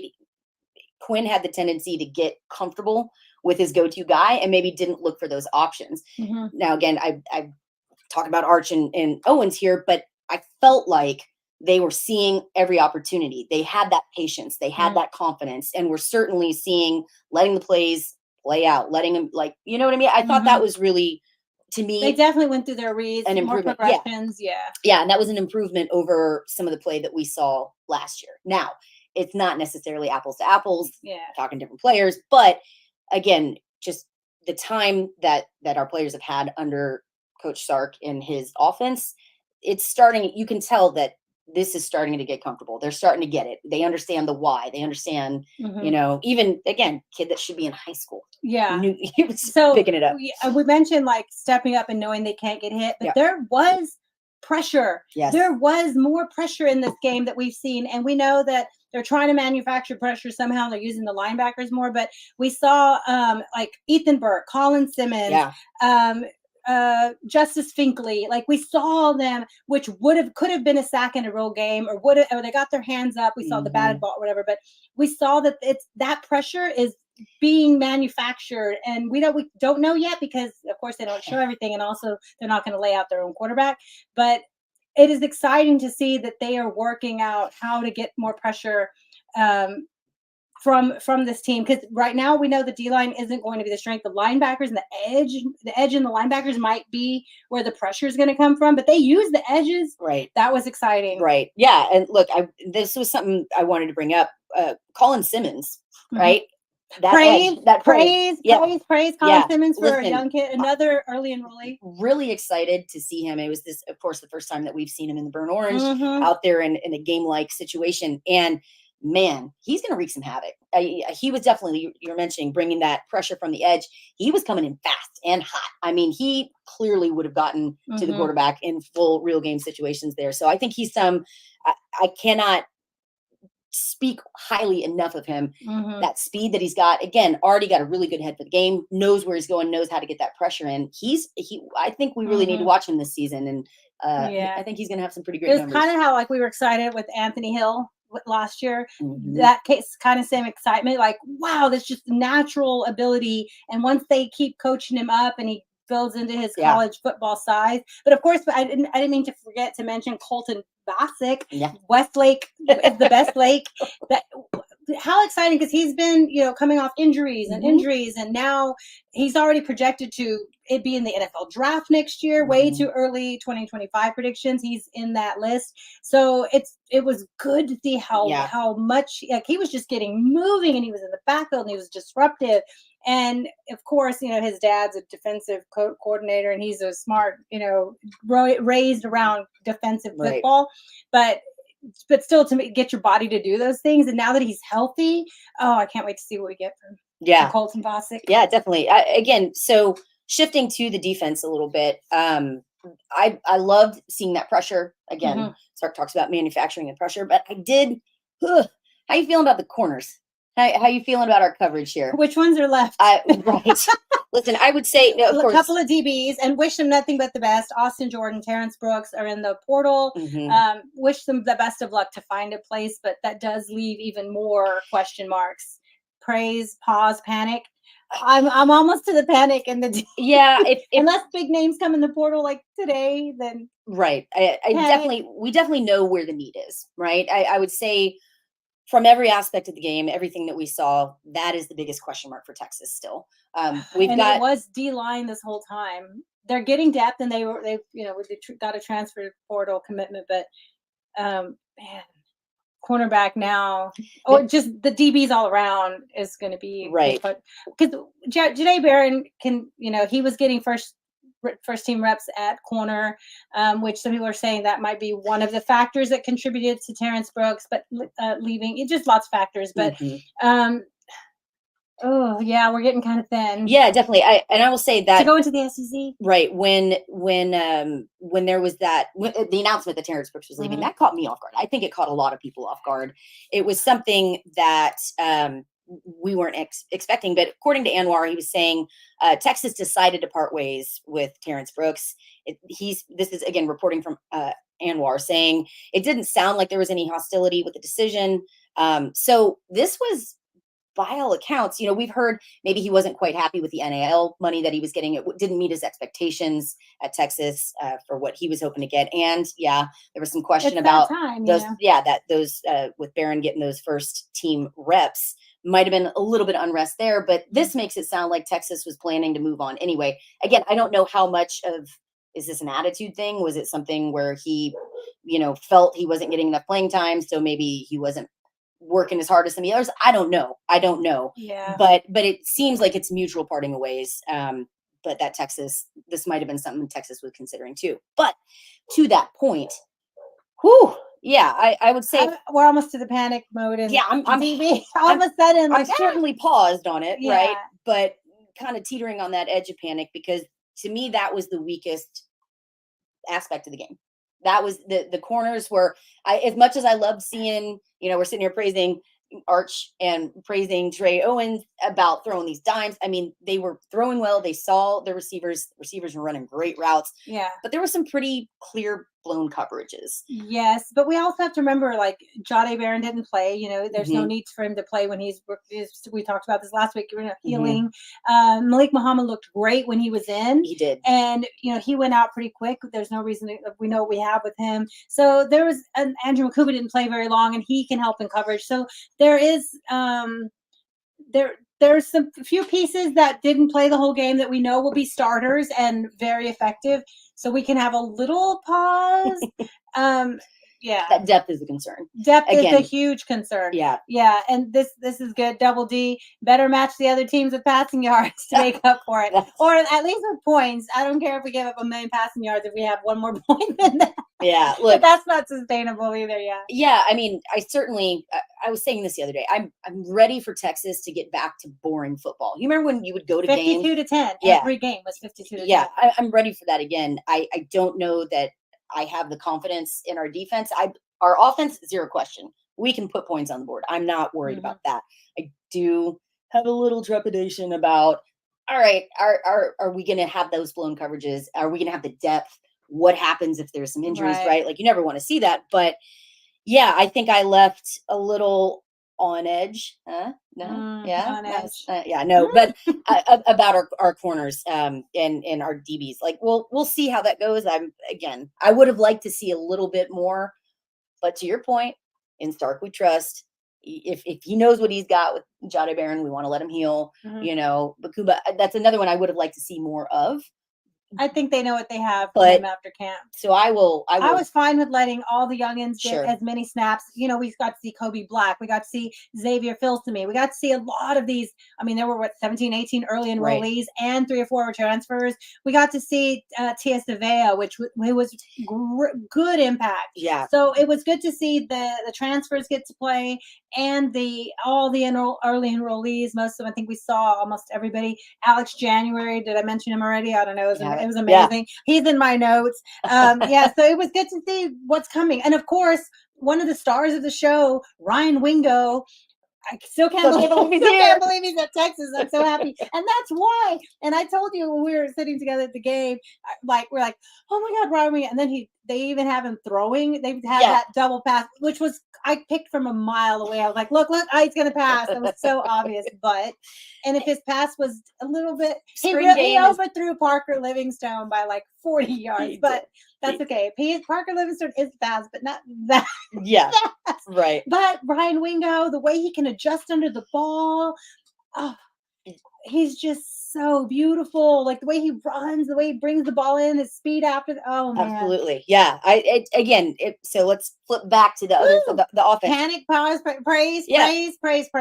Ryan Wingo. Absolutely. I still can't believe he's zero question there. So but excited. Again, looking at our wide receivers, so DBs, a little bit of question there.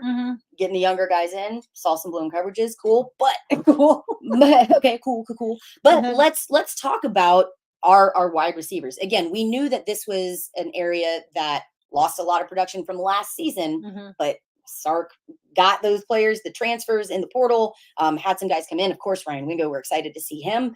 Isaiah Bond, listen, that's somebody that Sark has been after for a minute. I mean, he was recruiting him in Alabama. Yep. Right. And so he was excited. Everybody should be happy that he's here. Notice that he was certainly a number 1 target. He felt like the go-to guy certainly for Quinn in the little bit they got him involved early. They did. They got him involved early, which tells me that he's picking up on the offense. He knows, the guys are clicking pretty well. But yeah, I thought he's gonna be a major impact player. We knew there's high expectations for the season. I don't see any reason to not have those high expectations, right? I think he's going to show out. DeAndre Moore, again, is another one that I'm excited to see. I think he's gonna make a name. Ball's gonna be passed around a lot. So let me ask you this in our way too early predictions. Looking at the season, does Texas have a 1,000-yard receiver right now, or are we not going to see that because we're spreading the ball? I think it's going to spread around. Plus, you're also going to throw it to the running backs. They're going to be in the receiving part of the receiving game too. So I don't think it's going to be so much that one player gets 1,000 yards as much as 3 or 4 are going to hit 600 to 800 yards. Yeah. And then you also have, hopefully we have 2,000. I would rather have 1,000-yard rusher next year because we're moving the ball on the ground, controlling the clock, especially in the SEC. But also, you got to take those shots and know that they're there. And Sark knows run to pass, pass to run, however he chooses for that game. But it's there. Yeah, I think we're going to have. I would put more likely that we're going to have 1,000-yard rusher, Baxter or Blue, or a utility run slash catch Weisner, then maybe one wide receiver hitting 1,000. Then one wide receiver hitting 1,000. Yeah, again, I think this is I would tend to agree with you, but again, I want to remind folks like this is because we are so ridiculously deep at that position. Yeah.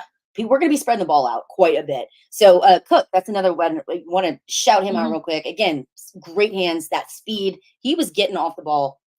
Yeah. And I think, I'm excited. I can't pick who I think. Who do you think is going to be your favorite? Ryan receiver. Trey Weisner. So the running back is your favorite wide receiver. My favorite receiver. I like it. No, I think I'm excited to see DeAndre Moore because I feel like when spring camp started, they talked about, he was the first one off, on the field, ready to practice. And he had something with Bolden, Bond, like all these transfers coming in. Matthew Golden was the first to receive a kickoff. And then Bond got the ball, was one of the first to get his hands on the ball, and then Cook. So when the ball went to arch throwing, he went straight. Moore was wide open and it was there. So I think it's going to be like he's working hard to prove that you bring in the transfers. I'm still going to kick some ass and get out there and work hard. And I love that work ethic. So that's why I'm really rooting for him to not necessarily be, the leading receiver, but to have an impact role and to embrace whatever role he gets, because like we just said, there are going to be players who don't feel like they get the ball enough, right? Right. And there's going to be wide open receivers down the field who don't get looked at or the ball doesn't get to them for whatever reason. So I hope they all just stay in it, stay. But I really like DeAndre Moore. So, and then of course, Jonte Cook, 5-star. They're all amazing. Let him cook. Let him cook. Love it. All right. Do you have? Okay, we're referring to the notes here. I am. All right. At my notes. Okay, so we need to talk about the quarterbacks, and we're going to do again. Okay. And this is a praise, not a pause, not a panic. This is a praise. Deepest quarterback room in the country, maybe. Yeah. I mean, I don't know anyone else who has the number one quarterback plus the number one quarterback plus top 4-star that already looks like he can hang with the other two, and then the backups. Joe Tatum. Okay, this is what he was only out for a couple of plays, but when I was watching the replay, it was actually kind of clever. He got our defense to jump offside with a funky hard count. And what fourth string quarterback does that? Right. And he gets out there and he does a funky count, and it made our whole defense jump offside. I'm like, boo, defense, come on, be more disciplined. Anyway, and you'll hear these counts every week at practice, and you jumped offside. Anyway, but let's talk about Lord. Yeah. Cole Lord. Yep. Okay, so his family, and this is really pretty cool because we're sitting on the east side of the stadium, right, with the Finkleys. Oh, I love them so much. And so just a couple rows down and over was the whole Lord family. They had their jerseys and their, they were, when he came out, they were lost it. Can you imagine, like, your son or your nephew or your cousin or brother, however he is to them, gets to go out on the Texas field in a Longhorn jersey and walk on and get to play like in a spring game? And he got a lot of snaps, but his first throw was an interception. I think it was Kobe Black or something that intercepted. I was like, no, and I felt so bad for them because they were like on their feet, and I'm like, that's okay, because that's how Quinn started the game. Quinn also started the game with an interception, so it's okay, shake it off, and that's what matters, right? If they shake it off. Absolutely. And then after that, Lord was just thread needles again on a dime, like oh my god, like between defenders, right into. He had Beauchamp, I think he had Milton. I think he was just like right into. Was he the one that threw it to Jordan Washington where he had to go up and flip over? Yes, that was him that threw it, or Trey Owens. I don't remember who it was, but that was a crazy play too. But how cool was it for Lord to get that touchdown throw? Yeah, listen, I was so happy for that family because they were hugging and happy. It was exciting. Yeah, no, we talked about this a little earlier. It is insane that our fourth string quarterback, certainly our third string, Trey Owens, would be a killer. He'd be a starter anywhere at any big program.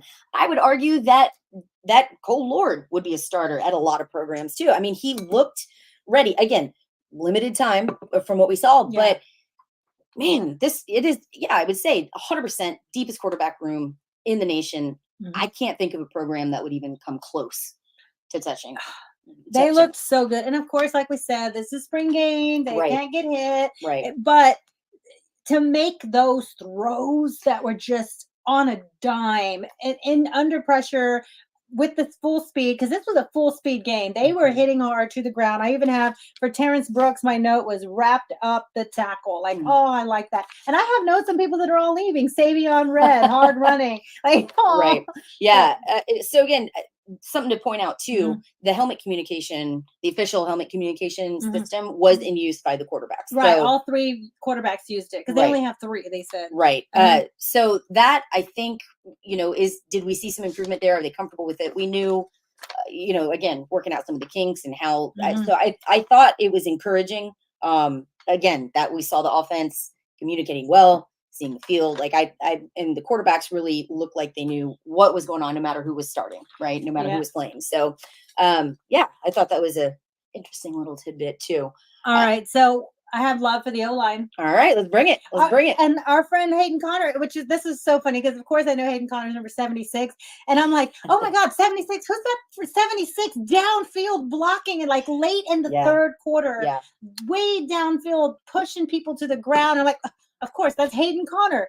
Good job. Oh my goodness. Yeah. Like way late in the game. It was Hayden and who else was with him? You had to ask me. Banks. No, it wasn't Banks. It wasn't Banks. There was, but we had the big guys way downfield blocking hard. And that's something I really want to point out. So Hayden got a lot of snaps at center as well. They've been moving him around. We know that he has been moved around on the line. He talked about this when he was with us on the show.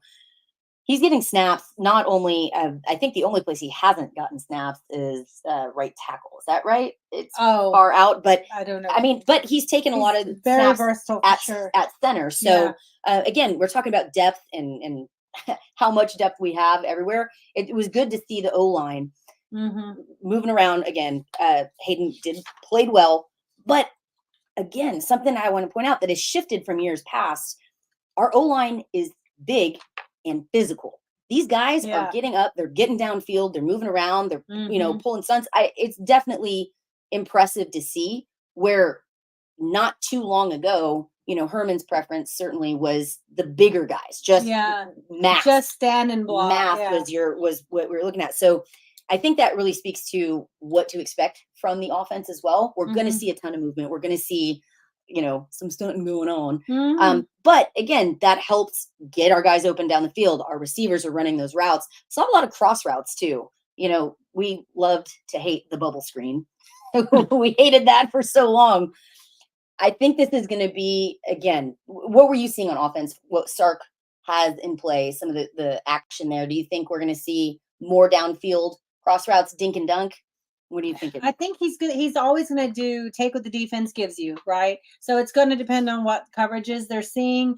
But man, can they pick apart some coverages? And that's what he's going to give them, not just options of players going in every direction, but options that they can decide at the field, when they come to the line. And they can choose the right read. They're just so well coached, these quarterbacks. I agree. But again, whole team looking good. The O-line, I want to sing one more praise for them. They gave the quarterbacks time. That was something that was noticeable. I mean, they had plenty. Now, again, let's bring it up. It's a spring game. There were some sacks that could have happened, but didn't because they called the play early to protect the quarterback. But for the most part, I thought that our quarterbacks had plenty of time to sit and make those reads, plenty of time. He wasn't running for his life the whole time, right? So there was more pressure, but it was just a good balance of it. Yeah. So, all right. Well, any other thoughts about spring game? What you saw, what you liked, what you didn't? I'm just so impressed with, so nowadays, and we've talked about this before, so the early enrollees and transfer, like to come into this program, to get into Texas already, as athletes, when they have schedules from 5 a.m. to 10 p.m. every day, they have to keep up with all their schoolwork. They have to be gone all, Friday night, all weekends, practices, all these things, right? And then a lot of times they have recovering from injuries, or they're going to camps, or they're doing, charity work, or it's volunteer work, or all these other things that go into putting together a resume of why Texas should pick me to come play at Texas, right? These young men are doing all of this, and they're amazing culture fits, and their families are so active and involved. So it's just so impressive to see that, not just graduating with a GPA and all the things you need, and SATs and ACT, whatever, to get into Texas, but they're doing it a semester early. So they have all the work to do in summer classes or other things when other kids are doing summer camps and summer classes. So that they can enroll early. And then we have, 17, 18, I never remember how many it is, but on early enrollees who should be at prom, or should be at, spring break, or should be doing, half day of senior semester, right? No, they are college students doing full spring camp, and they look so good. Yeah. Their bodies are developed. We haven't even talked about Jarrett Gibson and Christian Clark, like the two early enrollee running back. Like they just look like men on the field, and they're so prepared. They are learning the playbook. I'm just blown away. Yeah. I'm blown away by how ready they are. Yeah. I will say, that's a really great point. Like, walking away from the spring game, it feels like we are light year at this point in the season, right? Compared to previous years. This team feels like it's much farther along. Right. The development process, the comfort process, like understanding it. This feels like a machine. This team feels ready. And, there's certainly been some spring games that we've walked away from in the past going, geez, well, we have some clear issues that we need to work out, and glad we've got the off season. But that's a good point. It feels like right now it's just polishing and tweaking, not rebuilding. Right. Yeah. Right. Yeah. You can see the progress. This certainly feels like a place that Texas is farther along. This team is farther along in development at this point in the season than I think we've seen it in a very, very long time. And I think there's a lot to be excited about for Texas fans. Deep. So we talked about the portal. We've had a few more players into the portal since the spring game. So of course, wish them luck. But like we said, it is just, they're so deep, and Sark talked about being 4 deep at every position. I don't think he's 4 deep at both corners. I don't think so anymore. Yeah. But he talked about being deep, and they're reeling in with a little bit more in the transfer portal. They're hosting another big time DL opportunity out of TCU right now. Dominic Wilkins. So this is they can shore up a few things, and just right now it's just cherry picking greatness, right? Yeah. Well, and we knew we were expecting some announcements of our players to hit the portal. We knew that there's attrition in every program. Well, we had to slim down the scholarships to make room for 85. Right. So yeah, I mean, it sucks that Brooks is leaving. It sucks that Red is leaving. It's and of wish course, him great. And we love Savion Red. We've been cheering for him. The Red Cat. R.I.P. We've been cheering for Savion for a while. Yeah, so. yeah. And he's in my notes from Saturday. Hard hitting, good running. Well, and R.I.P. Red Cat. We won't see that anymore. He definitely. And you had your red, white, and blue. Now you're just down to blue. No, now it's just blue. That's all right.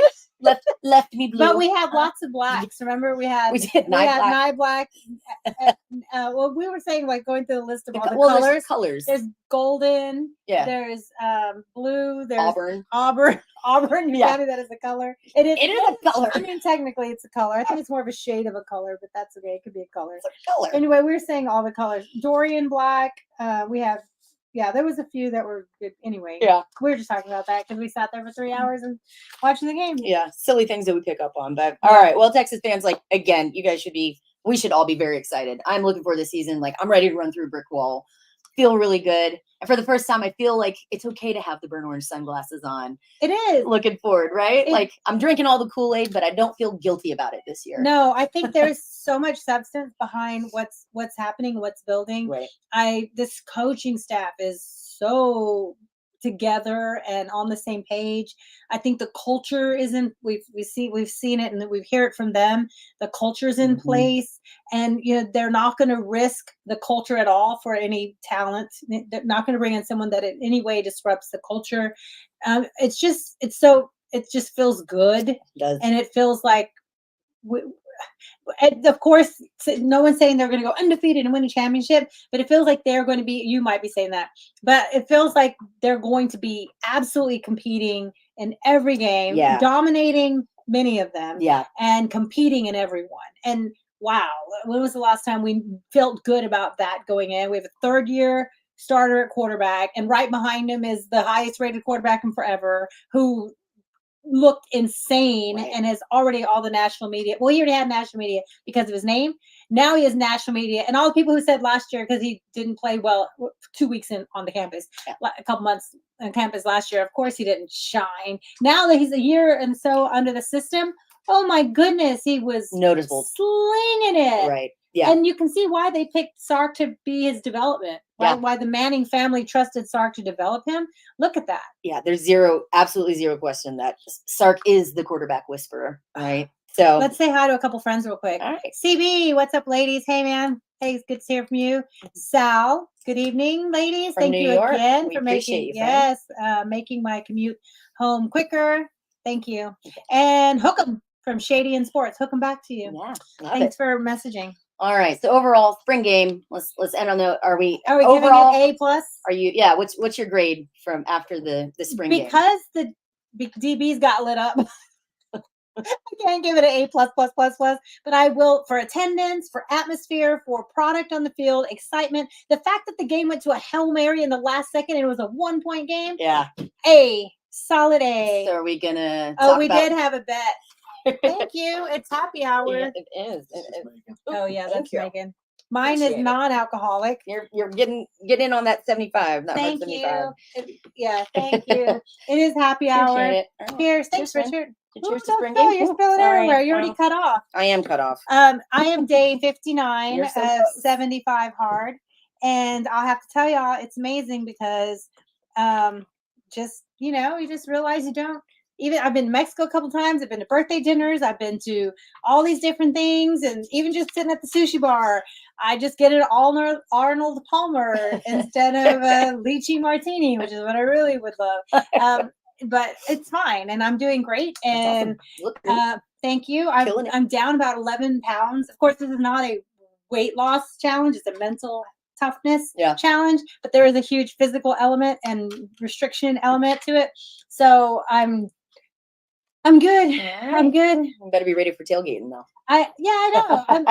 So this is where I'm having my debate right now. Well, because it's happy hour, we can talk about it.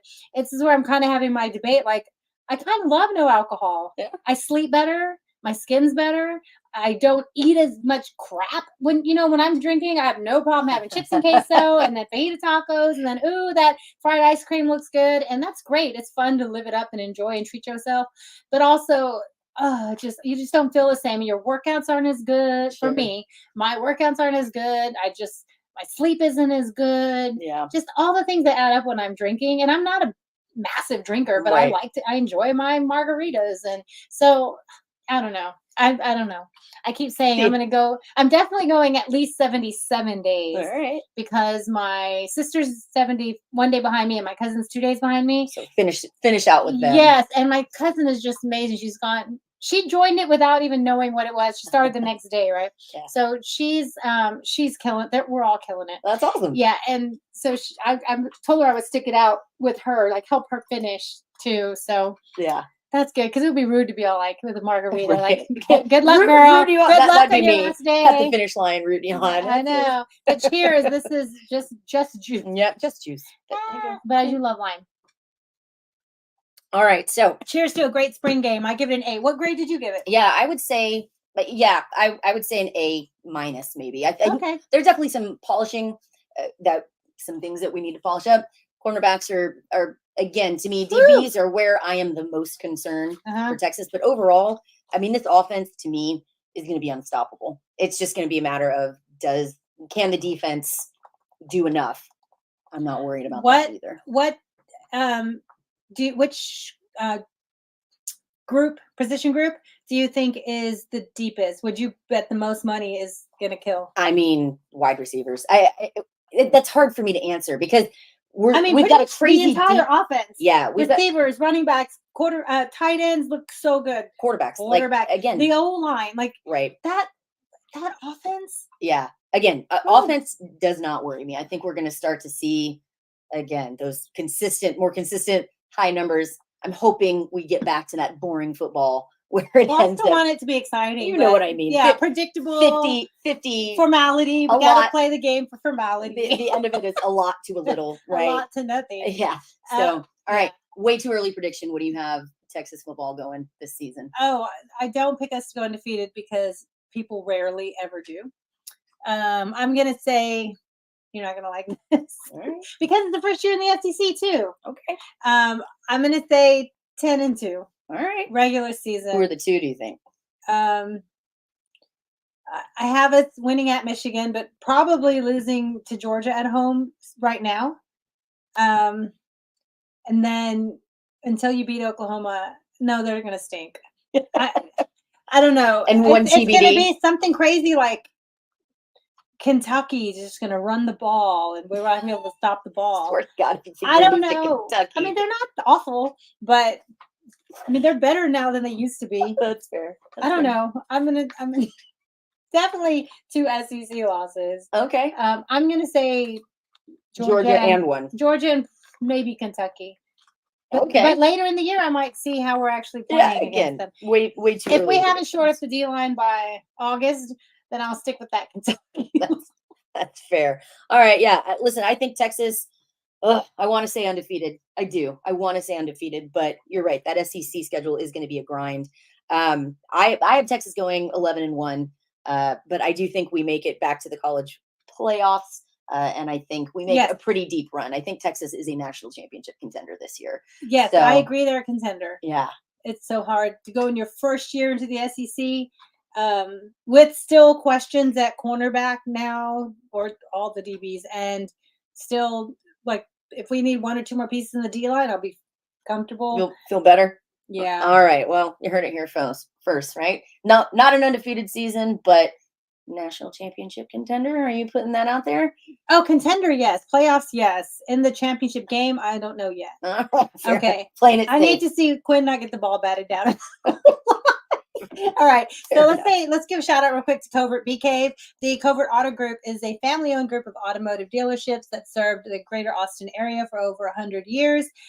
You can check out Covert BK. They are nestled on 42 acres of beautiful hill country in Bee Cave, Texas.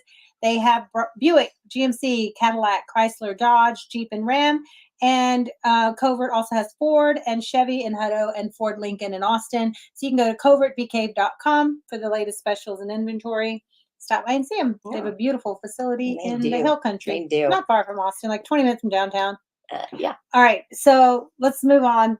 We'll come back to Texas sports in a bit. We'll talk more Texas football when we get to the draft. Yep. But let's cover some baseball. Let's talk some baseball. What a good game last night. Hey. It was nice. Listen, it was nice that Texas won a Tuesday game. Goodness gracious. Oh, my goodness. Winning the games we're supposed to win. Lining up small programs at your home on Tuesdays should be just lining up W's.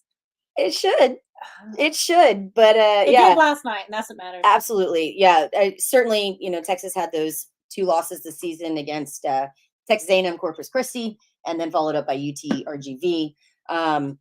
Certainly not the way that you want your midweek games to go, but Texas got back on track with a weekend stint against TCU. Lost that Friday game. Again, slow starts is Texas's thing, but came back, played some really good ball on Saturday right after the spring game. Out. So that game was supposed to be at 6 p.m. Right. But it got moved up to 4 to try to beat the rain. Then the rain moved up as well. So there was actually a rain delay in the game. So I was running all over campus on Saturday. But yeah, we got lots of steps on Saturday. Yeah, it was definitely a busy day on the 40. But again, I want to give some praise once more. Ace Whitehead stepping up, again, balling out. Really, really improved pitching across the board. If we're talking from Saturday on, Ace started, had another start, did really well, got through, I believe, 6 innings. So he is the winning pitcher there. But I want to also call out LBJ. He's had some struggles. LBJ's struggled a bit, has really hard time this season controlling the ball, and he really stepped up. I think this was probably his best. He pitched through 7 on Sunday, right? He did, yeah. And this was his best outing that we've seen from him this year. So good. Really good. And this was a huge series for Texas to take. Believe it or not, despite where baseball is, Texas is still in contention for a Big 12 championship. Now, part of they get the opportunity this weekend. We'll get to that. I'm telling you. So right now, Texas is in a three-way tie for second. What? In the Big 12 championship. So because they keep doing enough to take these series. That's it. But they're dropping those weird ones. That's it. Right. There's still a lot of questions, still a lot of inconsistencies from this team, especially to be so far into the season. But yeah, I mean, at the end of the day, it's baby steps, right? How do you eat an elephant? It's one bite at a time. You get to the Big 12 championship. If Texas can walk away from the season with a Big 12 championship, that helps them postseason, right? Like there's no expectation. I don't believe anybody has the expectation that Texas is going to host a regional. That's just not going to happen. What is likely is that Texas is going to end up in College Station regional, which will be tough. Aggies sitting at that number 1 position. Yeah. Well deserved. But again, Texas got to keep doing what they're doing. They've got to follow through. Series wins. That's the only way to get through this, right? Now, who's in number 1 in the Big 12? It's OU. Big game coming up this weekend. Right. Big series coming up this weekend. I would argue that Texas has to sweep this series to really be in firm control, right? With the remaining schedule left, there are, again, Oklahoma State's contending for that Big 12 title. Yeah, they're ranked too. Yeah. But if Texas goes in and sweeps OU, knocks them out, holds that number 1 place, they have Kansas, Oklahoma State, and I think that's it left for Big 12. So that would solidify Texas at least owning a piece of the Big 12 title, right?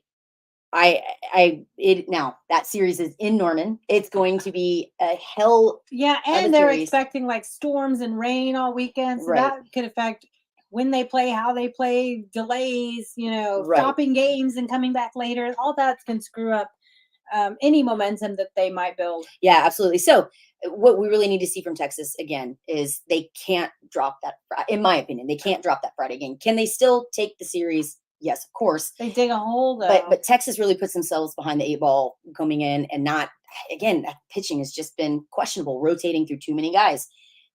I'm encouraged by what we saw this past weekend from our pitchers. There was a lot of improvement. Do want to give a quick note. Coach Pierce was not coaching last night. It was Coach Rodriguez. It was Coach Rodriguez. TV's on it. They did this without Pierce, and they're going to have him off Friday. Correct. Yeah. Because of the drama. So there was on Sunday. There was a play. Again, it took points off the board. It was a nice insurance run, if I recall correctly. Peyton Powell was base running, and the ball was thrown in. It did hit off of his ankle, but essentially it was a RBI double that had put points on the board, again, scored a run, and they pulled that run back after overturning a call without reviewing it. And Coach Pierce was wanting to review. It was the right call though. But you still review it in that case. When they make a no call on the field, they make a no call and then they reverse it and don't review it. Okay, then they're going to take 2 minutes to review it and still make the same call. I get it, but but let me say this. Like, it was the spark to me. That was the first time, like, you saw some fire from Coach. Well, not first time you saw fire from Coach Pierce, but in that moment, the team was hyped up. The fans were hyped up. Like, maybe it was performative. Maybe it would have mattered in the end, but it hyped up the team. It felt like a spark that we hadn't seen in a long time as a cohesive unit, right? Like, fans and the players and the coaches, like, everybody fired up. It was pretty funny. Now, the reason he got called out, he was ejected from the game and suspended for 2 games, was because he went out 3 separate times to fight. It's one thing to say, hey, or whatever, you need to, I don't agree with this, whatever, and give them a solid word. But to have stern to, talking to. yeah, you're not going to change anything. No, I get it. You're not going to change anything, and you get ejected. Now you can't coach on Tuesday and again on Friday on the road to start a big rivalry series. I get Is it worth it? It's not ideal. Yes, in my opinion, yes. No, I don't know that he needed to go out. Disagree. It's part of the game. To me, going out there, being ejected and not coaching is not part of the game. Coaches arguing with umps is 100% part of the game. To the point where you get ejected for two more games. I get that it. was when you you're don't like it. I get it. I think it makes him look like an immature child. I disagree. Okay, I'm gonna say I would not want my coach to behave that way. That's fine. And I wouldn't want my daughter playing for a coach like that. That's fine. Who can't control himself. That's fine. I'm saying he wasn't so outrageous. Like it was ejected. He can't coach for two more games. Yeah, right. Yeah. And we won 11-1. So I will say, was it the spark we needed? Yeah, I think it was I understand it. He was fighting for his guys, right? Like it took points off the board. You want it to at least be reviewed. I get why he argued. Was it a little excessive? Yeah. But it was they going to change anything? Let me tell you, the key to the second game was he went back. When he came back for a third time, he had a rule book with him. He had I love it. I love it, man. Going out to the ump and saying, "Do you need the rule book? Here you go." Like, I love it. I think it was hilarious. It's performative and disrespectful. Nah, I don't think it crossed those lines at all. He's already on the hot seat. Why don't you just win more games, not lose at home to teams that you should destroy? I would rather that than come waving out a rule book. It was hilarious. I in the moment, it was awesome. I was all for it. It was great. No, I'm out. But yeah, that's okay. We can differ on that, but I do think it gave a spark to Texas. Now, again, Texas comes back, and in the game against UT Arlington, they won 11-0 on a Tuesday. 6 home runs in the game. Almost tied. Well, it tied the record. Yeah. They almost beat the record. Yeah, it ties the Texas school record for home runs in a single game. So I don't know. Maybe it was that spark. Maybe they feel fired up. We'll see how when a real game that matters, when they don't have their coach. I mean, Coach Rodriguez is more than qualified to coach them. But yeah, I mean, if you're number one in the country, let Coach Schloss come out and wave a book. That's hilarious because he's winning and he's not. Look, treading water right now. I get your Coach point. Pierce is literally treading water. I understand it, but it's part of the game, and I thought it was fine. We'll see. I definitely this test coming up this weekend in Norman, going against Skip Johnson. That's Texas's old coach. Been at Oklahoma for a minute now. So, but yeah, this series really can determine what Texas can and can't do for the rest of the season with Big 12. So huge game coming up on Friday. Again, we'll be watching that. Who do you think's going to pitch? Back to LBJ to Friday night? I don't know. Charlie Hurley started last night, his first start in a minute.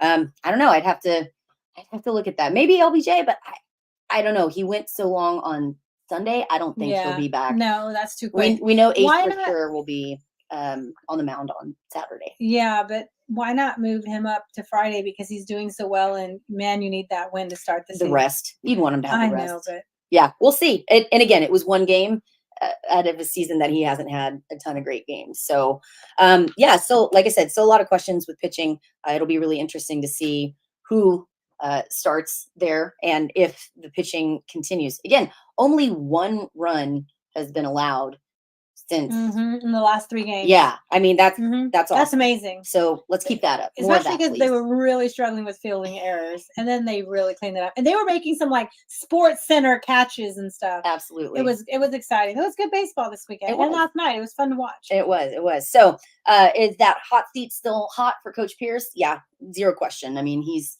definitely should be hosting regional.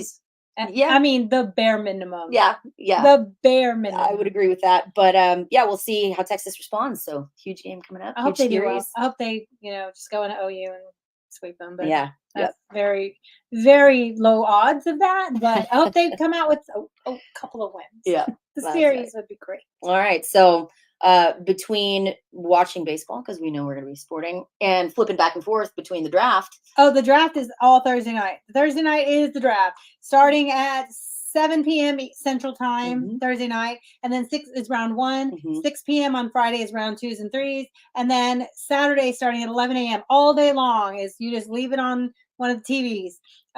Round 4, 5, 6, 7.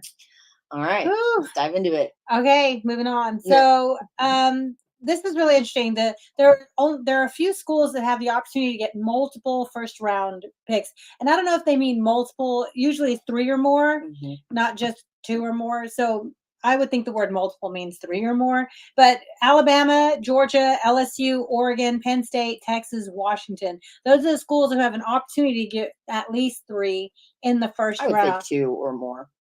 Multiple? More than 1. No, I always think multiple is 3 or more. I get it, but I think you're getting hung up on semantics. I think it's more than 1. Well, Anyway, it matters if you're saying, I don't know, multiple to me means, I mean, it technically is 2 or 1, but I wouldn't say multiple for just 2. right? Anyway, well, more than 1, we'll say in the first round. I don't like that. 3 or more. Let's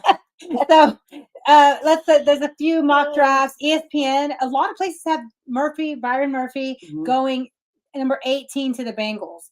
The only other one who has it different is CBS Sports has him going 17, even sooner, to the Rams. But Murphy to the Bengals is pretty popular.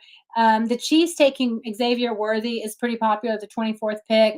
And people have A.D. Mitchell going to the Bills or to the Jags. And then this is really great. The Cowboys taking Jonathan Brooks at number 56. I'm seeing that a few different places.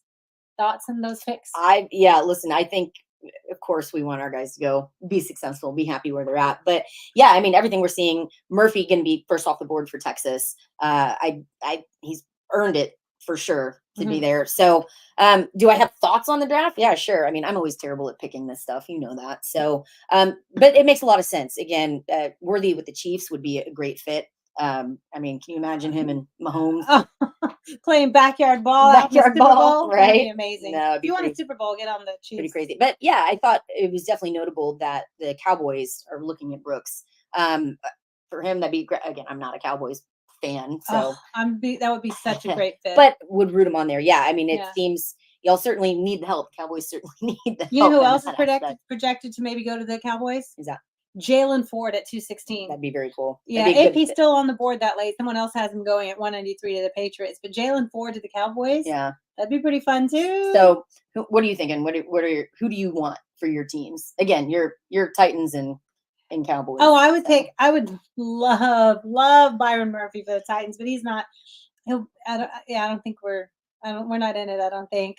But I mean, I would love someone to throw it to. Bring me Worthy or Mitchell. I mean, I'd take any of the Longhorns. Yeah, give me Jay Witt, someone that's going to work so hard off the ball, right? Like, give me some of them physical downhill blocking wide receivers. I want them all.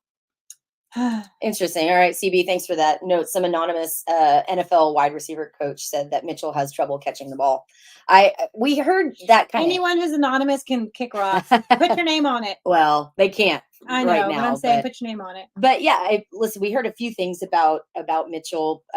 We talked about this a little bit last week, that poorly timed trying to say he's with his diabetes, can't manage his diabetes. Right, which may be affecting his draftability there. But I'm still seeing him in round 1 everywhere. Yeah, certainly. Somebody that did take a pretty big hit is T Sweat. Yeah. He has been dropping in the ratings, now predicted to go 4th or 5th round. 3rd, 4th, 5th.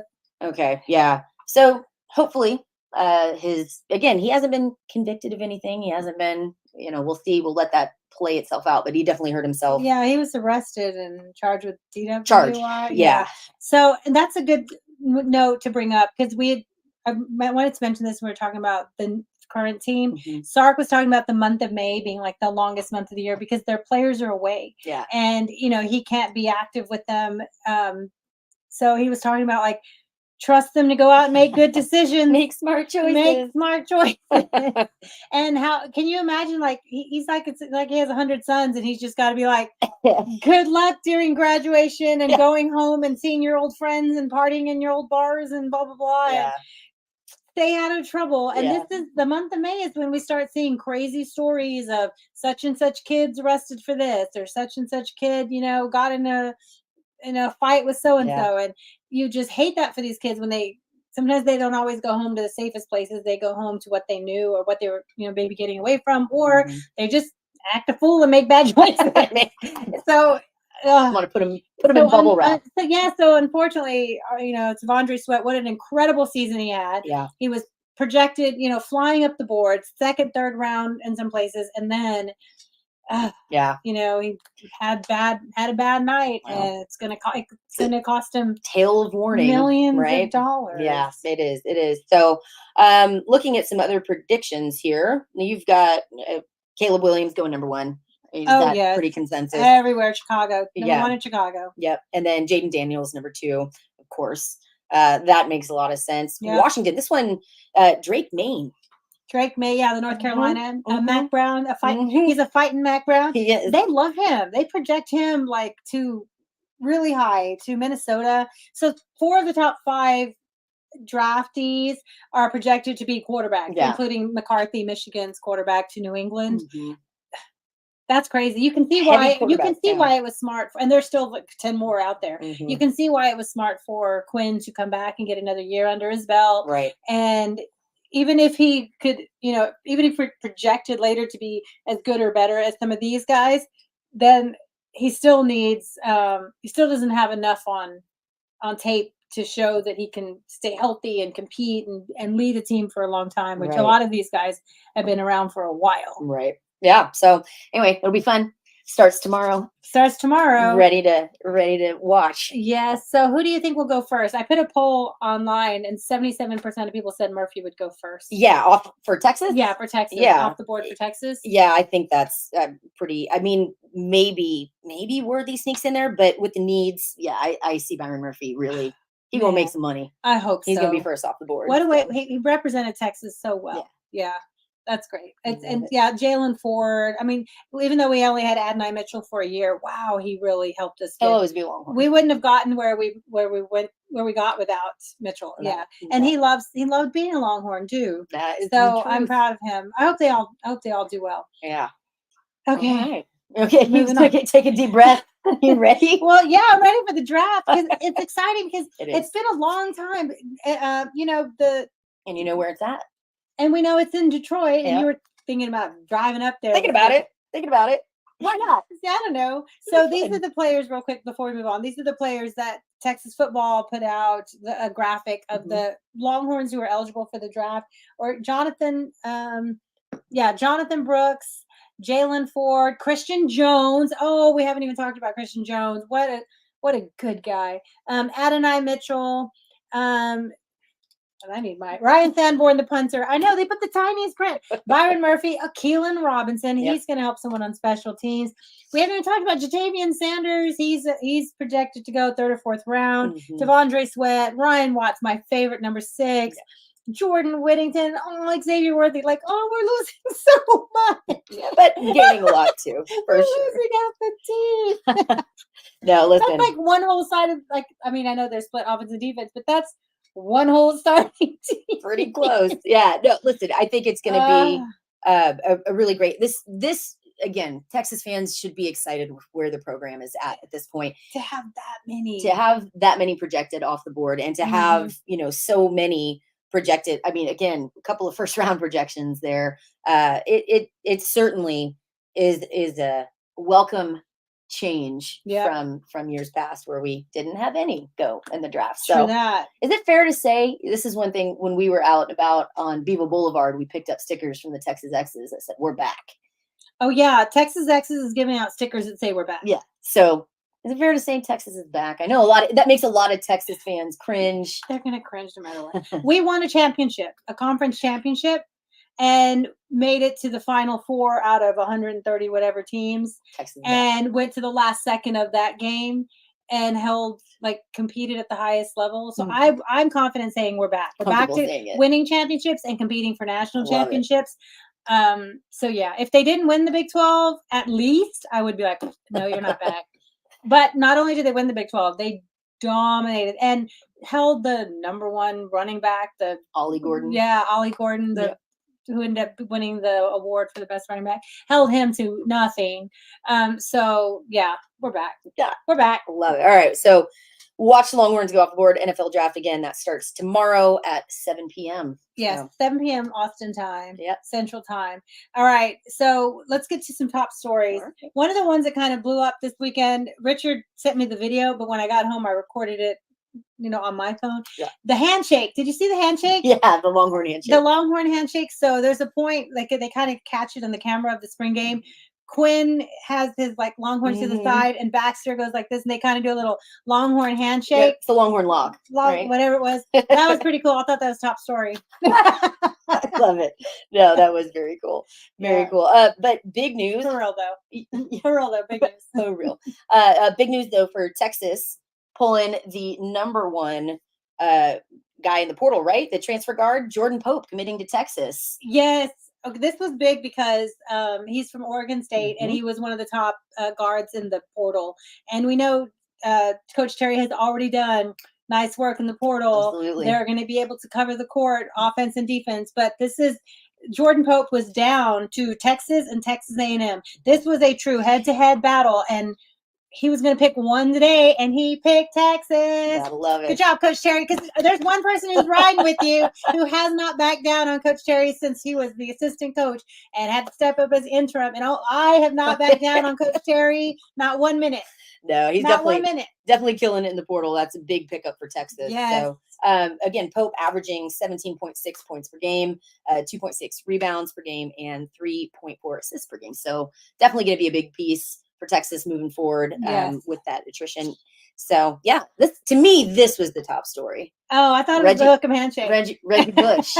Well, no, Layla Felia transferring. I think that's even more important than Reggie Bush. We'll get to Reggie Bush in a minute. All right. Women's basketball getting a transfer in. That's huge too. Yeah. She's got a good one from Michigan. Absolutely. Yeah. She's she was on campus this week. It was like, ooh, who's that touring with coach? And it turned out to be Layla Felia. Felia. Anyway, she's coming from Michigan. Also almost 17 points a game, almost 4 rebounds a game. That's amazing. Coming in as a junior. Yay, welcome. Welcome. All right. All right, now we can get I to wanted it. to get to the Texas stuff first. All right, okay, now Reggie Bush. All right. Well, big news though, Reggie Bush officially Kim getting Kardashian's ex. Yeah, officially getting his 2005 Heisman reinstated. Yes. How you feeling about it? Whatever. At this point, whatever. I mean, did they wait for OJ to die to give him back his Heisman?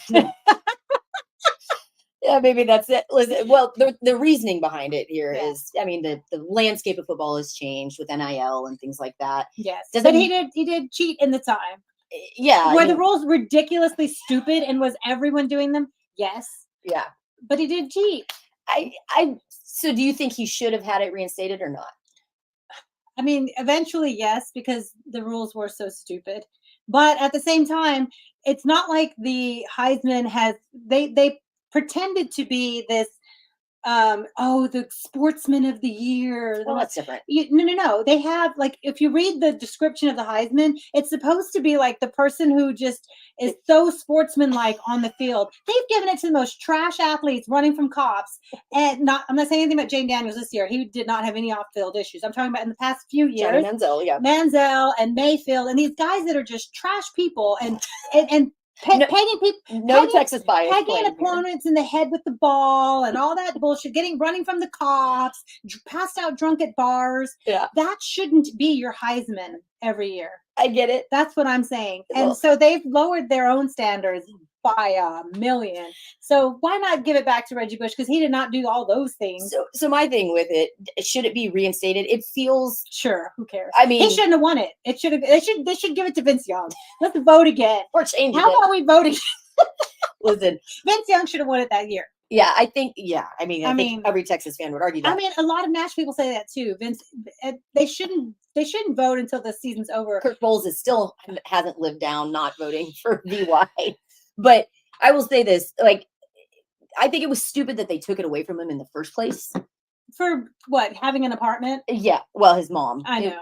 And it was, to me, that was supposed to be we're going to make an example out of Reggie Bush but you're not doing that evenly across the board. No. Right? They get so mad at this school, they take it out on this school. Yeah. They're so lame. So I think it's great he has it back. I think it was stupid that he lost it in the first place. Mhm. I would agree that, I mean, Reggie Bush was a hell of a damn player. Yeah, he was. Now, but he was on a hell of a damn team. Absolutely. He wasn't even the only Heisman winner on that team. Right. So, yeah, the best player on that field and in that year, and whose team would not have done anything without that one person, the most valuable player. But also a stacked team. Also a stacked Yes, also a stacked team, but even Matt Leinart wasn't the best player on his own team, and he won the Heisman, right? I don't know. Let me ask you Reggie this. Bush was amazing. He wasn't even. Who did they give the ball to when it mattered the most? Lendell White. Yeah, he was. So he was wasn't big. even there. He wasn't even the one they went to in the biggest moment. But let me ask you this. Take a breath.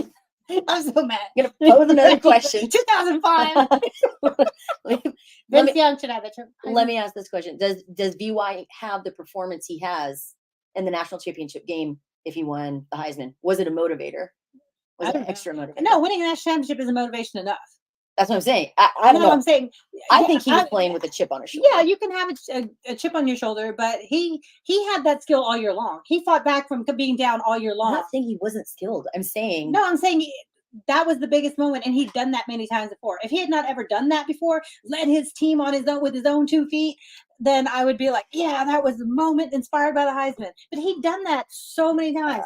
Down 30 against Oklahoma State like 10 years in a row, and he came back. I get it. I'm just saying, being down to Oklahoma State in the first place, but every year. I think it was. Remember, we used to always be down to them by 30 and come back and win. Yeah, I think I think that 28-point comeback is still the largest comeback in Texas school history. Yeah. Anyway, I think it was a motivator. Oh, I'm sure it added to the fuel, but I wouldn't say that's the only fuel. So, I mean, winning a national championship with your homeboys, that's pretty good. All right, fair enough. Talking about Vince Young. Okay. Did you see that he had an interview and he was talking about what he would have done differently? The question was asked, what would you have done differently for your career? And what do you think his answer was? Not go to the Titans. He should have. Well, he would have stayed another year knowing that Texans weren't going to draft him. Yeah. His response: shut my mouth and played ball. He's like, he said he wished he hadn't spoken up and talked more. Yeah, I mean, he said that's too bad because you don't want athletes to feel they need to shut up and dribble or shut up and whatever. Yeah. Anyway, that's too bad. That's what he said. He said, I wish I had just not gone up against the NFL, not gone up against, and he doesn't mention Fisher's name. How do you not? Fisher ruined him. He said, my coach. Fisher ruined him. He did. I mean, Fisher's still a trash person and awful. No love for him. None. Whatsoever. But that's what he said. Vince Young said, I wish I had just shut up and played football. Oh, that's too bad. Go. Yeah. So anyway, interesting. I still think the Heisman, getting snubbed for the Heisman was motivator. I'm just saying. Okay. I mean, I agree. All right. Mega Blue Bloods. Let's talk about that. You got college football, the mega. We always debate, is Texas a blue blood? Well, people debate it. We know Texas is a blue blood, but there is now a mega blue blood. What is a mega blue blood? So teams that have between like 70 and 80, 90% win rates over other teams and over a sustained period of time. Okay. So the mega blue bloods, according to, was it ESPN that put this out? ESPN, yep. Yeah, okay. Mega blue bloods. And tell me, do you agree? Are these teams all right, like sustained? They all have down years, they have down moments, but over a sustained amount of time, mega blue bloods. Alabama, Georgia, LSU, Michigan, Notre Dame, Ohio State, Oklahoma, Penn State, and Texas. Yeah. Pretty much all the ones who are putting in multiple people into the. I mean, that's the list of blue bloods anyway. Yeah, but I don't know what makes them mega blue bloods. I'm looking for A&M. They're not on this list. No, I didn't. No, I kept scrolling. They're not a mega blue blood. Yeah, listen, I would agree with all of that. Again, they have statistics and charts and all these numbers, and they came to this conclusion. Yeah, and they're programs that have been successful over long periods of times. But yeah, that's interesting. Is the mega blue blood necessary though? Isn't that just blue blood? No. Like why do we have to add blue blood is so last year. Sorry. You have to be a mega blue blood. All right. Well, anyway, Texas is a mega blue blood. Reprint the shirts, I guess. There's 9 programs out of the hundreds of programs, and Texas is one considered a mega blue blood for winning sustained big winning over a long period of time. Well, we're back, baby. We're back. We're back as a mega blue blood. I love it. All right. Moving on. Okay, so let's talk about this. Texas men's tennis, the Big 12 regular season and tournament champs. Tennis been killing it. That's yet another.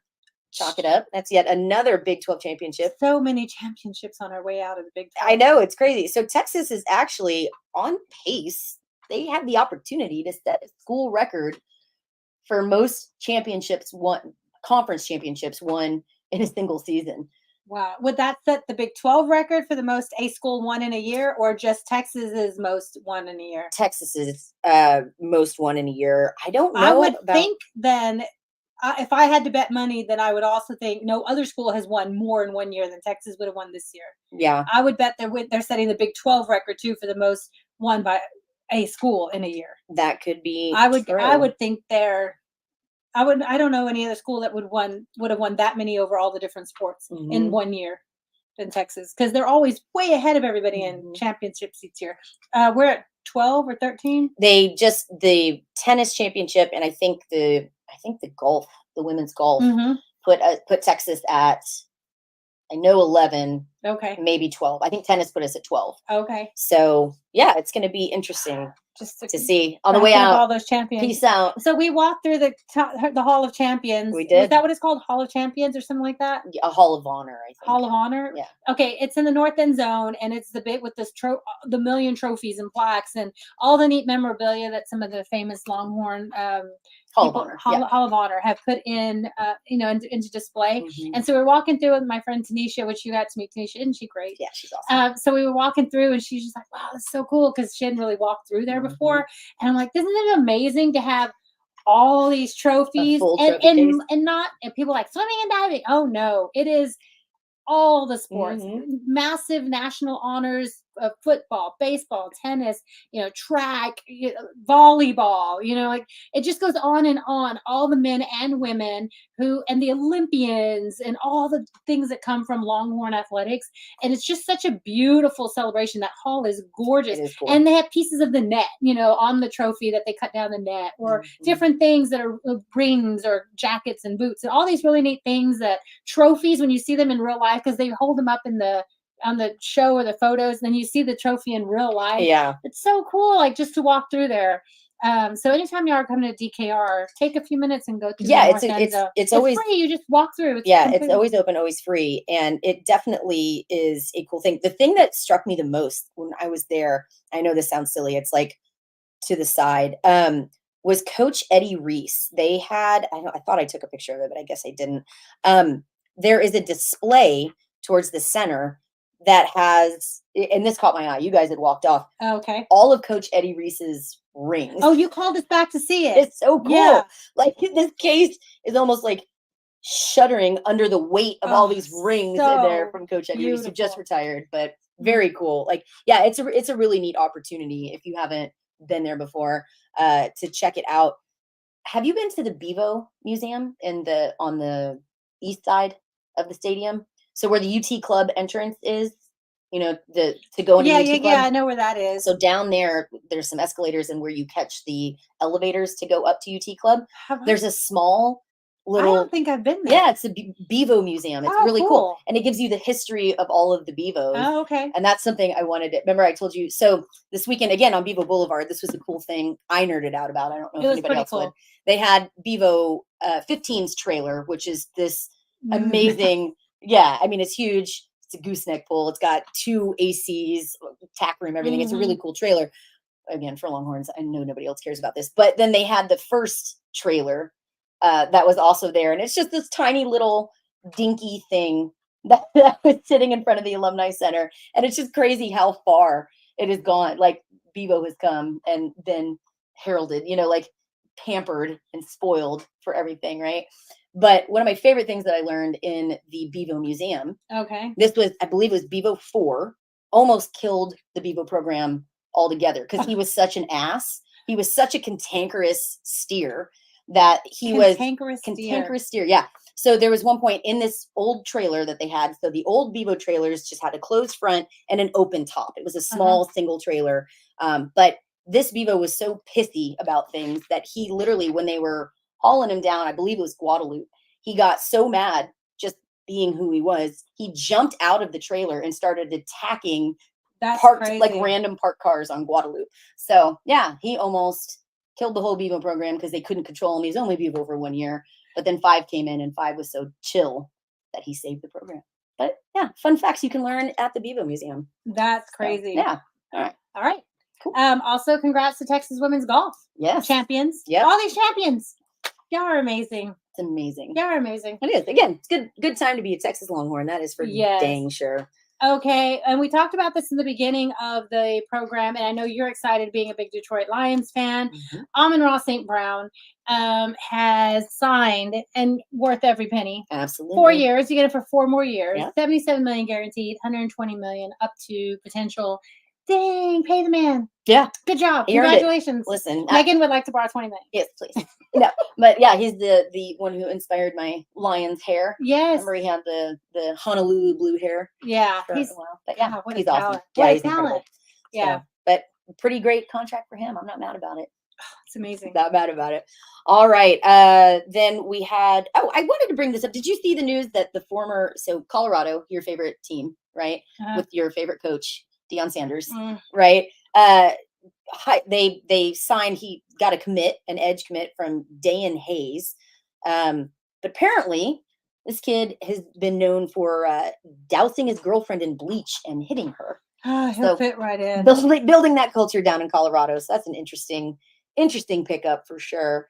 Any other news that you wanted to talk about? Well, CB, one more. This is a big story happening right now on campus. What's going on at UT right now on campus? There's protests. There's the Palestine-Israel controversy, and it's all over every campus. And of course, it's going to hit every university. And today there are lots of students and community members and protesting, and there's police, and hope everyone's safe.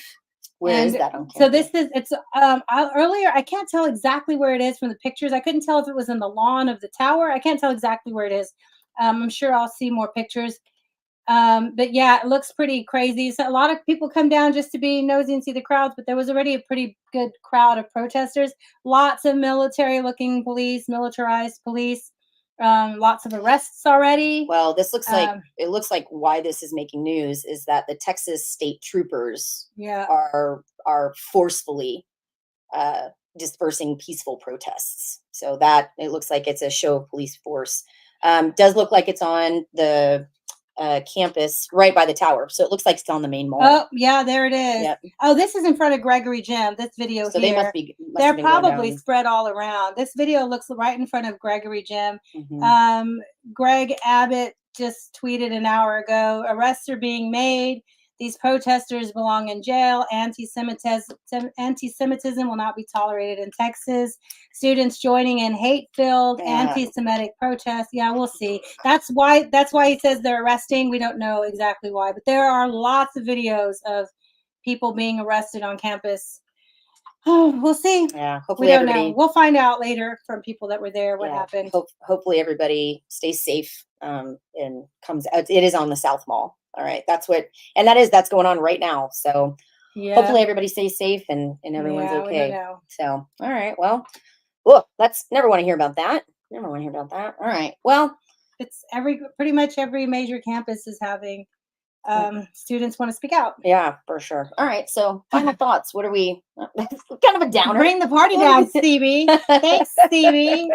I love it. I love it. All right, well. What are you thinking? All right, final thoughts. We had spring game. We got football. We got baseball. We got Texas being amazing at everything. Yeah. So we have so this weekend, gonna volunteer with some rugby stuff. Not taking Naughty to do some volunteer stuff, and then CB, my bad. That's okay. People want to know what's happening, and we can only see the same news you're seeing. I'm definitely not going down there. It's none of my business right now. So then, draft all weekend. I will be watching the draft Thursday, Friday, Saturday. I want to see the Longhorn names get called. Really, really hoping for Christian Jones and Jay Witt. I know all the other talented players, they will get drafted. But man, if Jay Witt's name gets called, like all of Longhorn Nation. And also condolences to his family because his uncle, who was also a Super Bowl winning, NFL player, passed away. So it's bittersweet, to be drafted right before his uncle, Yeah. isn't going to be able to see that happen for him. But hopefully he gets drafted. And Christian Jones, what a great story. We've talked about him many times. Yeah. I would definitely love to see Christian get called and drafted, make that good money. I mean, he tested really well, and apparently throughout the interview process, he started flying up boards once people really got to talk with him and meet with him, and he's just so impressive in every way. He's so impressive, and if anyone can talk about sticking through tough times and trusting the system and committing to something, not that if they transfer they're not committed. I'm just saying he really stuck out. Hard times, transition, learning new systems, having different coaches. What do you have? 3 different head coaches in his time. Didn't he come with Charlie Strong 6 years ago? Well, that would have been Tom Herman. It would have been Herman. No, okay. Anyway, yeah. He had multiple offensive line coaches, just like Hayden Connor. We talked about that. Mm-hmm. But for him to stick through all that and graduate from Texas and keep going in school and be a part of the rebuild, and lead the next group, help them with the transition. I hope Christian Jones' name gets called. Absolutely. And Jay Witt. Yeah, absolutely. All right. Well, let's recap for those that didn't catch us in the first hour. We talked about the Texas spring game, the atmosphere, great time to be a Longhorn. Let's recap that real quick. So overall, your feeling, what was your grade? Let's finalize that. I gave it an A because I can't give it an A+ because the DBs got lit up, but that's because the receivers and the quarterback are so good. I'm really, really just thrilled with the future. We know we had some really great players who didn't even play or played very minimally on Saturday because they know what they got. Don't need to risk injury. Let the young guys get reps. But the ones that did come in, these early enrollees and transfers, wow, they're ready to go. Absolutely. Wow, they're ready to go. That's just so much talent. So they've evaluated and they've coaching them up and they're learning the system and they're prepared to work. Yeah.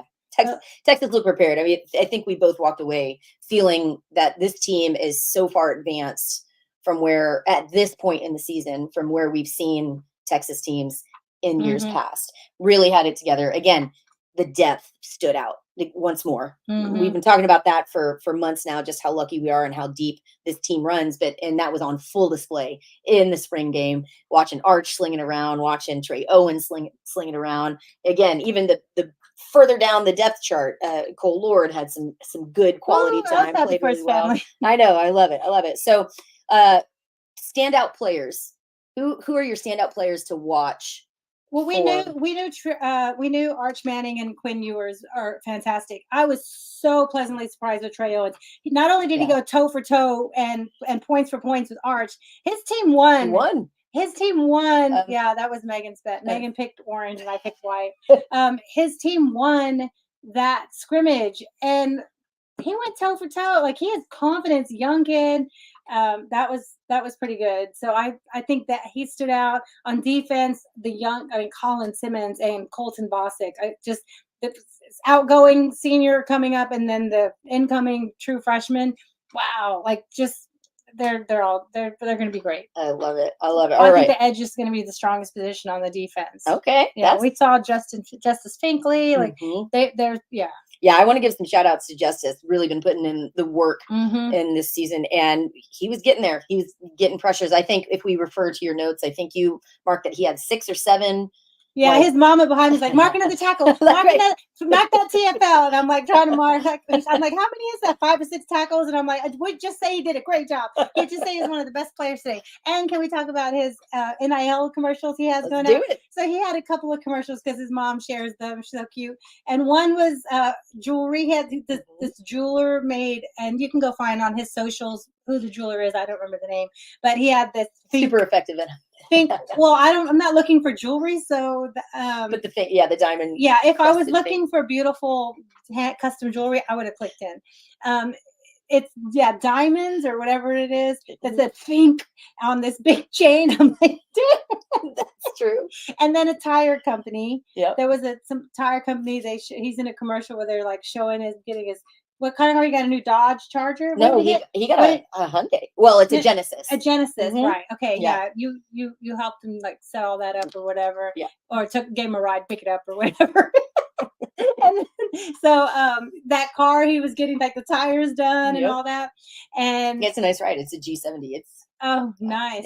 It's nice. Yeah, so he's in the tire commercial too, and whatever else. Listen, good job. Get all the NIL. I'm all for that. Like, I love watching these players be able to get these opportunities now, right? Like, they should. It's their names. They help build. They make all this money for the school. They make all this money for the NCAA. Yeah, hell yeah. I love watching it. I still am waiting for Hayden's.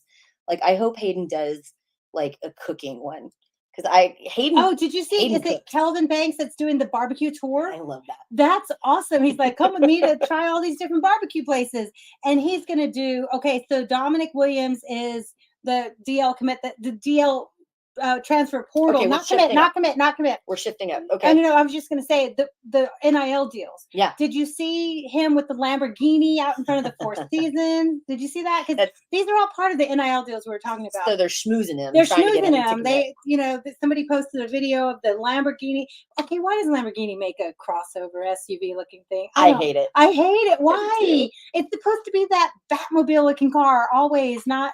I get it. Listen, you know how I feel about crossovers that make no sense. Yeah. Like, I get that Lamborghini is just trying to take up another piece of, real estate, but yeah, they didn't need to. They were just I feel about that the same way I feel about Jeep Gladiators. Yeah, I know. You hate them. I despise them. Yeah, I know. You took two things, really good Jeep, really good off-roading vehicle, and a truck. And it's not either And you one. put them together, and it's terrible at both. But what I was saying is, so the NIL deals, some of these guys have Lamborghini deals and all that. And so that's how you kind of schmooze people with, like, if you come to Texas, the opportunities, not everybody gets it. Not everybody gets the same, but there's an opportunity out there. And so they're waiting that in front of this guy this weekend, the Lamborghini crossover, whatever it is, parked in front of the Fourth Season. Maybe they fit better in it. Football players fit better in the. Do they in a Lamborghini? Because those are hard to get in and out of. In an SUV versus the sports car, yeah, I would say. I don't know. Why does Lamborghini make? It looks you have just some like opinions any old, about it. It looks just like any old mom's Audi. All right. I just they're going around this car. I'm like, crossover Lamborghini. Why? I mean, that's what they. Maybe that's the it car. I'm too old to know. I don't know. Too old and too poor. But Texas has it as the NIL car. All right. Well, good for them. And that Bijan started that, right? The Lamborghini. Bijan was the first of the Lamborghini. Didn't deals. Jay Witt get one too? The Lamborghini lease or whatever, they get to drive one. Yeah. And there was a couple more guys that got to drive one. It's a cool deal. It's a cool deal. Good for them. All right. So spring game, you think, okay, so wrapping it back up. Okay. You bring up the TCU what is it? Dominic Williams is so where Texas, what are their biggest needs? Where the holes that they need to fill the most? Stopping the run inside in the D line. And now I guess stopping the Okay. Defending the pass now too. Depth at defending the pass. We have the starters, Muhammad and Jahdae Barron if he's going to play corner. We have Makuba at safety. We have, of course, Taff at safety if we have two highs, whatever they're doing. But we definitely need more depth. We have some young kids coming in, Phil Smee, with Kobe Black. Like the young ones are there, but you don't throw them in the SEC right away. They need time. And so, yeah, we better. So transfer portal needs definitely on those corner points. Yeah. And D-line, how'd you feel walking away? We didn't really get into this in our earlier discussion. How did you feel walking away from the spring game about the D-line? Drop off in production, about the same, better? It's hard to tell because we don't know how much Texas really tried to run. There was a few times where they looked like they were holding up the run and even had pressure behind the line. But I don't know how much Texas was really showing in the run because they felt like they went outside and used wide a lot. I don't know. I'd have to go back and look at it that way. But what do you think about our receivers? We talked about how we got 1 minute left to ask you. Last year, one thing that we were really getting better and better at later in the season was downfield blocking, especially with Jay Witt. Did you see any of that on Saturday? Like receivers really getting physical downfield? We talked about the O-line getting real physical downfield. But I'd have to go look at it again. It didn't jump out to me like that. Maybe they don't need to right now because they're not going full out. Well, I think what stood out to me more was the O-line, getting the movement that they got, pushing their guys out wide, and really that all-out effort. I have a soft spot in my heart for the big guys. I love seeing the big man tutties right? Like we saw. The thick six. Yeah, the thick six. So just watching the guys get downfield with them. And again, we talk about Hayden Connor trucking it down there, celebrating with, in the end zone. I love that stuff. So to me, that stood out as these big physical O-line guys being able to move and being way the hell downfield where you don't typically see them blocking. So for bringing up blocking, I would say that for sure. Jake Majors has one. Is that the Lamborghini? Yeah. I think he does, right? Doesn't he have a Lamborghini too? Good job, Jake Majors.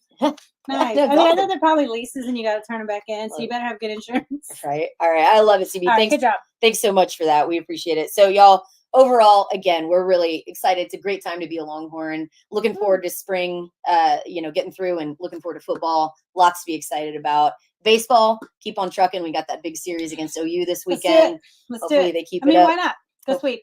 And hey, let's just get all the Big 12 championships on the way out. Might as well. Just collect them all. Why not? All right, y'all. Thanks again for joining us. We really appreciate you being here. As always, I'm Megan. I'm Rocky. And we are Fire the Cannon.